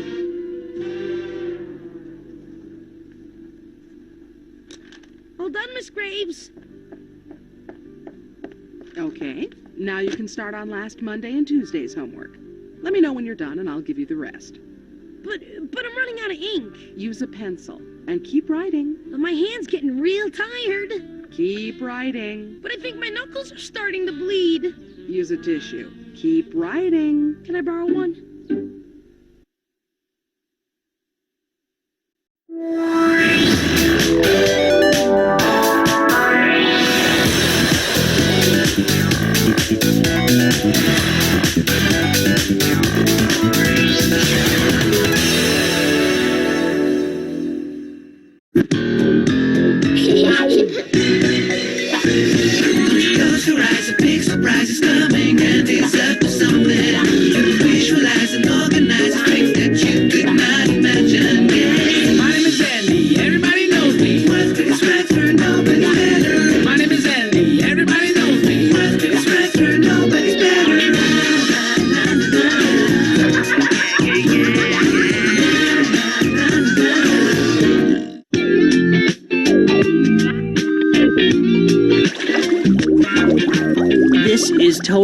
gross and humiliating. Was it worth it? Totally. Let me explain. A couple of days ago, I was off from school feeling a bit under the weather. Here's your homework. Jeez, couldn't they go easy on a sick guy? Your hangnail didn't raise much sympathy. Then when DeRosa's pants ended up flapping on the flagpole, they figured you already had too much time on your hands. Flagpole? Pants? What are you talking about? Ha! False modesty doesn't suit you. Besides, it's me you're talking to. I was home all day, honest. Obviously something's up. And not just the flagpole.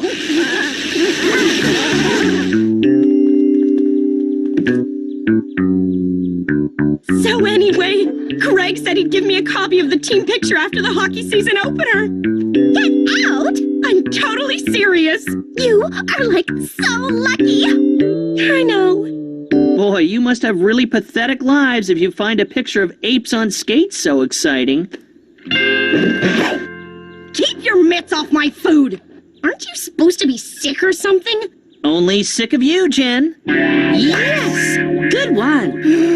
Andy, next time why don't you run yourself up the flagpole? Come on, let's go before we lose our appetites. Hey, did you see the new exchange student from Toronto? He's such a hottie. Huh? She's exaggerating. He's not that hot.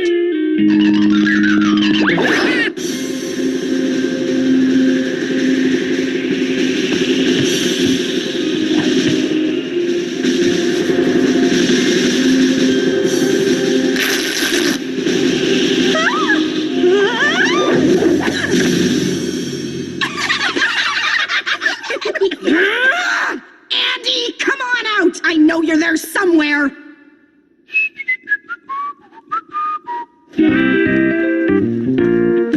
I'm telling you, Danny, I had nothing to do with that flagpole stunt. Andy! Listen, you little twerp! If you ever humiliate me in front of my teammates again, I will personally kick your butt!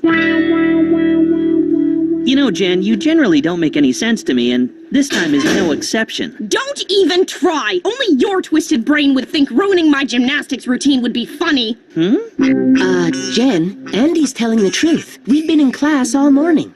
And I'm supposed to believe his little partner in crime? You leave me alone! Hey, nice routine. But I think you tore something. Okay, if it wasn't you, who did run DeRosa's pants up the flagpole? I'm betting it's the same person who messed with Jen's routine. Someone's honing in on my turf, and I don't like it. Hey, Andy. Danny. Can you help me out? Martin, why are you holding that egg? Well, Brian and I were playing this game, but then he had to go to the bathroom, but that was like half an hour ago and he hasn't come back yet. Brian! Martin, I think you've been had. Oh, no. Brian would never leave me here on purpose. He's too nice a guy for that. He probably just forgot. Wake up, Martin. I should know. I am Andy Larkin, the world's Hi, great... Andy. Feeling better today? Lori, hi. I mean, yeah, I'm feeling lots better. Thanks for asking. So, will you be going to the hockey season opener? The whole town's worked up about it. It's even being broadcast on the school radio. I'm not really a big hockey fan. That's too bad. I'm covering the game for the school paper, and since I don't know much about hockey, I was hoping we could go together and you could give me a few pointers. Sorry for butting in, but I couldn't help overhearing. I'm Brian, and you're Lori. The hot, I mean, talented school reporter, aren't you? You like my writing? What's not to like? Flowing line and lots of information. Brian, I'm still holding the egg. By the way, I love hockey and would be more than happy to give you a few pointers. Lori, I'd be happy to help you out for your article. Can you believe that? Not one bit. If he really was a hockey fan, he would never have had this. The Anti-Jock League? Whoever correctly answers this question first gets the girl and a lifetime supply of pizza pockets.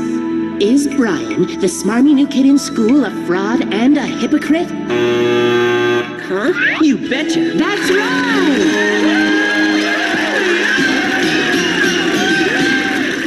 Beauty! Come on. If I'm gonna stand any chance with Lori, I need to spend more time at the rink. Guys! Hey, guys! Wait! You forgot about me!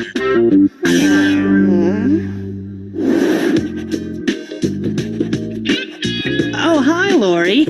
I've been looking all over for you. Oh, hi, Andy. What's up? Two things, really. First, you're looking at the new assistant to the assistant coach of East Gackle's hockey team. Oh, that's nice. Hey, have you seen Brian anywhere?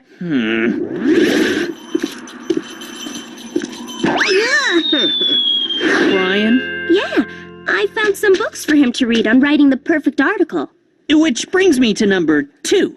I think you might be interested in this.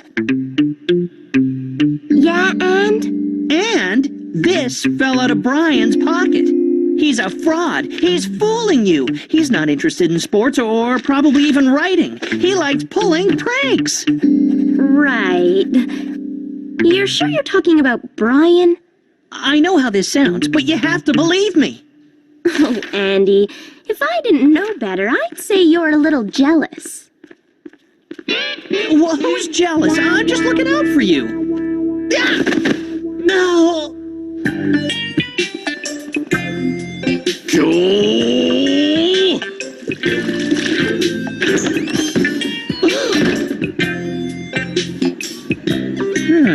Methinks we should stick around for this.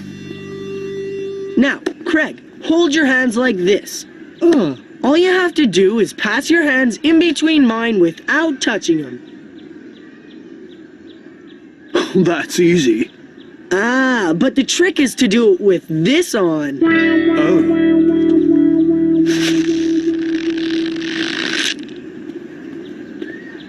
Most people can do 50, but if you're really good, you'll reach 100. Okay? Go! 1, 2, 3. Tricking someone who thinks a lavatory is where lava comes from doesn't require any talent. 7. Really? And what makes you think you can do better, Dumb and Dumber? 10. Oh, just the fact that the principal's got my parents on speed dial. Oh, yeah? Well, enjoy it while it lasts, because things are about to change. Let the prank-offs begin. All right! I've reached 100!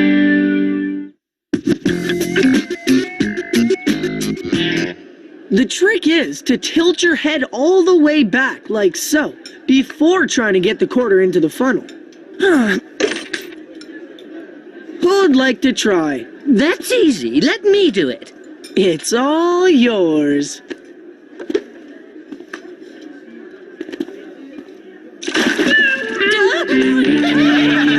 You're right. That was easy. Oh, hey, Jervis. Whoa! The bathroom's the second on the left. I guess he has to go. It looks like he just did. Andy, just the person I was looking for. Why don't you come and try this little game I've got going? Obviously, this guy thinks I'm a complete doorknob. I don't think so, Brian. It's just that these aren't pre-shrunk jeans, and I don't want them to shrink while I'm wearing them. Are you saying that I'm trying to trick you? Hey, you're not as stupid as you look. Well, I'll prove to you that it's not a trick. You know I have to do this. Andy! It's not what you think. Really, Andy, when are you gonna grow up? And to think you wanted me to believe Brian was a prankster. Aw, I can't believe this. I was so looking forward to class this afternoon. I hate missing school. You poor guy. Let's go see if we can find any dry pants for you to wear. By the way, I really enjoyed studying with you after school yesterday. You studied together? Okay, maybe I am a little jealous. I need you to take some photographs of the tropical fish that the natural science class acquired. I'd say that definitely backfired. This This picture is the best, man. I look really pumped. Seriously, we look totally hot. Ugh. What are you rolling your eyes at, dweeb? Yeah. Nothing, really. I was just seeing how far around I could see. Yeah, that's all. Oh. Okay then.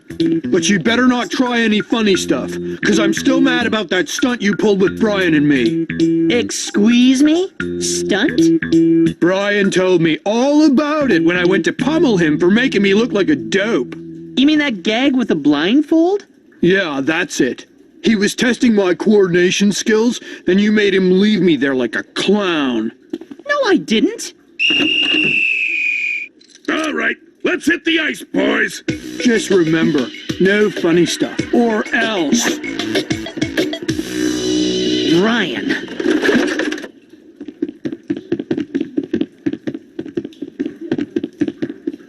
That means you, too.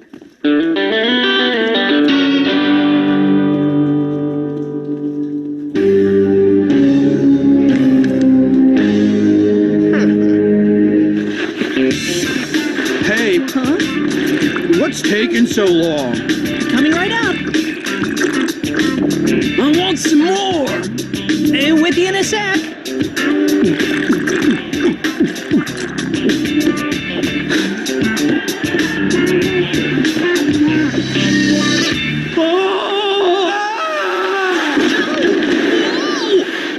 Where is he?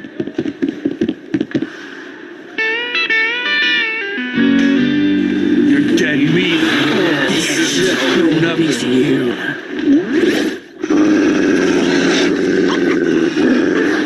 This is definitely not good. So why'd they fire you anyway?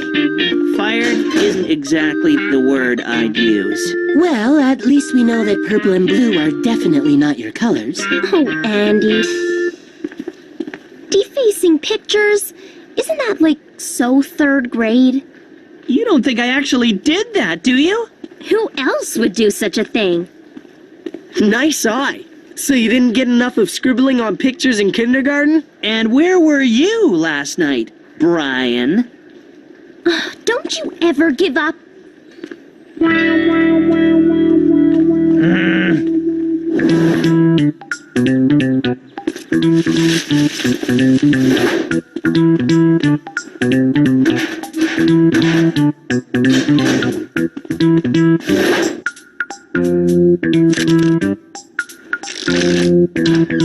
Hi, Brian. Are the pictures of the tropical fish developed yet? Well, see, the thing is, I guess Andy's still up to his tricks. Huh? What? What's wrong? My bike, it's missing.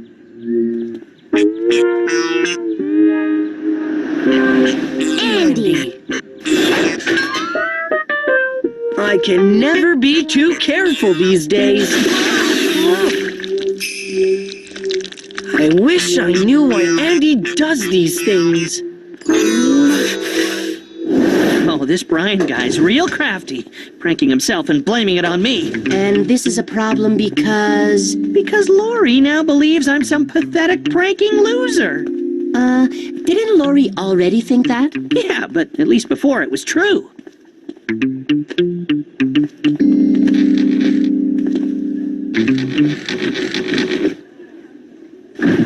You are so sad. I'm sure he's leading up to something big. I can feel it. So I'll just have to head him off at the pass. But how? Hi, Brian. Hey, Lori. Guess what? I'm the hockey team's new assistant to the assistant coach. Good for you. I'm glad they found someone more mature than their last guy.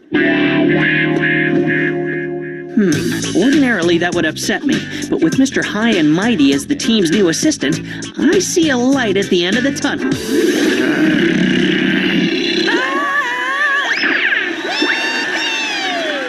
It's payback time.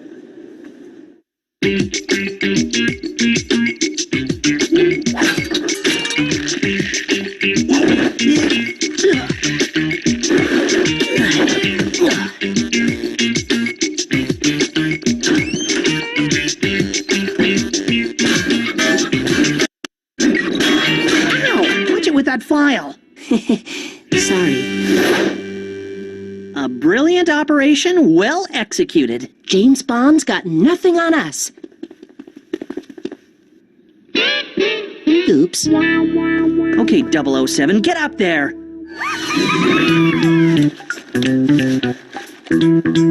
Hey, this isn't mine. What the? Well, this jersey's got someone else's name on it. And these aren't my gloves.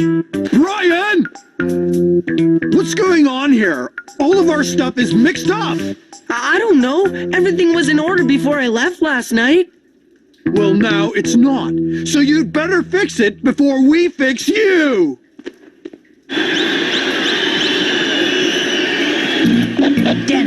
Danny, do you copy? Roger that. I'm ready. Okay then, make sure you're there at 8:30 sharp, and be quiet. You got it. Tonight's gonna go down in history. Yeah, Lori, I didn't see you there. So why's tonight going down in history? Because the team's gonna win. Yeah, that's why. Mm-hmm. Just try not to do anything stupid, okay?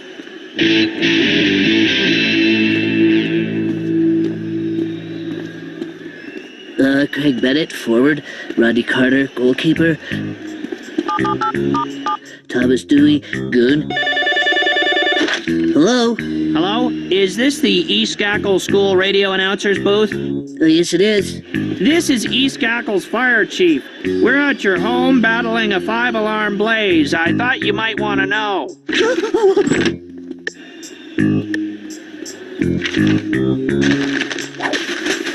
I think you'll find these names much more interesting.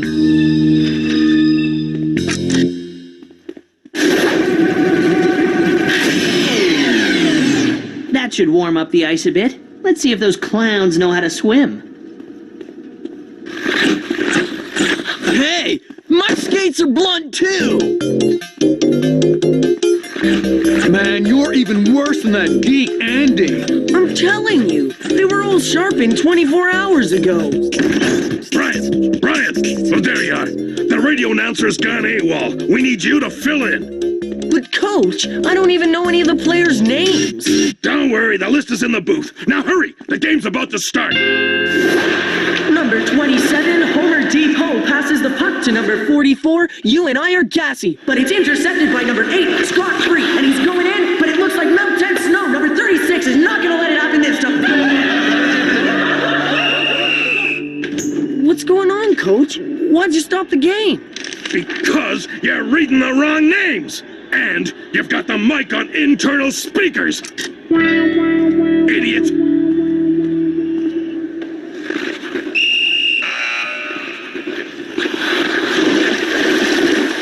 Hey, this is like turning into a pool party. Had enough yet, Brian? Ready to give up? Give up? Are you crazy? After tonight, you have to admit that I'm the better prankster around here. You gotta be kidding. I'm the one who got that scatterbrained Lori to believe I actually liked hockey and that I enjoyed working for that lame paper of hers. Come on. Lori only fell for that because she's so trusting. Not because your pranks are any good. Please! She's just plain gullible. Just like those dumb, ignorant Neanderthal hockey players. I will give you this, though. Melting the ice here tonight was pretty clever.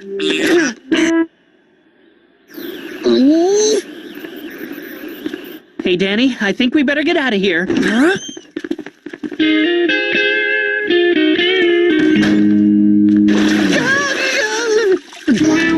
What was that for? He was the one who called you scatterbrained.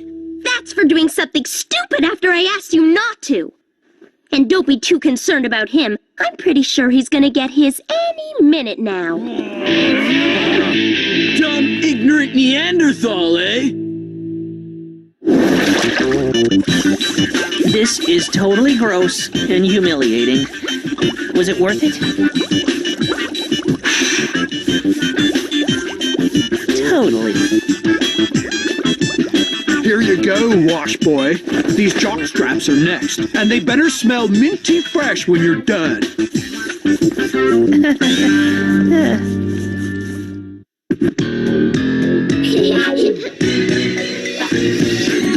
your eyes, a big surprise is coming, and it's up to something. Visualize and organize a strength that you could not imagine. Yeah. My name is Andy, everybody knows me. What's biggest factor? Nobody's better. My name is Andy, everybody knows me. What's biggest factor? Nobody's better.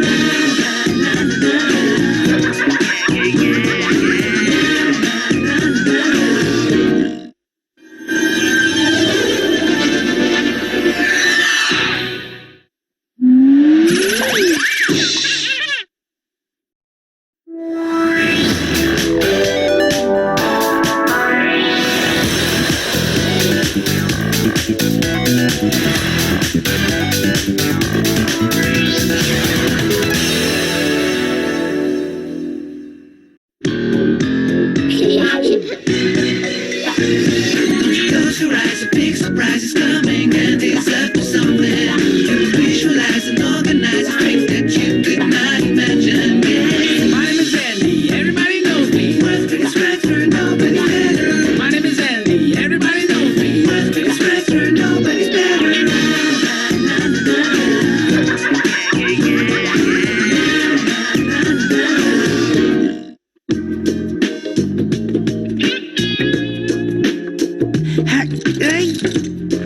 I know what you're thinking. I must be crazy, right? Relax. If it wasn't for this harness, I wouldn't be doing this. I'm a prankster, not an idiot.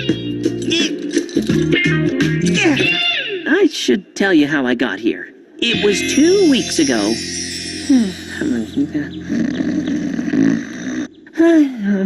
Please, Mom, I don't want to go to school. Wait a minute. It's Saturday. Oh no! It's Saturday! The one day that's come to mean terror in the Larkin household. It's worse than Meatloaf Tuesday. Worse even than Parcheesi Thursday. Come on, sleepyhead, it's Parent-Child Saturday. We're going to play miniature golf.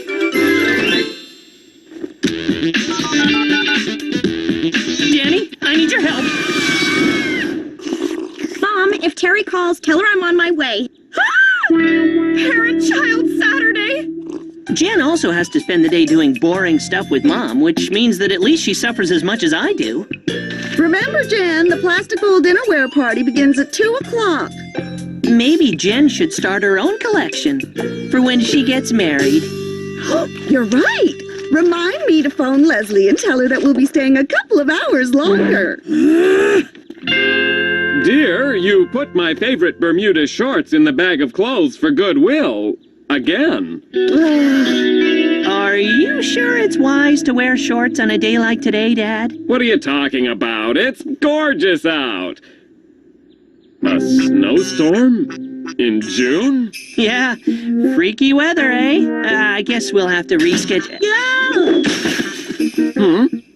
Hey, it stopped! Come on, time's a-wasting.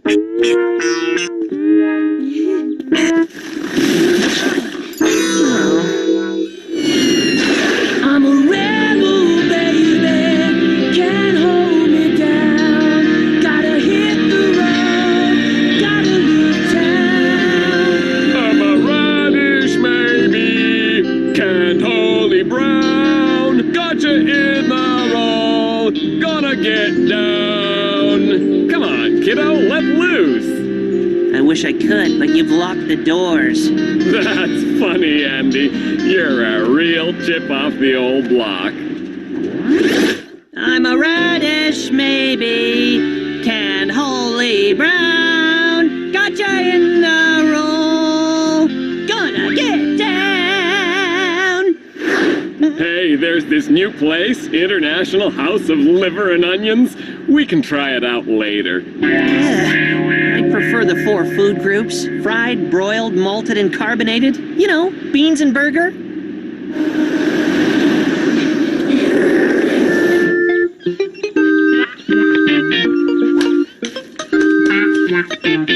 That's strange. Where could it have gone? Well, that's too bad. Guess we'll have to cut the game short. We might if I hadn't come prepared.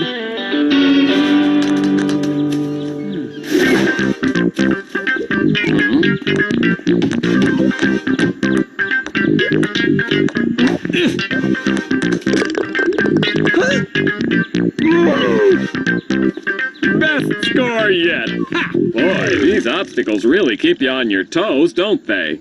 Well, if it isn't Al Larkin and his boy. Too slow! You kidder. Andy, you remember Henry. Hiya, Andy. This is my son, Maurice. Too slow. Taught him everything he knows. What do you say we wet our whistles at the clubhouse? Yeah, Dad, you go. We'll be fine. You wouldn't be trying to get rid of me, would you, son? What, me? No! Well, see you later then. So, how about a game? Some other time. I've got a temporary reprieve and there's a burger with my name on it. So I'll just tell your dad you left for a chicken burger then.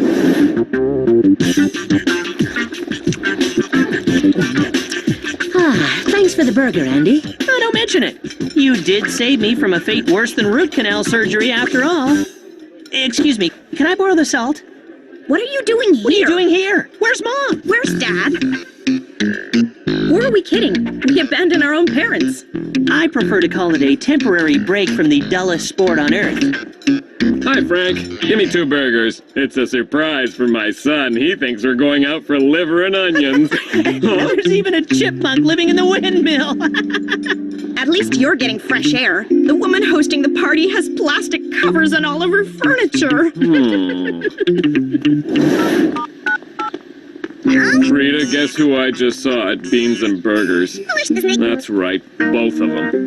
Oh no, I think we're rating way beyond square at this stage. That's a good idea. I mean, if they expect tacky, who are we to disappoint them?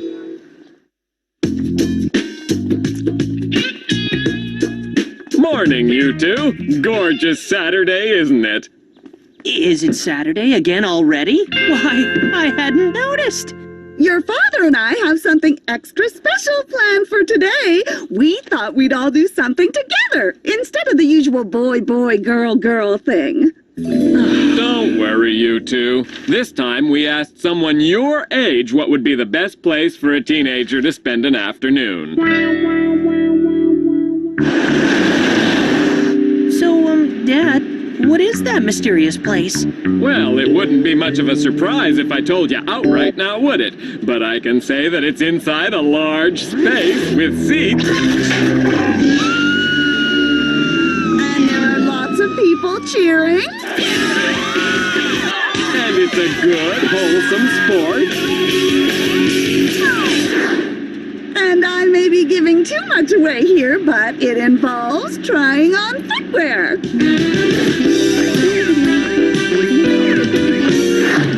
Cool!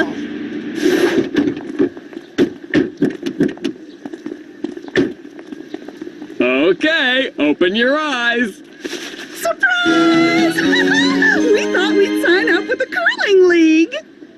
Oh, look, honey, they're speechless.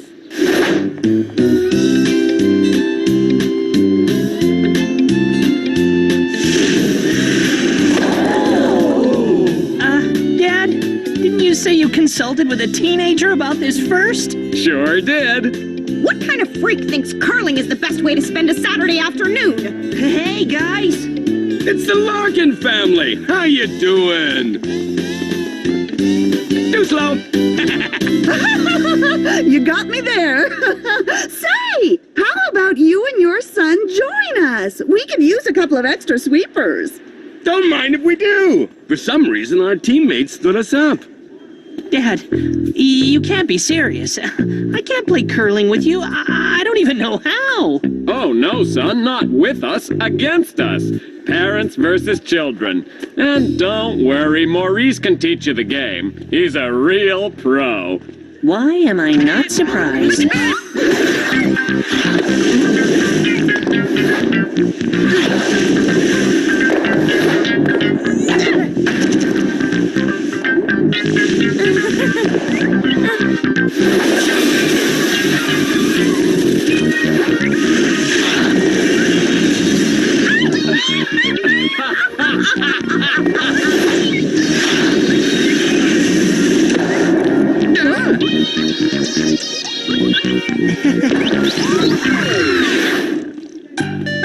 I'll never forget the look on Jen's face when she slid into that wall. Yeah, and Andy's when he took out that stone with his head.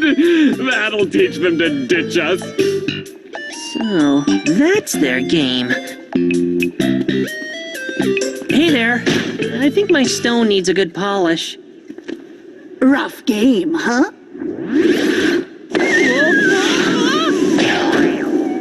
If by rough you mean humiliating and degrading, then yes. Ow! Careful there, Jacques Villeneuve.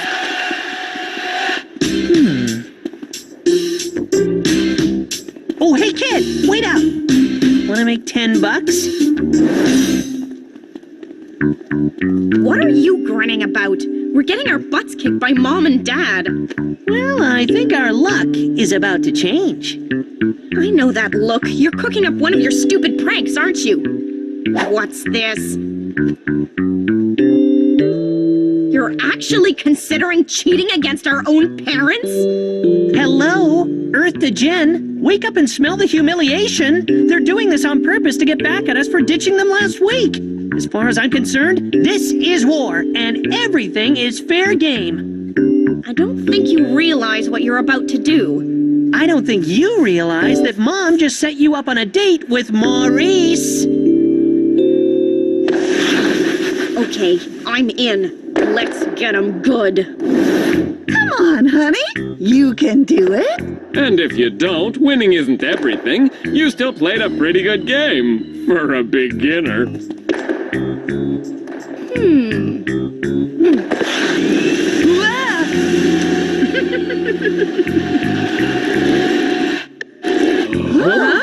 Huh? Yes! In your faces, Mom and Dad! That's one heck of a shot. You might finally be picking it up, honey. Must be beginner's luck. It's not like we're gonna beat you guys or anything. I mean, what are the odds of that happening? We're number one! We're number one! I'd like to thank my parents, without whom none of this would have been possible, on account of how they totally sucked and lost. I gracefully accept defeat. I have to admit, I'm surprised to see how well you two took to the game. The pleasure is all ours, I'm sure. Your mother and I have a confession to make. We intended to play a trick on you. We know you think our Saturdays together are an incredible bore. No, we didn't really think that. It's just that they lacked a certain excitement, shall we say? Well, I'm glad you had fun today, because we signed us up for the East Gacko League tournament, and this time we'll all be on the same team.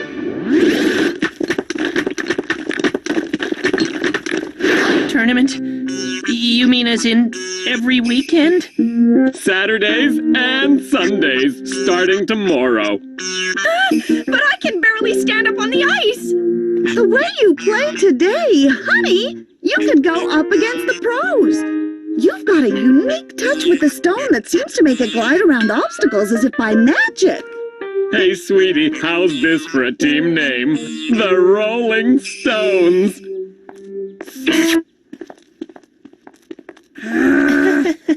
On the bright side, they don't suspect a thing. Listen, you've gotten me in deep trouble. You have to confess. I can't just tell them we won by cheating. We'll lose all of our leverage. Tell someone who cares, because I can't be seen playing curling. I don't have your immunity to public humiliation.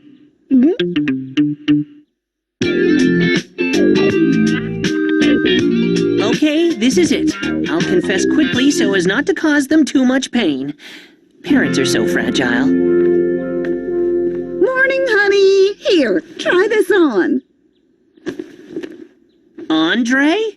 That's all I could find on such short notice. We barely got the logo made in time. Dad, Mom, I meant to talk to you about this curling thing. I was thinking that it really isn't fair of us to hog all your weekends and make you take us curling. Don't be silly, son. I'm glad we finally found something that we can all enjoy together as a family. You're right, but if we didn't really... I mean, what I want to say is, I'm really glad we can spend time together, too. See? Painless. You didn't confess, did you? Relax. It's just one game. We'll lose. We'll be eliminated forever. End of story. I've been thinking. I wondered what that noise was. It would be just like you to try and win to keep me in smelly shoes and polyester forever. So I've taken out a little insurance just in case. What are you talking about? Just a little something I found under your mattress. You know, you really should find a better place for your dirty little secrets. You don't mean... That's right, a cosmic teddy bears comic. What do you think the jocks at school would do if someone were to announce that you read this comic book?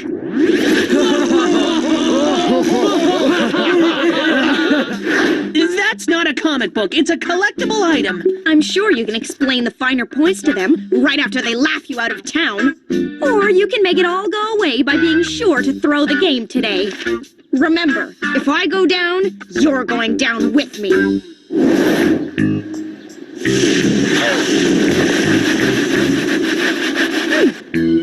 Gosh, I guess I'm really not on my best today. That's okay, sweetie.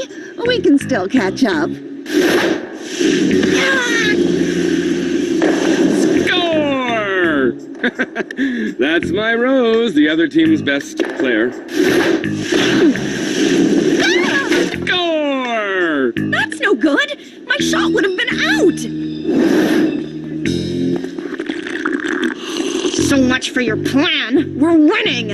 I can't help it. No matter how much we mess up, they suck even worse. We're winning by default. There's one way to make sure we lose. I don't know. If Mom and Dad find out, they'll be crushed. They're doing this for us. Then make sure they don't find out. Listen, every minute I spend here, I run the risk of running into someone from school. Just do what it takes, or else. There you are. I was wondering where you went. I was right in the middle of my spore collection story. You'd think you could take a hint. Listen, the Sci-Fi Club is having a get-together next Friday. I'd really like it if you came with me. Bringing a date would really impress the guys. Maurice, I might go out with you if you were the last man on Earth and I needed a tire changed. Is that a yes? What time should I pick you up?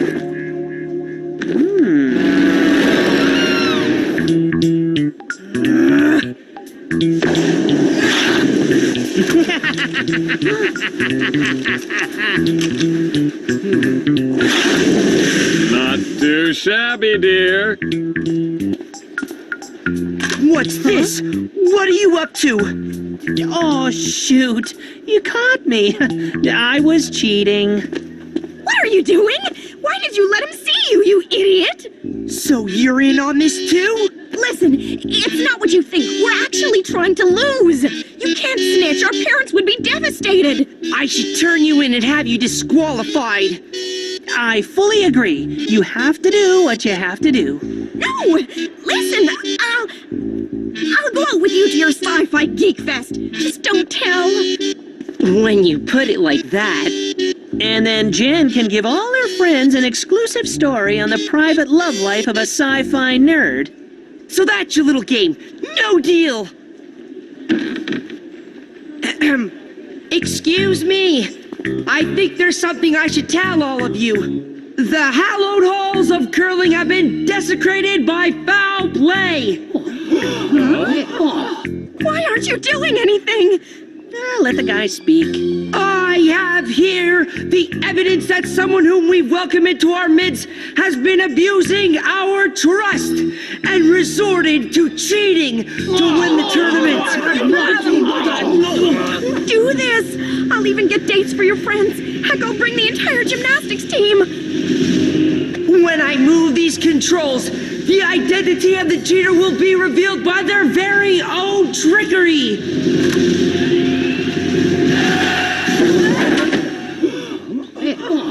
Hey, Maurice, isn't that your stone? You think that's funny, Mr. Comedian? You like humiliating your very own parents in public with your little cries for attention? Ow! And I thought all those trophies were won fair and square! That's not what happened! Wait! I don't get it. How did he... You asked me to take care of the situation, and I took care of it. Chip, please. I'm sorry things took a turn for the worse, kids. I didn't want to win by forfeit. Maybe if I talk to the judges, they'll let us reclassify. Actually, Dad, I think the experience has kind of spoiled it for us. We're really bad at this parent-child Saturdays altogether. We just don't seem to have much in common. Wait, maybe all we need is a little compromise.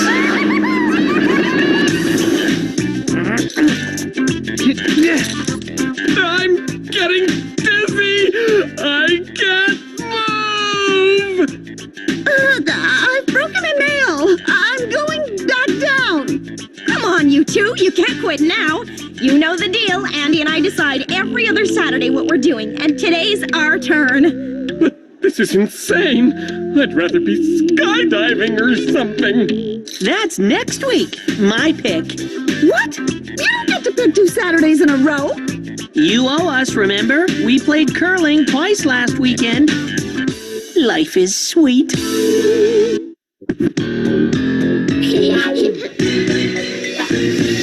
Close your eyes, a big surprise is coming, and it's up to something.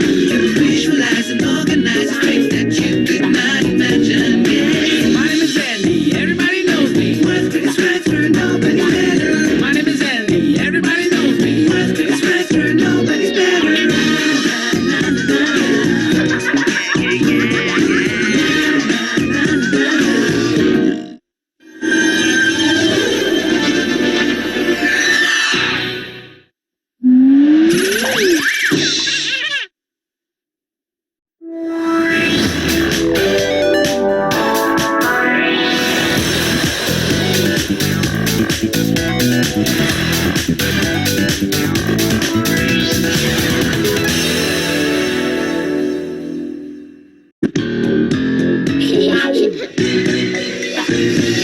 Close your eyes, a big surprise is coming, and it's up to something.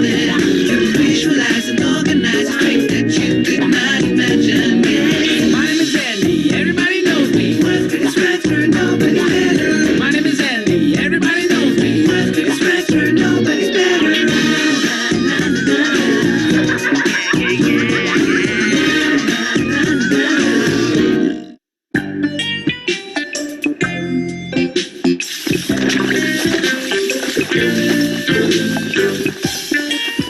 You're probably wondering what I'm doing, right? Frank, the owner of this establishment, said he wanted the floors clean enough to eat off. Don't ask me why, the mice have never complained before. Oh, now you're wondering why I'm doing it? Well, that's another story. It all started when the International Foosball Finals were beamed live into East Gackle from Toronto.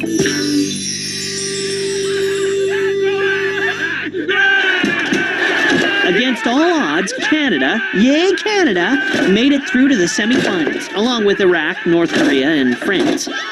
And that's when East Gackle went foosball crazy. But none more so than Frank Berger, aforementioned owner of Beans & Burger, and Rocky Roquefort, proprietor of Chez Frou Frou, home of culinary French delights and prices so high, they have nosebleeds. Go France! They really let old rivalries bubble to the surface. And it didn't help that they weren't the most mature guys in East Gackle.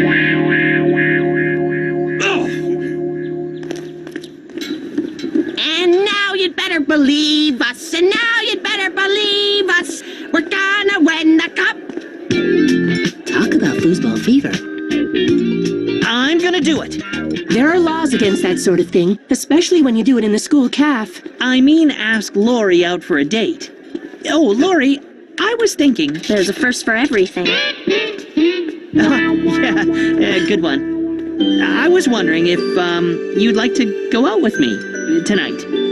Yeah, right. Do you have any plans for tonight? What are you suggesting? Well, nothing. I mean... Well, as it happens, I don't. Couldn't get a date, huh? Look, if you promise to take me somewhere nice, I might change my mind. I know just the place. And no pranking. Okay. I'll pick you up at 7. You pick me up? In a chauffeur-driven limo, no doubt. Of course. Some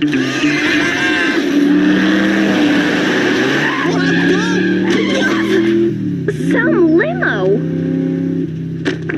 Some chauffeur. Where are we going anyway? I thought I'd take you to dinner and a sporting event. Well, that sounds nice. Provided we get there in one piece.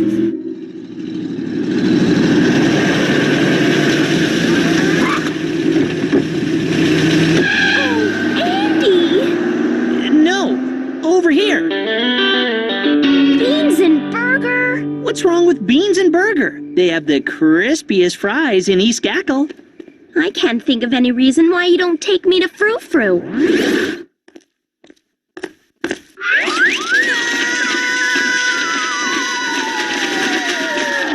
I can.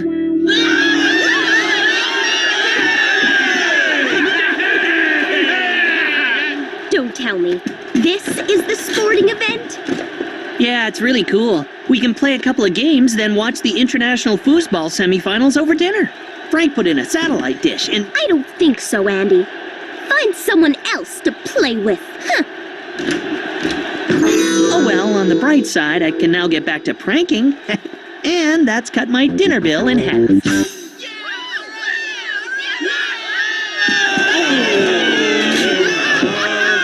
Come on, North Korea! Come on, France!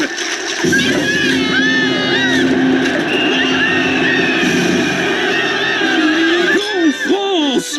Oh, fantastic! And now we will show the maker of incredibly bad food across the street who is the boss. The incredibly overpriced imported bottled water is on the house!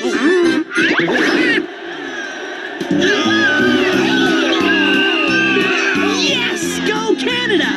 It's us against France. Day after tomorrow. Fantastic! Now we'll show that pompous moron with his overpriced poutine who's the boss. There's just one thing left to do. This'll drive him crazy!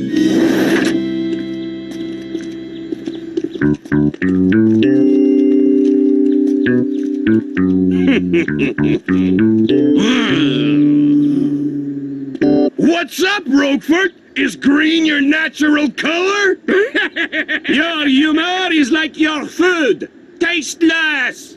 At least people can afford my food, Roquefort. But the cost of having their stomachs pumped more than makes up for it. Whoa! All this animosity between Frank and Roquefort has just given me a great idea for a prank.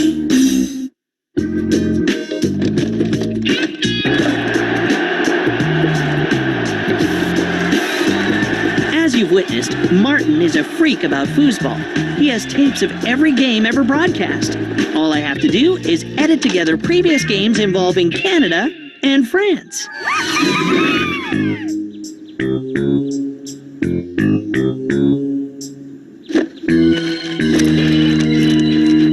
Come on in, folks. You won't miss a thing. We've got the biggest TV in East Gackle. You hear that, Roquefort? The biggest in East Gackle! Welcome to Shoot Frou Frou, mes amis. We may not have the biggest TV, but our food doesn't taste like pun scum. You hear that, burger? It doesn't taste like pun scum.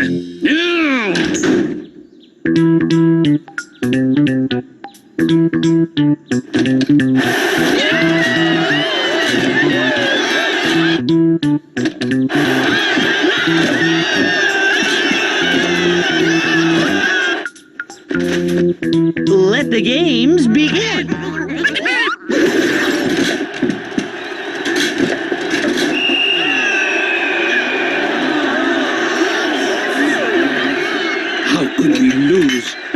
to Canada. Sacre bleu.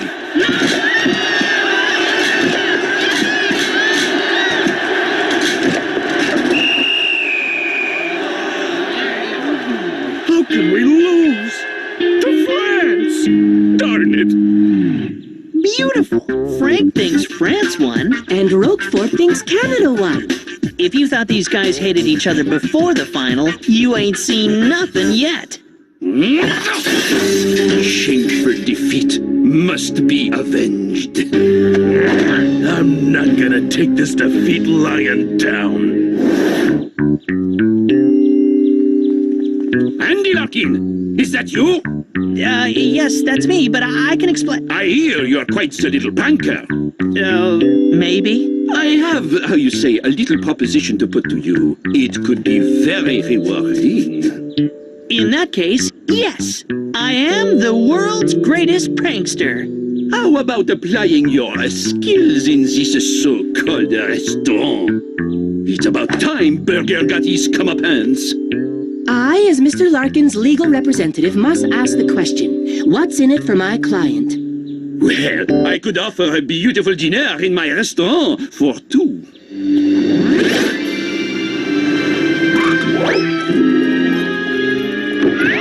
Oh, Andy, you're so sophisticated. It's a deal. Splendid! First of all... No. The least I know, the better. Just go do your dirty deeds.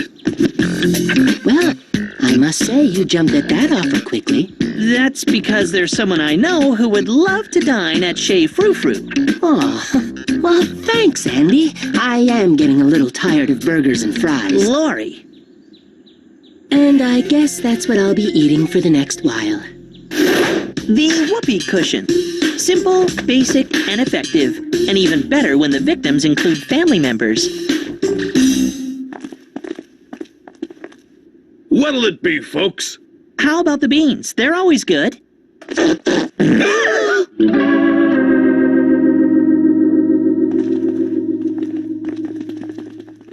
Andy, I want a word with you. Uh-oh, Frank's onto me. That whoopee cushion stunt. Let me explain. Roquefort was behind that. Andy, I need your help to show him who's boss. You gotta come up with some pranks for me, pal. I, as Mr. Larkin's legal... I'll give you free burgers and fries for a week. Throw in some for my friend here, and I'll do it. Deal. Gee, thanks, partner. Actually getting paid to pull pranks. I've arrived. This could be the start of my professional pranking career. The first thing you have to know about Frou Frou is how tasteful everything is. And I'm not talking about the food.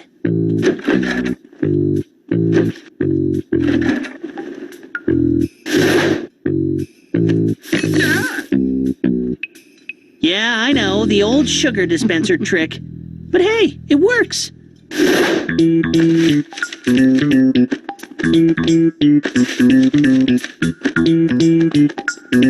It's nice to give Chez Frou Frou's upscale customers a different choice now and then. Braised squirrel in a toilet bowl sauce. Yummy! You said you wanted to be a prankster one day. Well, here's your first lesson.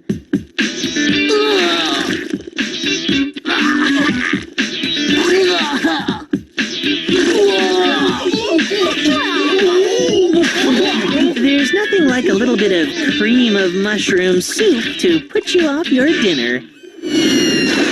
Roquefort is retaliating for the pranks you're pulling. I'm upping the stakes. I'll give you burgers and fries for 2 weeks. Andy, get over there and do your worst. There is something fishy going on. I think Burger is getting me back for the pranking. So, the beautiful dinner now includes romantic music at your table. Now get over there and show no mercy. Romantic music. Time to call Laurie. Hi, Laurie. Well, I'll tell you what I want. How about you and me going out tonight? What's so funny? I'm serious. An honest-to-goodness dinner date at Chez Frou Frou with romantic music? I thought that would make her change her tune. How about 8 o'clock? Great! You got it. No hidden catches, no pranks.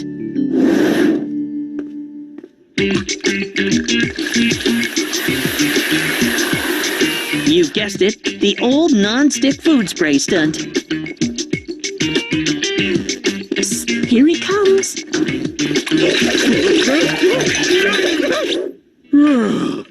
Made it. You know what that reminds me of?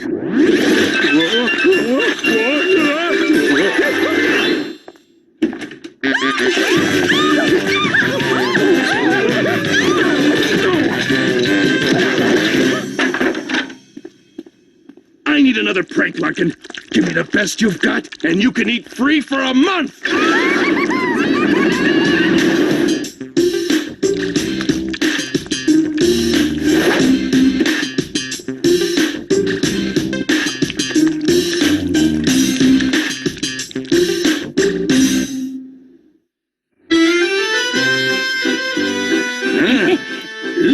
Good evening, Monsieur and Mrs. De Rosa. What in tarnation is this, Roquefort? Raised squirrel in a toilet bowl sauce? Comment?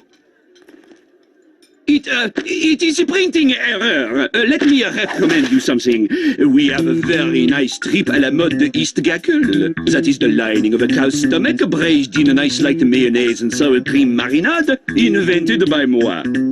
On toast.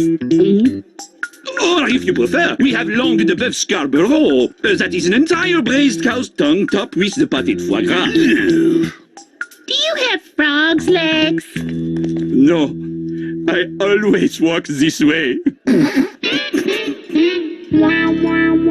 But of course we have frog's legs. Actually, Rocky has a whole bunch more frog legs than he thinks. Les cuisses de grenouille avec sauce Sudbury. Hein? The frog's legs in ketchups.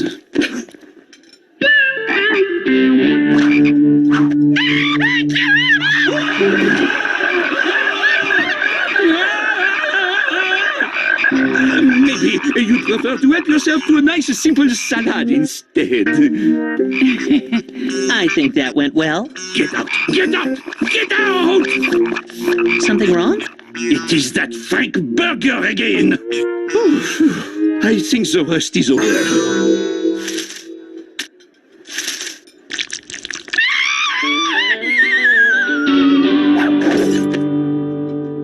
Roquefort, are you insane? There are maggots in the salad! This is war! Crème glacée! Bombes Alaska! Tarte à la crème! Vite, vite, vite, vite, vite! Looks like my work here is done. Looks like you caused quite the commotion over at Poo Poo's. Well, I'm a man of my word. What'll it be, fellas? Dinner's on me. Looks like dessert is too. I want the revenge!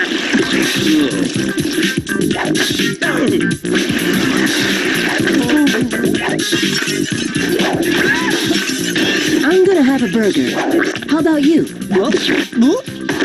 Go. I'll pass. I want to save myself for my date with Laura. A burger for my partner here? You want fries with that? Yeah, why not? Incoming! Duck and cover! I'll do you for that, Roquefort. I think everyone's getting short on ammo. I'm off to meet Lori.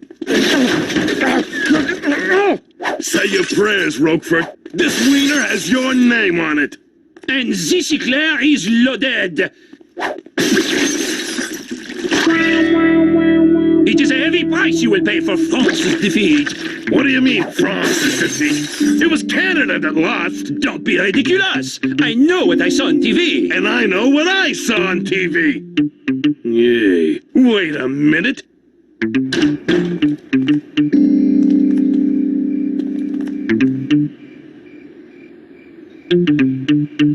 See, like I said, dinner for two, no hidden catches, no pranks. Well, I have to admit you were telling the truth. This time. You know what this means. Yeah, it means we've been had. Did you pull all those childish, petty pranks in my restaurant, Roquefort? No? Did you execute all those ridiculous, mindless pranks in mine? No. Andy Larkin! Sacre bleu! He's been playing us for, how you say, the idiots! Maybe he deserves a taste of his own medicine. All we have to do is find him. I may be able to help you there, mon ami. I know exactly where he is. Hey! You have been needing this. I have decided to give you the spécialité de la maison. Ooh, what's that? The specialty of the house. Two specials! Coming right up! I see you've been paying attention in your French classes. Oh, well, I know my way around a French menu. I guess you could say I'm a man of the world. La spécialité de la maison. Mes condiments pour les chefs. Oh. Why don't you pay your condiments to the chef in person?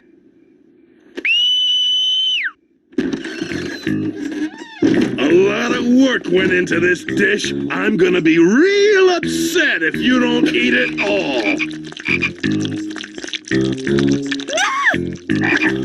No hidden catches, eh? No pranks, huh? But... This is the grossest thing you've ever done to me! And now, Andy, we need to settle the bill. But you said dinner was free! And so it is. But this is for the expenses incurred as a result of all your pranks over the last 24 hours. I can't pay this. It's okay if you don't have the money. You can pay it off the old-fashioned way. Don't worry, Andy. I can help you out.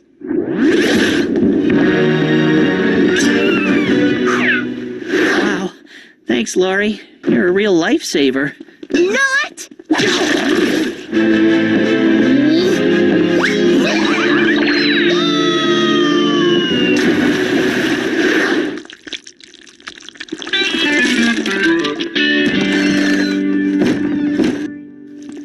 Don't worry about Laurie, Andy. You'll have so much to do, you're gonna forget all about her. And that's how I came to be here working off my debts. All alone. Dumped by Laurie, abandoned by Danny, my so-called friend who really is just a little... Hey, Prankmeister, I heard of your predicament. I couldn't let you carry the whole weight on your shoulders. ray of sunshine on a rainy day. Where's a mop? Not so fast. We never did get to try out the foosball table. I'll be Canada, you be France. Goal! Woohoo! Canada takes the lead! Cheat, you scored while I was cleaning my glasses. You're just like Roquefort. Wine, wine, wine. And France levels the score! Hey, that's not fair. I wasn't looking.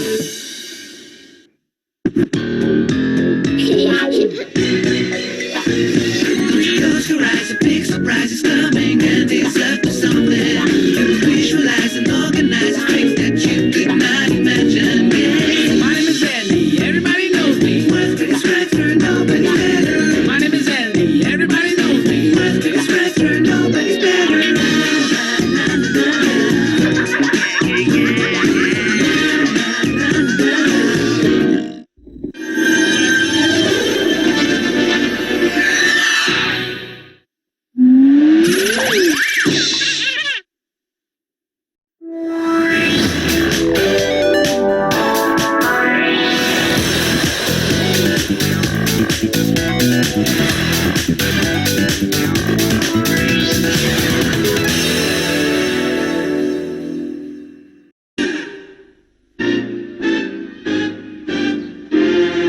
Shoot some baskets?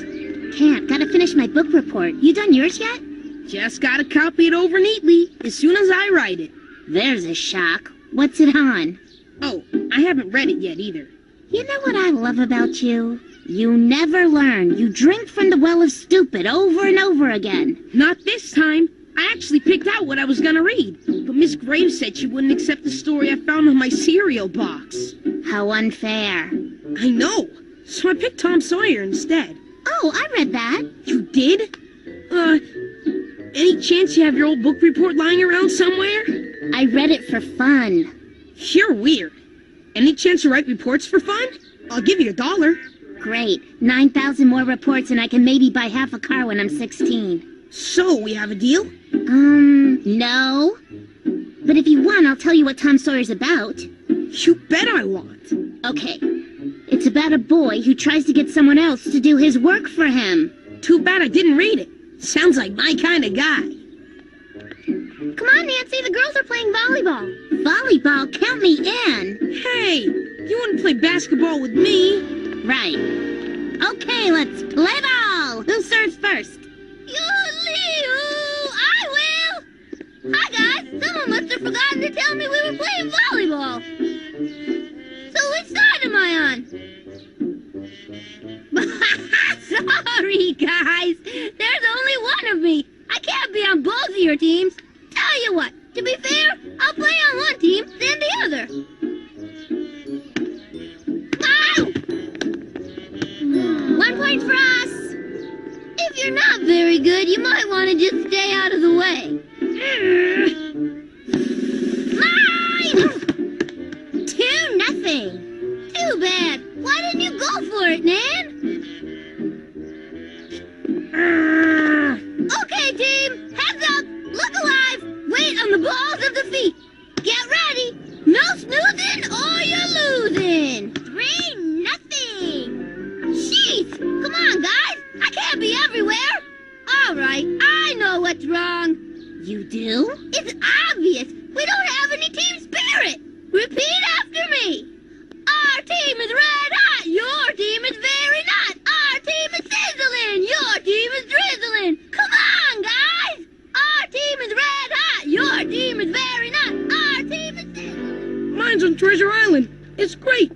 A sure A+. Yeah, right. Like you're gonna get an A+. Why not? That's what my cousin Paulie got when he turned it in. You know, I really look forward to reading your reports. There's always at least one student who surprises me with their creativity. I remember one student. He wrote a report on Treasure Island. Very imaginative. It was from the point of view of the parrot. Seems I have everyone's except Jessie's. Don't you ever learn? Oh, ye of little faith. Oh, brother. Jessie, what's this? My book report. Oh, really? Dear Nana and Pop Pop, how are you? I am fine. Thank you for the flannel bathrobe. Oh, no, that's not it. That's the note for my Nana and Pop Pop. I like to keep in touch. They're old. You never know. I see. And you thought I'd be interested in reading this? No, I must have made a mistake. I guess I sent them the book report and turned in the note. So, there you are. So, you mean if I called your grandparents, they'd tell me they have your book report? Well, you can never be sure if the post office is doing their job. All I can say is, I wrote it, I stamped it, I mailed it. You mean you really did receive a book report from Jessie? Jessie McCoy? Short, red sweater? I tried to tell her. Could have saved the school a lot of money. You really did get his book report. Well, thank you. Goodbye. Where's the trust? I told you, Lou, the boy is a genius. Even his teacher's taken a special interest in him. She must recognize his talent. You know, I really shouldn't have had that pickle at lunch. We must keep this book report. Someone might want to publish it someday. You got any cocoa? Oh, I just love reading this. My book report on Tom Sawyer by Jessie McCoy. This is my 200-word book report on Tom Sawyer, which was written by Mark Twain. I have now written 26 words, which means I still have 174 more words to go. But if I count that last sentence, now I only have... I'm telling you, it worked perfectly. When I saw all the good stuff that was going to be on TV, I knew I'd never get that stupid report done. So I came up with the old switcheroo. Smart. How come you didn't tell me? I could have done it too. Oh, right. Like Miss Graves would have believed you both mixed up your book reports with thank you notes. What's a thank you note? I should get some kind of award for this. Yeah, you lucked out. Now you get another day to write your report. Hey, I didn't go through all this just for one lousy extra day. See, I told Miss Graves it took me days to prepare all my notes. But dumb me. I threw them all out as soon as I finished the report. Very impressive. So, now you even get more time? Hey, like I told Miss Graves, did anyone ask Moses just to whip up another 10 commandments? You know, this is the first time I've ever thought of you in the same sentence as Moses. There's more. I talked Miss Graves into waiting until my grandparents send me back my report. And I have a feeling it's gonna take a little time before they get around to it. Beautacious! Gotta go, see ya. No Polly? Nope, we're safe. I just saw her telling on a kid for putting his mouth on the water fountain. Play ball! Yoo-lee-oo! Wait for me! Sorry I'm late. Had to turn in a report on the water fountain liquor. But I'm here now, so wipe away your tears. Come on, surf! Come to Mama! Stop! Don't surf! Silly me! I almost forgot! I made everybody copies of the official volleyball rules. We don't need any rules. We know how to play. Oh, really? What would you do if there were a landslide and the game was postponed? Don't worry. It's all covered here in the official rules. Plus, we now have an official timer so we know when to change sides. And we really need it, since we all know how Jordan's team likes to hog the shady side. Okay, you think we can play today? Oh, we've got plenty of time. From now on, we're playing 7-point games. Huh? The game goes to 15. Not under Lithuanian rules. Lithuania? Time for Plan A. Now, you'll notice that Rule 7 deals with penalties for poor sportsmanship. Make sure you read it, Tilly. And Rule 9. Oh my, look at the time. I gotta go home right away and play with my fish. Me too. I have to go walk my cat. And I gotta go buy a cat. Gotta go. Have to help my mom. Promise I do the wash. It's time for my mate's medicine. See ya. Bye. Bye. Hey, go back. Don't go. I need to talk to a few of you about sports frauds.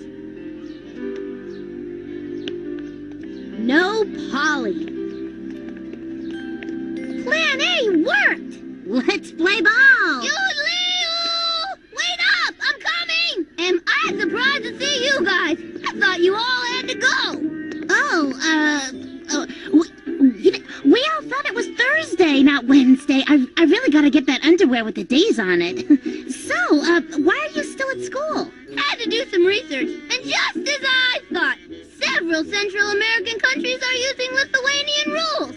So, looks like 7-point games are really catching on. Yay, Lithuania! Well, come on, we don't have all day. Oh, what's Plan B? I'm thinking. Good morning, Tilly. What a nice hat. Charlie? Freddie? Don't go any further, Jessie.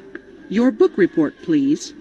Oh, Miss Graves, see, my dear old, very feeble grandparents haven't been able to send it yet. Well, can't they just drop it in a mailbox? Sure, if they could find their mailbox. They had so much snow that it's just completely covered. I'm just sick about it. The report, please. Sorry, still didn't get it. Pop-Up was going to mail it, but he got a cold. Then Nana caught it. Now it's in her chest. I guess I could insist they shovel their way out to the mailbox. That is, if you want to take the responsibility. I can't believe Miss Graves is still buying your phony baloney book report scam. How do I do it? You've stalled so long, even if you wrote a couple sentences a day, you'd probably get an A. Yep. That is, if I ever bother to write it. Is bonehead disease contagious? You still haven't written it? Why should I? My master brilliant plan is to keep stalling until Miss Graves stops asking about it. Well, I never thought you'd get this far, so just keep riding that wave. Nan, wait up! See ya. Plan B. Hey! Polly chased me for 3 blocks. I finally lost her when I hid in the drainage ditch. It was filthy and vomitatious, but worth it. Ew, gross! but at least you lost. There you guys are. Looky what I got. Hide, she's probably got her spoon collection. Sorry, it took so long to find you. Now there's no time for you to play with Snowball. He needs his exercise. Bye.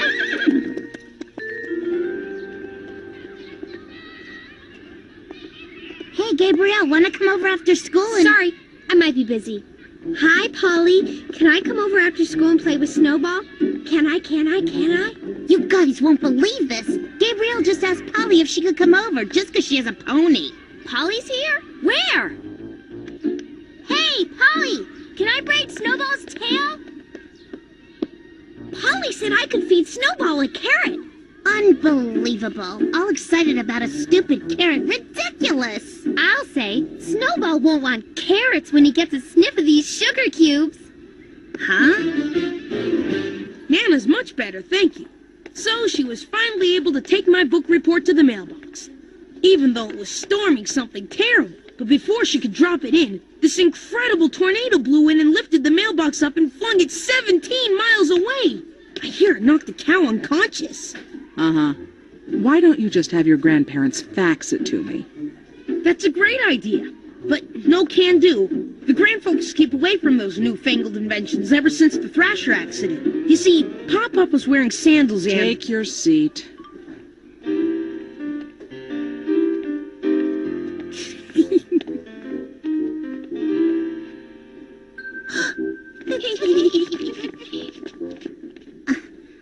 I must be living in some twisted parallel universe. And since there are so many demands on Polly's time, I figured the only fair way for everyone to get their chance to have their private time with me is... You can each put your names on one of these tags and then pick a day. So please move to the left and form a single file line. No pushing, no shoving, no cutting! You will each get your turn. Could it possibly be worth it? Polly. Pony. Polly. Pony. No, I've got my principles.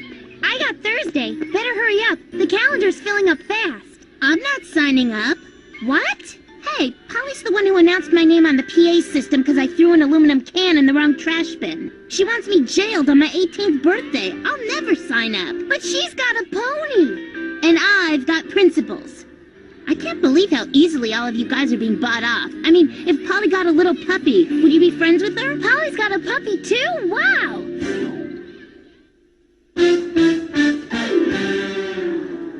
I'm getting my turn on the pony Saturday at 3. I'm at 4, and I'm gonna wear my cowboy boots. You guys too? What's the matter with everyone? We're talking about Polly here. Polly the Impossible, remember? The girl who tattles on everyone and drives us crazy, that Polly. Right, the one with the pony. Well, I'm not selling out. Go ahead and spend your time feeding that pony and riding him and letting him lick you and... Well, I want him to lick me too. Well, I want to feed him and have him nuzzle his sweet little nose against my cheek and only eat my carrots and my sugar cubes and sleep in my bed. Oh, and I want to ride like the wind with my hair blowing wild like a young goddess, galloping into the clouds with wings of... Man, I wouldn't want her life. Have a nice afternoon. Don't forget, your biography book reports are due tomorrow. Watch this. It's like taking candy from a baby. Jesse, just the boy I wanted to see. Your biography report is not completely finished. It's on Mark Twain, my favorite author. Oh, Mark Twain, the author of the book you read for your first report, which I've never seen. My point exactly.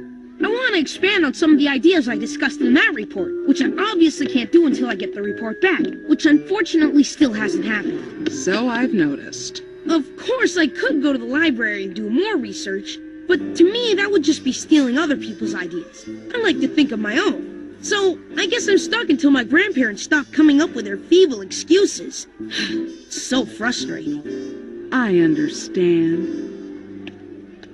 However, I still want both reports tomorrow. 267 pages? If I read a page a minute, it'll take me forever!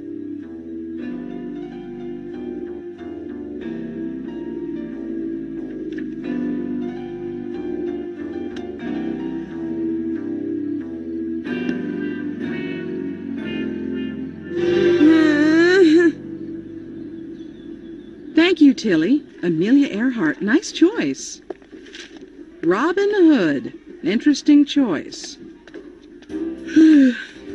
My book reports, Miss Graves. You didn't think I wrote that first report, did you? Well, you can't blame me. Once you didn't hand in your homework because the war in Kashmir was disturbing you. Yes, well, that was the old unprepared Jessie. The new improved Jessie stops for nothing in his search for knowledge.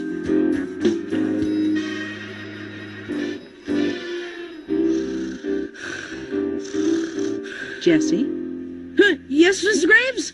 This book report on Tom Sawyer, you finally got it back from your grandparents. Yes, I did. Nana was complaining about her pacemaker, but I told her to hook herself up to the old battery pack and get herself down to the post office. Nothing was going to stop me from handing in my assignment. So you wrote this? Absolutely.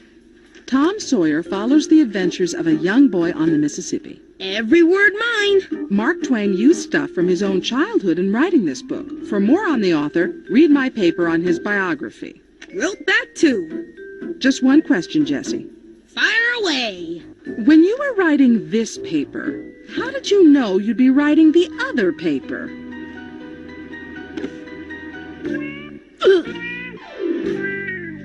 You know, I've stood by quietly as one by one you've all deserted me for Polly and her pony. And I went on record that I wouldn't be suckered in like the rest of you. You told me if scalding water was poured into your eyeballs, you would never play with Polly. You told me if they made you eat red ants, you wouldn't. And I know how important my opinion is to all of you. My mother always tells me what a forceful personality I have. I mean, if I told you to get on the wrong bus, you'd follow me like sheep. Yeah, and since we haven't been hanging around you, we haven't gotten on one wrong bus. Well, unlike the rest of you, I write alone. I make my own decisions. I stick by my principles. It takes a big person to have principles, and it takes a bigger person to admit they might have been a teensy bit wrong. I want to get this on tape. And I see now that I might have been slightly wrong about Polly. She has a lot to offer. And that's why I called her last night and told her to give me a tag with my proud name on it. Huh? And Polly, what a gal, squeezed me in for today. And to show you what kind of friend I am, you can all come with me to Polly's and watch me ride snowballs. So, giddy up. Off we go. You're going to Polly's? You gotta be kidding. Huh? Well, how many times can you stand listening to the history of the Norwegian spoon? But it's worth it. Snowball's so adorable. Sure, Snowball's cute, but you still have to deal with Polly. But you forget about Polly when you're riding Snowball, right? Who gets to ride Snowball? She doesn't let you near him unless you pass the road test. There's a road test? I failed it 9 times. I could only name 6 bones in a horse's leg. I failed when I couldn't remember the Latin name for horse. I flunked because I couldn't diagram a horse's digestive system. So let me get this straight. No one got to ride Snowball? That's why she has today free. She has every day free. Well, now she's got today free, too. There's no way I'm... Hurry up, Nan! My parents are waiting! And good news! My folks are driving us out to the country. You can watch me ride Snowball over hill and dale, through babbling brooks, riverbeds, and all over the place. And if you pass the road test and my newly revised horse etiquette test, you get to ride double with me. Don't worry, I'll hold on to you real tight. Polly? I just remembered. It might rain. Don't worry, Snowball's a mutter. And since we'll probably get home late, I called your mom, and she said you can sleep over. Sleep over? At your house? Oh, no. No. It's all fixed. I'm gonna loan you one of my dresses to wear tomorrow. We're gonna have so much fun, just the 2 of us. Oh, look! You've got tears of happiness! You first, Nan. Before we get to the country, we gotta look Snowball over and pick off all the ticks. Ooh, there's a big one! No, not on Snowball! Yeah!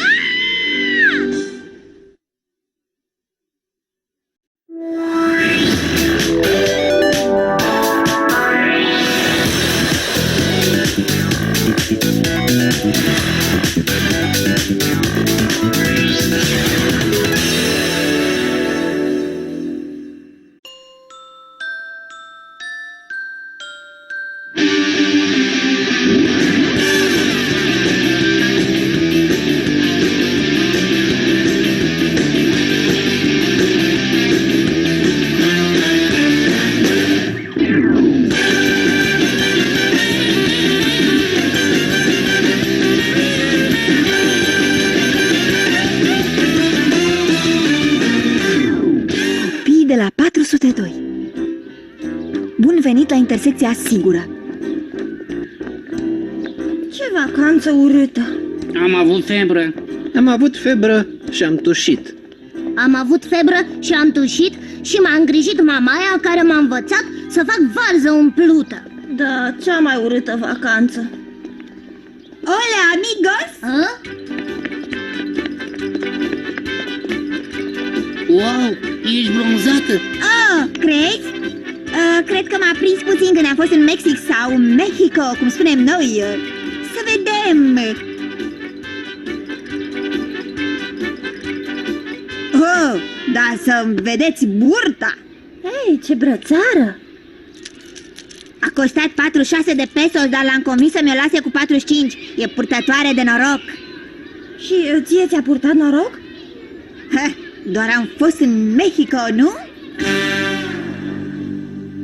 Așadar, deocamdată, biblioteca se va închide la ora 5. Și Dwayne este bibliotecarul. Mai sunt 2 locuri la circulație. Se oferă cineva? Îmi place să văd că sunteți atât de doritor să vă asumați această responsabilitate imensă. Din cauza asta veți purta insigna strălucitoare și banderola. Excrocherii pentru începători. Desigur, responsabilii cu circulația se vor trezi mai devreme ca să-și ocupe locurile, dar la sfârșitul zilei vor părăsi clasa mai devreme ca să-și ocupe locurile. Nu o să-mi fie deloc ușor să aleg 2 dintre voi. Domnișoară Grace, Da, Poli? trebuie să alegeți doar un copil. Ultima oară eu trebuia să fiu responsabilă cu circulația, dar am plecat cu ai mei în turneu cu ansamblu de dansuri lituaniene. Nu mi-a plăcut că am lipsit de la școală, dar cine ar fi ținut picioarele mamei când tata sărea peste ele și... Bine, bine, Poli, un loc e al tău. Iar celălalt îi revine lui... E bine, cel mai corect ar fi să scriu un număr de la 1 la 100. Și câștigă cine se apropie cel mai mult. 32? 55. 71. E bun. Când am fost în Mexico, Pablo, băiatul de la cabană, m-a învățat mucho spaniol.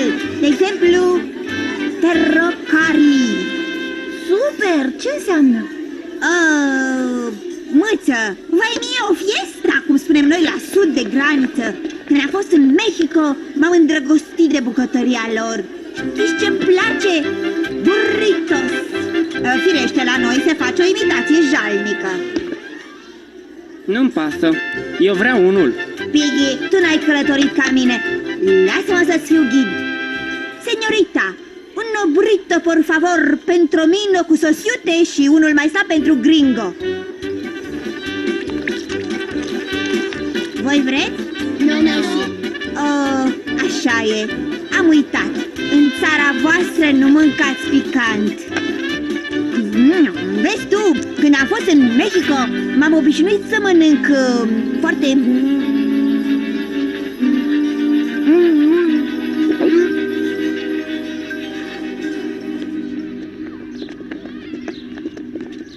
Bun venit în intersecția sigură, 11 minute și 32 de secunde fără accidente. Regula numărul 1. Înainte să traversați, priviți în stânga, în dreapta, iar în stânga și stânga și apoi înainte. Când traversăm? Regula numărul 2. Ca să nu pățiți nimic, folosiți-vă simțurile. Cu ochii observați traficul, cu urechile ascultați traficul, cu nasul miroase traficul. Regula numărul 3. Tu la circulație? Da, nu prea mai am timp să vând permise pentru baie, dar... Stai... Te costă o monedă. Doar nu crezi că serviciul ăsta e gratis. Viața mea este pusă în pericol. Vreau să spun că merit o compensație. Nu-ți cer decât să dai ce mi se cuvine, adică 25 de cenți. Desigur, dacă vrei să-mi acoperi toate cheltuielile, $800 asigurarea, 33 ținerea uniformei, 1100 pentru drepturile asupra legilor de circulație. Următorul.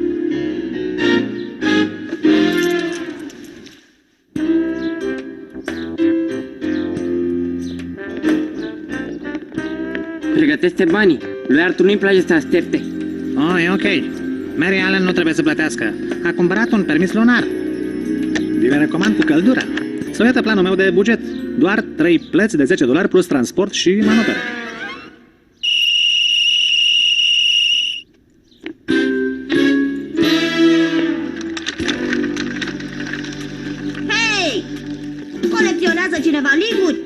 Eu, da. Am primit una din Utah și știi ceva? Scrie Utah pe ea. Acum am 139 de linguri în colecție. Le curăț cu bicarbonat de sodiu sau pe cele murdare rău cu amoniac. Firește, curăț petele încăpățânate. Gata, atenție, vă rog, am corectat lucrările de ieri la scriere. Majoritatea v-ați descurcat foarte bine, dar unii dintre voi... Vini, numele tău se scrie cu 2 de N. Sper că am făcut bine. Sper că am făcut bine. Sper că am făcut bine. De când mi-am luat brățara din Mexico cu 45 de pesos, nu mai fac griji. Știu că am făcut bine.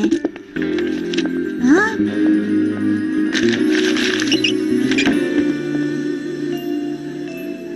Îmi puteți da restul mai mărunt, vă rog? Ciudat, astăzi vor mărunt. Bine, încă o dată, repetați după mine. Me llamo Nancy. Me llamo Nancy. Nu-i malo pentru niște străini?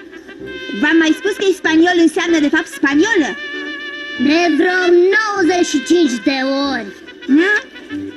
¿Știi spaniolă? Sí, mucho español.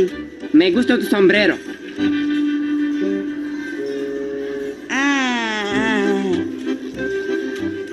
Sí. ¿Desearía tener uno como ese? Sí, sí. ¿Me podrías darme el tuyo? Sí, sí. Gracias. Hey.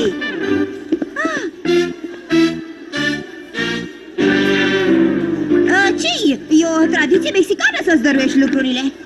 Atunci îmi dai mie brățara ta? Sigur că nu. Dar ai spus că e o tradiție să-ți dăruiești lucrurile. Da, dacă le ceri în spaniolă.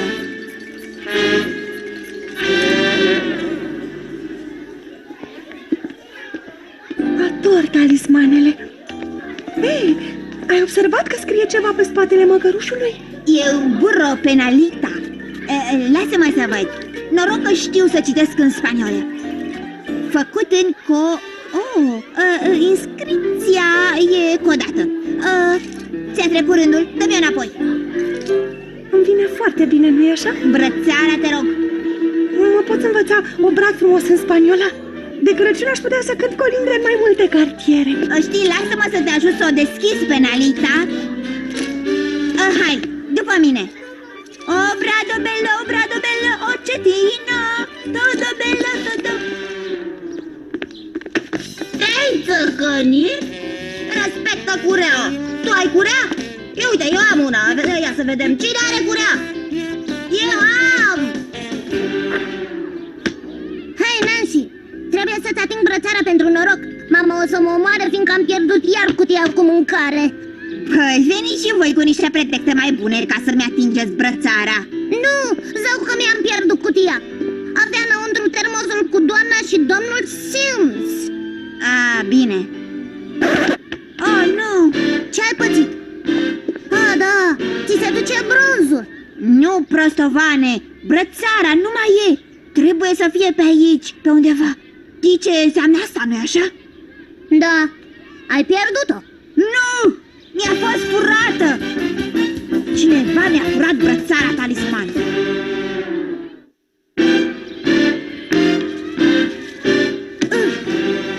Mare păcat!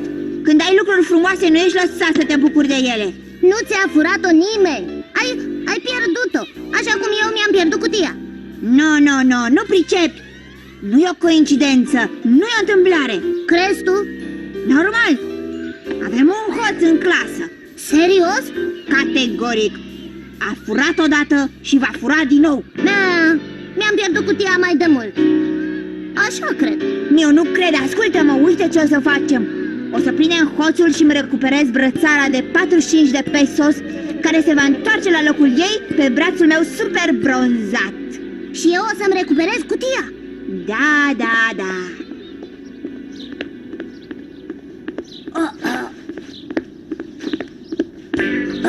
Iartă-mă, Arthur, dar azi nu am deloc bani.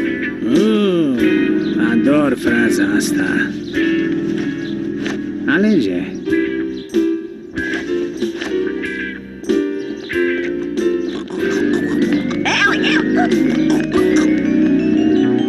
Și nu uitați, vehiculele în mișcare vă sunt dușmani. Camioneta cu înghețată și clopoțel Oțelul ei, asasină!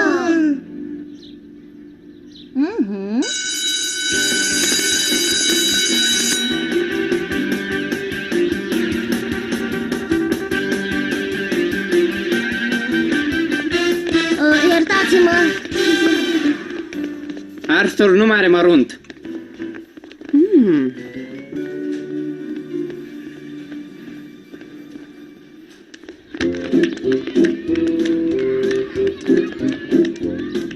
Ascultă planul. Vom prinde hoțul căutându-i pe cei care dau de bănuit. M-am prins!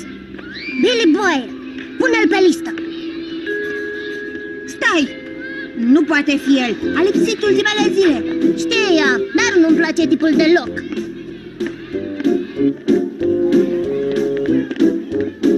Hei, v-ați uitat aseară la emisiunea Urmărire Generală? Că am spionat-o pe sora mea și pe iubitul ei. Păcat! Ai ratat o emisiune tare! Nu cred.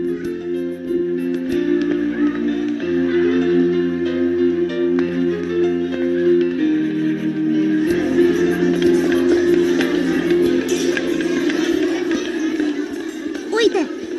E cam suspectă! Nu prea te pricep la chestia asta, nu? Ai, Chihuahua, uite!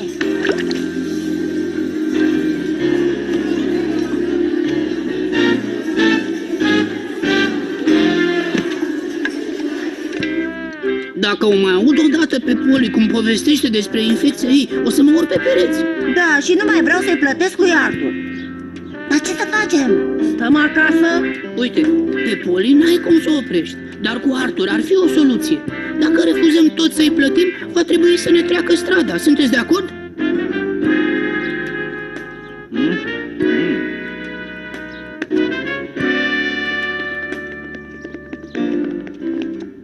Gata, amice, nu-ți mai merge cu noi. Ajunge cu joaca. Ne-am săturat să ne storci de bani. E o țară liberă și cerem să traversăm pe gratis. Nu mai faci pe duru, hă? Așa că lasă-ne să trecem. Hă? Am rămas singur, nu-i așa?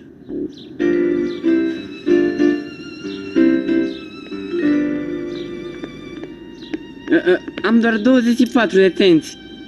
Mă las să trec? Regret. Dacă te-aș lăsa pe tine, ar trebui să-i las pe toți. Așa, acum sari într-un picior. Hai! Arthur, îmi dai voie? Da, îți dau voie. Hai, puneți mâna pe cap și învârtește-te ca o balerină. Hei, unde te duci? Nu mi-ai cerut voie! Nu mi-ai cerut voie!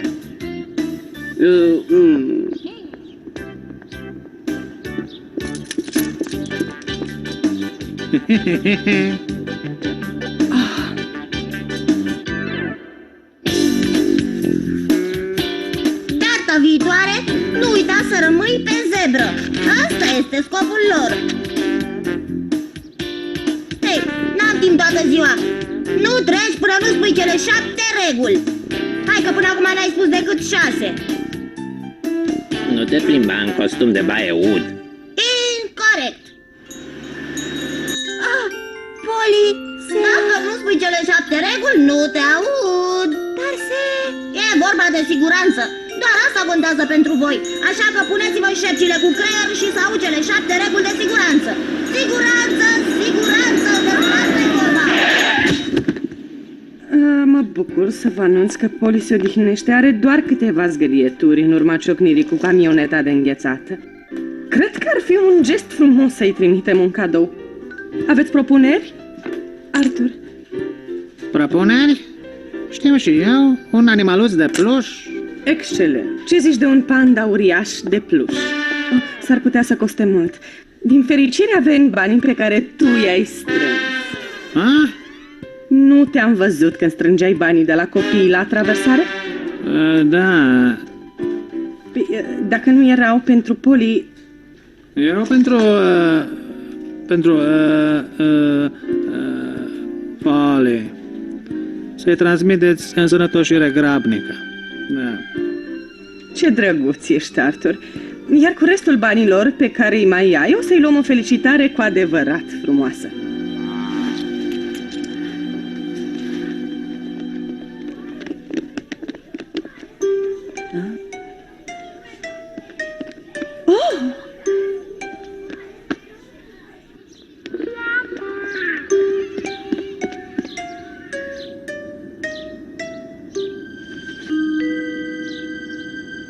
Super! Totul merge conform planului. Au fost adunați toți suspecții.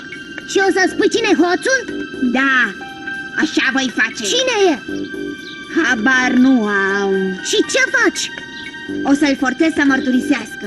Ia aminte. Mulțumesc că ați venit. Tu ai scris asta? Bineînțeles. Unul dintre voi mi-a furat brățara talisman de 45 de pesos. Tu ai fost Vincent Nasta? Tu care ai furat de la Philly cartofi prăjiți? I-am făcut un serviciu, e o grăsană. Așa-i. Dar cine fură joi cartofi prăjiți, poate să fure miercuri o brățară talisman în valoare de 45 de pesos dintr-un orășel din Baja.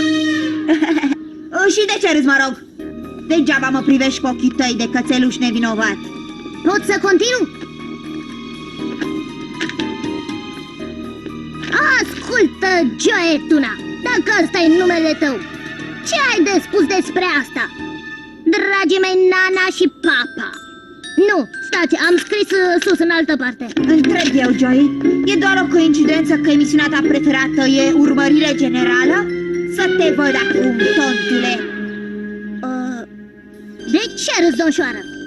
Mâinile tale unsuroase nu mai lăsau brățara. Termină, niciodată n-a luat nimic. Nici măcar leapșa nu joacă. Hei, toată lumea e suspectă. Vrei să vii mâine să te joci cu mine? Ha? Așa. Eu desigur știu cine e hoțul, dar aș fi mai puțin supărată dacă ar recunoaște. Aici și acum.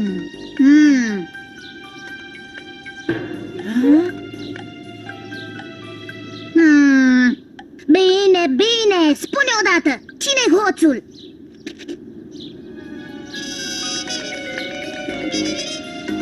Încă aștept mărturisirea. Am destul timp. Mama mă ia abia la ora 4.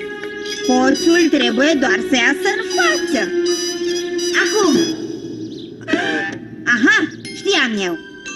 N-am furat nimic. M-am prins bine. Știi? Trebuie să plec. Hai, spune, cine e hoțul? Da, spune, dar... Spune. Bine, vreți să știți cine este? Vreți să știți cine mi-a furat brățara? Vreți să vă spun eu? Bine, o să vă spun. Numele hoțului este...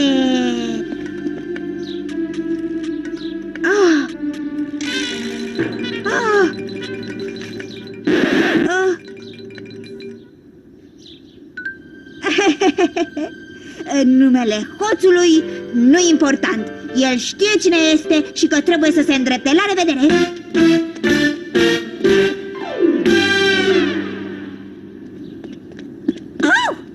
Nancy, am auzit fără să vreau. Ce? Cred că ai fost prea blândă cu ei. Furtul brățării este o problemă gravă. Hoțul trebuie pedepsit. Oh, nu. Cine suntem noi să judecăm? Vai, aveți un ceas nou? Da, mai dreptate. Poliția va rezolva mai bine problema asta. Poliția? Da, tu ai spus că era o brățară foarte valoroasă, nu așa? Ba nu, a fost doar 30 de pesos. Oricum, hoția e tot hoție. Sunt convinsă că nu ai acuzat pe nimeni de un lucru atât de grav dacă n-ai fi foarte sigură pe ceea ce spui. Hai, spune-mi, te rog. Ha? Cine?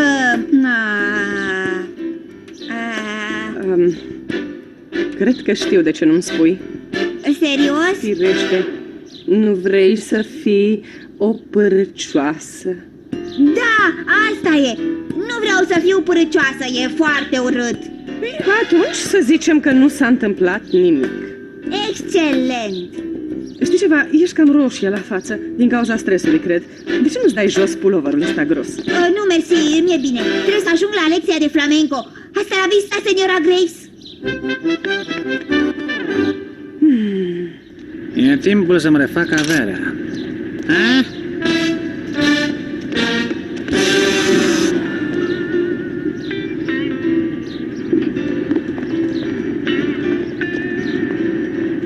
Magazinul s-a închis.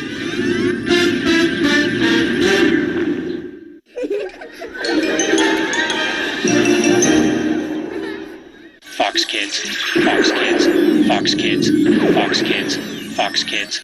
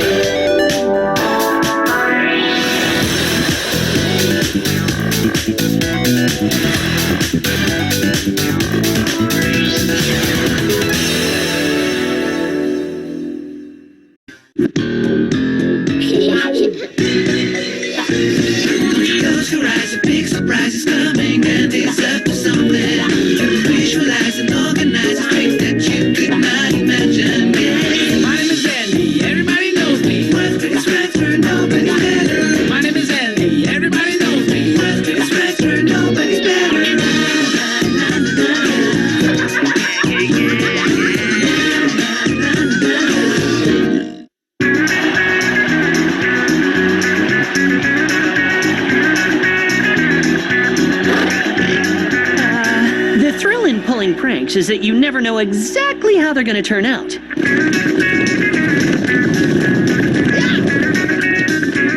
Sometimes you make just one teensy-weensy miscalculation, and you find yourself facing a 2-ton rodeo bull.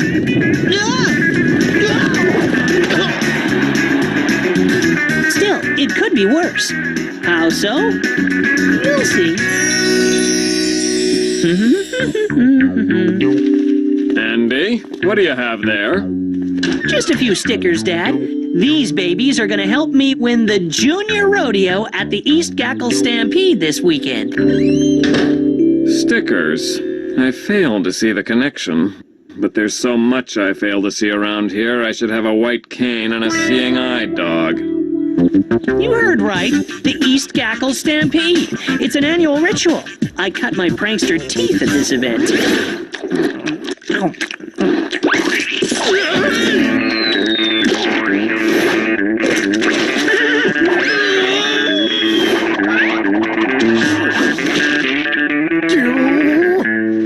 So, partner, what's the rodeo prank going to be this year?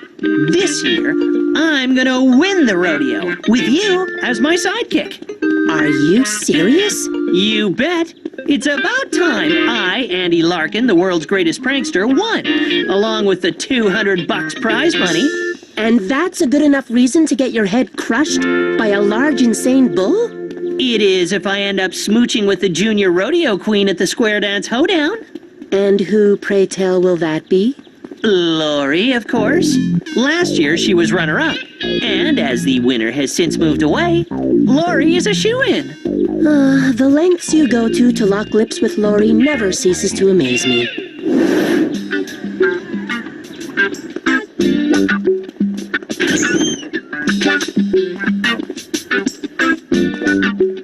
Martin's right on schedule with the school posters. Come on.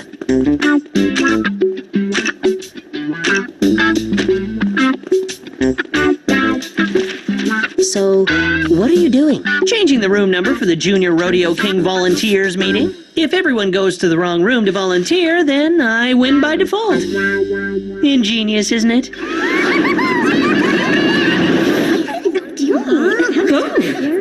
This is an impressive turnout. Who's here to volunteer? Whoa! Yeah, come on! This is one of those prankster moments the penultimate prankster lives for. Wait until those guys find out they've just volunteered to sew designer clothes for the school fashion show. Huh? What are you guys doing here? I mean, where are the other volunteers? What? Volunteers? We're here for, detention. Everyone else went to the gym. I didn't know sewing would be so popular. Just sign the clipboard naming the main contestant and the sidekick. Mr. DeRosa, as editor of the school paper, I'd like to know if you'll be doing any of your horse or bull riding demonstrations. I'm afraid not, Martin. I had a string of bad luck over the years. Leech, I'd like to thank you and your sidekick Lick for signing up for the Junior Rodeo. Huh? After all, it would be an embarrassment to have only one contestant in the Junior Rodeo. In return, I'll cancel your detention.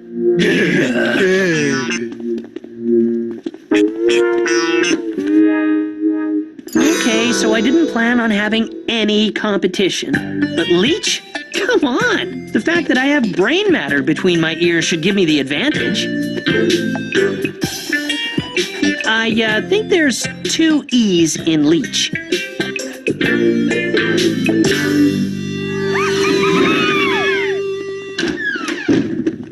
So, Lori, you signed up for the Rodeo Queen competition?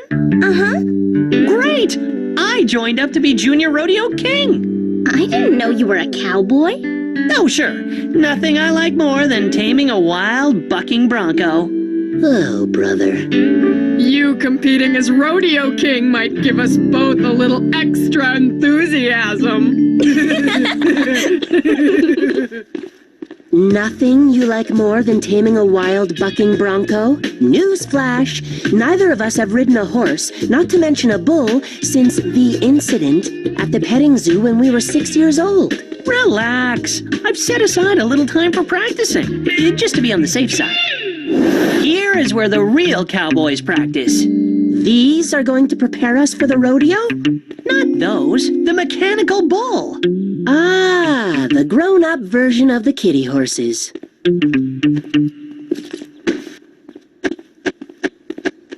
Okay, partner, hit the switch.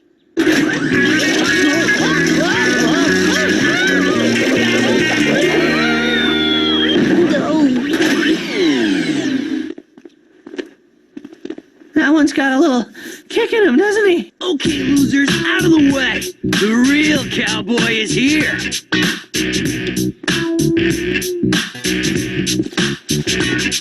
This should be a laugh. Ride him? You know, cowboy!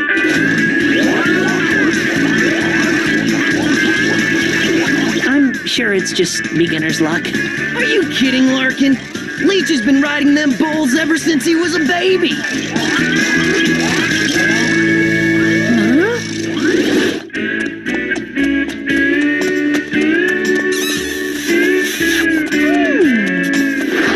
This isn't good.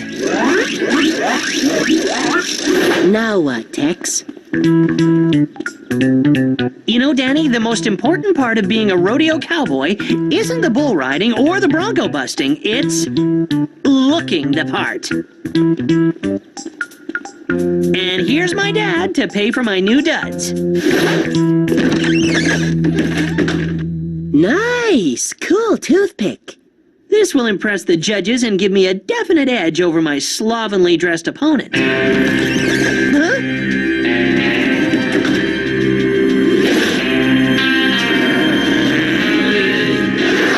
Okay, Larkin.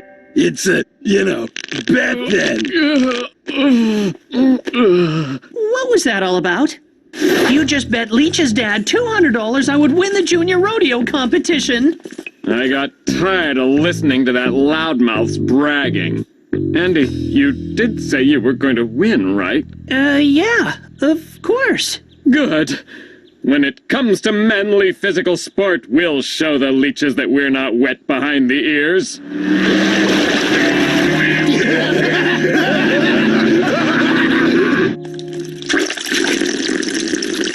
Andy, it's up to you to maintain the pride of the Larkin name.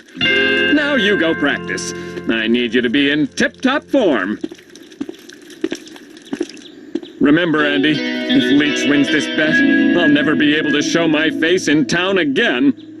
Huh? No pressure, though. Right, Dad? Now you really have to win. But how are you going to pull this off? The old-fashioned way. Sabotage, trickery, and ingenuity. In other words, prankstering. I have to make a stand. The buck stops here.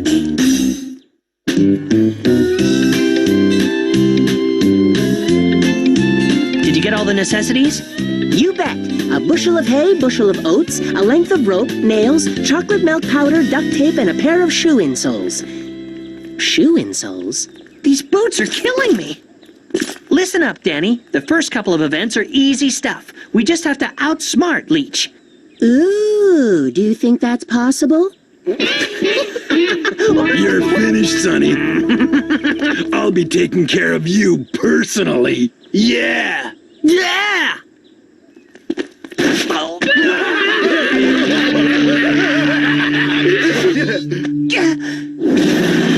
Ladies and gentlemen, it's time for our first event in the East Gackle Junior Rodeo King Competition, the goat roping. Hey, who can't rope a goat that's following you around? Our first contestant is number 1, Andy Larkin, with his sidekick, Danny Pickett. He looks kind of mean. Don't worry, we got him outnumbered. Uh-oh, where did they come from? Good luck, boys. Mr. Leach wasn't joking about taking care of us personally.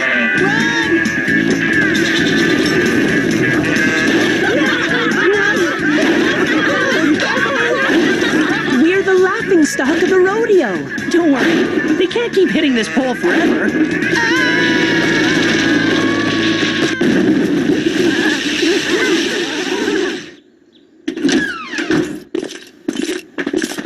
You boys look like you were having a lot of fun in that last event. Shame those goats got loose. Don't worry, the next event is the barrel roping. Got the nails? Check.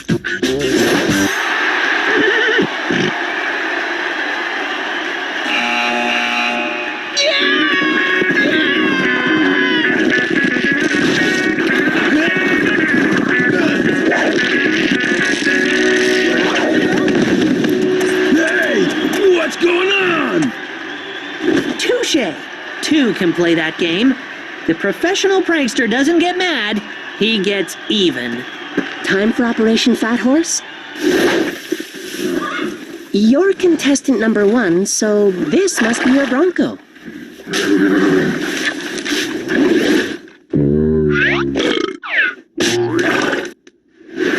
I'd be crazy to get on a hungry bucking bronc, but after these oats, he'll be thinking, nap time. Hurry up, it's almost time for the wild cow milking contest. Beautiful. Lick and Leech won't know what hit him. You put the chocolate milk powder in their bucket? Can you say rich and creamy?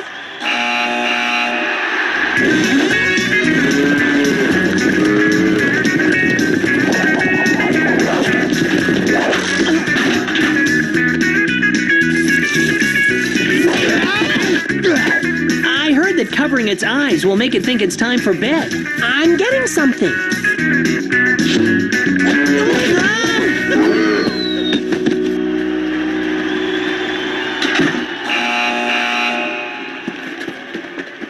Sorry, boys. Too late.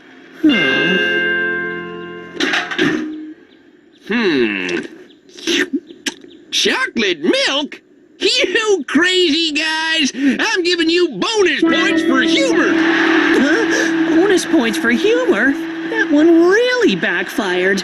Ladies and gentlemen, coming up next, the Junior Rodeo King contestants will be riding the Bucking Broncos! Forget the wild cow milking. These next two events are the biggies, with all the big points. If we can win the next two events, they're finished.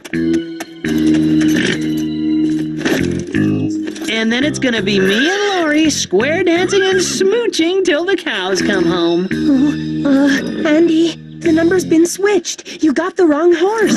Huh? Looks like you're, numbers up, Sonny. All right, partner. Here you go.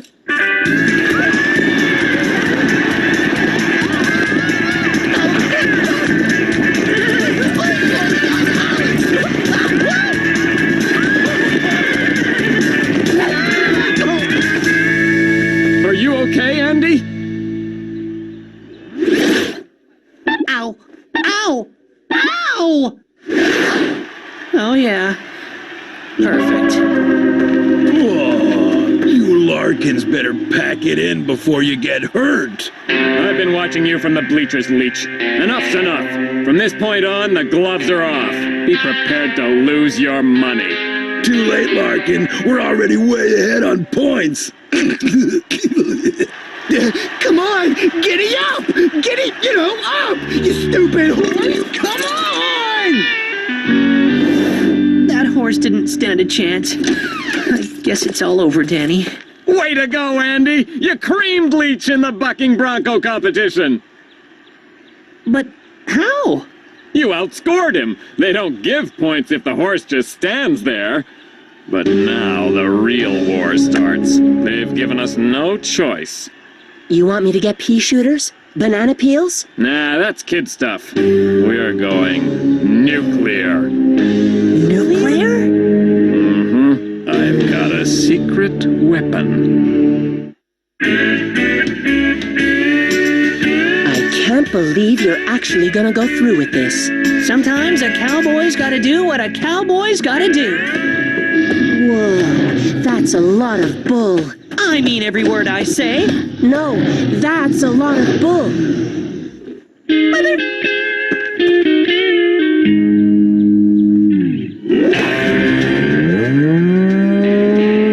So we play this one straight? No pranks? Yep. But when it's Leech's turn, we go nuclear. I just wanted to wish you boys well for this last event. But don't get caught, cheating, because something like gluing yourself to your saddle could get you disqualified. Huh? Yeah. Hey! Good luck, boys. Don't get caught. Danny, he glued me to the saddle. Get me off of here!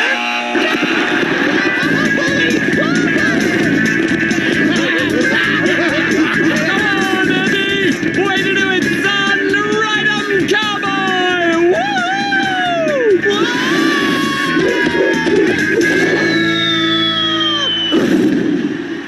Remind me never to enter a rodeo again. Come on, I have to get the saddle off you before the judges see. Oopsie. Suddenly I don't feel quite so macho.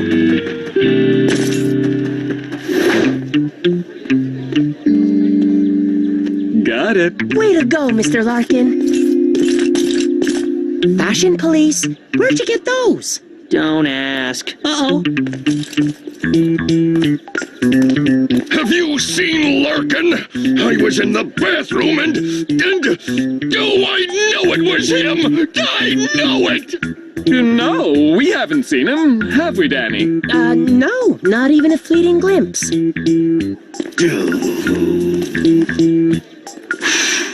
Got it? And here's the cow musk from the vet.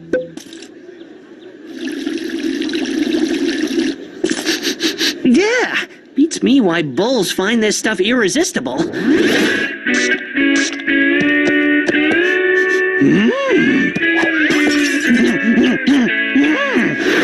But I'm glad they do. All right, son. It's all in your hands now. We're gonna make a whole whack of money today. Yeah, Leech! Ride 'em, cowboy!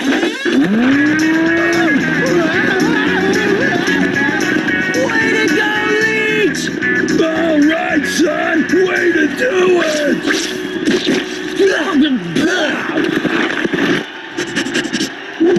What's that funky smell?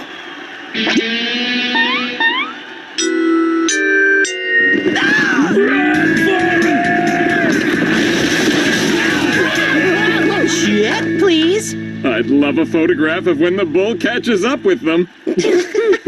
Ladies and gentlemen, due to the last contestant disqualification for leaving the competition area, I'd now like to announce this year's East Eckle Junior Rodeo King winner, Andy Larkin! Way to go, partner. We really showed them leeches what the Larkins are made of. Can't wait to collect my bet. And we also have the results for the East Eckle Junior Rodeo Queen winner. All right, I'm gonna get my crown and my smooch. The runner-up queen is Dazalia Patterson. Lori and I are gonna have a night to remember. And this year's East Eckle Junior Rodeo Queen is... Hook her up, Lori. Hazel Strider!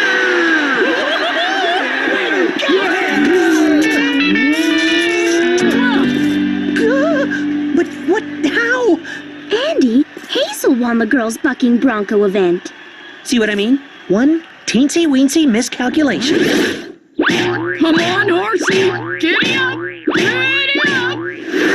How was I to know Hazel was a born bronco buster? Larkin! Give me back my pants! Yeah.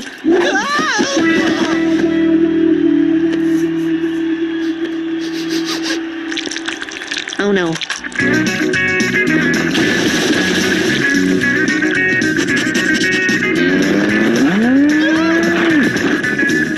This looks bad, but could be worse. I'd rather be down here with this bull than up there kissing Hazel and facing the wrath of DeRosa. And after all, I did win.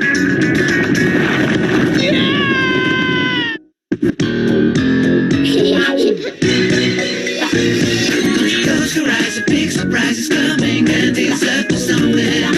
Visualize and organize a trick that you could not imagine. Yeah. My name is Andy, everybody knows me. Worth it is right for nobody's better. My name is Andy, everybody knows me. Worth it is right for nobody's better.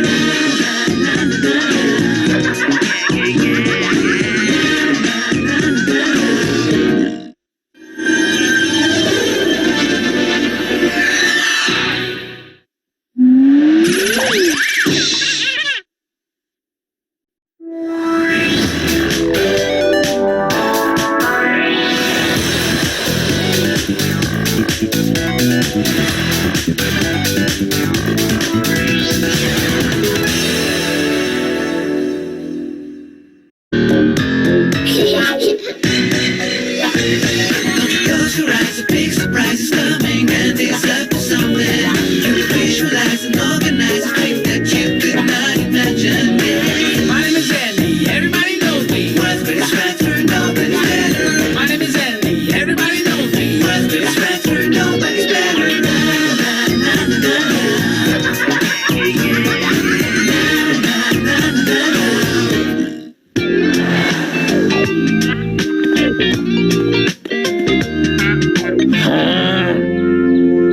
Okay, Mush is mad at me, but to excel at pranking, I have to gamble now and then, right? Speaking of gambling, my lottery ticket stunt wasn't exactly a winner. Last weekend was the 75th anniversary of the founding of East Gackle. Our very own hockey team, the Cheapskates, were set to play a celebratory game against the dreaded enemy from our sister town, the Moosehoof Stick Handlers. Well, look who we got here, Leech. It's Larkin and his little girlfriend. Look, fellas, we're kind of busy. Could you wait until school tomorrow to torment us? No, there ain't no school tomorrow, Larkin. It's a public holiday.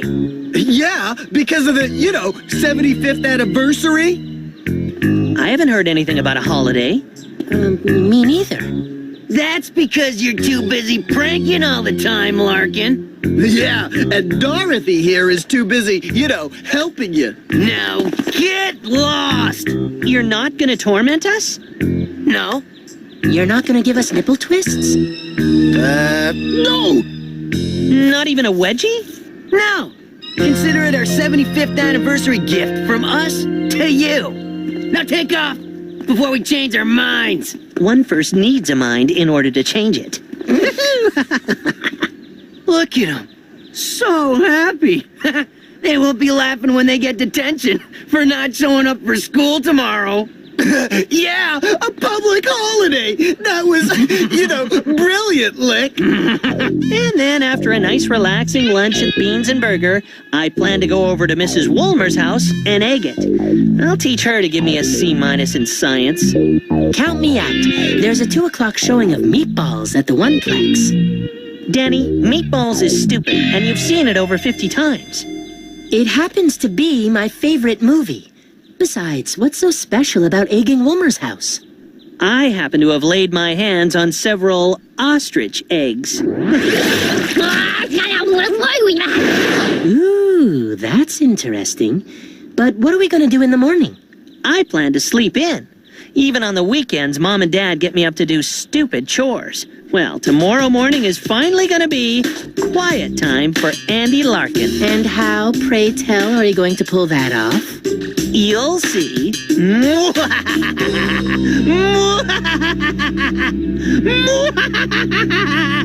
Oh, knock it off. I just want to...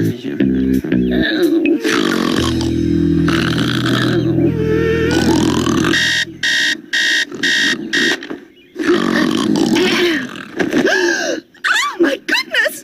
Get up! It's 10:30! What? It's 10:30! You're late for work! Daddy! Jen! Get up! It's 10:30!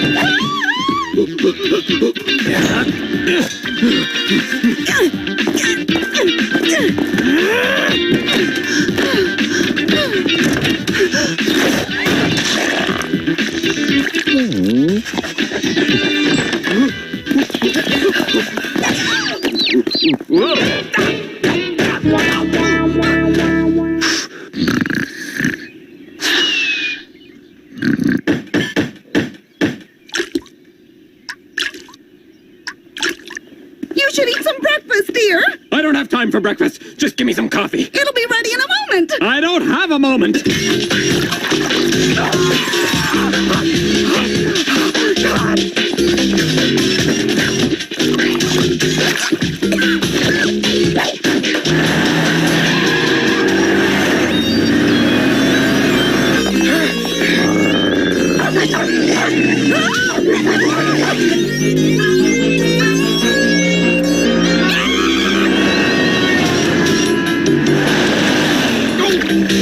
Well, don't just sit there, you moron! Go get him!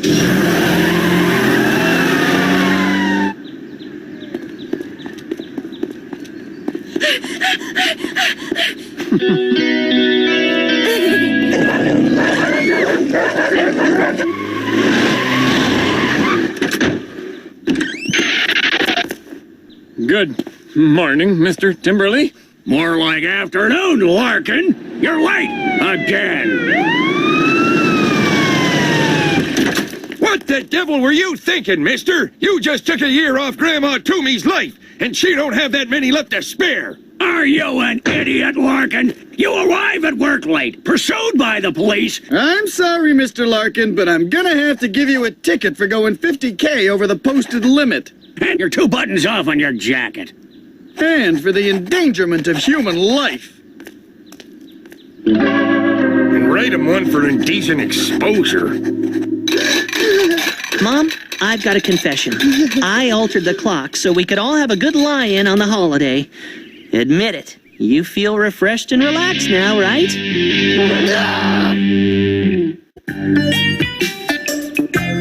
2 months with no allowance is bad enough, but being restricted to my bedroom with no TV for the next 4 weekends is cruel and unusual punishment.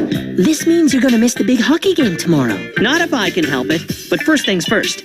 The Beach Bummers is on TV tonight, and I'm not gonna miss that. I love that show. You think Meatballs is stupid, but you love the Beach Bummers. Interesting. Everyone's a critic.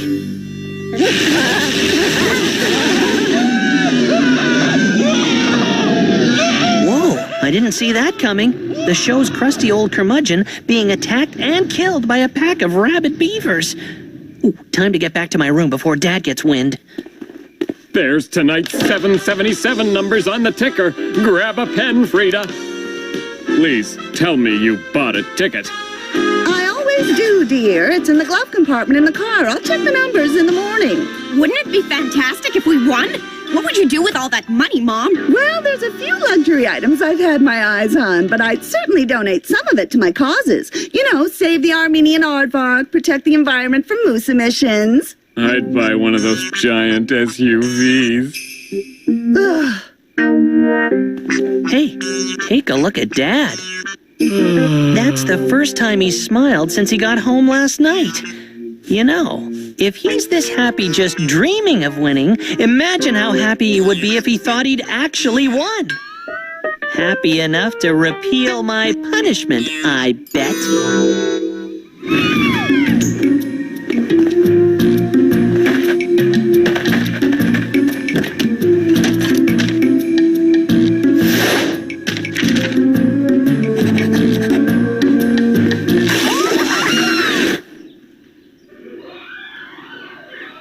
Operation Take a Gamble is underway. Andy, you'll never guess. Jen is getting married and leaving home? I'm so over the moon, even you can't get under my skin today. We've won the 777! Do you believe it? Yahoo! Yes! We're rich! Yahoo! Yes! I'm a lord! Those hours I spent in drama class are finally paying off. We can afford anything we want. What do you want, Andy? Well, money can't buy everything, Dad. What I really want is to go to the hockey game. Can I have my punishment lifted? Oh, consider it done, son. Consider it done. Check, please. Freedom, sweet freedom. I've never seen a goalie stop a puck like that. He was brave, putting his head in the way. Yeah, it's a real argument for face masks. Methinks you'll need a face mask when your dad catches up with you. It was worth it, watching those moose hoof misfits eat crow. Besides, I'll always remember the look on Dad's face when he thought he was filthy rich. You can't buy moments like that. Well, he certainly won't be able to after he finds out he's a loser. Well, here goes. Dad probably knows the awful truth by now, but if he doesn't, I'll have to come clean.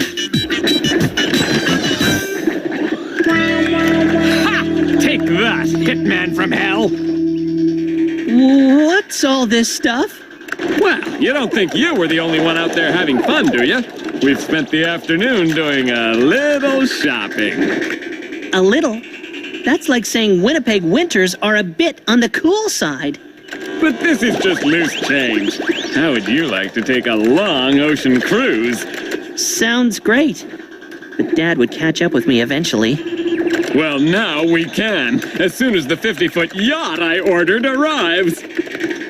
Ow! Wake up! I'm off to the mall first thing tomorrow morning to pick up that really expensive Chanel black backless little number I've only fantasized about owning. Ow! Ow! Come on! Wake up! And I'm paying a visit to exclusive electronics. There's a 60-inch digital TV with surround sound that will look great in my bedroom. Okay, it's not a nightmare. Dad hasn't checked to see if the numbers are for real, and they're all spending like sailors on leave. Oh, feel clammy, dizzy. Gotta get out of here. Andy, are you feeling all right? I think I ate a rancid hot dog at the game. Excuse me. Poor Andy, I hope he's okay. If not, we'll buy him his own stomach pump. What am I gonna do? It's gone too far to tell them the truth now. Relax, Andy. Take big breaths. I'll just play the waiting game. They have to check out those numbers soon, right? Right? Hey, it's really quiet in there. Yes! They must have checked the numbers. The jackpot was 1,750,000, so if we keep 1,500,000, we can give my cousin Elwood and Frida's sister Joyce 125,000 each. Or not. It is so cool being a millionaire. I won't have any trouble snaring Craig now. Jen, that's very cynical. You should find a boy who likes you for who you are, not how much money you have. You're right.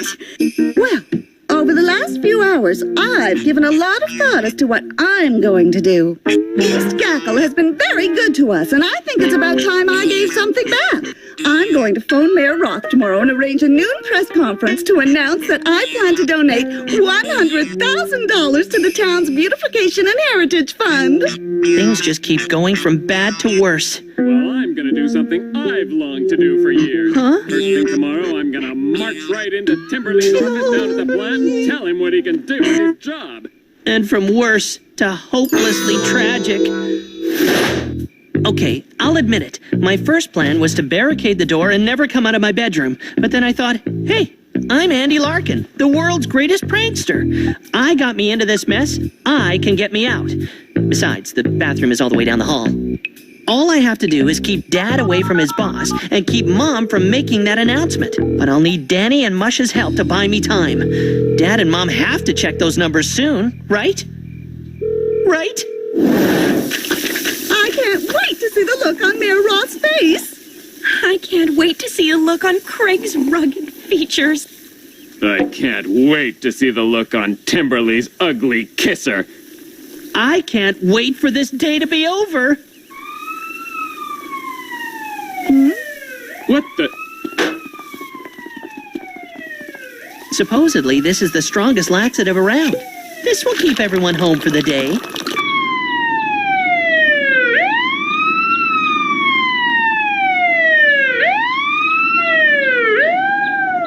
Is there nothing you don't have in your junkyard?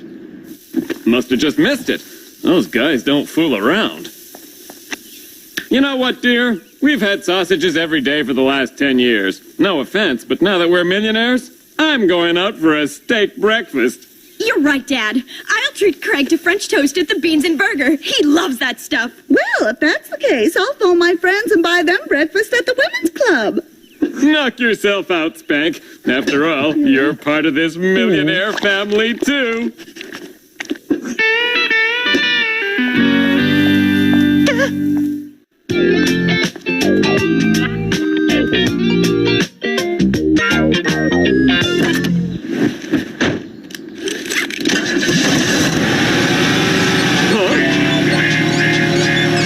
Worked like a charm, Mush. Thanks. Now for Mom. Is that the mayor's office? Hello? Hello? Huh?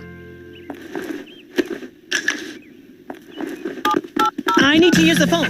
It's urgent. What's wrong with your cell phone? The batteries are dead. Too bad. I'll only be a minute. Some hooligans have made off with my tires. I need to call a cab once you've finished. It's all going horribly wrong. I gotta think. Oh!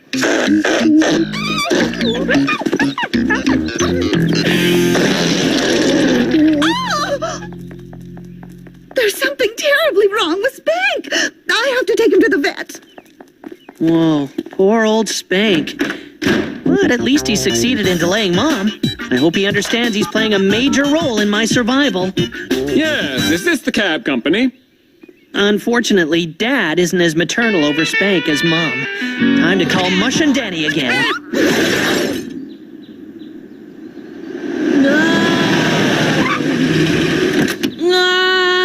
Are you okay, Sonny? What happened? Speak to me. Just take me home. Oh, Mom will know what to do. No way. I'm taking you to the hospital. It might be something serious. No, I'm okay now. Take me home. I'm feeling much better. Okay, Mom's at the vet and Dad's about to take the scenic route to the plant. This cab looks familiar. Have I hired you before? Now I have to get to Dad's boss and Mayor Roth before they do and try to convince them that Mom and Dad are suffering some sort of illusionary sickness. If I'm lucky, Mom and Dad will check the numbers before it comes to that. They have to check them soon, right? Right? Hey, I think you're going the wrong way. Mular? Isn't that foreign for money? Oh, good grief. He knows about the lottery. I'm being kidnapped.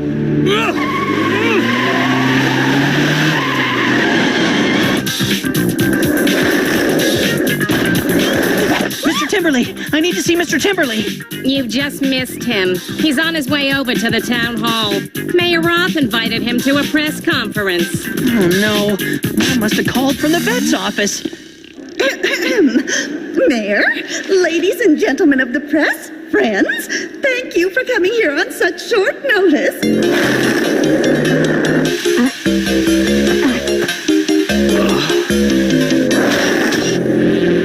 And as most of you know, my husband Al and myself have lived in our beautiful town, East Gackle, for all of our lives. Morning, Doris. Is Timberley around? There's something I want to tell him. He's at the town hall, Mr. Larkin. Are you all right, Mr. Larkin? You look all twiggy. I'm perfectly fine, Doris. Just a bit of trouble with a desperate kidnapper. Same old, same old. We were born here, as were our two children, Jen and Andy. Is Andy that nutty kid who plays pranks?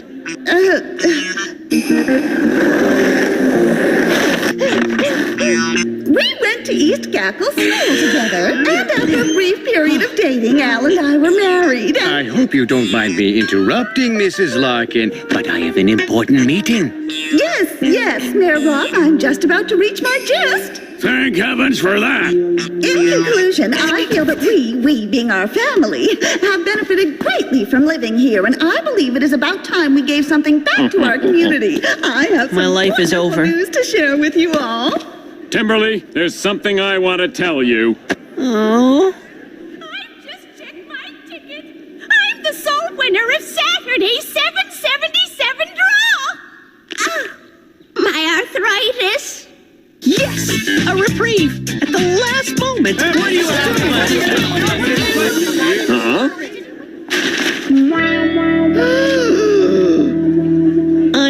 they'd check the numbers eventually. What is your announcement, Mrs. Larkin? I just wanted everyone to know I was donating $100 to the town's Heritage Fund. Gee, that's very generous, Mrs. Larkin. Oh, Mrs. Toomey! Hey, Mrs. Toomey! Well, Larkin, what is it? I was wondering when your wife's birthday is. I thought I might buy her a present. Nobody likes a suck-up artist, Larkin. And you were late again for work this morning. Shape up, Larkin! Andy, what are you doing here? Andy?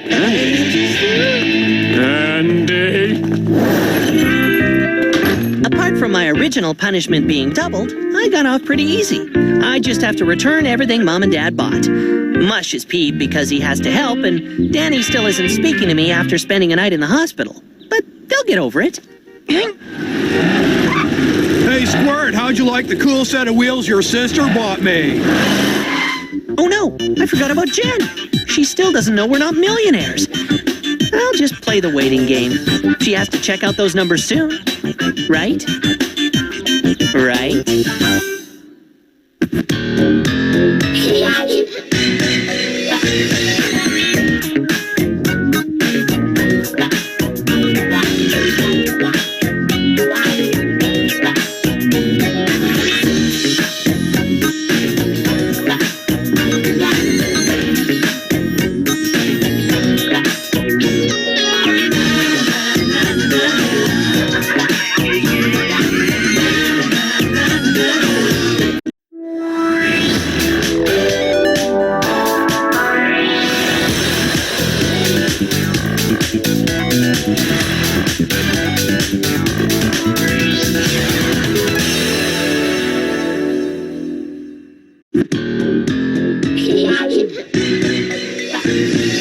Close your eyes, a big surprise is coming, and it's up to something.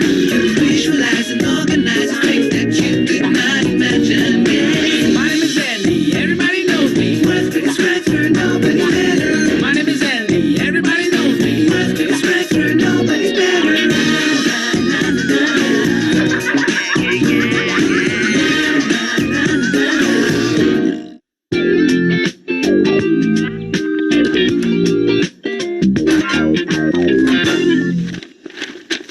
Hey! Man, my Prankster Weekly magazine still hasn't arrived. Prankster Weekly? He is so uncultured. Eee! Multimart is having a sale! Cool!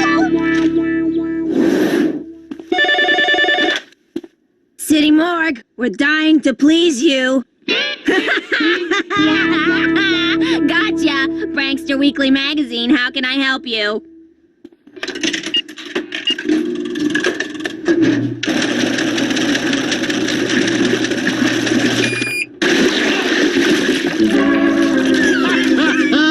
That gag never gets old.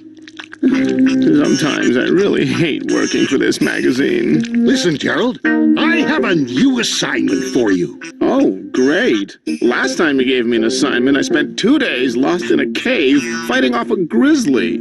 Oh, that was a good one. No, Gerald, this is for real. I need you to come up with a pranking contest for the magazine. Something that will pique the interest of all the practical jokers out there. And no hard feelings about the bear.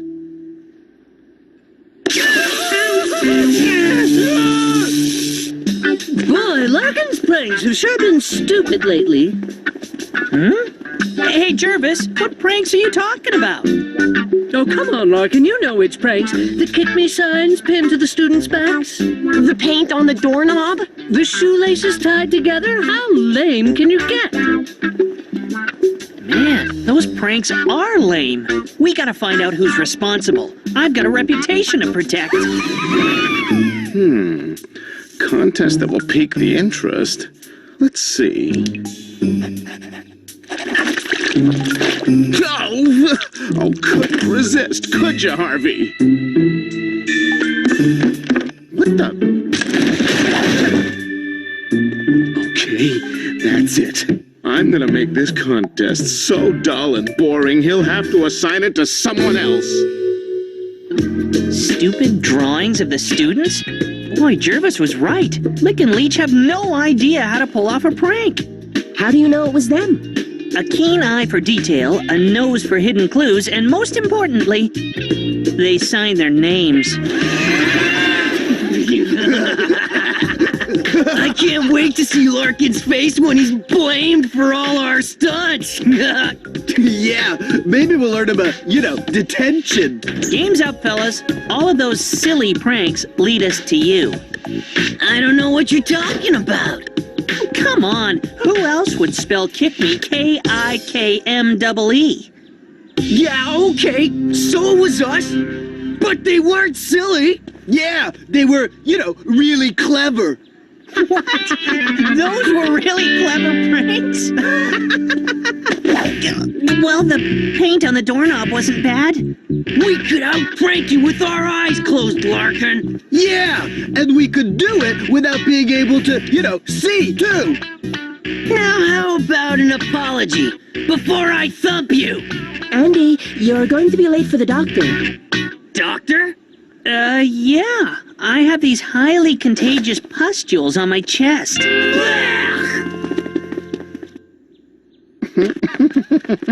Boring. I love it. Huh? You do? Absolutely. This is the best idea you've ever come up with.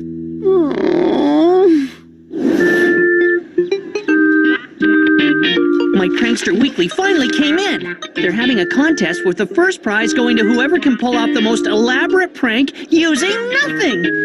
Cool. Prize? Cool.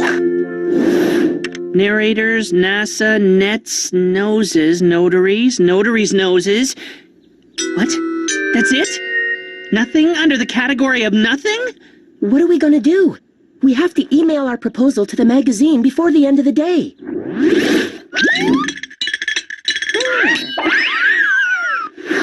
Let's take a walk. I think better when I'm walking. What if we used smell? You can't see it. Yeah, but technically it's still something. Huh? What's going on? A mysterious brown paper bag was left inside, so we've cordoned off the area until we can determine what it is. Stand back. This is just like in the movies. Huh? Not so fast, sir. You don't understand. I left my peanut butter and jelly sandwich in there. Hey, can I go get it? It was in a brown paper bag.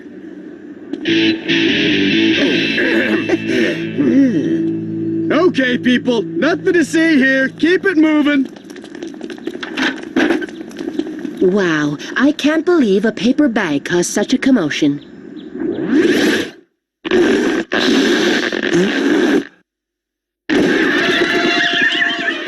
Neither can I. But now I know how I'm gonna pull off my prank. Come on, we have an email to send.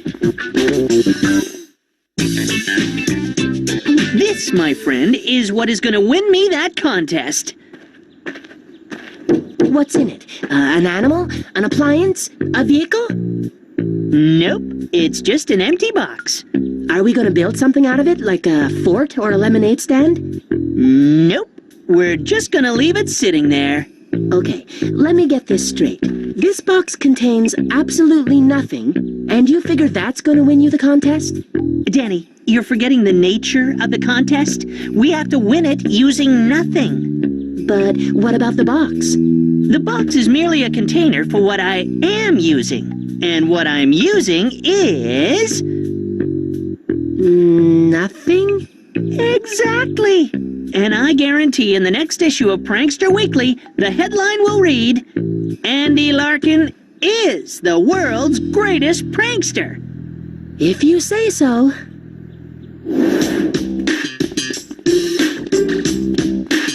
Okay, it's time for Operation Big Fat Nothing. Are you sure this is going to work? Of course. You see, Danny, it's not what's in the box that counts. It's what people think is in the box. Where can I find gloves and a full protective bodysuit that will allow me to handle materials collected from an intergalactic space mission? Excuse me, do you carry food for a substantially large nocturnal berry-eating herbivore of the mammoth genus? Just out of curiosity, if I had a carnivorous man-eating Venus flytrap plant, how often should I water it? If one happens to have in one's possession the frozen remains of an iceman trapped for millions of years in a Rocky Mountain glacier, would the museum be interested in displaying it?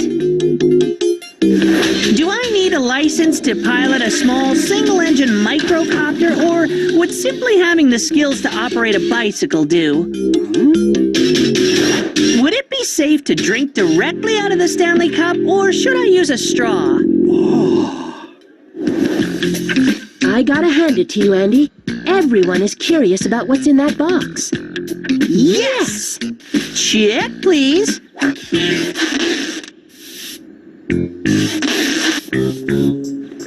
East Gacko Lacrosse Tournament? I don't recall hearing about any tournament. Me neither. That's because there isn't gonna be one, right? So what? It's all part of our really clever prank using, nothing for the Prankster Weekly contest. Aren't you technically using a poster to do it? Lacrosse tournament tomorrow afternoon. What about all the other posters? Shut up! We'll get them later. I don't think anyone's gonna show up for your phantom tournament. Why not?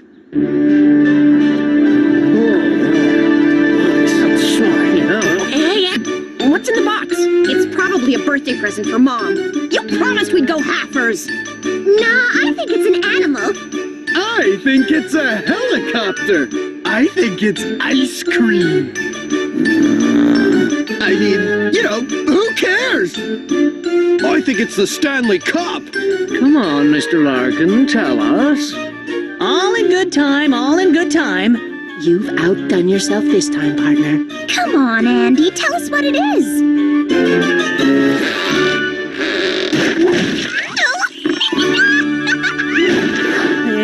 You'll find out soon enough. Wow, look at those people out there. They practically want to tear the box open. Hey, I got a message from Prankster Weekly. They're coming here tomorrow afternoon to witness the opening of the box. All right. This prank just keeps getting better and better. Yeah, the prank is going okay, but... But what? A little media attention would really push it over the edge. How are you going to get the media involved? Oh, the same way I got everyone else involved. Using nothing.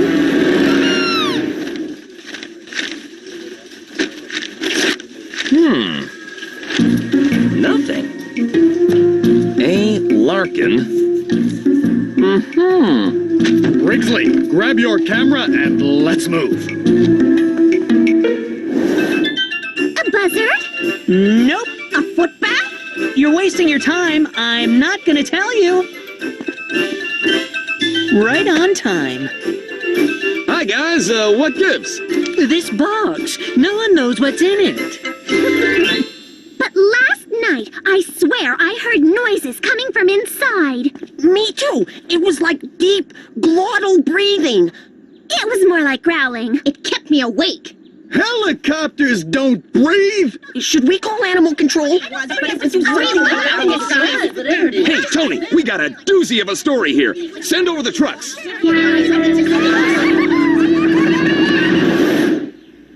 I can't believe no one fell for our prank.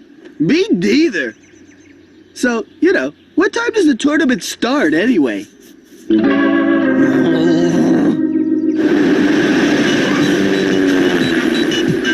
The judges from Prankster Weekly will be arriving any minute. And then we open the box. I can hardly wait. I know I've got this contest in the bag.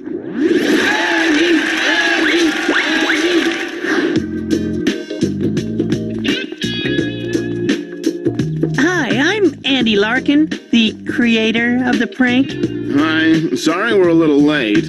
My hands were glued to the steering wheel. The oldies are the goldies. So, seems like you've got quite the crowd. Yeah, and I'll be opening the box in just a few minutes. So, how does it feel to be the town's most talked about man? Well, So maybe, when this is all over, we can catch a movie or something?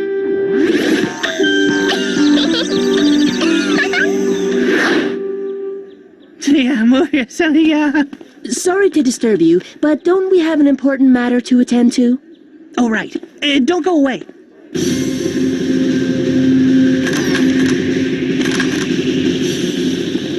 And now the moment you've all been waiting for. This is it! Don't get too close! We're finally going to see what's inside! Gotcha! There's absolutely nothing!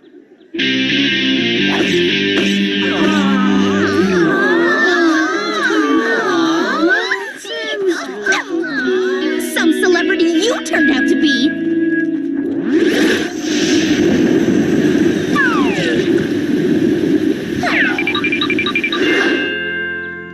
I was sure it was going to be an animal! He didn't fool me. I knew it wasn't intergalactic space material.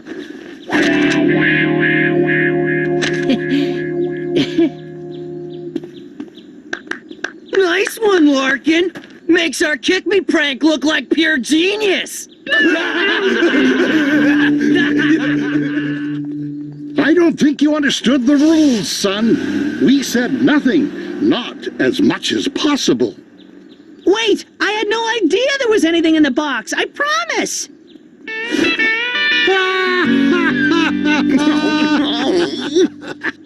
Oh, now what? We have to find out who filled this box up and have them confess it to the magazine. Otherwise, we're disqualified from the contest. Jervis. Martin. Now how about Jen? She'd sabotage your prank in a heartbeat. I don't think it was her. This time. Well, I suppose given so many people were swarming around that box, it could have been anyone. I'm pretty sure there were only 2 people behind it. Who? Lick and Leech. They had the motive, but do they have the brains? Did. Did not. Did. Did not. Did. Did not. Did not. Did. Did not. Did. Okay, they don't have the brains, but maybe they got lucky. Remember, they can't suspect we're accusing them, otherwise they'll kill us. Come on. So, Leech, this teddy bear was one of the items I found in my box. It wouldn't happen to be yours, would it? No. My teddy bear is, under my pillow. I mean, no! What about this shirt? That's way too small for me. Hey! What are you saying, Larkin? Yeah! Are you trying to, tell me I'm fat? Nah, Leech. He's trying to find out who planted that stuff in his box. Let me tell you this. Whoever did this is really clever and can out-prank you with their eyes closed. Yeah! Really clever! Okay, so I walked down the path, through the bushes, and past the rock like these directions Harvey gave me say to do, but I don't see any pranking contestants. Oh no, not again!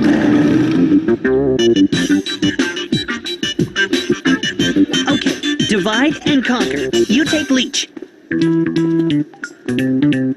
You know, Lick, you might as well give up. Leech already confessed to putting the stuff in my box. You know, Leech, you might as well give up. Lick has already confessed to putting the things in Andy's box.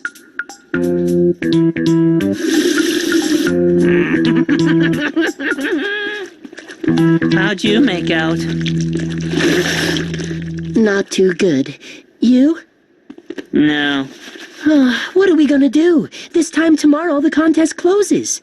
It's gonna be harder than I thought to get those 2 poster boys for stupidity to confess.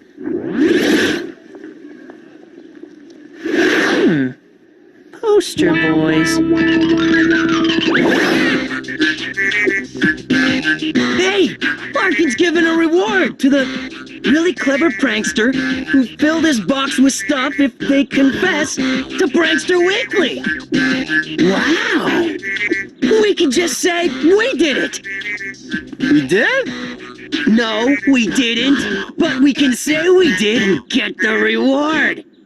Oh, right. The editor is right through that door.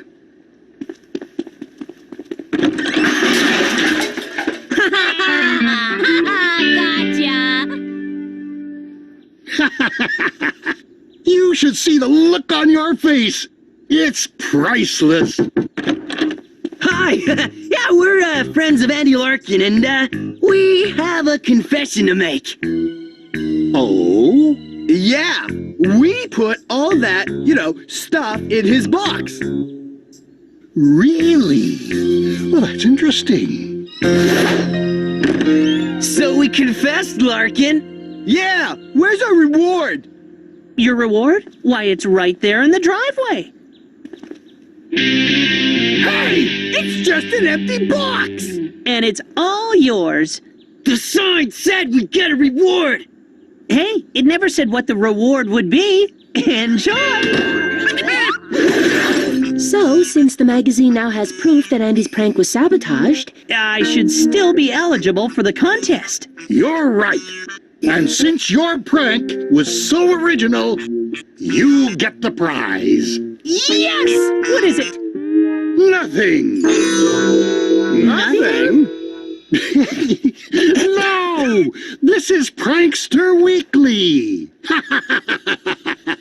It was all a practical joke. It was? And for the record, I snuck in the other night and filled your box with all that stuff. Check, please. I can't believe I fell for it. Don't feel bad, son. I was awfully impressed that you were able to con someone else into confessing. Whatever. Listen, how would you like to be the subject of a feature article in Prankster Weekly? I'd love it. Terrific! Gerald here will write it. Oh, no. I'm not falling for any more of your pranks. Ow! Oh, why didn't I accept that job at the East Gackle Daily?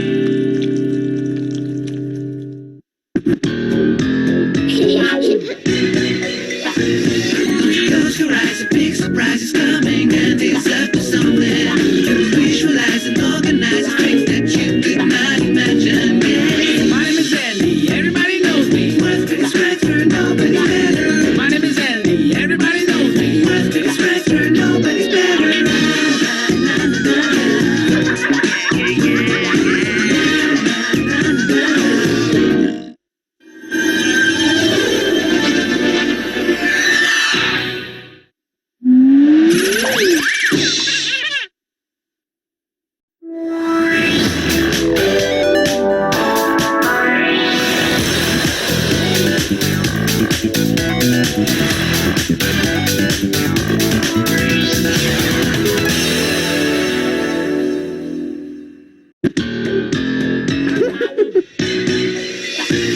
Don't you close your eyes, a big surprise is coming. I am up to something. I'll visualize and organize a prank that you cannot imagine.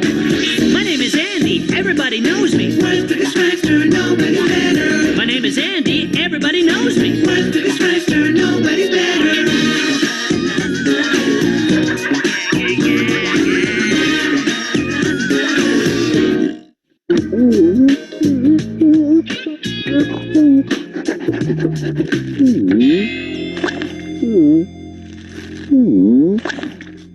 if he eats those prunes any faster, he'll be sick.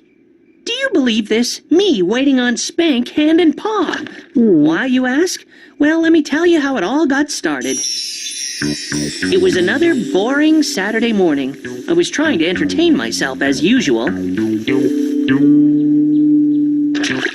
I hope you're not doing anything silly with that plastic mouse of yours. If it isn't Canada's most boring practical joker attempting his deodorant glue stick again. Andy, why don't you take that glue and stick it?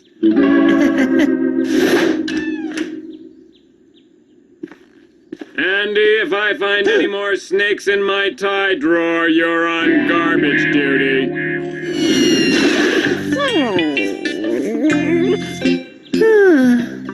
This is getting serious. I've used every item in my prank file at least once. And the plastic Doberman poop an amazing 17 times.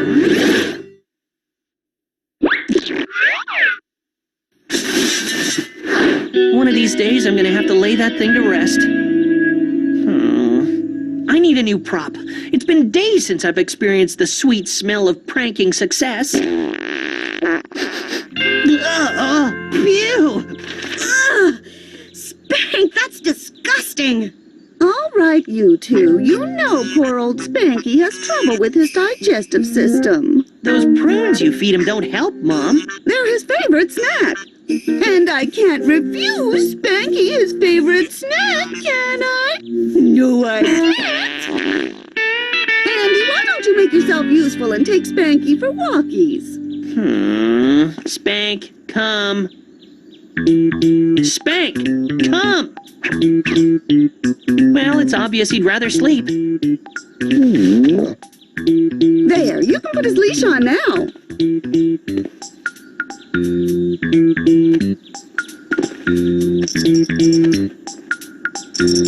Huh? What's wrong with him? He's like a stuffed toy. Nothing that a bit of exercise won't put right. Be careful crossing the roads. I don't want anything happening to little Spanky. No, I don't. No, I don't. Do I? Happening to Spank? Huh. Mom cares more about the dog than she does me. And all he does is eat, sleep, and pass gas. Maybe if you did that instead of pulling your idiotic pranks, Mom might warm up to you.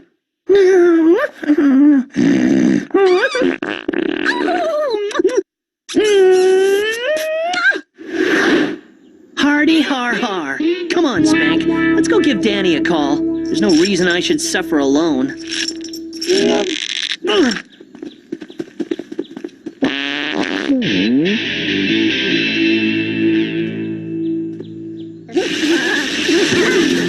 Fruit! Have you tried pranks with fruit? Remember the Carmen Miranda stunt? Oh yeah, how could I forget? Too bad Mrs. Weebles was allergic to bananas. What's this, Larkin? You're pulling pranks with dead dogs now? Maybe you should, check it for a heartbeat. Yeah, guys, that's really funny. No, this is really funny. You and your tear-away drawers. Always trying to stay one step ahead, eh, Larkin? Natch. Come on, Leech. Let's split before the vultures come for Larkin's dog. Oh, you know me, Andy. I'm a peace-loving guy who turns the other cheek and believes that if you can't say something nice about someone, don't say anything at all. But one of these days, I am going to beat those two idiots so bad they'll be screaming for mercy! I'm glad Danny's on my side. That may be, but those two idiots have just given me an idea for a prop. Tearaway underpants? No. Spank. Spank? Of course! I don't know why I didn't think of it before. There must be 100 pranks to pull with a comatose canine. I assure you, Mrs. Toomey, once I've finished with Toodle Pips, your little pussycat will look just as lifelike as all the other little furry friends here. Take a look.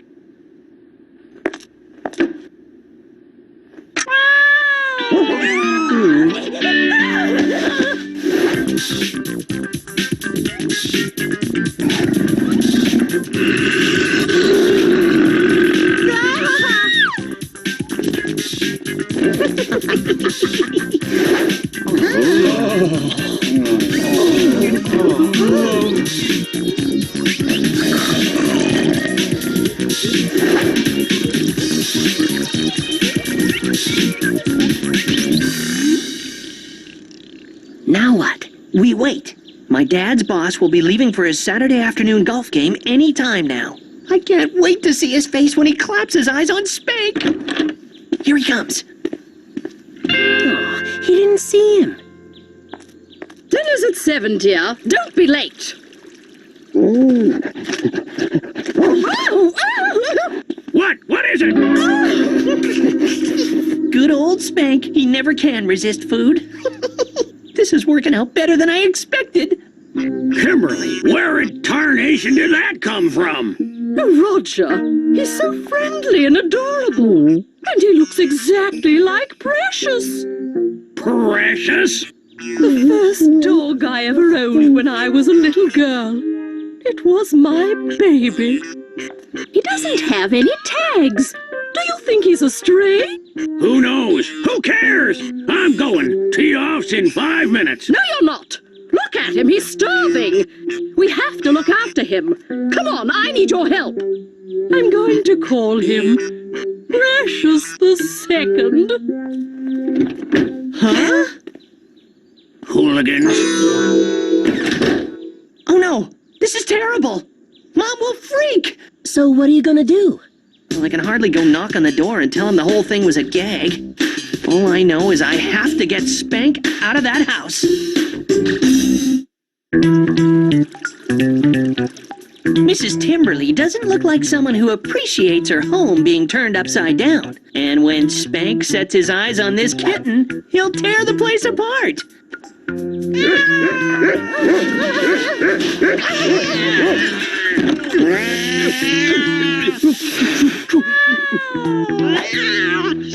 There, Precious. Did that nasty kitty scare you? It's all right now. The bad kitty has gone. Oh, Precious.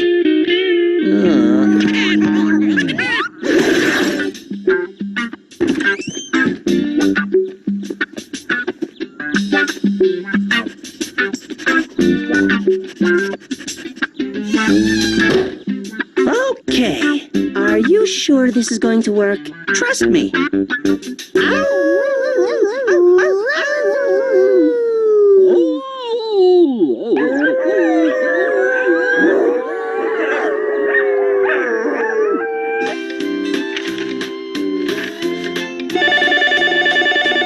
Yeah? Okay, we're on our way. What?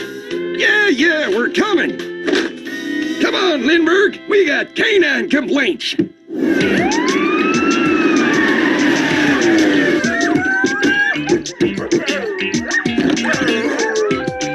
Yes! I knew there was no way the neighbors were going to put up with that noise. We'll have Spank back faster than you can say, bad dog. Huh? Excuse me, but aren't you going to remove that dog? He's making an awful lot of noise.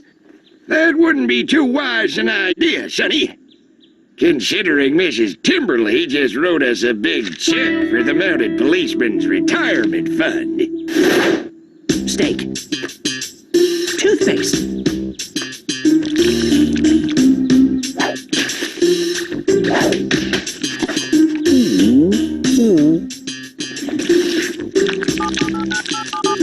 Hi, City Dog Pound? I'd like to report a mad dog at the Timberly Mansion. He's foaming at the mouth. You guys should come pick it up before he starts terrorizing the raccoons or something.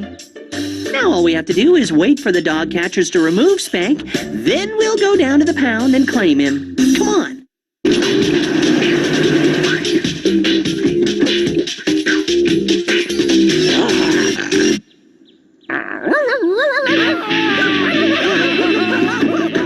This is not one of my better days. Sorry, Andy. I have to go. Yeah, me too, or Mom will suspect something. If Mom finds out I've lost Spank, I'll have to change my name and go underground. Andy? No, señorita. My name is Manuel. Dear? Oh, it was delicious. How did you get that sauce to be so tasty? Mom, this is secret. Good. The coast is clear. Now all I have to do is convince everybody that Spank isn't AWOL.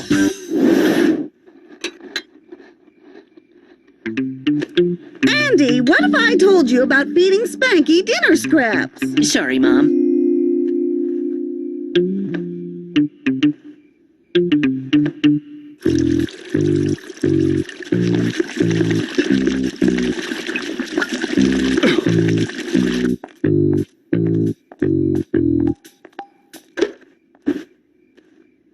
Spanky! Din-dins!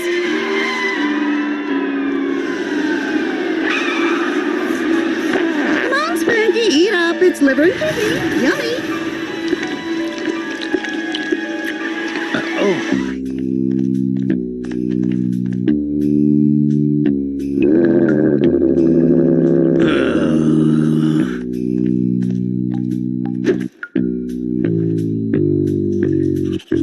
Andy, remember, tonight it's your turn to give Spanky his bath.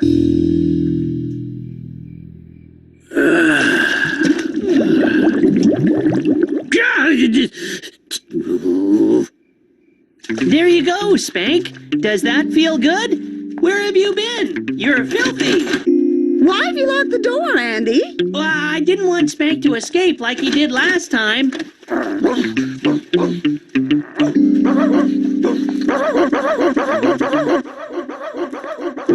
Is anything wrong with Spanky? No, Mom, it's the caffeine. He drank some leftover coffee. Andy? He's just got hiccups, Mom. Andy!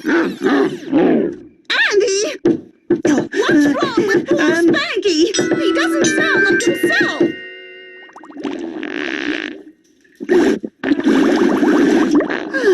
That sounds like Spanky. Andy, will you let Spank out for his last bathroom break? You got it, Dad. Come on, Spank. Time for number 1. I don't mind admitting, this is getting a bit nerve-wracking. Hurry up, Andy. We're getting ready for bed.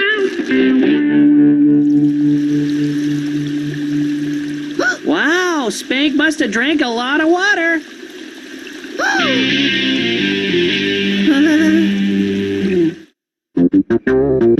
Oh, how could you have done this, Andy? You know how much Spanky means to me. I didn't do it on purpose, Mom.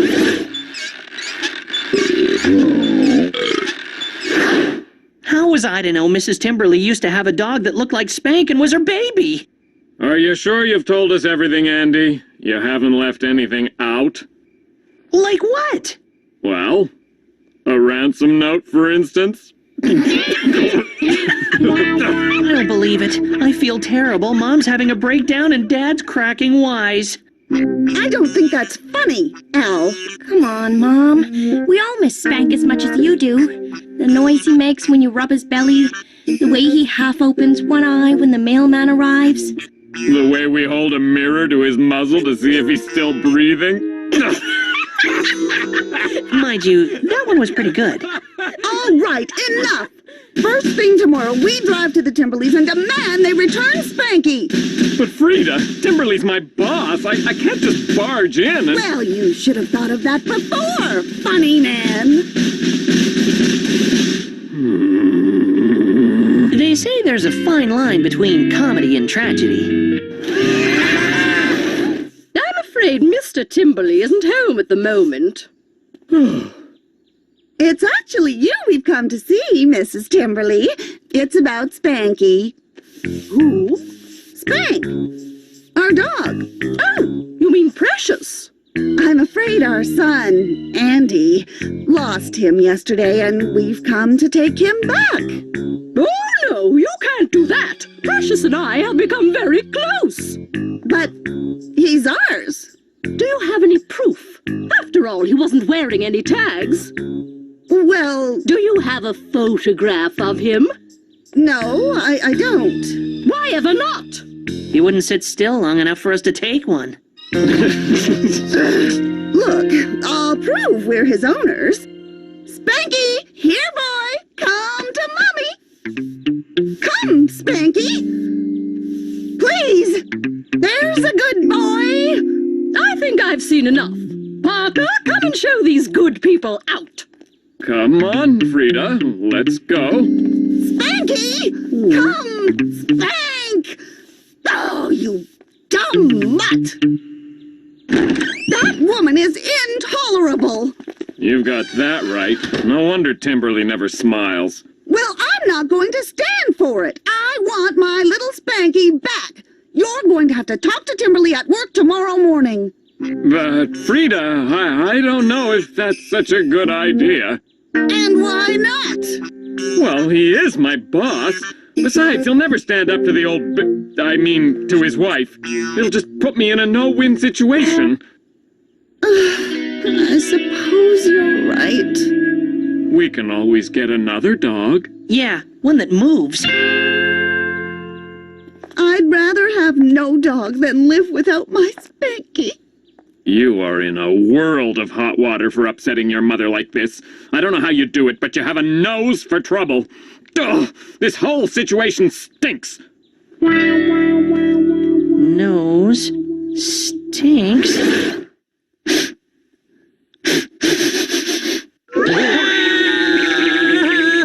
Out of the mouths of babes and dads. I gotta call Danny.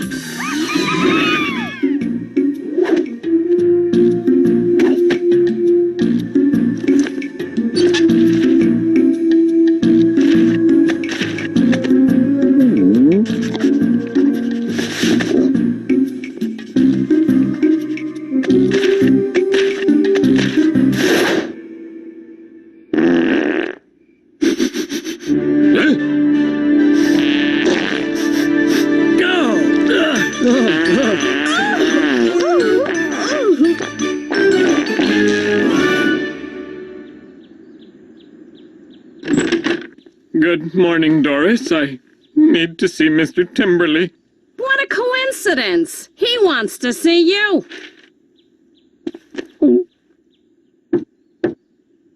Come! Mr. Timberly? Ah, Larkin, there you are. I need to talk to you about something. Please, Mr. Timberly, I must finish. I realize this may cost me my job, but my wife is very upset over the fact that her dog, Spank... That's exactly what I want to talk to you about, Larkin. Spank? Mrs. Timberly and I had a chat last night, and she decided there was no way she could possibly keep the dog when it really belonged to another, obviously caring, loving family. I don't know what to say. No need to say anything, Larkin. Just take the dog and go. No.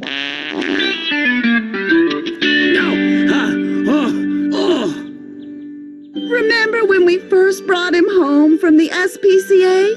He looked just like a ball of fluff. An unconscious ball of fluff. Poor Spanky. I miss him. I didn't think I would, but I miss him too. Spanky! Yes! Check, please. Oh, how did you do it? I had a word with Timberly, man to man. I told him that if we didn't get Spank back, he'd have to look for someone else to keep things rolling in the toilet paper department. Oh, Dad, you're the greatest! Yeah, the greatest fibber this side of Liarville. I knew the Timberleys wouldn't be able to get rid of him fast enough after I slipped those prunes through the letter slot. Only the Larkins can tolerate that smell. And where do you think you're going? I thought I'd celebrate Spank's liberation with Danny at the Beans and Burger. Not so fast, young man. It was your foolish pranks that lost us Spanky in the first place. I think you need to make it up to him for all the anguish and suffering he's been through. If this is anguish and suffering, where can I get some? So now you know the gruesome details. It seems that no matter what he does, Spank always comes up smelling like roses.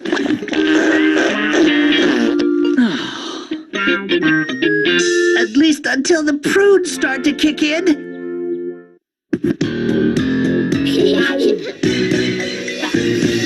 Close your eyes, a big surprise is coming, and it's up to something.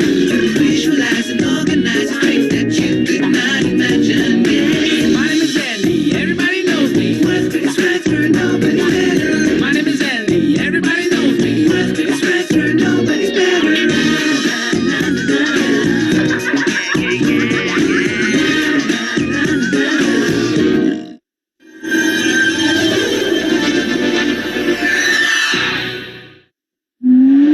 Close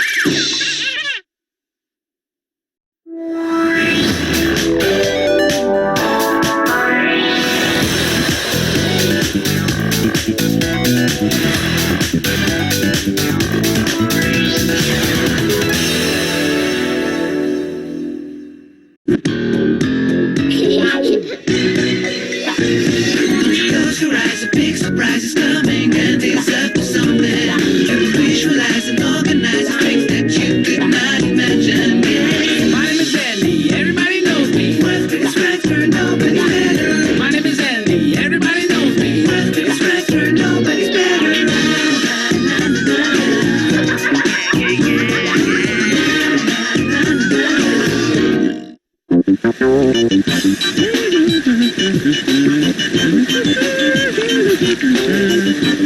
I bet you're wondering why I'm doing this smelly, messy chore and looking happy as a lark.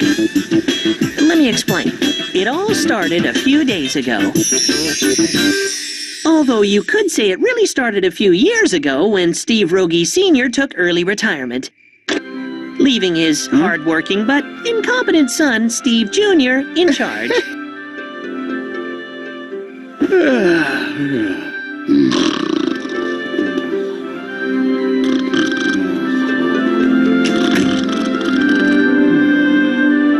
Don't blame him. This stuff puts me to sleep, too. Hey, check out East Gackle's new floral display. The first town hall meeting depicted in pansies and gardenias. Some people see flowers in history. I see an opportunity for freedom of expression. And you call yourself an officer of the law? Honest, Dad? I just dropped off for a minute. It took more than a minute to create this abomination.